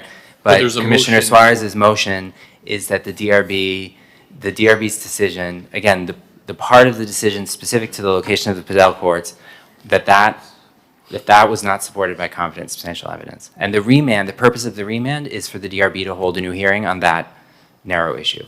So, just to be clear, we're not determining that it's completely wrong. We're asking to do a new hearing on the issue. Well, you would be determining that the standard of review is not satisfied. But it goes back to the DRB. It would go back to the DRB. No, just on that point. I think Commissioner Suarez's motion is narrow to the issue of the Padel courts. Also bathrooms and the pro shop. This is Or- Nick, get control, please. Somebody needs to. Commissioner. Tell us what we're ruling on. And- Don't we have a motion in a yes. second? You Yes, have a yes, motion let and a me second. we have a motion and a second, but we want to make clear, and Nick is going to explain it to us. He did once, but he'll do it again. What exactly we are voting on. So again, and I'm sorry to repeat myself, but the standard of review is, again, it's highly deferential to the decisions of your boards. You can only reverse if you find that the board. Reverse or remand? Or remand or modify if you find that the board failed to support its decision with competent substantial evidence, failed to observe the essential requirements of law, or failed to provide procedural due process. Any decision to reverse, remand, or modify requires a 5/7 vote. If there are not 5 votes, then the DRB's decision would be upheld. Commissioner Suarez has made a motion to remand to the DRB on the narrow issue of the location of the Padel courts on the basis that the board's decision was not supported by competent substantial evidence. That motion was seconded by Commissioner Bott. Again, this is a finding that the City Commission would have to make as a body. If there are not 5 of you who believe that the DRB that the DRB's decision was not supported by competent substantial evidence, then the board's decision would be upheld. The memo accompanying this says the City Commission must, as part of its motion, clearly articulate the basis of its findings. Have we accomplished that? I think based on Commissioner Suarez's motion, the motion would be that that competent substantial evidence prong was not satisfied. Okay. Let's take the vote. And for the record, I have Commissioner Dominguez making the second. So, you did- I think it was Bott? Okay. You want me to call a roll by name, or you want me I to? think it's best. I'm going to do it alphabetically. Commissioner, How are we voting? So affirmative means the remand? Correct. A yes is to remand. A no would be to affirm. Remand means sending it back. Send it back, yeah. Yes is remand. Yes, correct. so alphabetically, Commissioner Bott, Yes. Commissioner Dominguez, Yes. Commissioner Fernandez, Commissioner Mateo Salinas, Yes. Commissioner Magazine, No. Commissioner Suarez, Yes. Mayor Minor. Yes. We have 5 votes.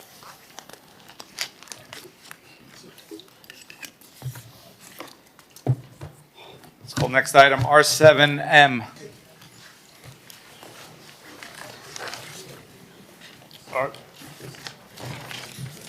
R7M, execute fiscal year 2026 sponsorship agreement, Ocean Drive Promenade Music Series, R7M.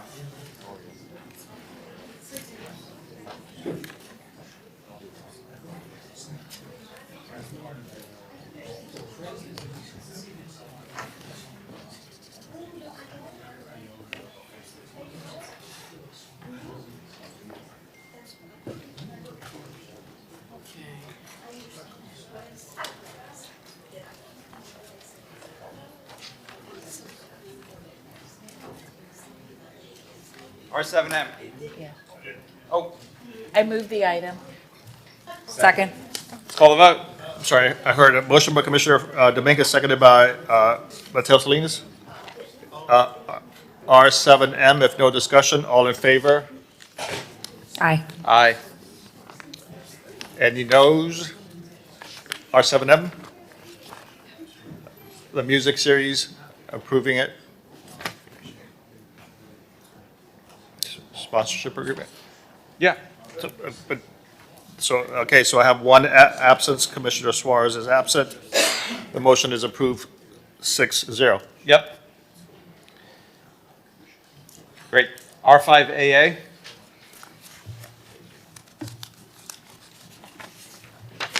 R5AA is an ordinance of the mayor and city commission of the city of Miami Beach, Florida, amending chapter 70 of the Code of the City of Miami Beach entitled Miscellaneous Offenses by amending Article 2 entitled Public Places by amending Division 2 entitled Bicycling, Skateboarding, Roller Skating, Inline Skating, Motorized Means of Transportation, Electric Bicycle, Mopeds, Motorcycles, Motorized Bicycles, and Motorized Scooters by amending Section 70-66 thereof entitled Definitions by creating and amending certain terms therein, and by amending Section 70-71 thereof entitled Enforcement Penalties by amending and providing for additional penalties therein, and by creating Section 70-73 thereof entitled Responsibilities of Micromobility Device Operators to establish certain requirements applicable to micromobility devices operators and providing for repeater servability codification and effective date.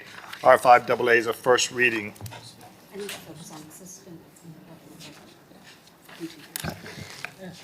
Hi, Mark. Hey, Commissioner. I'm sorry, I've get my head back into the micromobility game after a couple of challenging conversations. This is something that colleagues at the city staff level, Director of Transportation, Director of Police Department, various folks in the Police Department, Code, lots and lots and lots of people have been working on to try to get us to a better place on micromobility. It is the change that is coming. I want to make sure we're focusing on this because this has taken the better part of a year to get to this point. Change is coming. We are in the midst of it. It is not easy. Change is never easy. It's messy. And micromobility. That was to me, yeah. It was to me as well. To both of you. Thank you. You're going to have to choose, Rabbi. No, you don't.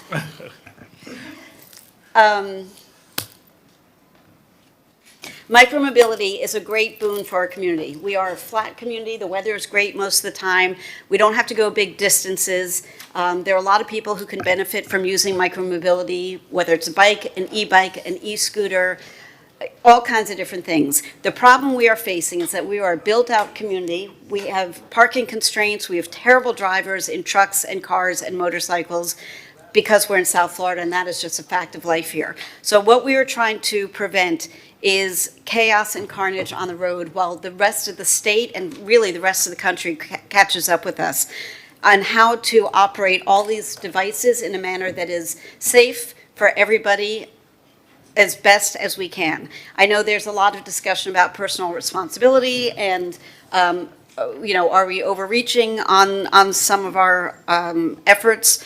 At the end of the day, it is not just about legislating what happens when a micromobility device makes contact with either another vehicle or another person. Many of these episodes happen in a way that don't even get captured by the statistics, and people get hurt anyhow. The statistics don't include the fact that the person might have walked away from a small car accident, but the person who hit the person is now traumatized for life because the person on a micromobility device came zipping out, not wearing a helmet, not doing the right things, not wearing lights at night, not obeying the laws of traffic, all these things. So we are trying to put together comprehensive legislation that addresses as many of these things as possible to make this a better place that we can coexist, to take cars off the road, to give people inexpensive, easy ways to get to where they're going. PJ, if you'd pull up the presentation, please. You can go to the next page. I'd like to thank Sarah Murillo, my aide, for getting a lot of this down on paper. When was this submitted, Commissioner? It hasn't passed, and it was submitted in April, for the record. It's almost a 4-week rule, but that's okay. This is just a very quick snapshot. It is very difficult to quantify the amount of damage being done by micromobility, unregulated micromobility devices. It varies from state to state, from municipality to municipality. Lots of things don't get captured that constitute life-changing incidents, even if it doesn't end up in a police report. It's just a mess right now, and that is part of the problem that we are all facing. Next slide, please. These are just some snapshots going back over the last couple of years. People are dying. People are having near misses. It's devastating. I did not submit the multiple videos that I could have submitted from doctors of people getting creamed because it's absolutely, it's gross. It's absolutely devastating to watch, and that's another conversation for another time. It's happening too often. Next slide, please. And this is just the tip of the iceberg. You talk to anybody in a hospital setting, anybody in an emergency room, any doctor dealing with trauma, they will tell you that they will not let their kids ride these devices. They will tell you that it is the biggest scourge in the country right now, preventable. It's absolutely beyond dangerous and devastating, right? You know, it's, gee, so sorry, this kid fell off a scooter. Well, this kid now has permanent brain damage, and this is a 14-year-old who now will never be able to function properly, right? So we need to think about this in a better, proper manner about how we're going to proceed as a community. You can scroll through to the next one. Again, these are just the ones that came up quickly in the last couple of years. You can scroll to the next one. And go to the next one.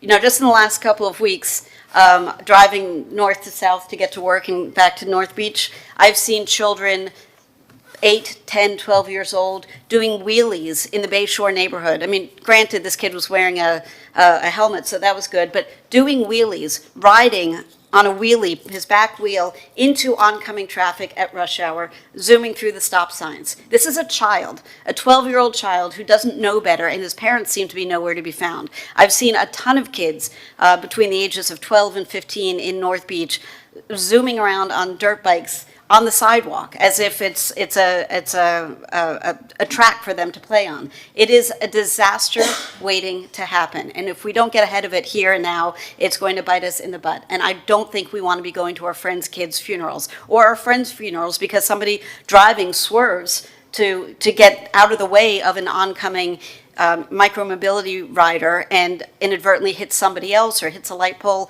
We can do better. We must do better. The state, actually, Tallahassee, is convening a statewide task force to get ahead of this on a statewide level. So hopefully they will use that for the good.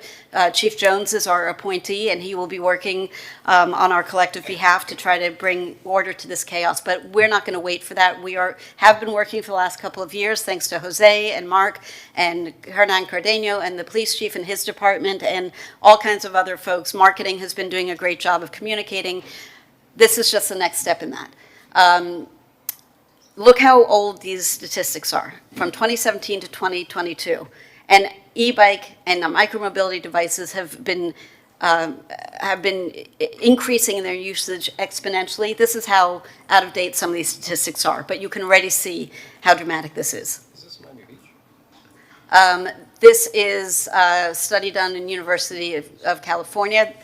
This is an aggregate of lots of different studies to show directional trends. We don't have, for the purposes of today's discussion, I don't have only Miami Beach statistics. We can get them. That's irrelevant because it is a trend that is absolutely universal. You can go to the next page, please. Again, increasing through the roof. If you can go to the next page. The faster you go, the worse the accidents are. That's not surprising. Go to the next page, please. This is how quickly these things are gaining in popularity. What do you mean by popularity? How these devices are being, how much more frequently these devices are being used. So it's not just a handful of outliers who are using these devices. They are being sold and used increasingly. I don't have a way of doing a count right now. We're installing counters, so they can talk about that in a moment. But we are seeing such an uptick in incidents involving micromobility devices in Miami Beach over the last couple of years since COVID and since the adoption of these devices. It is coming. It's not a question of will it come. It's a tidal wave. We are at the beginning of it, and it is only going to get worse. Next slide, please. And I'm not going to read this to everybody. You can read it for yourselves, but talk to any doctor. They will not endorse this behavior for their own kids, and they are begging people to be smarter about it for theirs. Next slide, please. People look at the Netherlands and they say, oh, well, they figured it out. It's so easy. They've got protected bike paths and education. and it's just a cultural thing. It was not a cultural thing in the Netherlands. It was not a cultural thing until people took to the streets because so many of their kids were killed. Think about that for a second. Entire cities took to the streets and said, we are done watching the cars kill our children. We're changing the way we handle this on a municipal level. They instituted educational practices, they built bike infrastructure, they've done the things it takes to keep their kids from being killed. And But this, Commissioner. I'm not done with my presentation. I'm May I so- please I'm- finish? I'm just sorry, but it just says car ownership. Commissioner Bott. Can I finish, please? Okay. Thank you. It's time to face the reality that we are not going to be able to manage this without taking steps. And I don't want to go and have to have a municipal strike to prevent more kids from being killed, or more young adults, or more adults with young kids taking them to school. We need to do something to bring chaos to this, to bring order to this chaos. Next slide. I think that might be it, actually. So, Mark, if you don't mind, I would like you to come up and walk us through the legislation. If you could talk to us about the process we've taken to get here, the robust input we've gotten from the Transportation Committee, with bicycle advocates, with the police department, with the Transportation Department, and we'll go through the item bit by bit. Commissioner Bott, respectfully, I'm not trying to be difficult, but I'm trying to make sense of the last slide, because the last slide called out rising car ownership, not bike or scooter or e-bike. AJ, could you put that last slide up? It says rising car ownership led to thousands of traffic deaths, including 4 actual in 1971. What does that have? I mean, respectfully, I'm not trying to be difficult. What does this have to do with micromobility? Because as people were using cars more and people were using bikes more, there was a conflict point. And so because there was no order to the chaos of cars and bikes coming into conflict, cars were killing people on bikes and micromobility devices. Well, bikes at the time, they didn't have e-bikes. Okay, yeah. So, I mean, with regard to just this ordinance, for starters, obviously, this just includes various safety equipment and regulations pertaining to micromobility device operators when they're operating such devices on public rights-of-way. A lot of these are in state law, although it takes a bunch of gymnastics to get here, but a lot of them are already in state law. What it would require is for all micromobility device operators, when operating your device between sunset and sunrise the following morning, you have to have a lamp exhibiting a white light that's clearly visible at a distance of at least 500 feet to the front, and a rear red light and a reflector that's visible at a distance of at least 600 feet to the rear. All operators and passengers of micromobility devices must wear a bicycle helmet. It's got to be properly fitted and properly fastened and secured to their head by a strap, and it's got to meet certain federal safety standards for bicycle helmets. The device has to have... all riders? All under 16. Oh, okay. Under 16. So 15 or younger in effect, but under 16, yeah. Functioning brakes capable of stopping the device within 25 feet at a speed of 10 miles an hour on flat, level, dry pavement. And the micromobility device cannot be used to carry more persons at one time than the device was designed or equipped to carry. No more persons at one time than the device was designed or equipped to carry. And, you know, it's in here, but just to read it, the restriction does not prohibit attaching a trailer or a semi-trailer to a micromobility device if that trailer or semi-trailer is commercially available. It is or is not? Is. If it's commercially available, you can do it. Commercially available, and it has been designed for such attachment. You could do that. You could attach a trailer or semi-trailer to a micromobility device if it's commercially available and it's been designed for such attachment.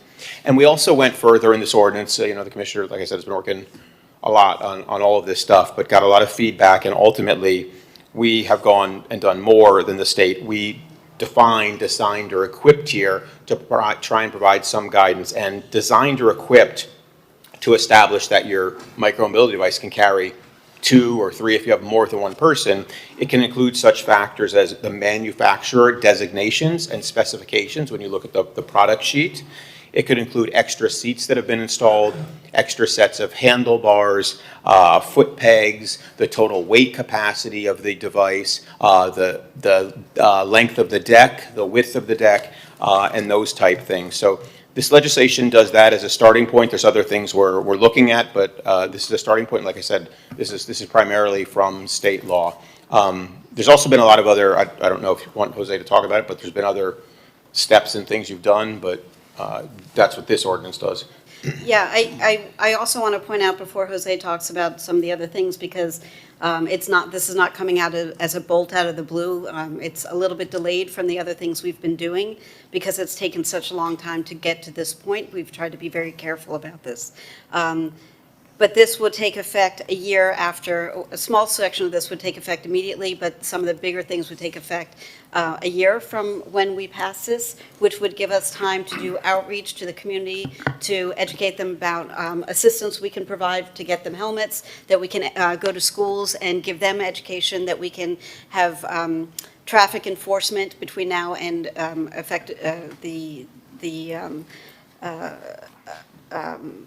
effective date of this legislation. The goal is not to be punitive. I want to make that very, very clear. Nobody's trying to punish anybody. What we're trying to do is change behavior so we're not picking people and body parts up off the roads.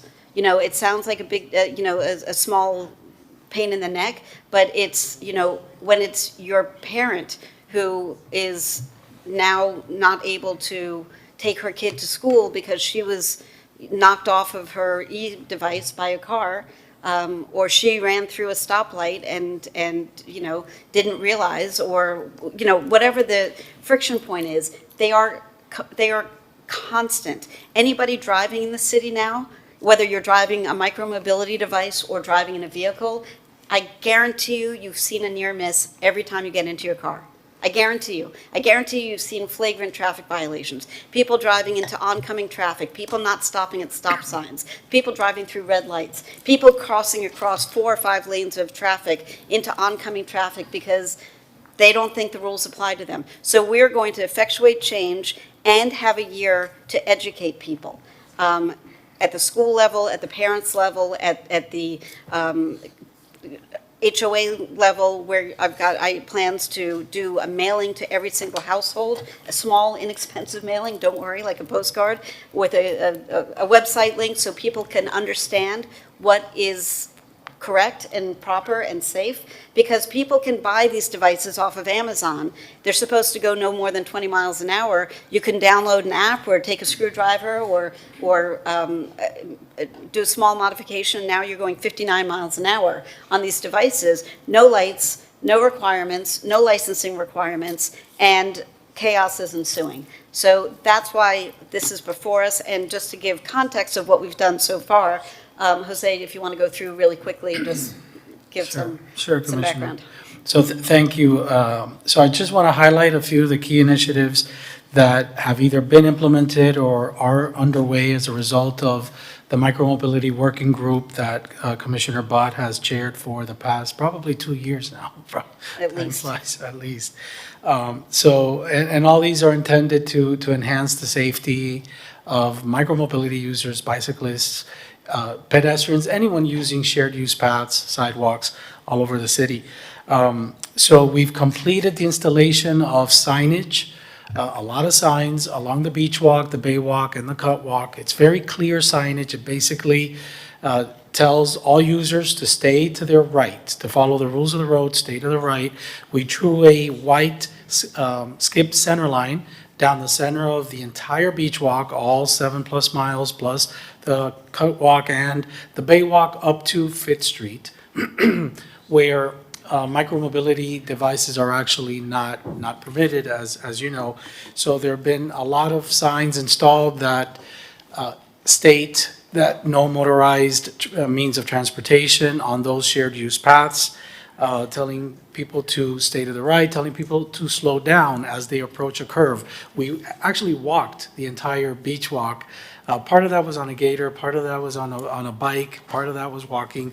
And areas that had dangerous curves or sightline issues, we addressed through either signage or legislation that requires the abutting property owners to trim the shrubs along the beach walk particularly, and there's been a significant improvement in that regard over the past several months. Jose, if I can interrupt you Yeah, for a sure. quick second. Julio Blanco is like our poster child, poster boy for the beach walk. He's not here today, but the number of infractions have gone down significantly just by putting these clear guidelines in, so everybody knows the rules of engagement. There are still offenders. I mean, Julio was taken out by somebody who literally ran him over on his e-bike, and Julio broke his elbow and was out for a few weeks. So it's not perfect, but the number of tickets and violations or just stops to educate people have gone down significantly through the beach walk, which was our first kind of test case. So we know this is effective. And so one of the things we noticed early on is that we really didn't have a lot of data in terms of usage. And in terms of how many micromobility devices versus bicycles versus pedestrians were using some of these critical shared use paths in the city, including the beach walk. So we've installed counters we've installed 11 counters along our bicycle lanes throughout the city. Those counters distinguish between bicycles and micromobility devices. And then specifically along the beach walk, we're in the process of installing 6 sensors that can detect also the difference, whether it's whether it's a scooter or a bicycle or a pedestrian, and the speed as well. Digital speed feedback signs are being installed along the beach walk. They've been programmed. Yes. Through the vice chair, the vice mayor, if you don't mind, can you explain how do they determine if it's a bicycle or an e-bike? Because sometimes it's hard to tell. It's based on the specifications of the device and the wheelbase, because there's sensors that are placed on the pavement, and depending on the distance, it can tell whether it's a scooter or a bicycle. It's basically No, but I'm based. saying does this tell the difference between an e-bike and a bicycle? Between an e-bike is a micromobility device. Well, technically they're all micromobility device, but this is a battery-powered micromobility device versus a bicycle. Does that technology exist? So that I'm not sure, Commissioner. I'll find out now in a second. I know that there's still some. I know it's easy to say if it's a scooter or a bicycle, but Correct. But between an e-bike and a regular bike, Right. I'm not sure, but I'll find out. I would imagine it also depends on the style of the e-bike, because some are built heavier and different from a bicycle, like you can tell. But regardless, not that this is not an important conversation, we can just take it offline, because those are already installed, those are already happening, so that's separate. right, I just want to be mindful of the data that we get to say, like, if there's, assumption made that there's this many micromobility devices, because I know some road bikes that are just, push pedal, they can go 30, 40 miles per hour. Well, and this applies to all of the devices, so it's not just if you're an electrified bike, it's a bike. People need to be operating these vehicles safely, and so we are distinguishing between what you can and can't do. And so I hear your concern, we can get into that Yeah, more I just data want to when make we sure get it. Yeah. that it's nuanced when we get that information. Okay, so, please. Right.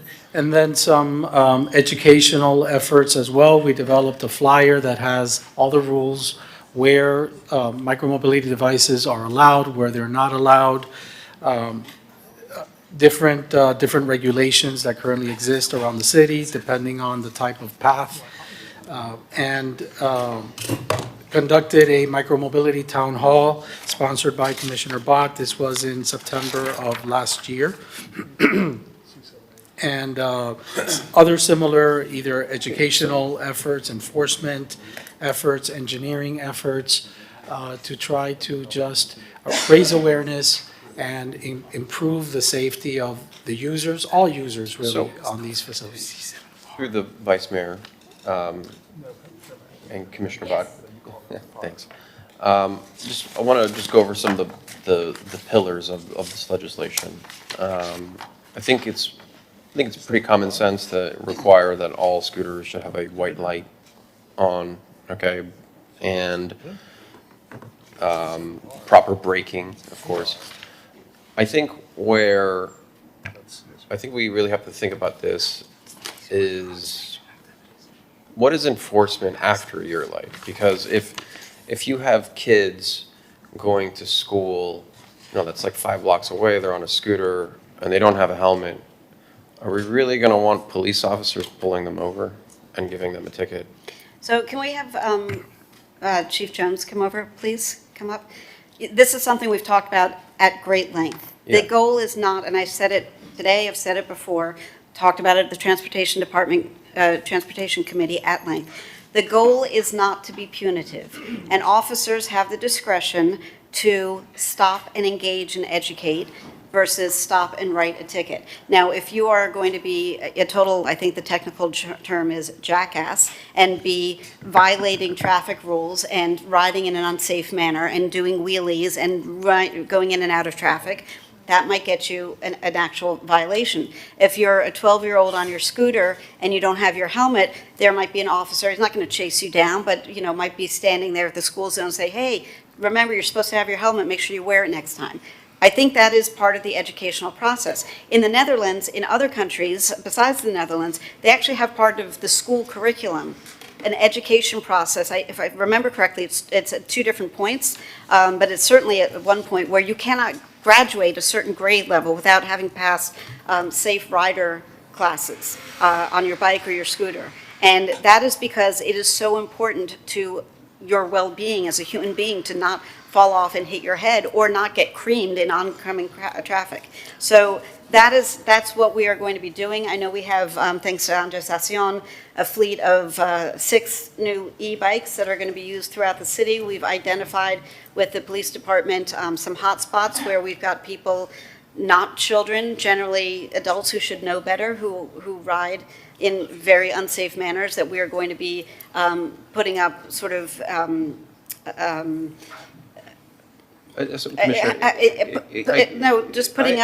putting up not roadblocks, but having officers stationed there to be able to educate people like we did on the beach walk. And so, again, it's not punitive.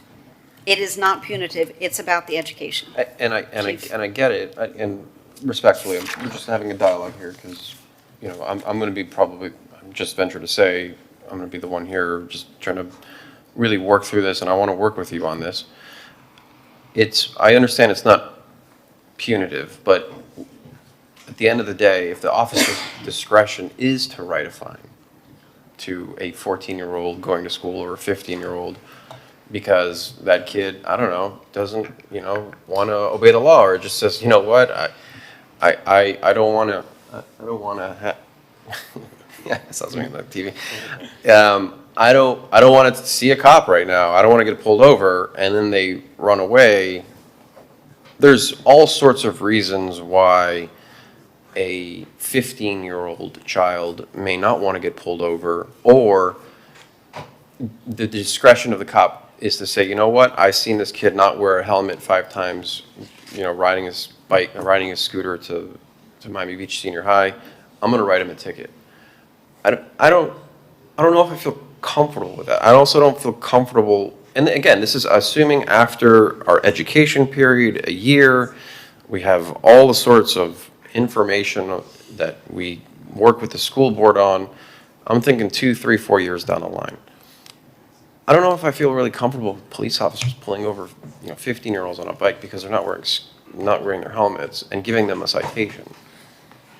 I don't know. I mean, What would you say if you saw a 15-year-old spraying graffiti on a park bench or on a wall? But there's a difference between doing something illegal This and is doing illegal. something. This is illegal. It is illegal. It's in the state laws. Well, is it a state law to not wear a helmet on a bicycle? On a micromobility device, if you're under the age of 16, yes. So then why are we codifying this at the city level? It makes it much easier for enforcement, for us to have our definitions here, to have it in our city code. for Right, officers so- to not have to do mental gymnastics and going to the state law for bicycles and then extrapolating to electric bikes. Right, and look, I respectfully, I totally understand the intent. I think you're coming to this from a really good place, but, and it comes from a very maternal place where, you know, we're both parents and we both care. I'm just saying the unintended consequence is that you're gonna have police officers pulling over teenagers for not wearing a helmet. And I don't know if I feel comfortable with that. And then don't support it. I mean, it's against the law currently. I understand. And But, you know, but the police, you know, right now, I don't think the best use of resources is going after teenagers not wearing a helmet on their Nobody- scooter. And so- let me finish with that, and respectfully, there are a lot more dangers to teenagers in Miami Beach than them riding a scooter or an e-bike, not a helmet. You know, if I might, just to that Sure. point, I don't think that the police officers are going to pull over a kid for not wearing the helmet unless the kid is doing other things that are egregiously dangerous. I think that we have to trust our officers, who do have better things to do, to look out for the well-being of their residents when there is unsafe behavior. Is it not great for a kid who's 14 or 15 years old to not be wearing the helmet? It's not great. Is it not a huge deal, and so they'll let it slide, or maybe just call them over and say, you know what, you need to get your helmet on? Not, you know, that's one thing. If that kid is popping wheelies and zooming in and out of traffic as if the laws don't apply to him, that's a different conversation. And that's the behavior we're trying to effectuate with change. But I don't 3 think or 4 years from now, if this goes properly, we won't even be having this conversation. But I don't think a helmet mandate is going to prevent bad behavior on the road. It's currently the state law. Yeah, no, I get it, but the argument you're saying is that if we mandate a helmet requirement for under the age of 16, they're not going to pop wheelies or go against traffic. That's not what I'm saying at all. I'm saying that it often goes part and parcel. I mean, we saw kids, I see kids, I must have seen 4 or 5 this week alone, who were wearing helmets and who were popping wheelies and going in and out of cars into oncoming traffic. The helmet, for those kids, it's the least of it. It's the least of it. So these are all things that are going to work in concert. Would you be okay with a possible mandatory warning per individual?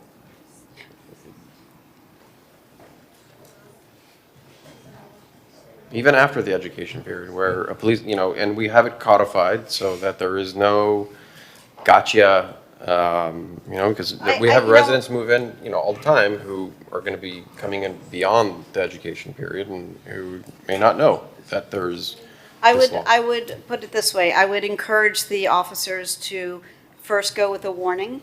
And if there is some kind of, you know, the way when you get pulled over for a traffic stop, if you hand over your thing and you have a conversation, they're like, you know, you're driving like an idiot, please don't do that again.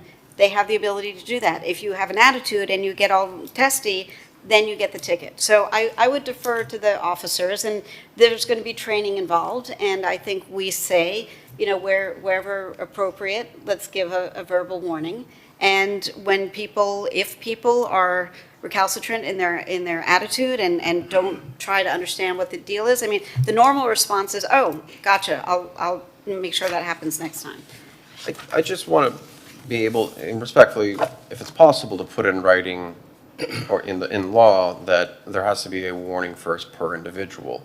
You know, remember, we're dealing with individuals whose brains haven't fully formed. All the more reason, I understand my friend. that. And for one reason or another, they may get into disagreement with a police officer pulling them over and like you said, be a jackass. And that cop was, you know what, you're a kid, you're a jackass, I'm going to write you a ticket. I just want to avoid that situation. I think it solves the problem. You get a one-time warning. After that, there's no more warning. But I would like to at least codify the fact that our residents get a warning. How about this? This was first reading. let me go back with the team and have a conversation with them and see how we come back for a second reading. I'm okay with that. I mean, just to put things in context, we have other states that are holding parents accountable for the actions of their kids, sending parents to jail because their kid has caused mayhem. And so we're not there yet, but we could be. So I'm suggesting let's do all the things that we can do to make it easier to educate our residents. And you're right, people move in and out all the time. So I think it's not going to be a terrible idea to have for the next few years, at least until this is common practice, you know, a small sized postcard saying, you know, just a reminder, here's how you use these devices. Here's where you get more information. If you want to talk to, you know, a police official to learn how to do it in the safest manner possible, we're here to help. So I think there's a lot that we can do to make sure that we give everyone the benefit of the doubt. But at the end of the day, we do not want to be picking pieces up of children or parents or anybody from the road, nor do we want the trauma of somebody who did not see the kid or the 25-year-old coming out of nowhere with no lights, no helmet, and now the driver has PTSD or has ruined his or her life because he inadvertently or she inadvertently hit somebody. Yeah, and I think the intent is for education, right? Yes.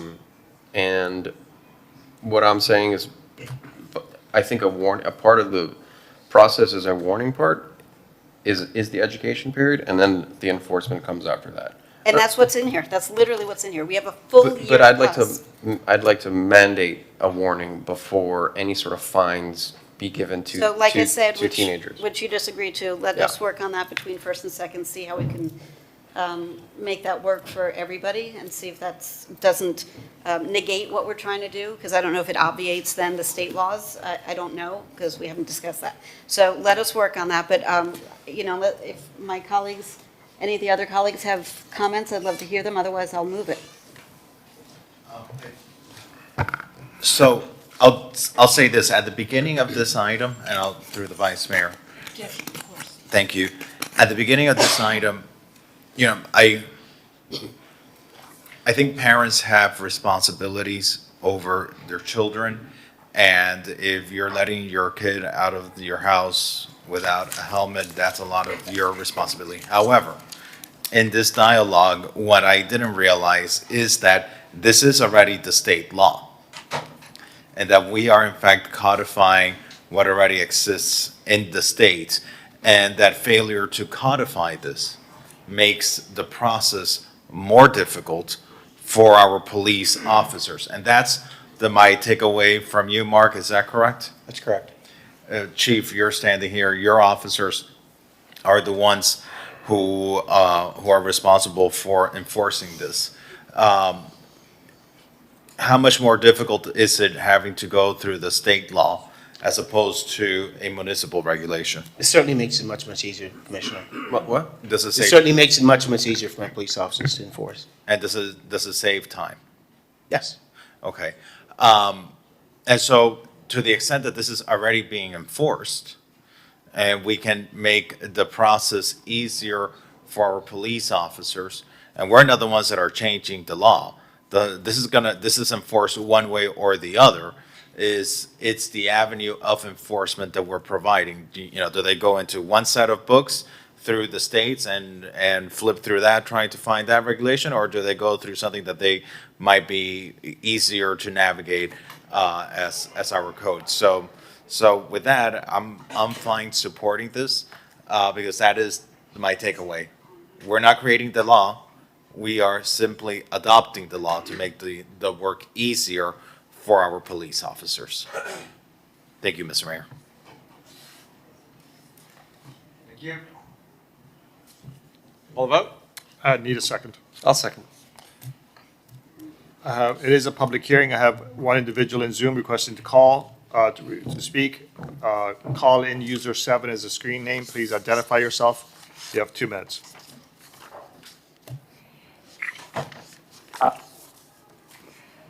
Hi, good afternoon. My name is Matthew Goltanoff, and I was here earlier today for this item, but unfortunately I had to leave to pick up my children from school. But I want to start out I want to thank the sponsor, Commissioner Tanya Butt, I know that she's been working on this for a long time, and she has taken input from many different stakeholders in the community, including those that are advocating for greater bicycle and micromobility access and infrastructure throughout the city. So I want to thank her. She has had an open mind. She has massaged some of the language in here to remove some of the friction that was a concern, because, as many of you know, micromobility and bicycles are growing amongst our neighbors and becoming a very extremely important mode of transportation for many people in the city from all different walks of life. So I think that definitely this legislation has gotten to a place where it's of less concern than it was initially when it was first proposed. So I do appreciate that. One thing I want to say, though, is that I think one of the big concerns we hear about people riding really fast, et cetera, that is a different item. It's e-motos or electronic motorcycles or electronic dirt bikes. And generally speaking, those are not legal today to ride on the streets.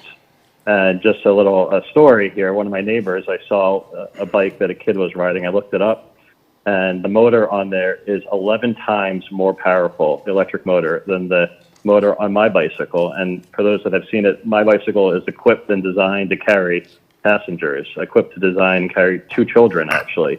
And yet there are some children that are riding bicycles that are 11 times as powerful as that. So that is something that can be addressed today, e-motorcycles throughout the city, and Thank you, sir. bring us all back.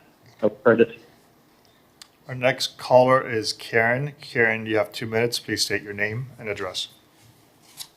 Thank you. It's Karen Rukas again. Thank you very much for this opportunity. As an occupational therapist, I used to work on neurosurgery and would see many individuals, both adults and children, who've had serious brain injury as a result of a car accident where the structure of your car protects you. When those people are on motorbikes or these sorts of mobility devices, of course, their injuries are far worse. They're lucky to regain consciousness if they hit their head.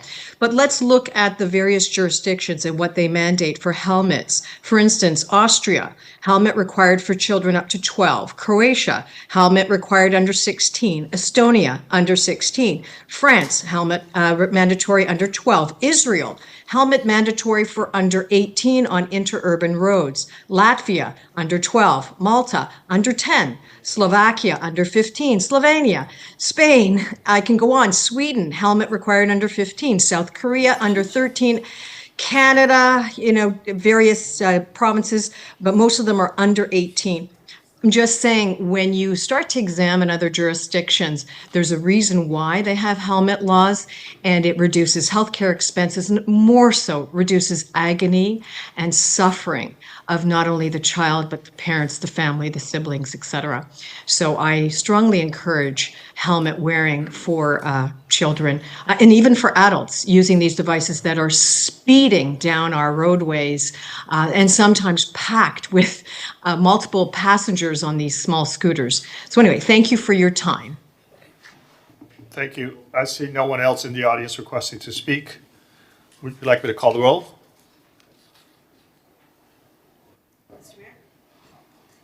Call the roll. Call the vote. I have a motion by Commissioner Bott, seconded by Commissioner Suarez. Commissioner Magazine. Yes. Commissioner Fernandez. Yes. Commissioner Suarez. Yeah. Commissioner Mateo Salinas. Yes. Vice Mayor Dominguez. Yes. Commissioner Bott. Yes. Mayor Minor. Yes. Second reading, public hearing scheduled for June 24th. The motion passes. That was item R5AA. Thank you, Commissioner Bott. Call the boards and committees. Yes, sir. Everyone should have a blue paper with them. There are, for every nominee, there's 1 seat, so there's no competition. I move them all. Second. I have a motion by Commissioner Fernandez, seconded by Vice Mayor Dominguez. All in favor, please say aye. Aye. Aye. Any opposition? Hearing none, all the appointees are made. That was item R9B. call C7AI. C7AI is moratorium on adoption of ordinances to increase water, sewer, stormwater rates. C7AI was separated by, let's see, Commissioner Bott and Commissioner Mattel Salinas.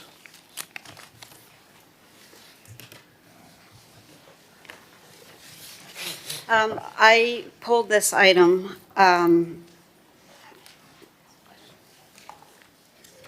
I think it is a dangerous precedent to adopt a moratorium on something before we've even discussed the item before us, not before us, but the item in question.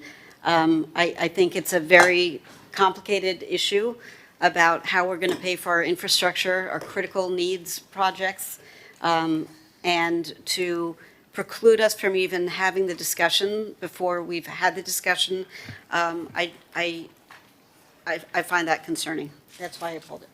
Mr. Mayor? Commissioner Fernandez. Thank you. And I just want to make sure that we are clear about what the item does. The item doesn't prohibit discussions. I'm not sure where in the item it mentions discussions. I think when we look at the title, it speaks to the adoption of ordinances, and this body certainly is very much able to engage in discussions the way that it has been engaging in discussions, whether it be at the Finance Committee or the budget retreat that was held, or whether it be the robust discussions we've had on this dais as recently as our last meeting. But what this is speaking to is realizing and understanding the fact that it's very expensive to live in Miami Beach right now. We are in a period of time where the economy is working against a lot of the very residents who will also be affected by the impacts of water and sewer and stormwater rate increases. Residents living on fixed incomes, on Social Security checks, condo owners who bought in our city under a completely different framework of state regulations that today are facing increasing insurance costs. They're facing increase in assessments. They're having to meet reserves.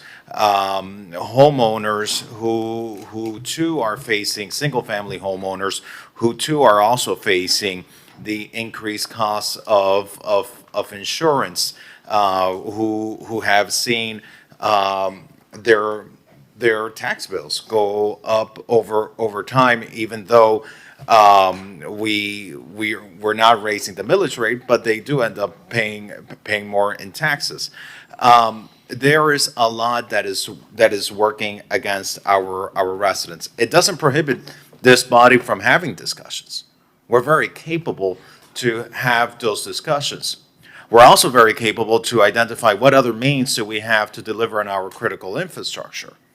How do we move millage within the tax bill, as Commissioner Suarez has proposed, so that when we tax our residents, we use and we prioritize those dollars on the infrastructure, and we don't go back and build them now a second time on something that could end up costing our residents over $1,000 a year in increases by 2037.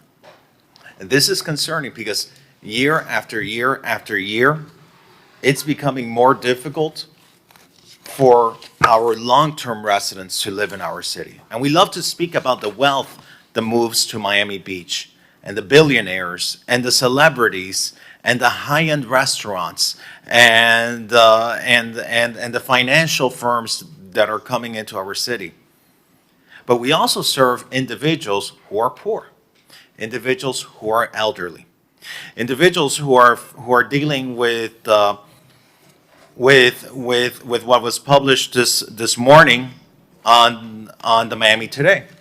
On the Miami Today, they were writing about the cost of living. Nationally, gas prices jumped 28.4% over the past year, with South Florida hit even harder, where we exceeded the national increase. We're at 34.2% on the CPI for gas prices, significantly higher than the national average. And then the cost of housing. The cost of housing continued to outpace in Miami compared to the rest of the nation. Food costs increased significantly, locally and nationally as well. The cost of medical care went up significantly. The cost of transportation went up significantly. And this is all stuff that was reported this morning on the Miami Today about the impact that CPI is having on the cost of living of people here in South Florida. Now, there's a lot of things that local government cannot control. We can't control private insurance companies. We can't control assessments. We can't control the price of gasoline or the price of milk and bread and eggs at the grocery store. But we can most certainly control how we currently use the revenues that we currently get to meet our critical infrastructure needs. And we can certainly control whether we pass along the burdens of an aging infrastructure system through utility rate increases to the residents and taxpayers who I feel a great deal of responsibility to protect from further financial burden. That doesn't prohibit us from engaging in discussions, because I think we always need to think innovatively.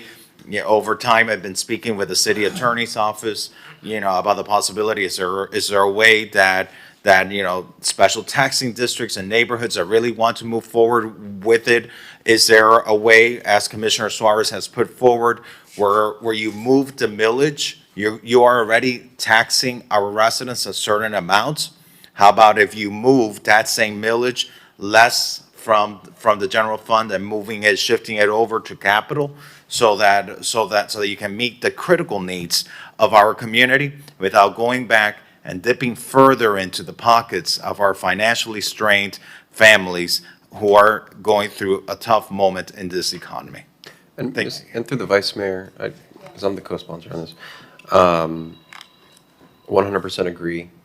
And the issue with raising water rates, it's a regressive tax. So if you are on a fixed income, you're paying above and beyond what you normally would at any other period.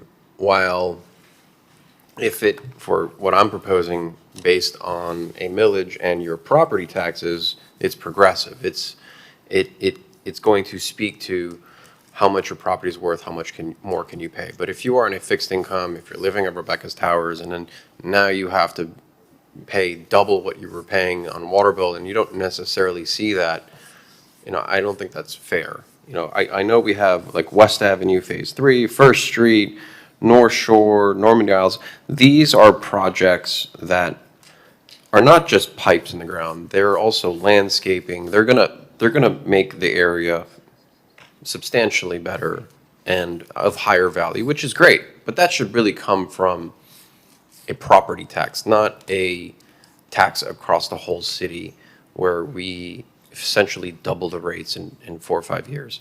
So I totally understand that it's very easy to say no. And that's why I put forward an alternative to funding these projects. And I think this is the much more equitable way to fund these projects, as opposed to taxing everyone with a regressive tax as far as a shotgun approach. And I join you in and I that. appreciate Commissioner Fernandez co-sponsoring me on this. Because look, it would have been really easy for me to come in here, many of us to come in here and say no, but without offering a solution. So Commissioner Bott, to your point, obviously this is going to be fleshed out at committee. But I am offering a path for us to. But that's a different item. This is the moratorium. Yeah, and to we that, call that I think item it's only together? 6 months, right, Commissioner It's a Fernandez? referral. Yeah, let's call your item since we're talking about it. We should call it together. Let's call it together. Okay. The item that's being referred to It's is after five. C4T. It's a referral. It's a referral to FERC, Fund Resiliency Neighborhood Infrastructure Dedicated Capital Millage, and it's being co-sponsored by Commissioner Fernandez. It's being sponsored by Commissioner Suarez. You have a copy of it on the dais. And just to recap, look, we have a certain millage for capital infrastructure. We have a certain millage for general operating. What I'm proposing, and not to, ruin the surprise for our finance committee, is just we reduce one and reduce a millage for one to give to another. And I believe we need about $11 million a year for 8 years extra to fund these projects. And what I'm proposing is about 15 million so that we can also still lower our taxes. I understand that we're not going to possibly be able to do the rollback rate, but there's still going to be cuts to be made from one department to fund another department. So that'll be flushed out at discussion. But what I want my colleagues to know is, I've proposed a path for us to fund these projects in a more fair and equitable way. And I think we can do that over the next couple of months. And Commissioner Suarez, I'm co-sponsoring that because, we are already taxing our residents, and we have a $1 billion budget. And the way that you are proposing it, it makes sense because within those $1 billion, adjusting the millage and shifting is prioritizing the dollars. What is the bare essentials? We talk about, public safety, we talk about cleanliness. Critical infrastructure is among the essential functions of our city government. And we have to make sure that what we are collecting in taxes is dedicated to those priorities, which are the essential functions of government. And then once we meet that, then we, continue building upon all the other services that we provide. But we first need to prioritize the core function of our municipal government without having to go in and double dip our residents through a rate increase. Exactly. Commissioner Mateo Salinas, then Commissioner Bott, and then Commissioner Magazine. I pulled this because I just have a question, and I don't know how feasible this is, but is it feasible, I guess, Mr. Attorney, to do a GO bond for water and sewer increases and to fund infrastructure projects? What would that look like? That would be feasible. It would require a referendum, of course. But we could do that, essentially.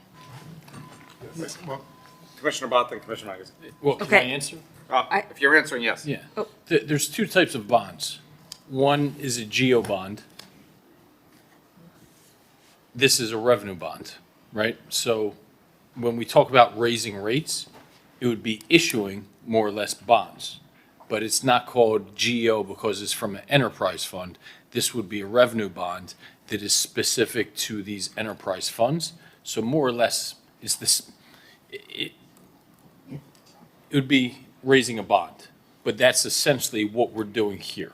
But I specifically want a bond that goes to the electorate, so that way people will have the opportunity to voice if they want to tax themselves or not, so that way it's not on us to pass a tax. And if they vote it down, they vote it down. It's not a bad idea. So that was what I wanted to bring up, and to see if you all would be in agreeance of that and maybe get something on the ballot for the fall.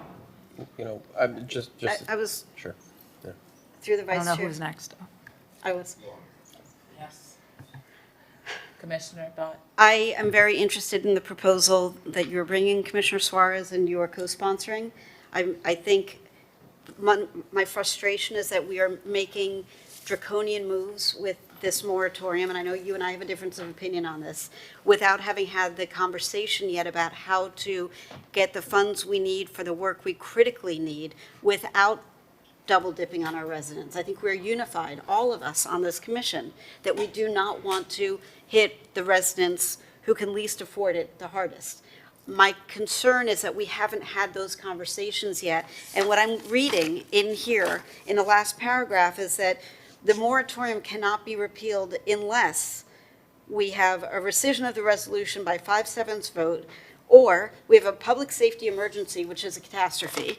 I can imagine a condo building where the sewer system fails. Hello, cholera. Do we really want to be doing that to our residents? I don't. Or having a consent decree put upon us by the county, the state, the feds, I don't know. To me, that seems very draconian. And I understand where you're coming from. I get it, because we've sort of danced around this, but because we haven't, as a body, had the full presentation from John and from Eric and from Jason about how we can effectuate what we need to get done in a robust, open conversation, we're effectively taking that off the table. I love the fact that you've got something going to FERC. I think that's a great starting point. But to put this out there and vote on this first, I think is putting the cart before the horse and scares the crap out of me, no pun intended. It really does. And I know where it comes from. I think everybody on this commission is really concerned because cost of living in Miami is high under the best of circumstances. And Miami Beach is under best of circumstances. And we see our friends and our neighbors on fixed incomes or folks who have lost jobs or whatever really struggling. Nobody is trying to punish anybody. We desperately, though, cannot afford to not move forward with these projects. I'd like John, if you don't mind, to come up and talk about that a little bit. So, respectfully, I understand where the goal is on this. I think it's too early for this. I would make a motion to defer this until we've had a little bit further conversation. We hear the item at FERC, we hear from John, we have some conversations, and if in a few months we're we talk about having a geo bond that goes to referendum, and if we're still haven't come to a better place, then maybe we talk about a moratorium. This scares me. If I could respond to you, and I appreciate that. We've been having this discussion but for we haven't a had long it time. fully. But this city commission has been discussing water and sewer rate increases for a number of years now.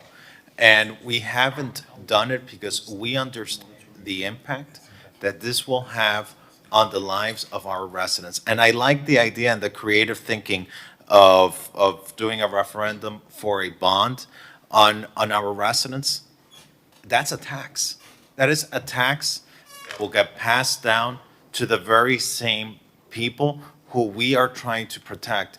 And what I like about the idea that's being referred to finance is that it's about prioritizing our dollars that we are already taxing our residents. It's not going and asking for another tax or millage rate on our residents, and it's not increasing the water rate on our residents. It's about saying we are already collecting money from you. How do we reprioritize it to the critical functions of our municipal government? And I think that a city of our size with a $1 billion budget should really be able to function within that. And it might mean that for a certain period of time, in order to prioritize the essential basic services of municipal government, we might not be able for a certain period of time to fund some, extra luxuries that we pay for. But every budget, even household budgets, do that. If you realize you need to go in and you need to fix your roof, or you need to fix your seawall, or you need to address other issues, you might forego the luxury of going on a trip. You might forego going out to special dinners or whatever it may be. You reprioritize your budget to accommodate that. And to me, this is our very basic responsibility, and we shouldn't be charging our residents more, whether it be through a new tax or through a water and sewer increase, when we are already collecting from them significant amount of taxes. Respectfully, I would suggest that the reason we're in this situation is that, and correct me if I'm wrong, Eric and Jason, is that previous commissions have not done this. have not done this in 30 years, and that's why our rates are woefully antiquated. If we'd been keeping up with inflation, we would be in a much better position. We have not done the work for decades. We are at points of critical failure just about. We're going to lose millions of dollars of grant funds if we don't figure out how to do this. And so, again, I come back to the fact that we need to have the conversations and figure out the ways to do it, and look at the item that you guys are bringing to FERC and see what everything is going to cost. But to do this with those three choke points, 5/7, critical emergency, or consent decree, seems draconian and a terrible precedent to set. And I would like to see, John and Eric, I'd like to hear what you have to say in principle. And John, I'd like to see where we are on this. I really think this is dangerous. And before the city manager or public works director speaks, Commissioner Bott, you do bring up a good point that the previous commission has not brought up. Commissions with an S. Yes, commissions, decades, right? Yep. To a certain degree. But they also have not prioritized their spending, right? And I think that's the more responsible approach to how to fund these projects. And I think what Commissioner Fernandez's moratorium is the intent is to force the administration into prioritizing, and also us, into prioritizing where do we spend our money. I don't particularly like trying to borrow money to spend for today. I don't think I'd be in favor of a bond, of another GO bond, because that just means it's another tax that everyone's gonna have to pay. I would rather focus on the $1 billion that we have every day, that we have every year, and prioritizing where that goes. And similar to what Commissioner Fernandez says, yes, there's gonna be some luxuries that, I think we're all gonna have to feel the pain on, but the core tenets of government, of just basic local government, public safety, sanitation, infrastructure. And, we're the only city in Florida that has lost residents, yet our budget keeps on going hot. We're a $1 billion budget for 80,000 residents. That's like unheard of. It's crazy. So I think this is a good position to be in, where we are not only forcing the administration, but we're forcing ourselves to take a deep look and say, where do we want to prioritize our $1 billion every year? And I feel like we can do that without this draconian measure that And requires to a that- 5/7 yeah. or a And critical I emergency wanted to or follow a up. consent decree. And respectfully, I wanted to follow up, and I think, and I'm not going to put any words in anyone's mouth, but there is another item on this agenda to allow the city staff to put items on the agenda where for example, Mr. Manager can put on an item to say, well, we want to increase the water taxes. And I think that this moratorium is going to be able to prevent that, even if that item passes. And so I think this is a fail-safe for anything that gets passed today or in the future until we prioritize our spending. So I'll let Commissioner Fernandez speak to that. I agree with you 100%, because, absent us adopting this, we will end up with an ordinance before this body to increase water and sewer rates. If the other ordinance that's on the agenda passes, I would give chartered officers in our city the ability to place an ordinance on the agenda. And as someone, like all of us, we all represent elderly people working multiple jobs, people feeling the stress of the economy. They cannot deal with another increase. And we've all been getting the emails, and I've been getting the emails. This goes directly to people's quality of life. We take pride on this commission to focus on the quality of life of our residents. We do take great pride on that. And each and every one of us take great leadership in advancing the quality of life of our residents. But for those who are not wealthy in our city, for those who are not rich, for those who are not in multi-income households earning hundreds of thousands of dollars, this will go directly to their quality of life. to their ability to continue living in our city or to even afford rent in our city. And using water, using the sewer system, it's not a luxury. You can't choose not to use it. And we have to be just incredibly mindful of that. You might choose not to go to dinner. You might choose not to buy a new car. You might choose not to go on vacation. You cannot choose not to use the water and sewer system in our city. Yeah, through the mayor. Yeah. You know, I'm going to call timeout because Commissioner Magazine has asked, he was next in order, and I've let it go on for a while. Commissioner Magazine, then Commissioner Mateo Salinas, Commissioner Bott. Then let's try to get to resolution on this because we got still a lot of items to get through. So I appreciate the debate, the discussion, people bring this item. I'm going to be voting with this item, but I'm not going to be wishy-washy about it, and I refuse to let us be. Okay? It sounds like good efforts. Oh, we're going to find money somewhere else. We are not. These are big projects, and they're not one-time projects, right? You can't do this by saying, well, we're going to try and save $5 million next year, and maybe next year we'll save $3 million, and the year after that. The reason you need these rates in place for projects like this is they're not paid over 1 year. They are paid over time, and you need a predictable revenue stream. And trying to get that revenue stream by finding cost efficiencies in other areas is not how these projects are funded. That is municipal finance 101. So I will, if this is what the residents want, and that's the will of this body, I will vote yes on this moratorium. But I refuse to be wishy-washy and tell people, well, we're going to do First Street. No, we're not. We are not. Okay? So let's be honest with people. Let's be honest.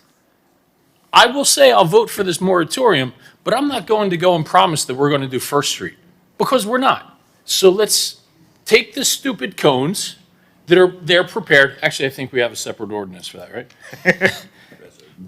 And just be honest, okay? I don't want to not pave roads for the next 15 years because we're waiting for these projects in perpetuity, okay? So we can explore how to save money, and we should be doing that all day, every day anyway. But correct me where I'm wrong in this or any of this, but let's just be honest and say, if we are going to freeze our rates, this is the consequence of doing so. We know the benefit. We've articulated it all very well. It is saving our residents money that they need to have, okay? People are being pressured. People are being crunched. We've heard from our residents loud and clear via email that this is what they want, okay? They want a pause on rates. But I will not talk out both sides of my mouth and say, well, don't worry, we're going to pause your rates and we're going to go over to my committee and we're going to find $25 million every year for the next 20 years, and we're going to do all these projects we promise you. So, John, list out the projects and their costs. We have funding, just about the funding for West Avenue Phase 3. But then I want to go through the projects that are up in line, talk about the size of those, how much they are, and these are the ones, to be clear, we do not have funding for. Or that we're going to lose our grant money for. Excuse. That we do not have funding for, and we're not going to essentially have any certainty to go forward on these because we can't just do so with this hope that we're going to find year-over-year cost efficiencies. That's not how these projects work. You need certainty in the years going forward and a dedicated revenue stream, right? And without that, you can't do these projects. We can't do a multi-year project for $100 million. West Avenue was $100 million. You're never going to save that in 1 year, and you can't start one of these projects until you have a full revenue stream. You can't say, well, we saved $10 million this year, and I hope for the next 10 years we'll save $10 million each year, because that's how you essentially start a project. In 2 years into it, you have to abandon it because you lose money. Okay?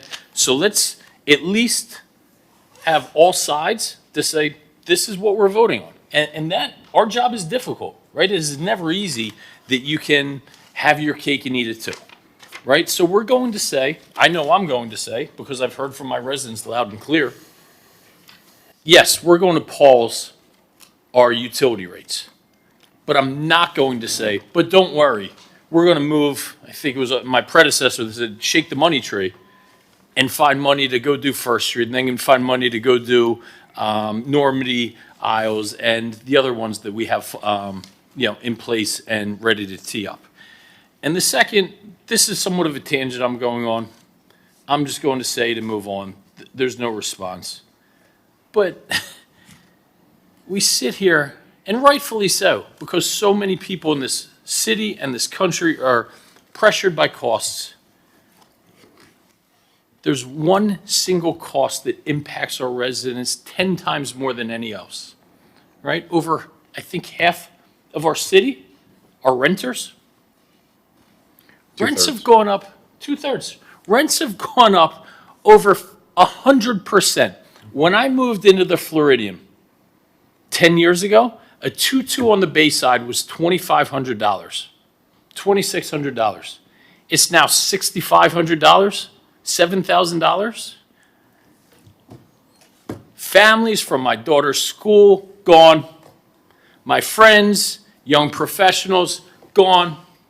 My daughter's mother, that's the hardest worker I've ever met in my life, cannot afford to live in the city where her daughter is being raised and going to school because we refuse to do anything for housing supply. Anything. There is one simple way to help housing costs, and that is facilitating housing supply. And we have failed disgustingly. All of us. Me, every single one of us.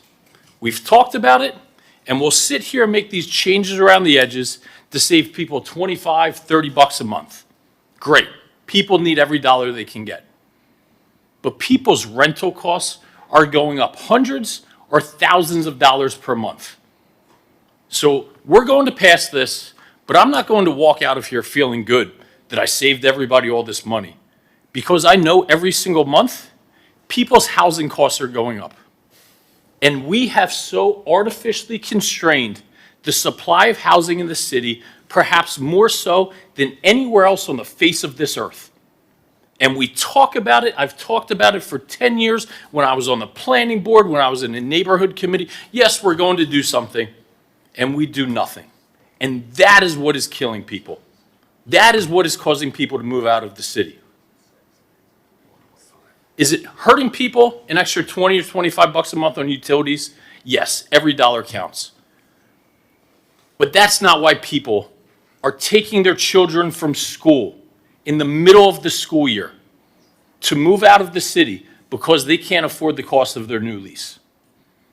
So we don't have to get into a drawn-out conversation about this because I know it's not the focal point of this item, and we have a very core discussion that's important in front of us on the rates. So I'll bring this shit back in and talk about that. So yes, I'll be voting in favor of the moratorium.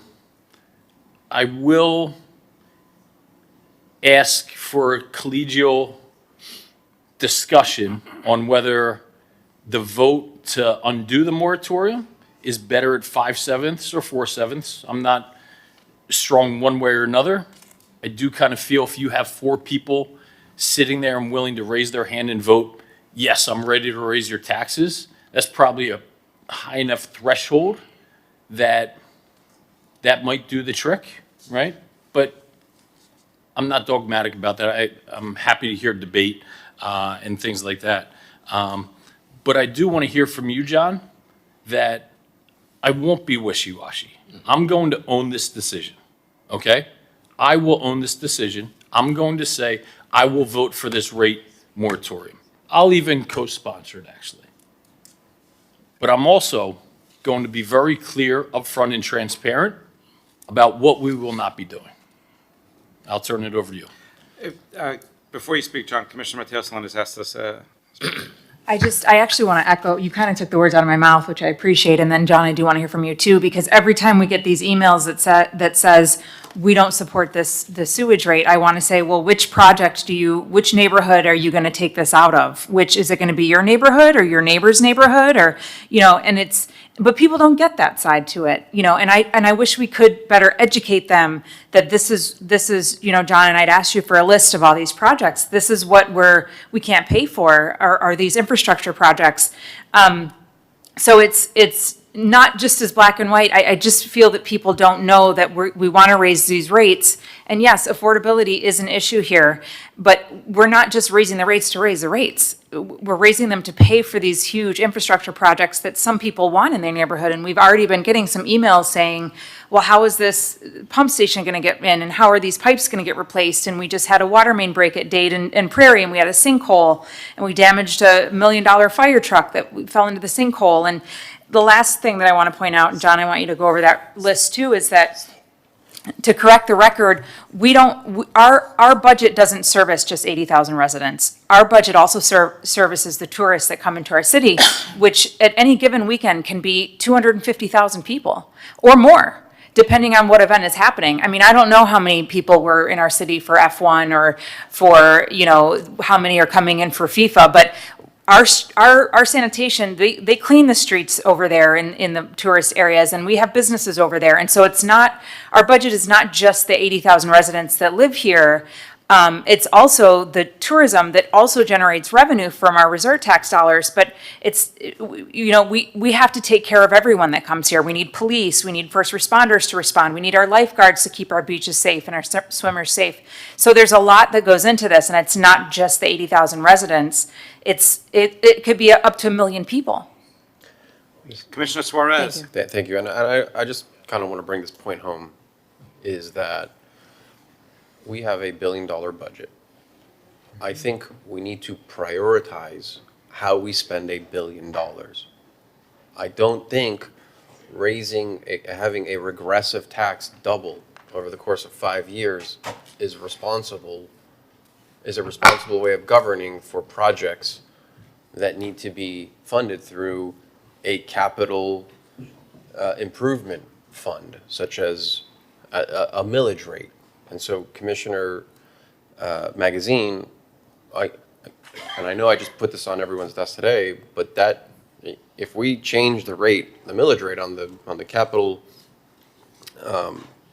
improvement fund, that's permanent, and we could potentially bond out to that if we needed to, just as if we would do for a water tax, but it's more progressive because it's going to be for people that, if you have a much larger property, you're going to be paying more in taxes. If you have much less property, it's going to be paying less in taxes, instead of a fee across the board for everyone. And so there is a path, and I think we can certainly do that. Last year we had $11 million, which is exactly what we need every year for the next 8 years to fund all of these projects that is on this list. So I just want to bring everyone back to the same place. It's not, I think the intent of this is not saying we don't want to do these projects. It's saying to us in the administration, we need to prioritize the money that we already have for these projects. And we're going to have to give up some luxuries that we have traditionally liked over the last couple of decades that may not be available to us, at least for the next 8 years, while we fund these critical infrastructure projects. Commissioner Suarez, you mentioned something. So on an annual basis, the city needs to come up with about $15 million. That's what you 11. mentioned? Around 11. John? No, the debt service actually starts around 6 million because we would be issuing debt over time, and it ends at about 41 million per year by the year 8 point of these projects. But annualized over the next 8 years, what is it? Annualized over the 8 years, I think it averaged out to be somewhere around $15 to $16 million. Okay. In a $1 billion budget, I think I'd rather us reprioritize 15 million, 16 million in a $1 billion budget than asking our residents to reprioritize this money in their budgets, because someone is going to have to reprioritize. And I rather us, we have the money, we just have to decide in order to prioritize this infrastructure within the capital budget and shift some of this millage from our general to our capital. Okay, then what is it that we can't fund on the general side in order to prioritize what we all feel very strongly about without passing that onto our residents? And Commissioner Suarez, I agree with you. We all want to do these infrastructure projects. I'm saying myself that looking at saving people this money versus the infrastructure project, I'll align and even sponsor this, where I'm saying at this point in time now, it's more important to save our residents money. Let's hear from John. Good evening, John Norris, Public Works Director. I really do appreciate having this conversation. I'm really happy that I'm here. My concern right now is timing. Time is of the essence. We are celebrating Public Works Week right now, and I want to explain to you real quick how that started. Friday, we had a 6-inch water main break on 10th and Euclid. They finished at midnight. At 2 a.m., they got home. 2 a.m., they got dressed. They came back for a 20-inch transmission main, cast iron, that the side blew out of. The hole was that big, by 20 inches. A fire truck fell in the hole. I don't know what the fate of the fire truck is. We had a big rain event on Sunday. I got calls from many commissioners on Sunday. I did not stop on my phone from 7 o'clock till 1 p.m. responding to flooding calls. Is the pump on? Is the pump off? This temporary pump that we have sitting here, why do we have it here? I don't want it in my yard. Wait, we're flooding back here. These are the conversations that I'm having on Sunday. I can't tell the residents we have a solution anymore. I can't do it. The only response that I have for the residents is, we don't have funding. So then, Sunday evening, we had an incident on North Bay Road. The gravity sewer mains were backed up. Once again, our crews left their homes, came in. It was not a clog. No, the sewer wasn't clogged. It was surcharged. It was surcharged because it is an aging line that gets infiltration and inflow that fills with groundwater and rainwater. So what did our guys do? They pulled all that water to the pump station to make room for the sewage to go from those houses on North Bay into that gravity line. They're just making space in the line temporarily. So they get home. They wake up Monday morning, nothing Monday and Tuesday. Wednesday, 12-inch water main break at North Lincoln and Meridian. John, let me stop you there for a second, because I get what you're saying. Right, and respectfully, we understand that we have aging infrastructure, but that's not the debate here. We're not here telling you that we don't take these concerns seriously. What we're debating is prioritization. Where are we going to get this money? I don't want to have to double the water rates in the next 5 years to pay for these, when I believe these infrastructure projects should be paid through our millage of capital improvements, where we can have to forego some of the millage on the general operating fund.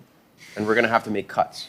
But my point was timing is important here, and what we're talking about is pushing But this water rate is going to double in 5 years. So at least what I'm proposing can be implemented in the next couple of months through committee and 1 or 2 readings. with what you're proposing with the water rate increase, that's going to happen over the course of 5 years. So it's not like if we pass this, things are automatically going to be fixed tomorrow.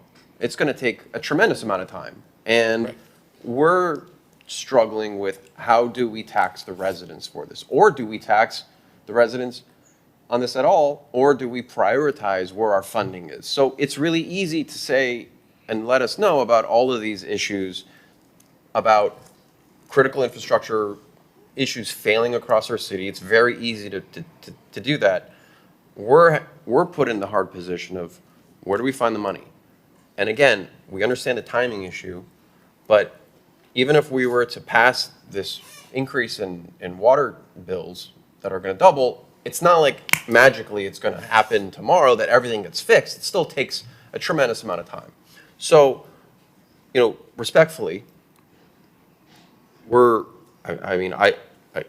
think we're going to pass this referral, okay? It's going to go to the commission. I would like everyone at the commission, I would like everyone at this commission to be present at that finance meeting so that we can really discuss this and hopefully fast track a solution to this that doesn't require a doubling of a regressive tax.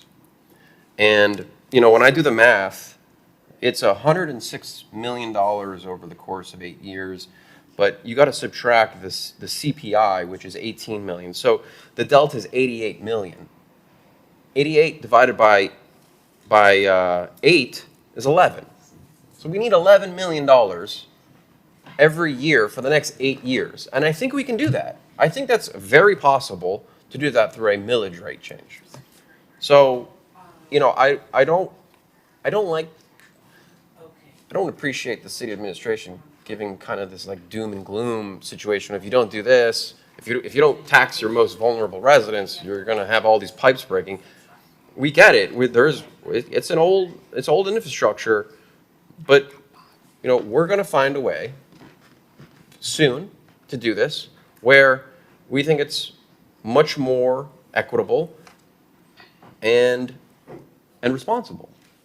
Commissioner Bott, then Eric wants to speak, and let's bring this home for a landing. I would like for everybody who's watching or will watch or read newsletters over the next few days, I would like, with all due respect to my colleagues, I would like you, John, to explain the cost of each project, and Jason, for you to tell us if we somehow actually have the money in our budget. And I am very excited to go to the FERC meeting and hear about how this can work. I think it can.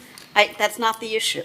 The issue is that there is no clarity in the public at the moment about what is at risk. And I will tell you what's more expensive than a $12 rate increase. It's getting a new pickup truck because your truck that you rely on to go to work and to bring your kids to school and to pick your mother up from her adult daycare because she needs help has now fallen into a sewage sinkhole like what happened in North Beach a couple of years ago. So John, if you could please, and Jason, if you could, John, go through the list, and also please let us know if there's grant money that's at risk. And Jason, if you could also just give us, what the money, I don't think we have the money at the moment. So I'm not sure that, I would like that corrected for the record because I'm not the expert on this. You guys are. PJ, could you put the presentation up, the one page? Thank you. So commissioners, you all have a copy of this. This is a list from most expensive to least expensive. And you can see the neighborhood improvement projects are up at the top. Yeah, no one's going to be able to read this. There you go. Okay. And my point in what I said is we don't have answers for the residents if we don't have a plan moving forward. And I go out to many residents' homes and I tell them, we've got this project, it's going to solve the problems. And without a funding mechanism for these projects, we no longer have those answers.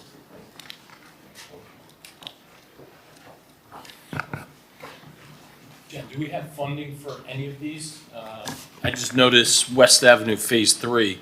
I see the cost, but I do believe that we have a lot of funding for that already, correct? We do, and we're not short very much on West Avenue Phase 3. But I think if we don't have a rate increase or a funding mechanism moving forward, we need to reassess what funding we have allocated to certain projects, because we're going to be responding to emergencies constantly. And emergencies are much more expensive than planned projects. So we really need to reconsider what our contingency and what our reserve is if we don't have funding to move forward with these projects. And what is the grand total of this? I believe over the, I think the 8-year program, 27 through 34, it's about $1 billion between water, sewer, and stormwater total capital needs. Now, some of that would obviously be funded through pay-go cash, as the fund itself would be able to throw off some of it. So it's not a full $1 billion would need to be borrowed. But we would obviously have to relook at the model if we're going to go in a different avenue. I think there's a lot of different ideas that are put out here, and I think there'll be a robust discussion when it goes to finance. And I think just to restate, because there have been a few questions where, is it legal to do this from a general fund perspective and a geo bond? Yes, the answer is absolutely. Is it uncommon? Yes, but it's not unheard of. I think city Jason, mining. can I stop you there? I guess structurally, these projects, you don't pay for them 1 year, so confirm my thinking or tell me where I'm off. And I think Commissioner Suarez, it's the only way that you could even go forward in these projects, if I'm understanding your proposal right, is you actually take the millage that's dedicated to the general fund, which is how much? Roughly, what's the millage? Our total millage is 5.8, I think, or Right, 6 so you total would take, between let's all say, 4 millages. one of those and put it dedicated, whatever the math works out to be. So you have dedicated funding in the stormwater wastewater utility project. Then because that's the only way you can go forward with these projects. You cannot do it with this promise that each year we're going to save you $10 million, right? You need a dedicated, recurring revenue stream over the course of 8 years, not just a promise that we're going to try and find efficiencies each year. So the only way it would work is if we take millage from a general fund and put it dedicated into the stormwater wastewater. That provides another set of problems for us, right? Yes, we are able to then, with a little more certainty, go forward with these, but then we have, we have to balance our budget, so we have to do so in the back of the general fund each and every year. And then and I want to expand upon that, and I want to let my colleagues know that, we all pass the rollback rate, right?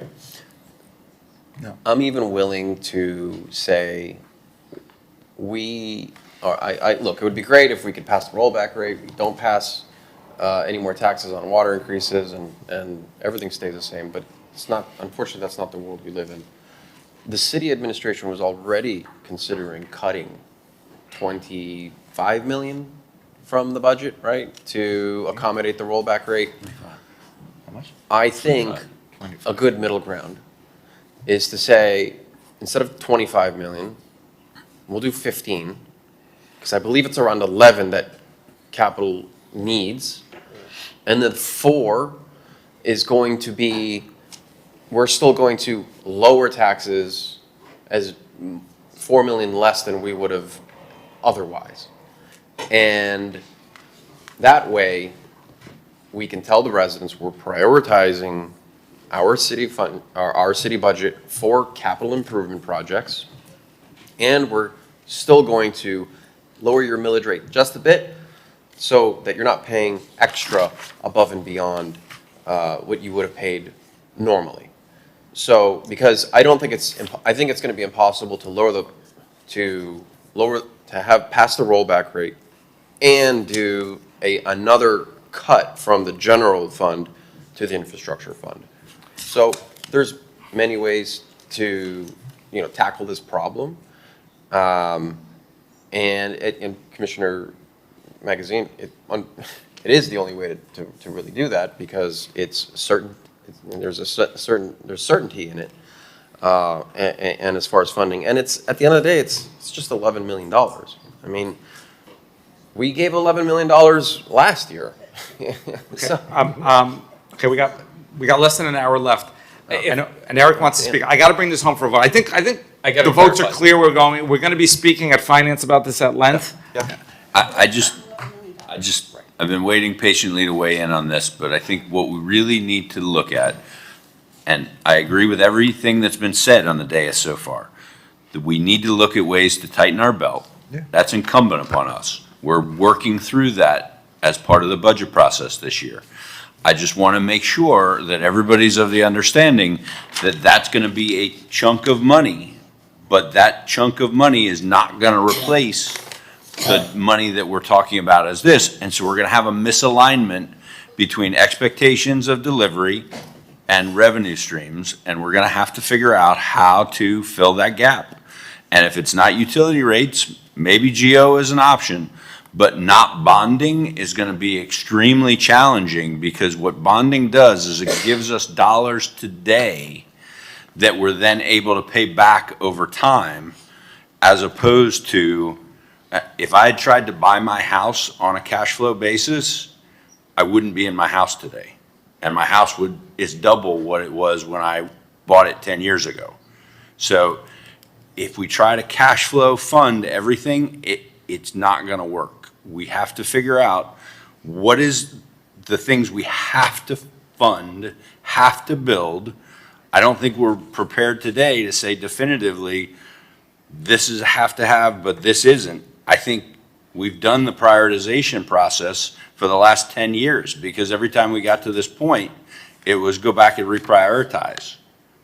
From 2016, that's the last time that we actually moved forward on a bond issue and really moved on some of these capital projects. So we need to make sure that we all have alignment on what it is that we're going to put in the ground, and then we need to figure out how we fill that funding gap.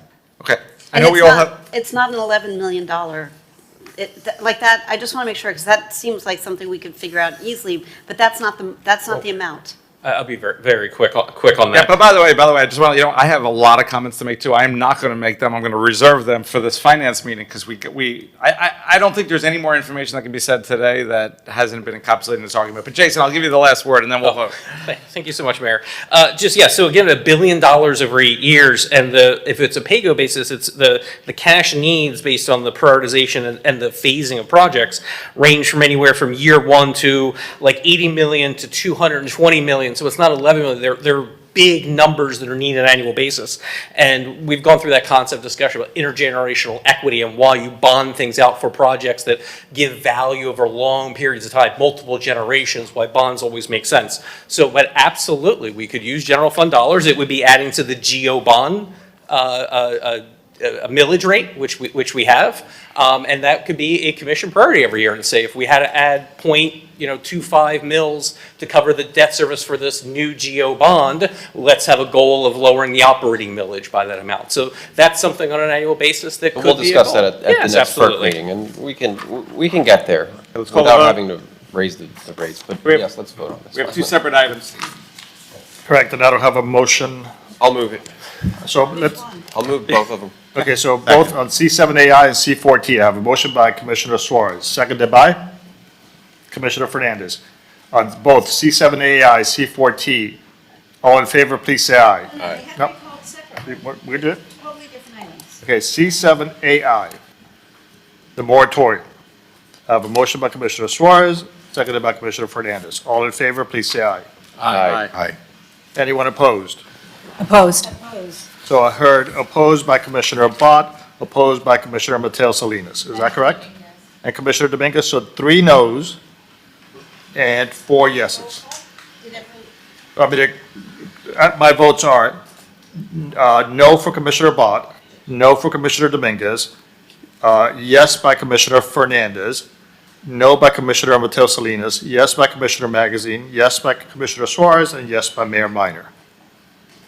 So now, on C4T, the referral, I have a motion by Commissioner Suarez, seconded by Commissioner Fernandez on the referral. All in favor, please say aye. Aye. Any opposed? Hearing none, the referral is approved 7-0. That was item C4T. Okay, thank you. Much work to be done. C2D. C2Ds are award RFQ 2026-119 WG Byron Carlisle Cultural Center, workforce housing. It was separated by two individuals, Commissioner Bott and Commissioner Mateo Salinas, C2D. Commissioner Mateo Salinas, you pulled this item? Byron Carlisle?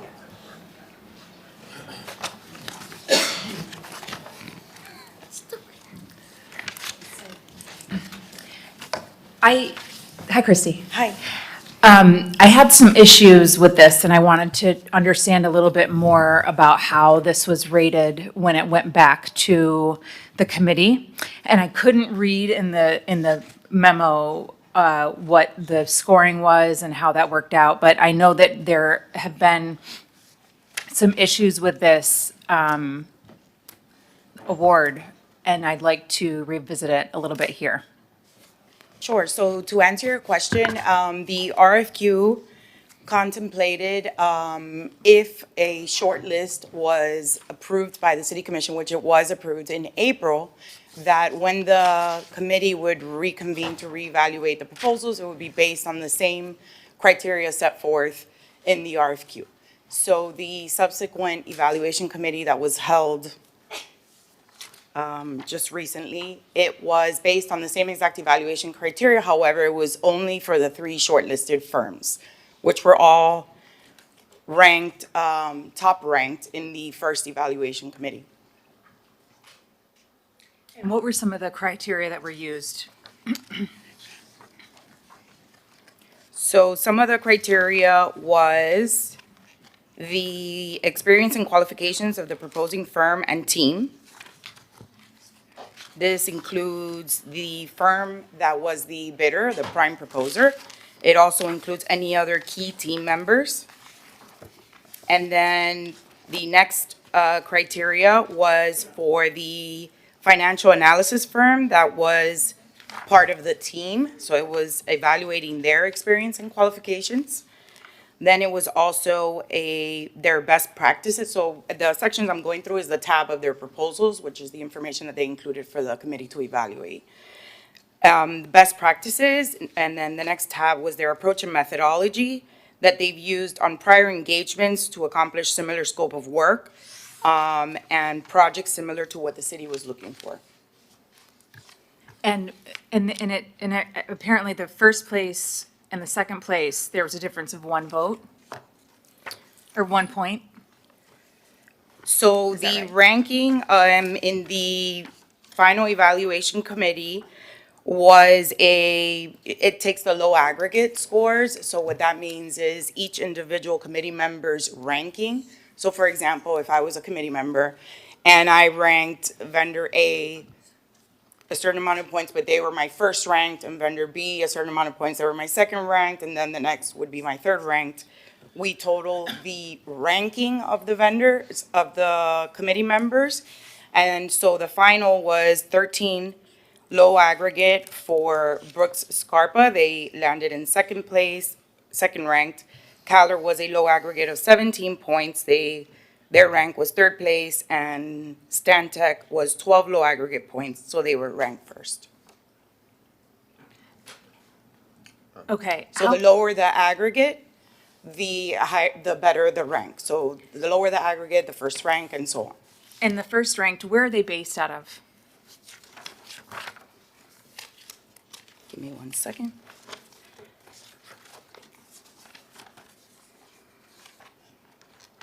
So it's Stantec, and they group together with MVRDV. They are in the state of, they have a local Miami address, but their headquarters are out of Denver, Colorado. But they do have a Miami office and do have South Florida presence. And the second place, where are they based out of? The second place, just to state their name, is Brooks Scarpa. Huber Architects. And they have several locations from what I see here, Fort Lauderdale, Miami, Los Angeles. Trying to get to their questionnaire so I can give you their.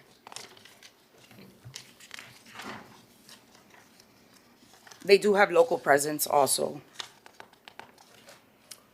So what I'm understanding, I've had a couple residents reach out that were a bit disappointed that the first place, because I guess they're not based here in the first place, but the second place is. So I just want to revisit this a little bit more and see what we can do here. Mr. Mayor. Commissioner Suarez. I want to be clear, I support the Byron Carlisle bringing it back to life. It's a shame that it's in this current state. North Beach deserves and needs a first-run movie screen theater and a cultural arts center. And Commissioner Bott and I have had sunshine meetings where we're going to hopefully do both. Yeah, but I just have a little concern about the sequencing of this. My understanding is that if the firm is approved, they will come back with a design contract in June or July for approximately 2.6 million. Is that correct? So the estimated design fee the budget for the design fee is about 2.6, yes. Yeah, and potentially more because design fees are typically tied to a percentage of the total cost. Correct? Yeah, and so some of the things that I'd like to have answered, and maybe this is why I think we're putting the cart before the horse, is from my understanding, we had many discussions on how this is going to be funded on a operating basis, and I believe the idea is housing units where rent payments are going to offset the cost of the Cultural Arts Center, which is Operational costs. operational costs, which I'm in favor of. I'd still like to know what that model looks like before we have a design of it, because I think, we don't, how many units is that? Is it 100 units? Is it 200 units? And how do we tell that to the design firm before they start? How do we tell that to the design firm when we don't even know that ourselves, and we're asking them to come up with a design for potentially a certain height and a size, a scale.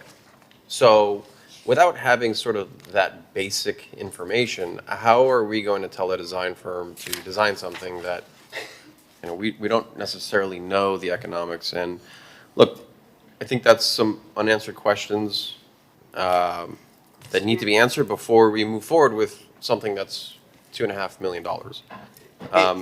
And again, I'm not against this. I'm not trying to slow it down. I just want to make sure we're set up for success on this. Mr. Mayor. So, Mr. Mayor, if I could. Well, let me hear from Commissioner Bott and then. My recollection, Eric, correct me, Daniel, correct me. We literally wanted to have that conversation about a year ago, and we were precluded from having that conversation for very many reasons, which I'm not going to dredge up here and now. And we are going to have that conversation with the award winner of this RFQ as part of what the next step is. So it will be part of the preliminary discussion. There is no design for this project yet. It has not been designed yet. This is an awarding of qualifications for the team that we are going to use to design and develop and construct this project. We are already a solid year later than we had planned to be, than we thought we would be, than we should be, arguably more. You're not wrong in wanting to have those answers, but that's not what this is about. That's the next conversation with the people who get this award.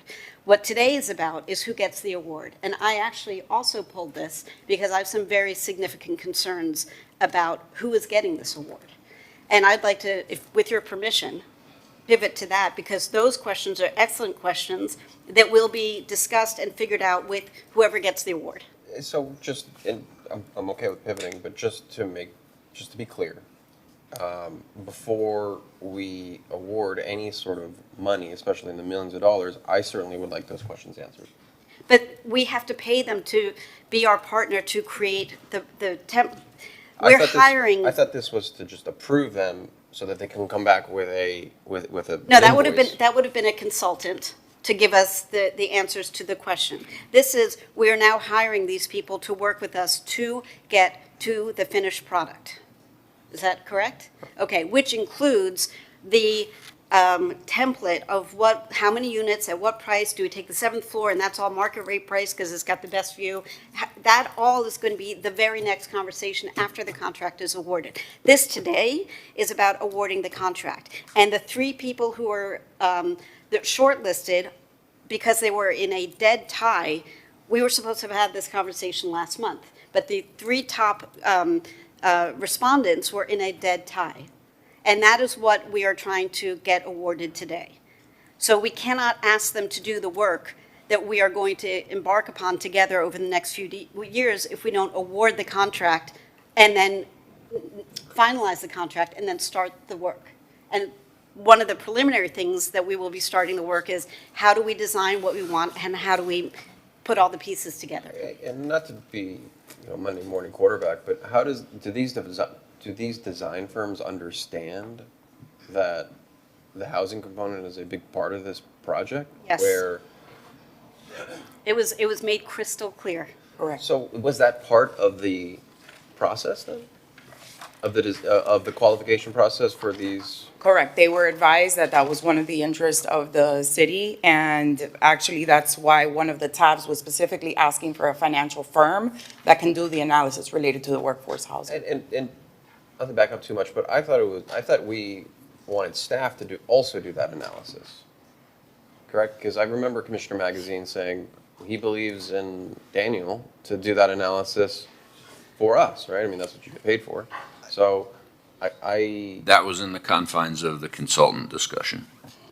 It was what? The consultant discussion, when we're debating the value of having the consultant do that work, he was suggesting that staff should do that. And then the compromise was to hire the design firm and have the design firm work with us on that concept. But with all due respect, because they are important questions, but that ship has sailed and that's why we are here now. And we cannot get those questions done without awarding this contract, which we should have awarded last month. But we didn't because we had 3 top contenders, 3 very qualified firms. And so I would like to talk about the recommendation that has been put forth among the 3 top firms who are effectively equivalent for all intents and purposes. Well, that kind of ties into what we were just about to talk about, is apparently these design firms took into consideration these questions as far as housing and the economics of it. Did that play a pivotal role in your selection?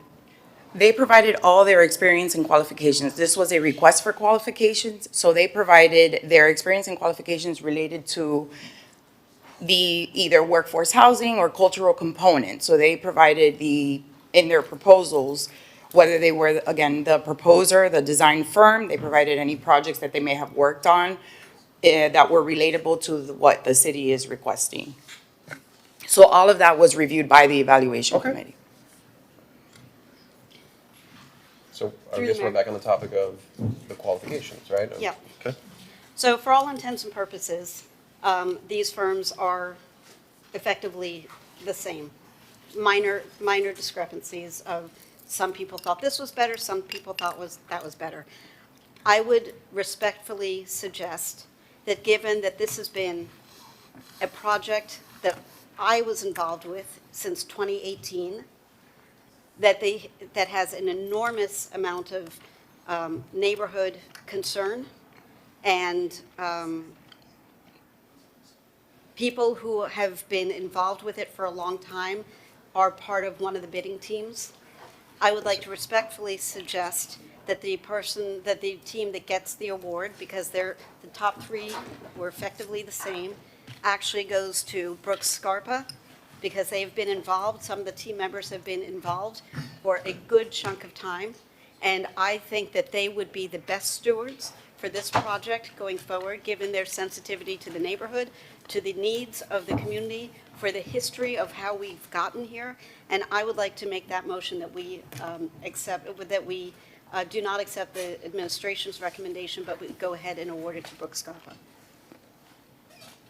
Second. I mean, is that legal? Mr. City Attorney, I mean,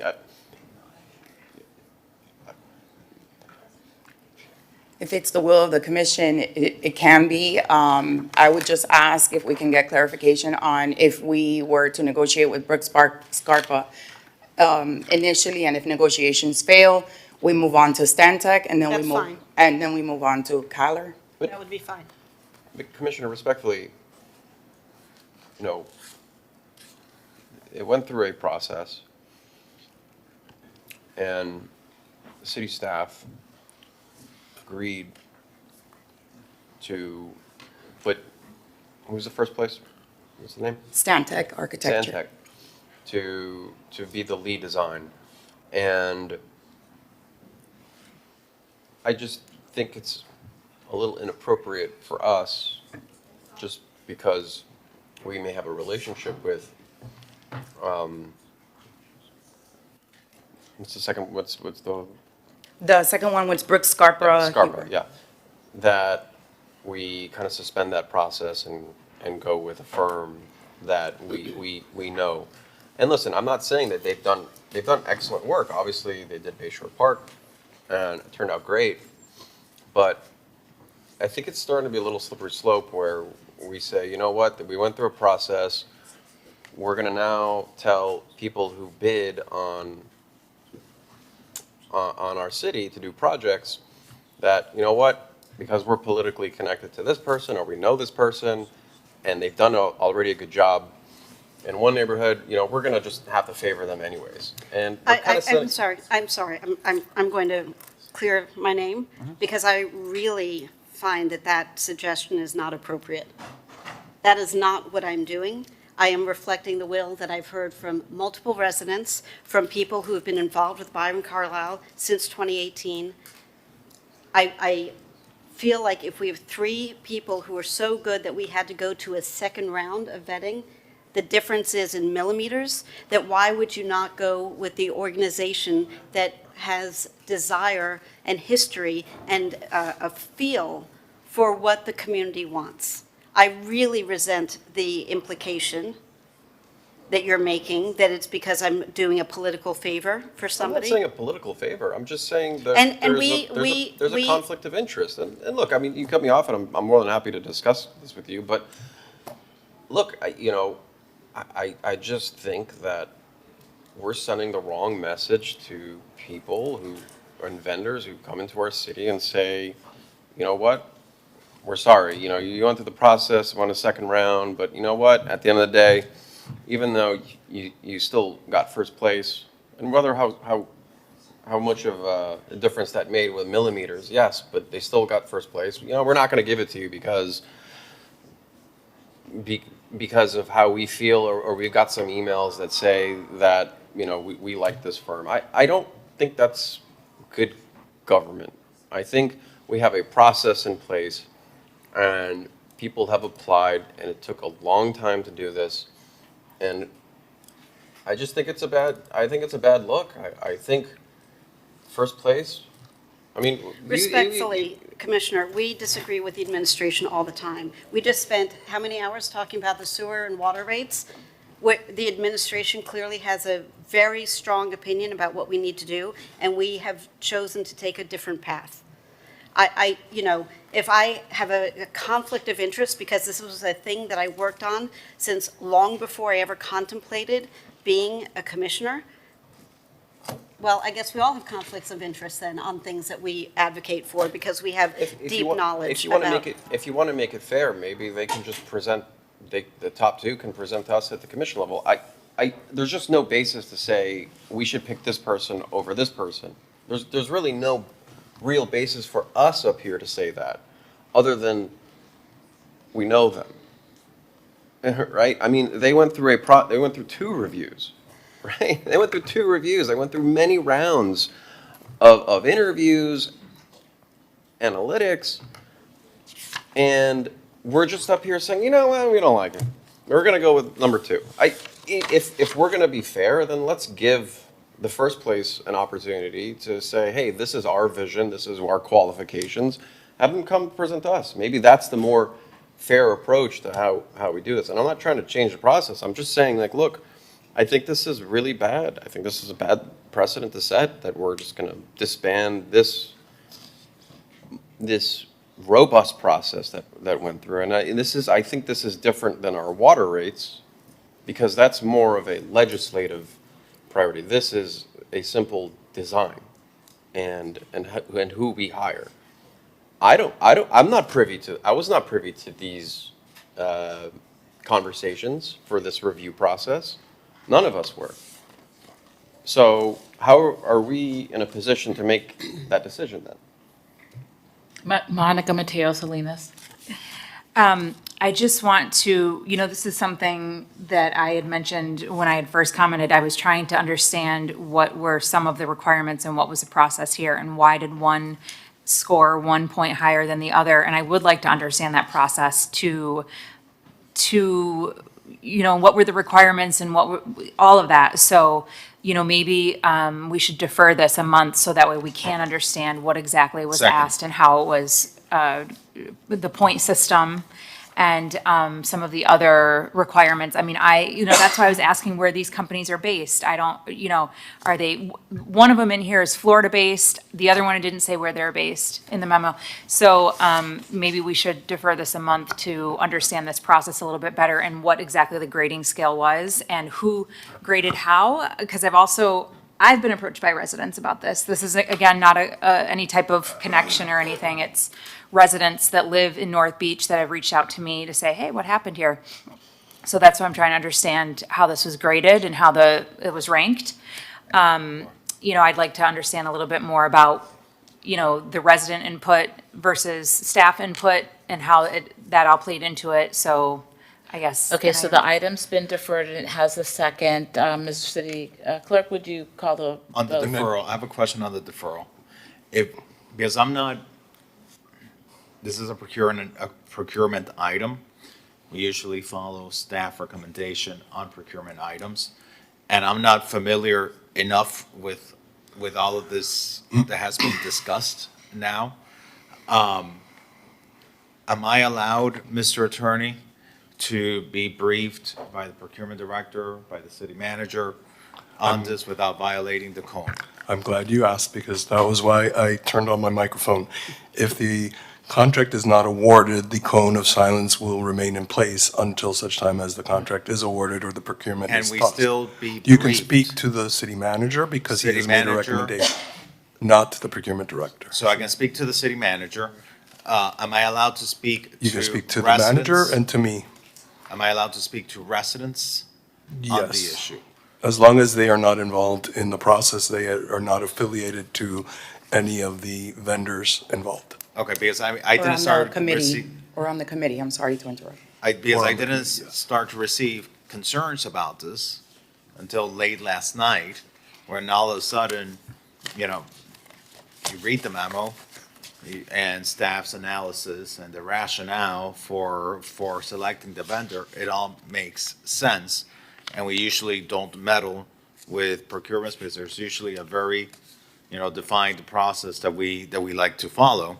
And we usually like to follow staff's recommendation on this. So to the extent that we do anything different, I would appreciate the courtesy of the deferral to better inform myself and to get better briefed by you, Mr. Attorney, by you, Mr. Manager, before we make any conclusive decision. Commissioner Magazine. Yeah, I don't typically deviate much from what's presented to us. I know when I had an RFP I cared deeply about, okay, staff, it is what it is. I haven't talked to any of these firms. I couldn't even tell you who was 1, 2, or 3. I know you've been very involved for years in the Byron Caro. So I trust your judgment and in many regards, officially or unofficially, defer to you. So if we're going to vote on this here today, Commissioner Bada, I was going to trust your judgment and go with you. because I'm trusting somebody's judgment one way or another. And I know you've been involved in this for years and years, so I'm going to trust yours.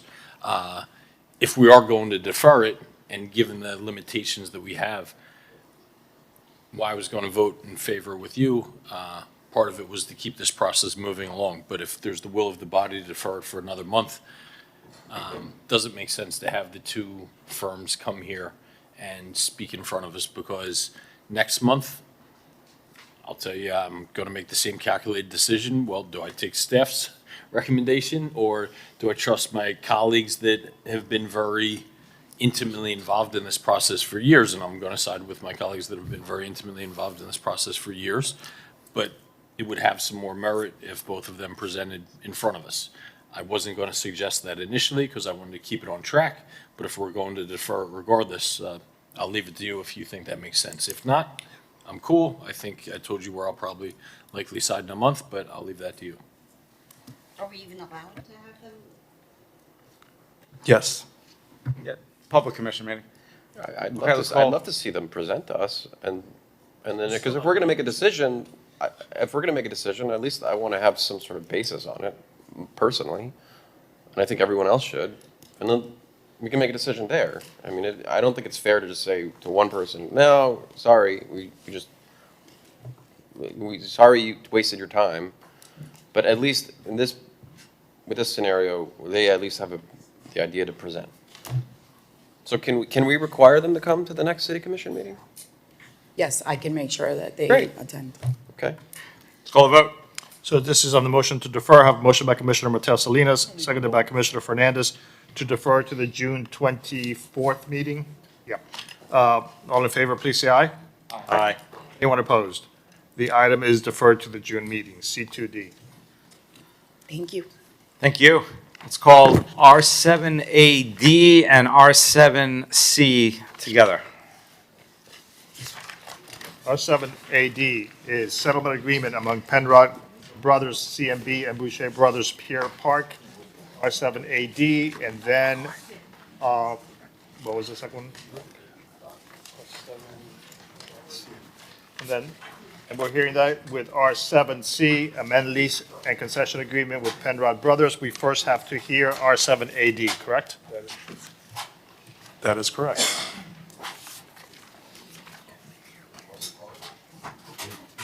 Mr. Mayor, if I may. Eric. So obviously, this is something that we've had two shade sessions on. This is the protracted litigation that we have had with Penrod's and the Boucher solicitation. And ultimately, this is an opportunity to settle the pending litigation after multiple years. It's an opportunity to bring some clarity to the situation and an opportunity to move forward in a positive direction with the best use of that property at Pier Park, which is South Point Drive and Ocean Drive. I would offer our team that's been heavily involved in this to provide any details if you want them, but primarily this is an opportunity to close out the settlement with a cash payment to Penrod's coming from the Boucher team, a extension through August of 2027 for the Penrod's occupation of the property, and a opportunity for the Boucher team to have a 5-year option to extend their management agreement on the property are the primary terms. And if you guys want to add any additional color. I think that's high level, and if there's any questions, we can certainly answer. Through the chair, I would just clarify that it's not a management agreement, it's a concession agreement. Sorry. No problem. Call the vote. I need a motion. I'll move it. A motion on both items, but we're first doing R7AD. Commissioner Well- Suarez.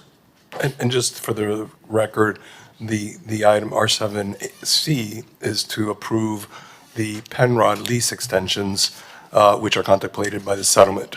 we will be coming back in July to present the Boucher contract amendment, which is also part of the settlement, but is not quite ready for prime time yet. And we're doing it separately because R7C is a public hearing, so R7AD, I have a motion by Commissioner Suarez, seconded by?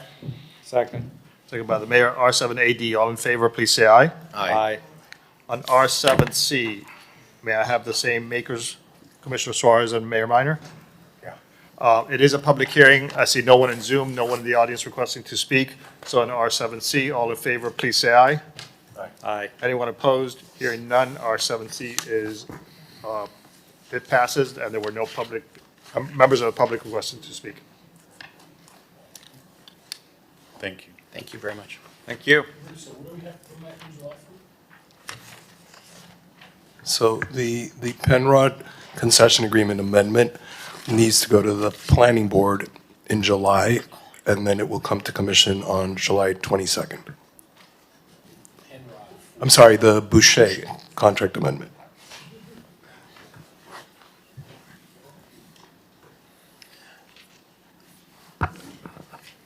I'd like to call up our fire chief, Digna Bello, before I call the next item. We all suffered a loss this past week, with mental health being a critical component of it. And couldn't let this meeting pass without acknowledging what your fire department is going through with this loss. Yeah, just a couple hours ago, I was at a church reading a eulogy and burying a friend. So yeah, it's hard to, do my duties of being a fire chief and have to serve our residents at the end of the day and make sure that I'm here, because I need to make sure that every single day our public safety is being addressed and still functioning. Our world is going to keep going for the next 24 hours. 10 individuals that I sent on duty to go and pay their respect to their classmates are back on the trucks. So, yeah. Unfortunately, it's normal for some departments because it's happening so frequent. And I can tell you that I just proposed one question to every single human that's inside this chambers. How many colleagues do you know that's committed suicide in your job? And I've had two in 2 years in a 100-year history of our department.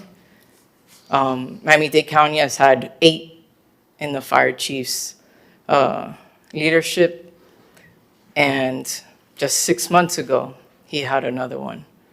So it's difficult, and as their leader, as a human, as a mom, yesterday was my son's 11th birthday, and I had to get his godfather, my colleague, my best friend who was hired with me, to take him to the arcades, because my son thought that I was coming to work to sing him happy birthday like they normally do.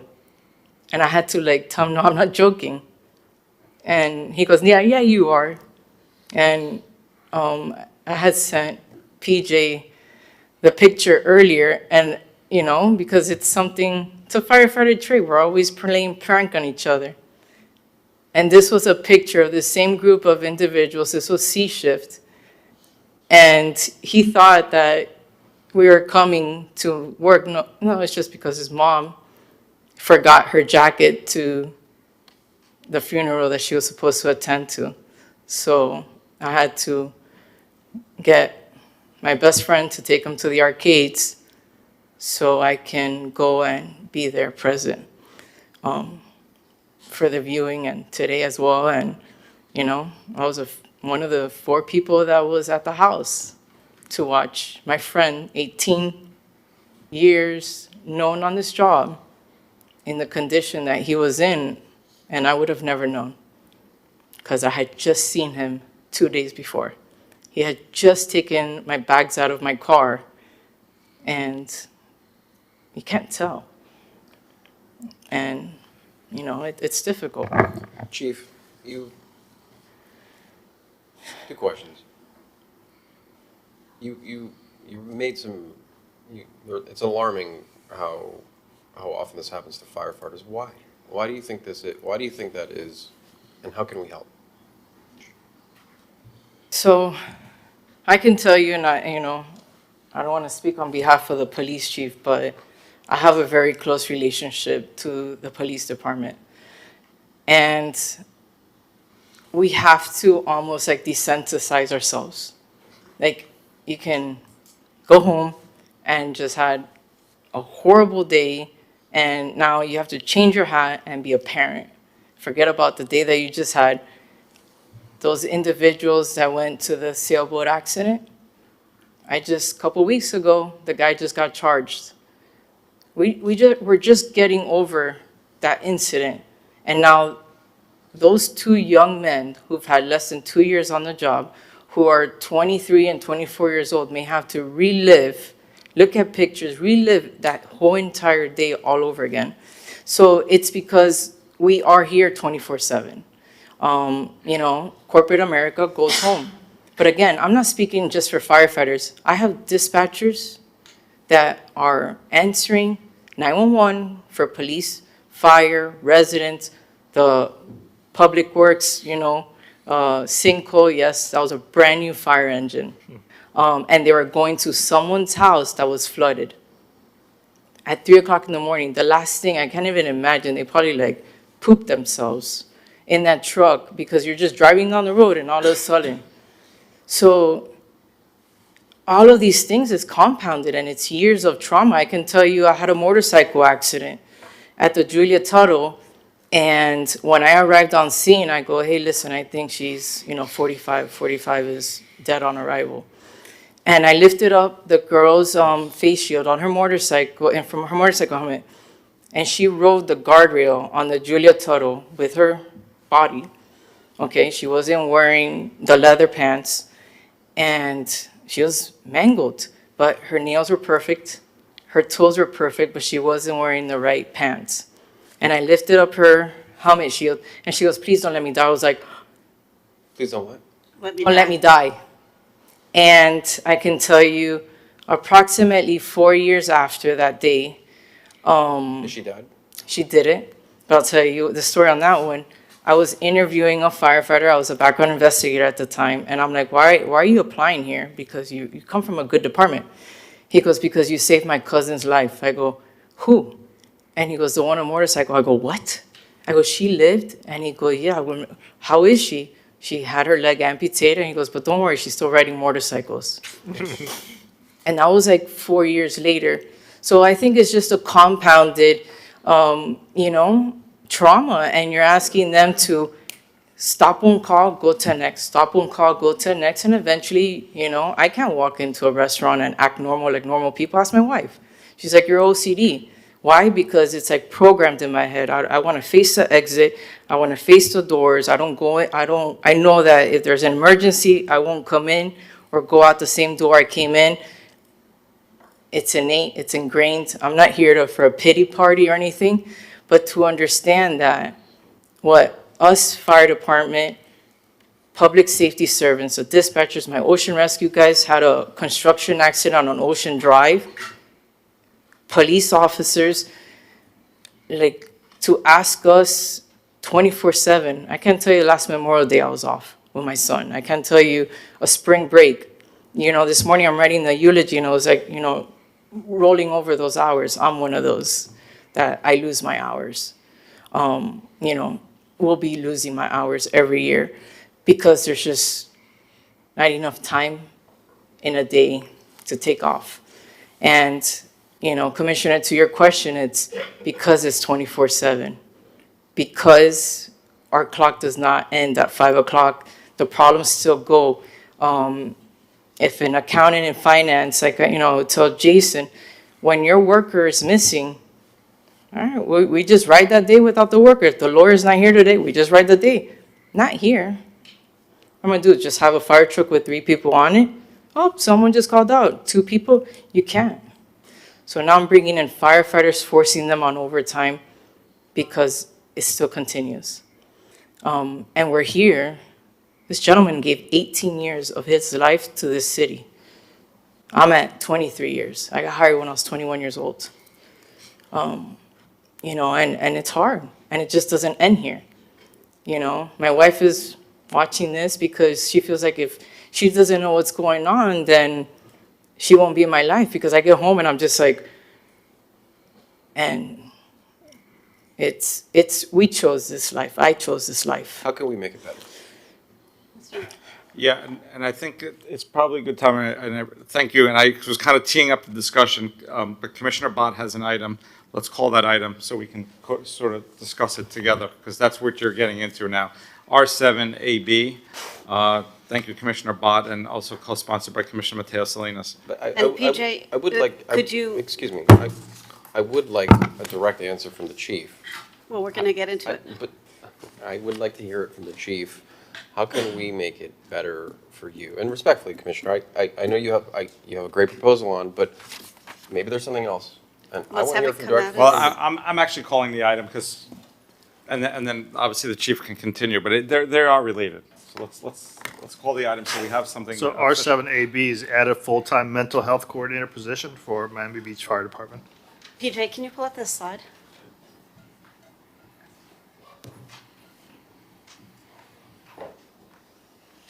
You know, this is an item that we discussed last year, and it didn't make the cut. And I will tell you, Digna, I don't know how you're here today.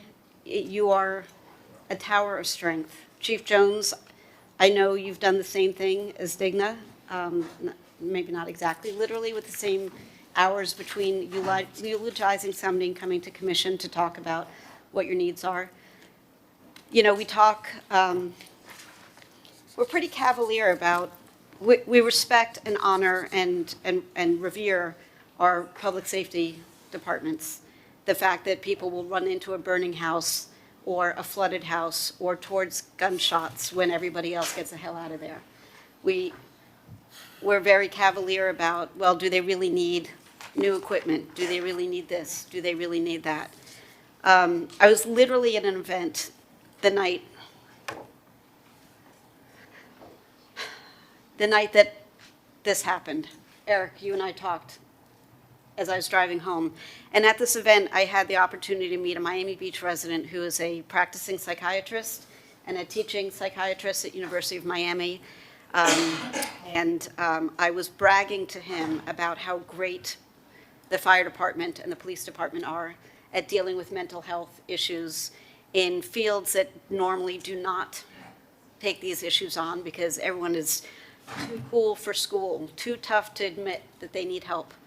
And I'm so proud of the work that you both do collectively. I know the police department maybe has a little bit of a head start, but Digna, under your leadership, you're catching up fast. And how you guys collaborate, you share resources as best you can. When I heard the details of what happened, that the friend and the son found Hans together, it was beyond triggering to me personally, because my daughter and I found my other daughter together. So that doesn't affect budgets, it doesn't affect anything else, but I will tell you that I can't talk about this still without really going, having a hard time. And so I would suggest that this is the time for us not to quibble about adding a full-time person to the fire department. EAP is an amazing resource for non-critical issues, a good place to start if you don't know where else to start. But last year, Chief Abello, Diggy, because I love you, gave up 2 stretchers to find funding to try to get somebody on board full-time. How many more firefighters are we going to lose before we decide that funding a full-time mental health professional for the fire department is the right thing to do for the city? We ask them to work ungodly hours in horrific conditions. And the thing that pisses me off, man, when I hear from people saying, the firefighters, they don't need new equipment, they don't need a new station, they don't need this, they don't need that. We don't even have fires in Miami Beach. You know why? Because they're stopping them before they start. They're stopping the gas leaks. They're evacuating buildings. They're dealing with this stuff. Not to mention the woman who ran the rail on her leatherless motorcycle. Like, the stuff these people see every day. Thank God not every day. Some days I'm sure are not terrible, but too many days are freaking horrific.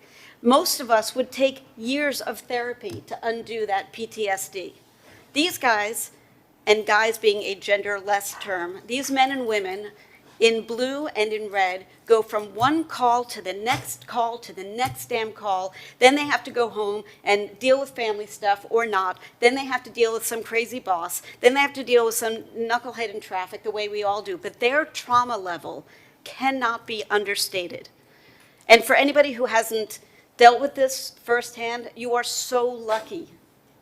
There is no undoing one trauma without years of work, let alone multiple in the course of a day or a week or a month or a career. So let us fully fund this position. Let's do it here and now. Let's get it started this year out of the general fund reserves or whatever the proper terminology is, and then fund it in perpetuity going forward in the budget, starting with our budget process for next year. But I'm not waiting till next year. And I invite my colleagues to do the right thing before it takes another life. With that, I move the item. Yeah, I actually want to, usually I go to my colleagues for, but I do want to hear from Eric. So I just want to say, first and foremost, a huge thank you to the entire fire department and all that they do every single day to keep this city safe. You know, I can't imagine what they're going through right now, and still having to work through it is extremely difficult. But what I said to the chief the first night was, we're not going to lose any more. That's right. And I committed to her, whatever it is that we need to do to make that happen, I'm on board with. This commission passed replacement of the self-contained breathing apparatus and the bunker gear today. Huge, huge investments in the equipment for the fire department. I'm extremely grateful for that. Last year during the budget cycle, the chief and I sat down and we talked about how do we transition into where we wanted to go. We agreed we would fund the temporary position last year, and we would find a way to fund the full-time position this year. We remain committed to that. Commission wants to, advance that a little bit. We welcome that. Obviously, Chief and I are still going to have to figure out how to fund that, but we will figure it out. But we don't want to lose another one. So thank you for everything the commission has done up until this point, and I appreciate for all the support that we've had from the community and the commission for the department during this difficult time. Mr. Mayor. No, we have Commissioner, Vice Mayor Dominguez, Commissioner Mateo Salinas. Chief, so heartbreaking what the fire department is going through. I echo what my colleagues say. I'm so grateful for Miami Beach Fire, for your leadership, and want to do everything that we can to help. So this item that we currently have for a health coordinator, is that enough? Do you need more? Can we make amendments? What can we do to help your department? And I can tell you that it's not going to be 100%, but I can tell you that it's in the right direction, where Miami-Dade County has had 4 on staff. It's a program. It's basically a program that needs to be evolved based on best practices or standards.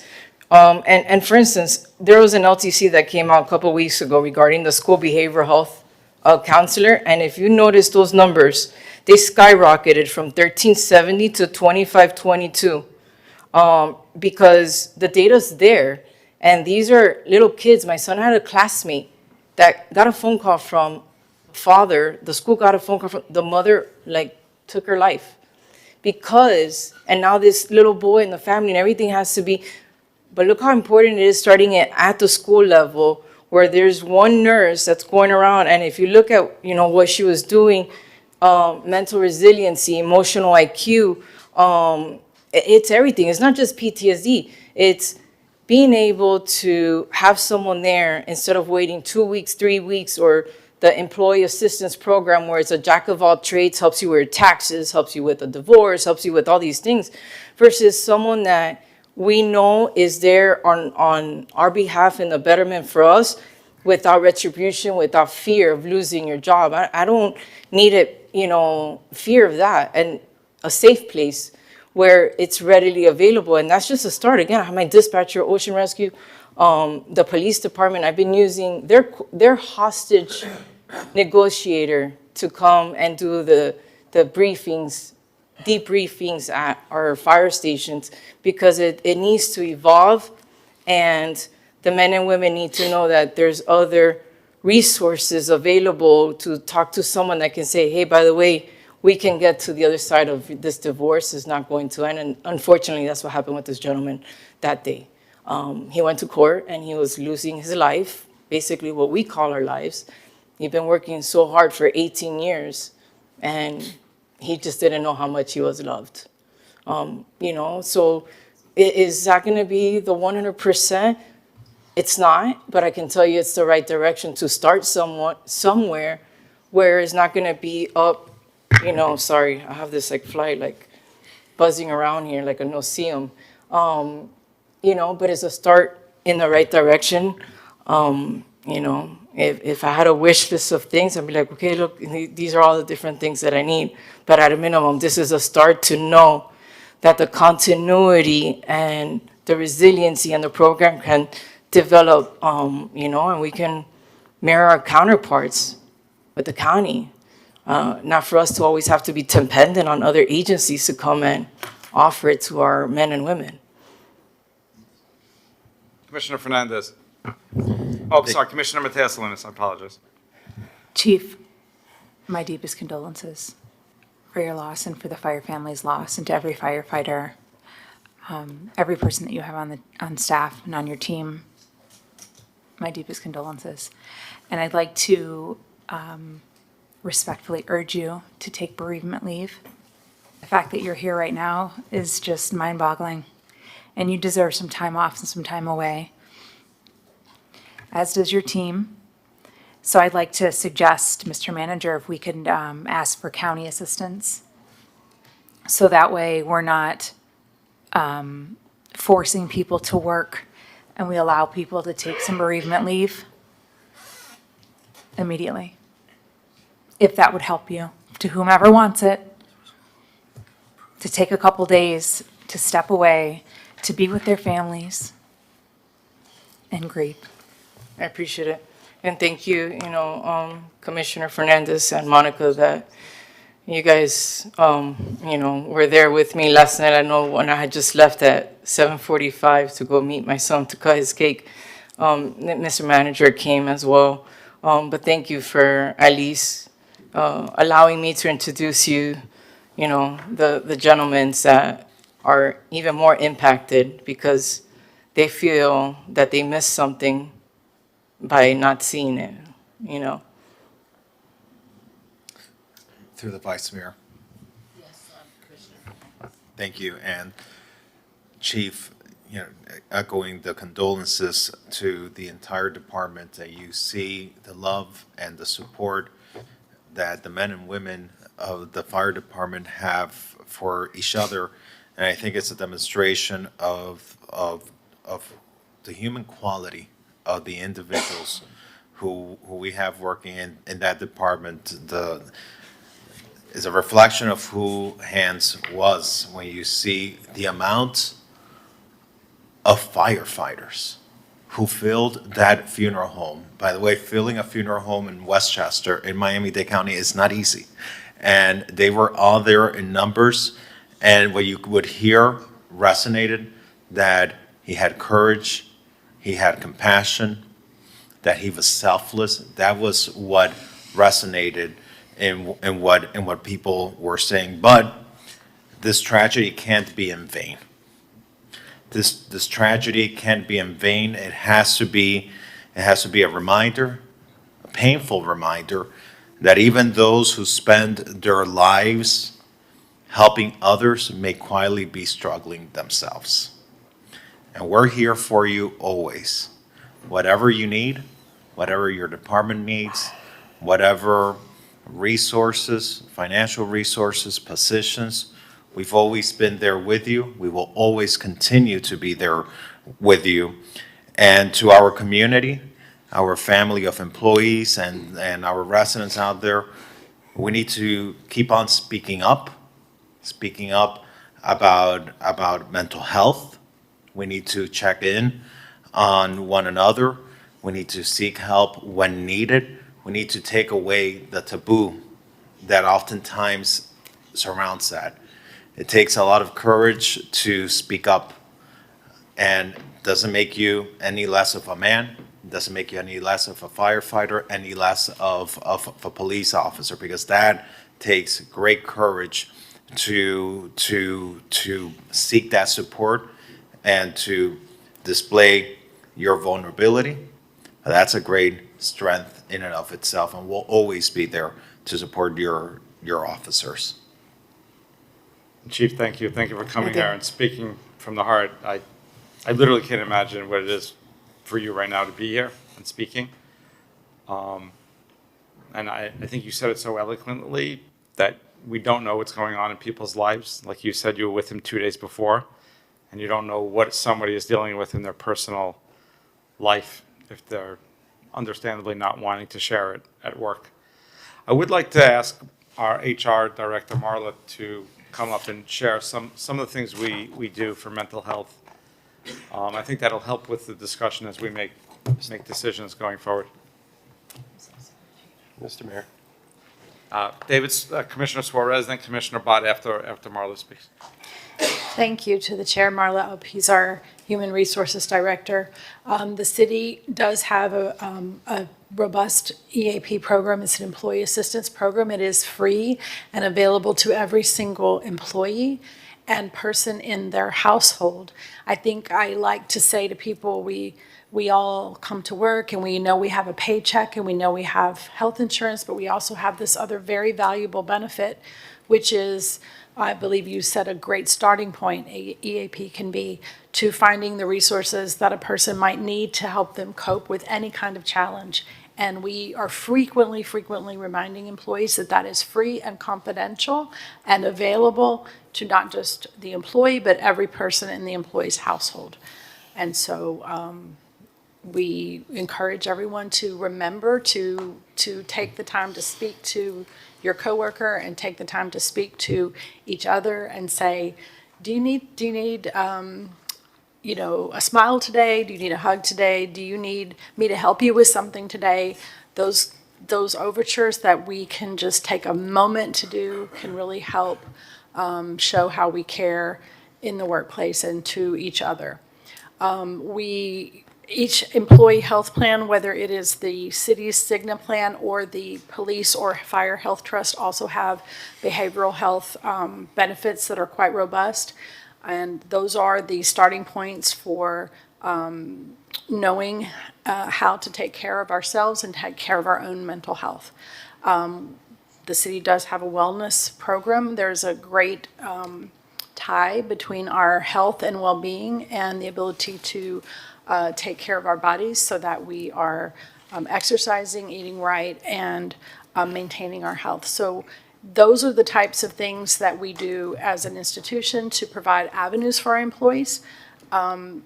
Clearly, I am in full support of what the manager and the chief are saying, that we need to do more. We probably need to rethink and do more. So I am just offering what we offer now as the baseline of what we have, and that it is available, and we have each other and we have these resources, but I do want to be supportive of what the manager and the chief are saying, that in this case, police and fire and the public servants that are in these arenas, they are special and they do need special support. Commissioner Suarez. Thank you, Mr. Mayor. So Chief, simple question. What can we do? Well, to start, I think that having this behavioral specialist that is more in tune of what's going on with the world around us is a start. I've been trying to vet individuals from all spectrums. It's not just a regular behavior specialist. It's someone who knows the world that we live in, knows the sacrifices, knows the language, and something that I would love to have our police department also be cohesively involved, because it's so much easier when we're all playing in a sandbox together than in silos. And I think it's a start. It's a start to where we need to be, in support of the greatest city in the world. And, in 2025, this is a conversation I'm having, but it's better now than never. I started the peer support aspect of it in 2014.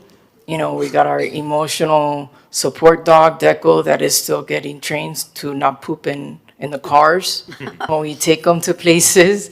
But there's data to support it. But I think it is a start, the resiliency and that everyday individual that is their specialty, not calling me on a Sunday at 7 o'clock that you broke up with your girlfriend. Because there's only so much that I can speak to that before now it becomes the blurred lines. You're fire chief, you're gonna get mad, I have to call out because my girlfriend's mad.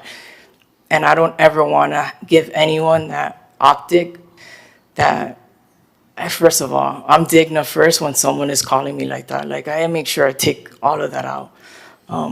Because I'm worthless at that point if I don't have the human component. But I have to be able to have someone that is a professional that built relationship with this individual, and they're there every day, not something that's going to be up for grabs in 2 years once they've established that relationship. Through the Vice Mayor. Laura? There's a motion on the table. I would like to fund this through reserves to get you started right now. We're only in May. I don't want to wait until next year's budget process. Eric? I want to get it funded through reserves this year. I don't know if Jason's still in the room, but I'd like the support of my colleagues. And then we can figure out where we're going to fund it going forward. But to me, this is not a discretionary item that gets cut from year to year. This is a critical piece of life safety equipment for our firefighters. Full stop. We'll make it happen. And just clarification, if I may, through the Vice Mayor. Yes. Thank you. And this builds upon, I just want to make sure, the EAP that our HR director mentioned, and it builds upon the mental health specialist, Mr. Manager, that we funded last year? Correct. Okay, so this builds upon, it's not in lieu of, it's not taken away, it builds upon what we already funded last year and what we already have today with the EAP and mental health specialists. We will absolutely be adding resources to the department to make sure they have what they need. Thank you, Mr. Manager. And just to build on what you said, Chief, and the EAP stuff is really great, Marla. I'm not minimizing that at all, but this is different. This is like saying to a combat veteran who just came home from deployment, call the EAP folks. They'll help you sort it out. You need somebody who speaks the language, who's been there, who's been in the trenches. EAP is great for a lot of things, and maybe that's where the person ends up, but you need somebody who knows the life, who understands the pressures, who's been there, who speaks the language, and it's critical. It's not easy to find necessarily, but we need to make sure. And you've heard me say this, the other chief behind you has heard me say this. I mean, so many people in the field have heard me say this. I've been very open about Julia's struggles, and thank God she's here and thriving 11 years later. Thank every God known to man, and to some incredible mental health professionals, because she wouldn't be here without them. And asking for help is never a sign of weakness. It is always a sign of strength, because for a lot of us, it is the single hardest thing you'll do. And so we want to make that ask so easy for your team and for Chief Jones' team. When people need help, we don't want to make it harder for them to feel like they can find that help. So I move the item. Second. Can we call the vote? And Mr. City Clerk, I'd like to co-sponsor this as well. We can call the vote. So I have a motion by Commissioner Bott, seconded by Vice Mayor Dominguez, with Commissioner Dominguez as a co-sponsor. And Joe, too. Okay, so I have co-sponsors, Commissioners Dominguez and Magazine. All in favor, please say aye. Aye. Anyone opposed? The item is approved 7-0, R7AB. Thank you. Chief, thank you for, I think we're all going to come down and give you a hug. Thank God I don't have OCD, right? Thank you, and thank you for being here and sharing, opening up your heart to us. Wow, what a way to end the meeting. Makes you appreciate, I guess. I think we're all going to go home and give a big hug to our loved ones. Thank you, and may God bless us and watch over all of us.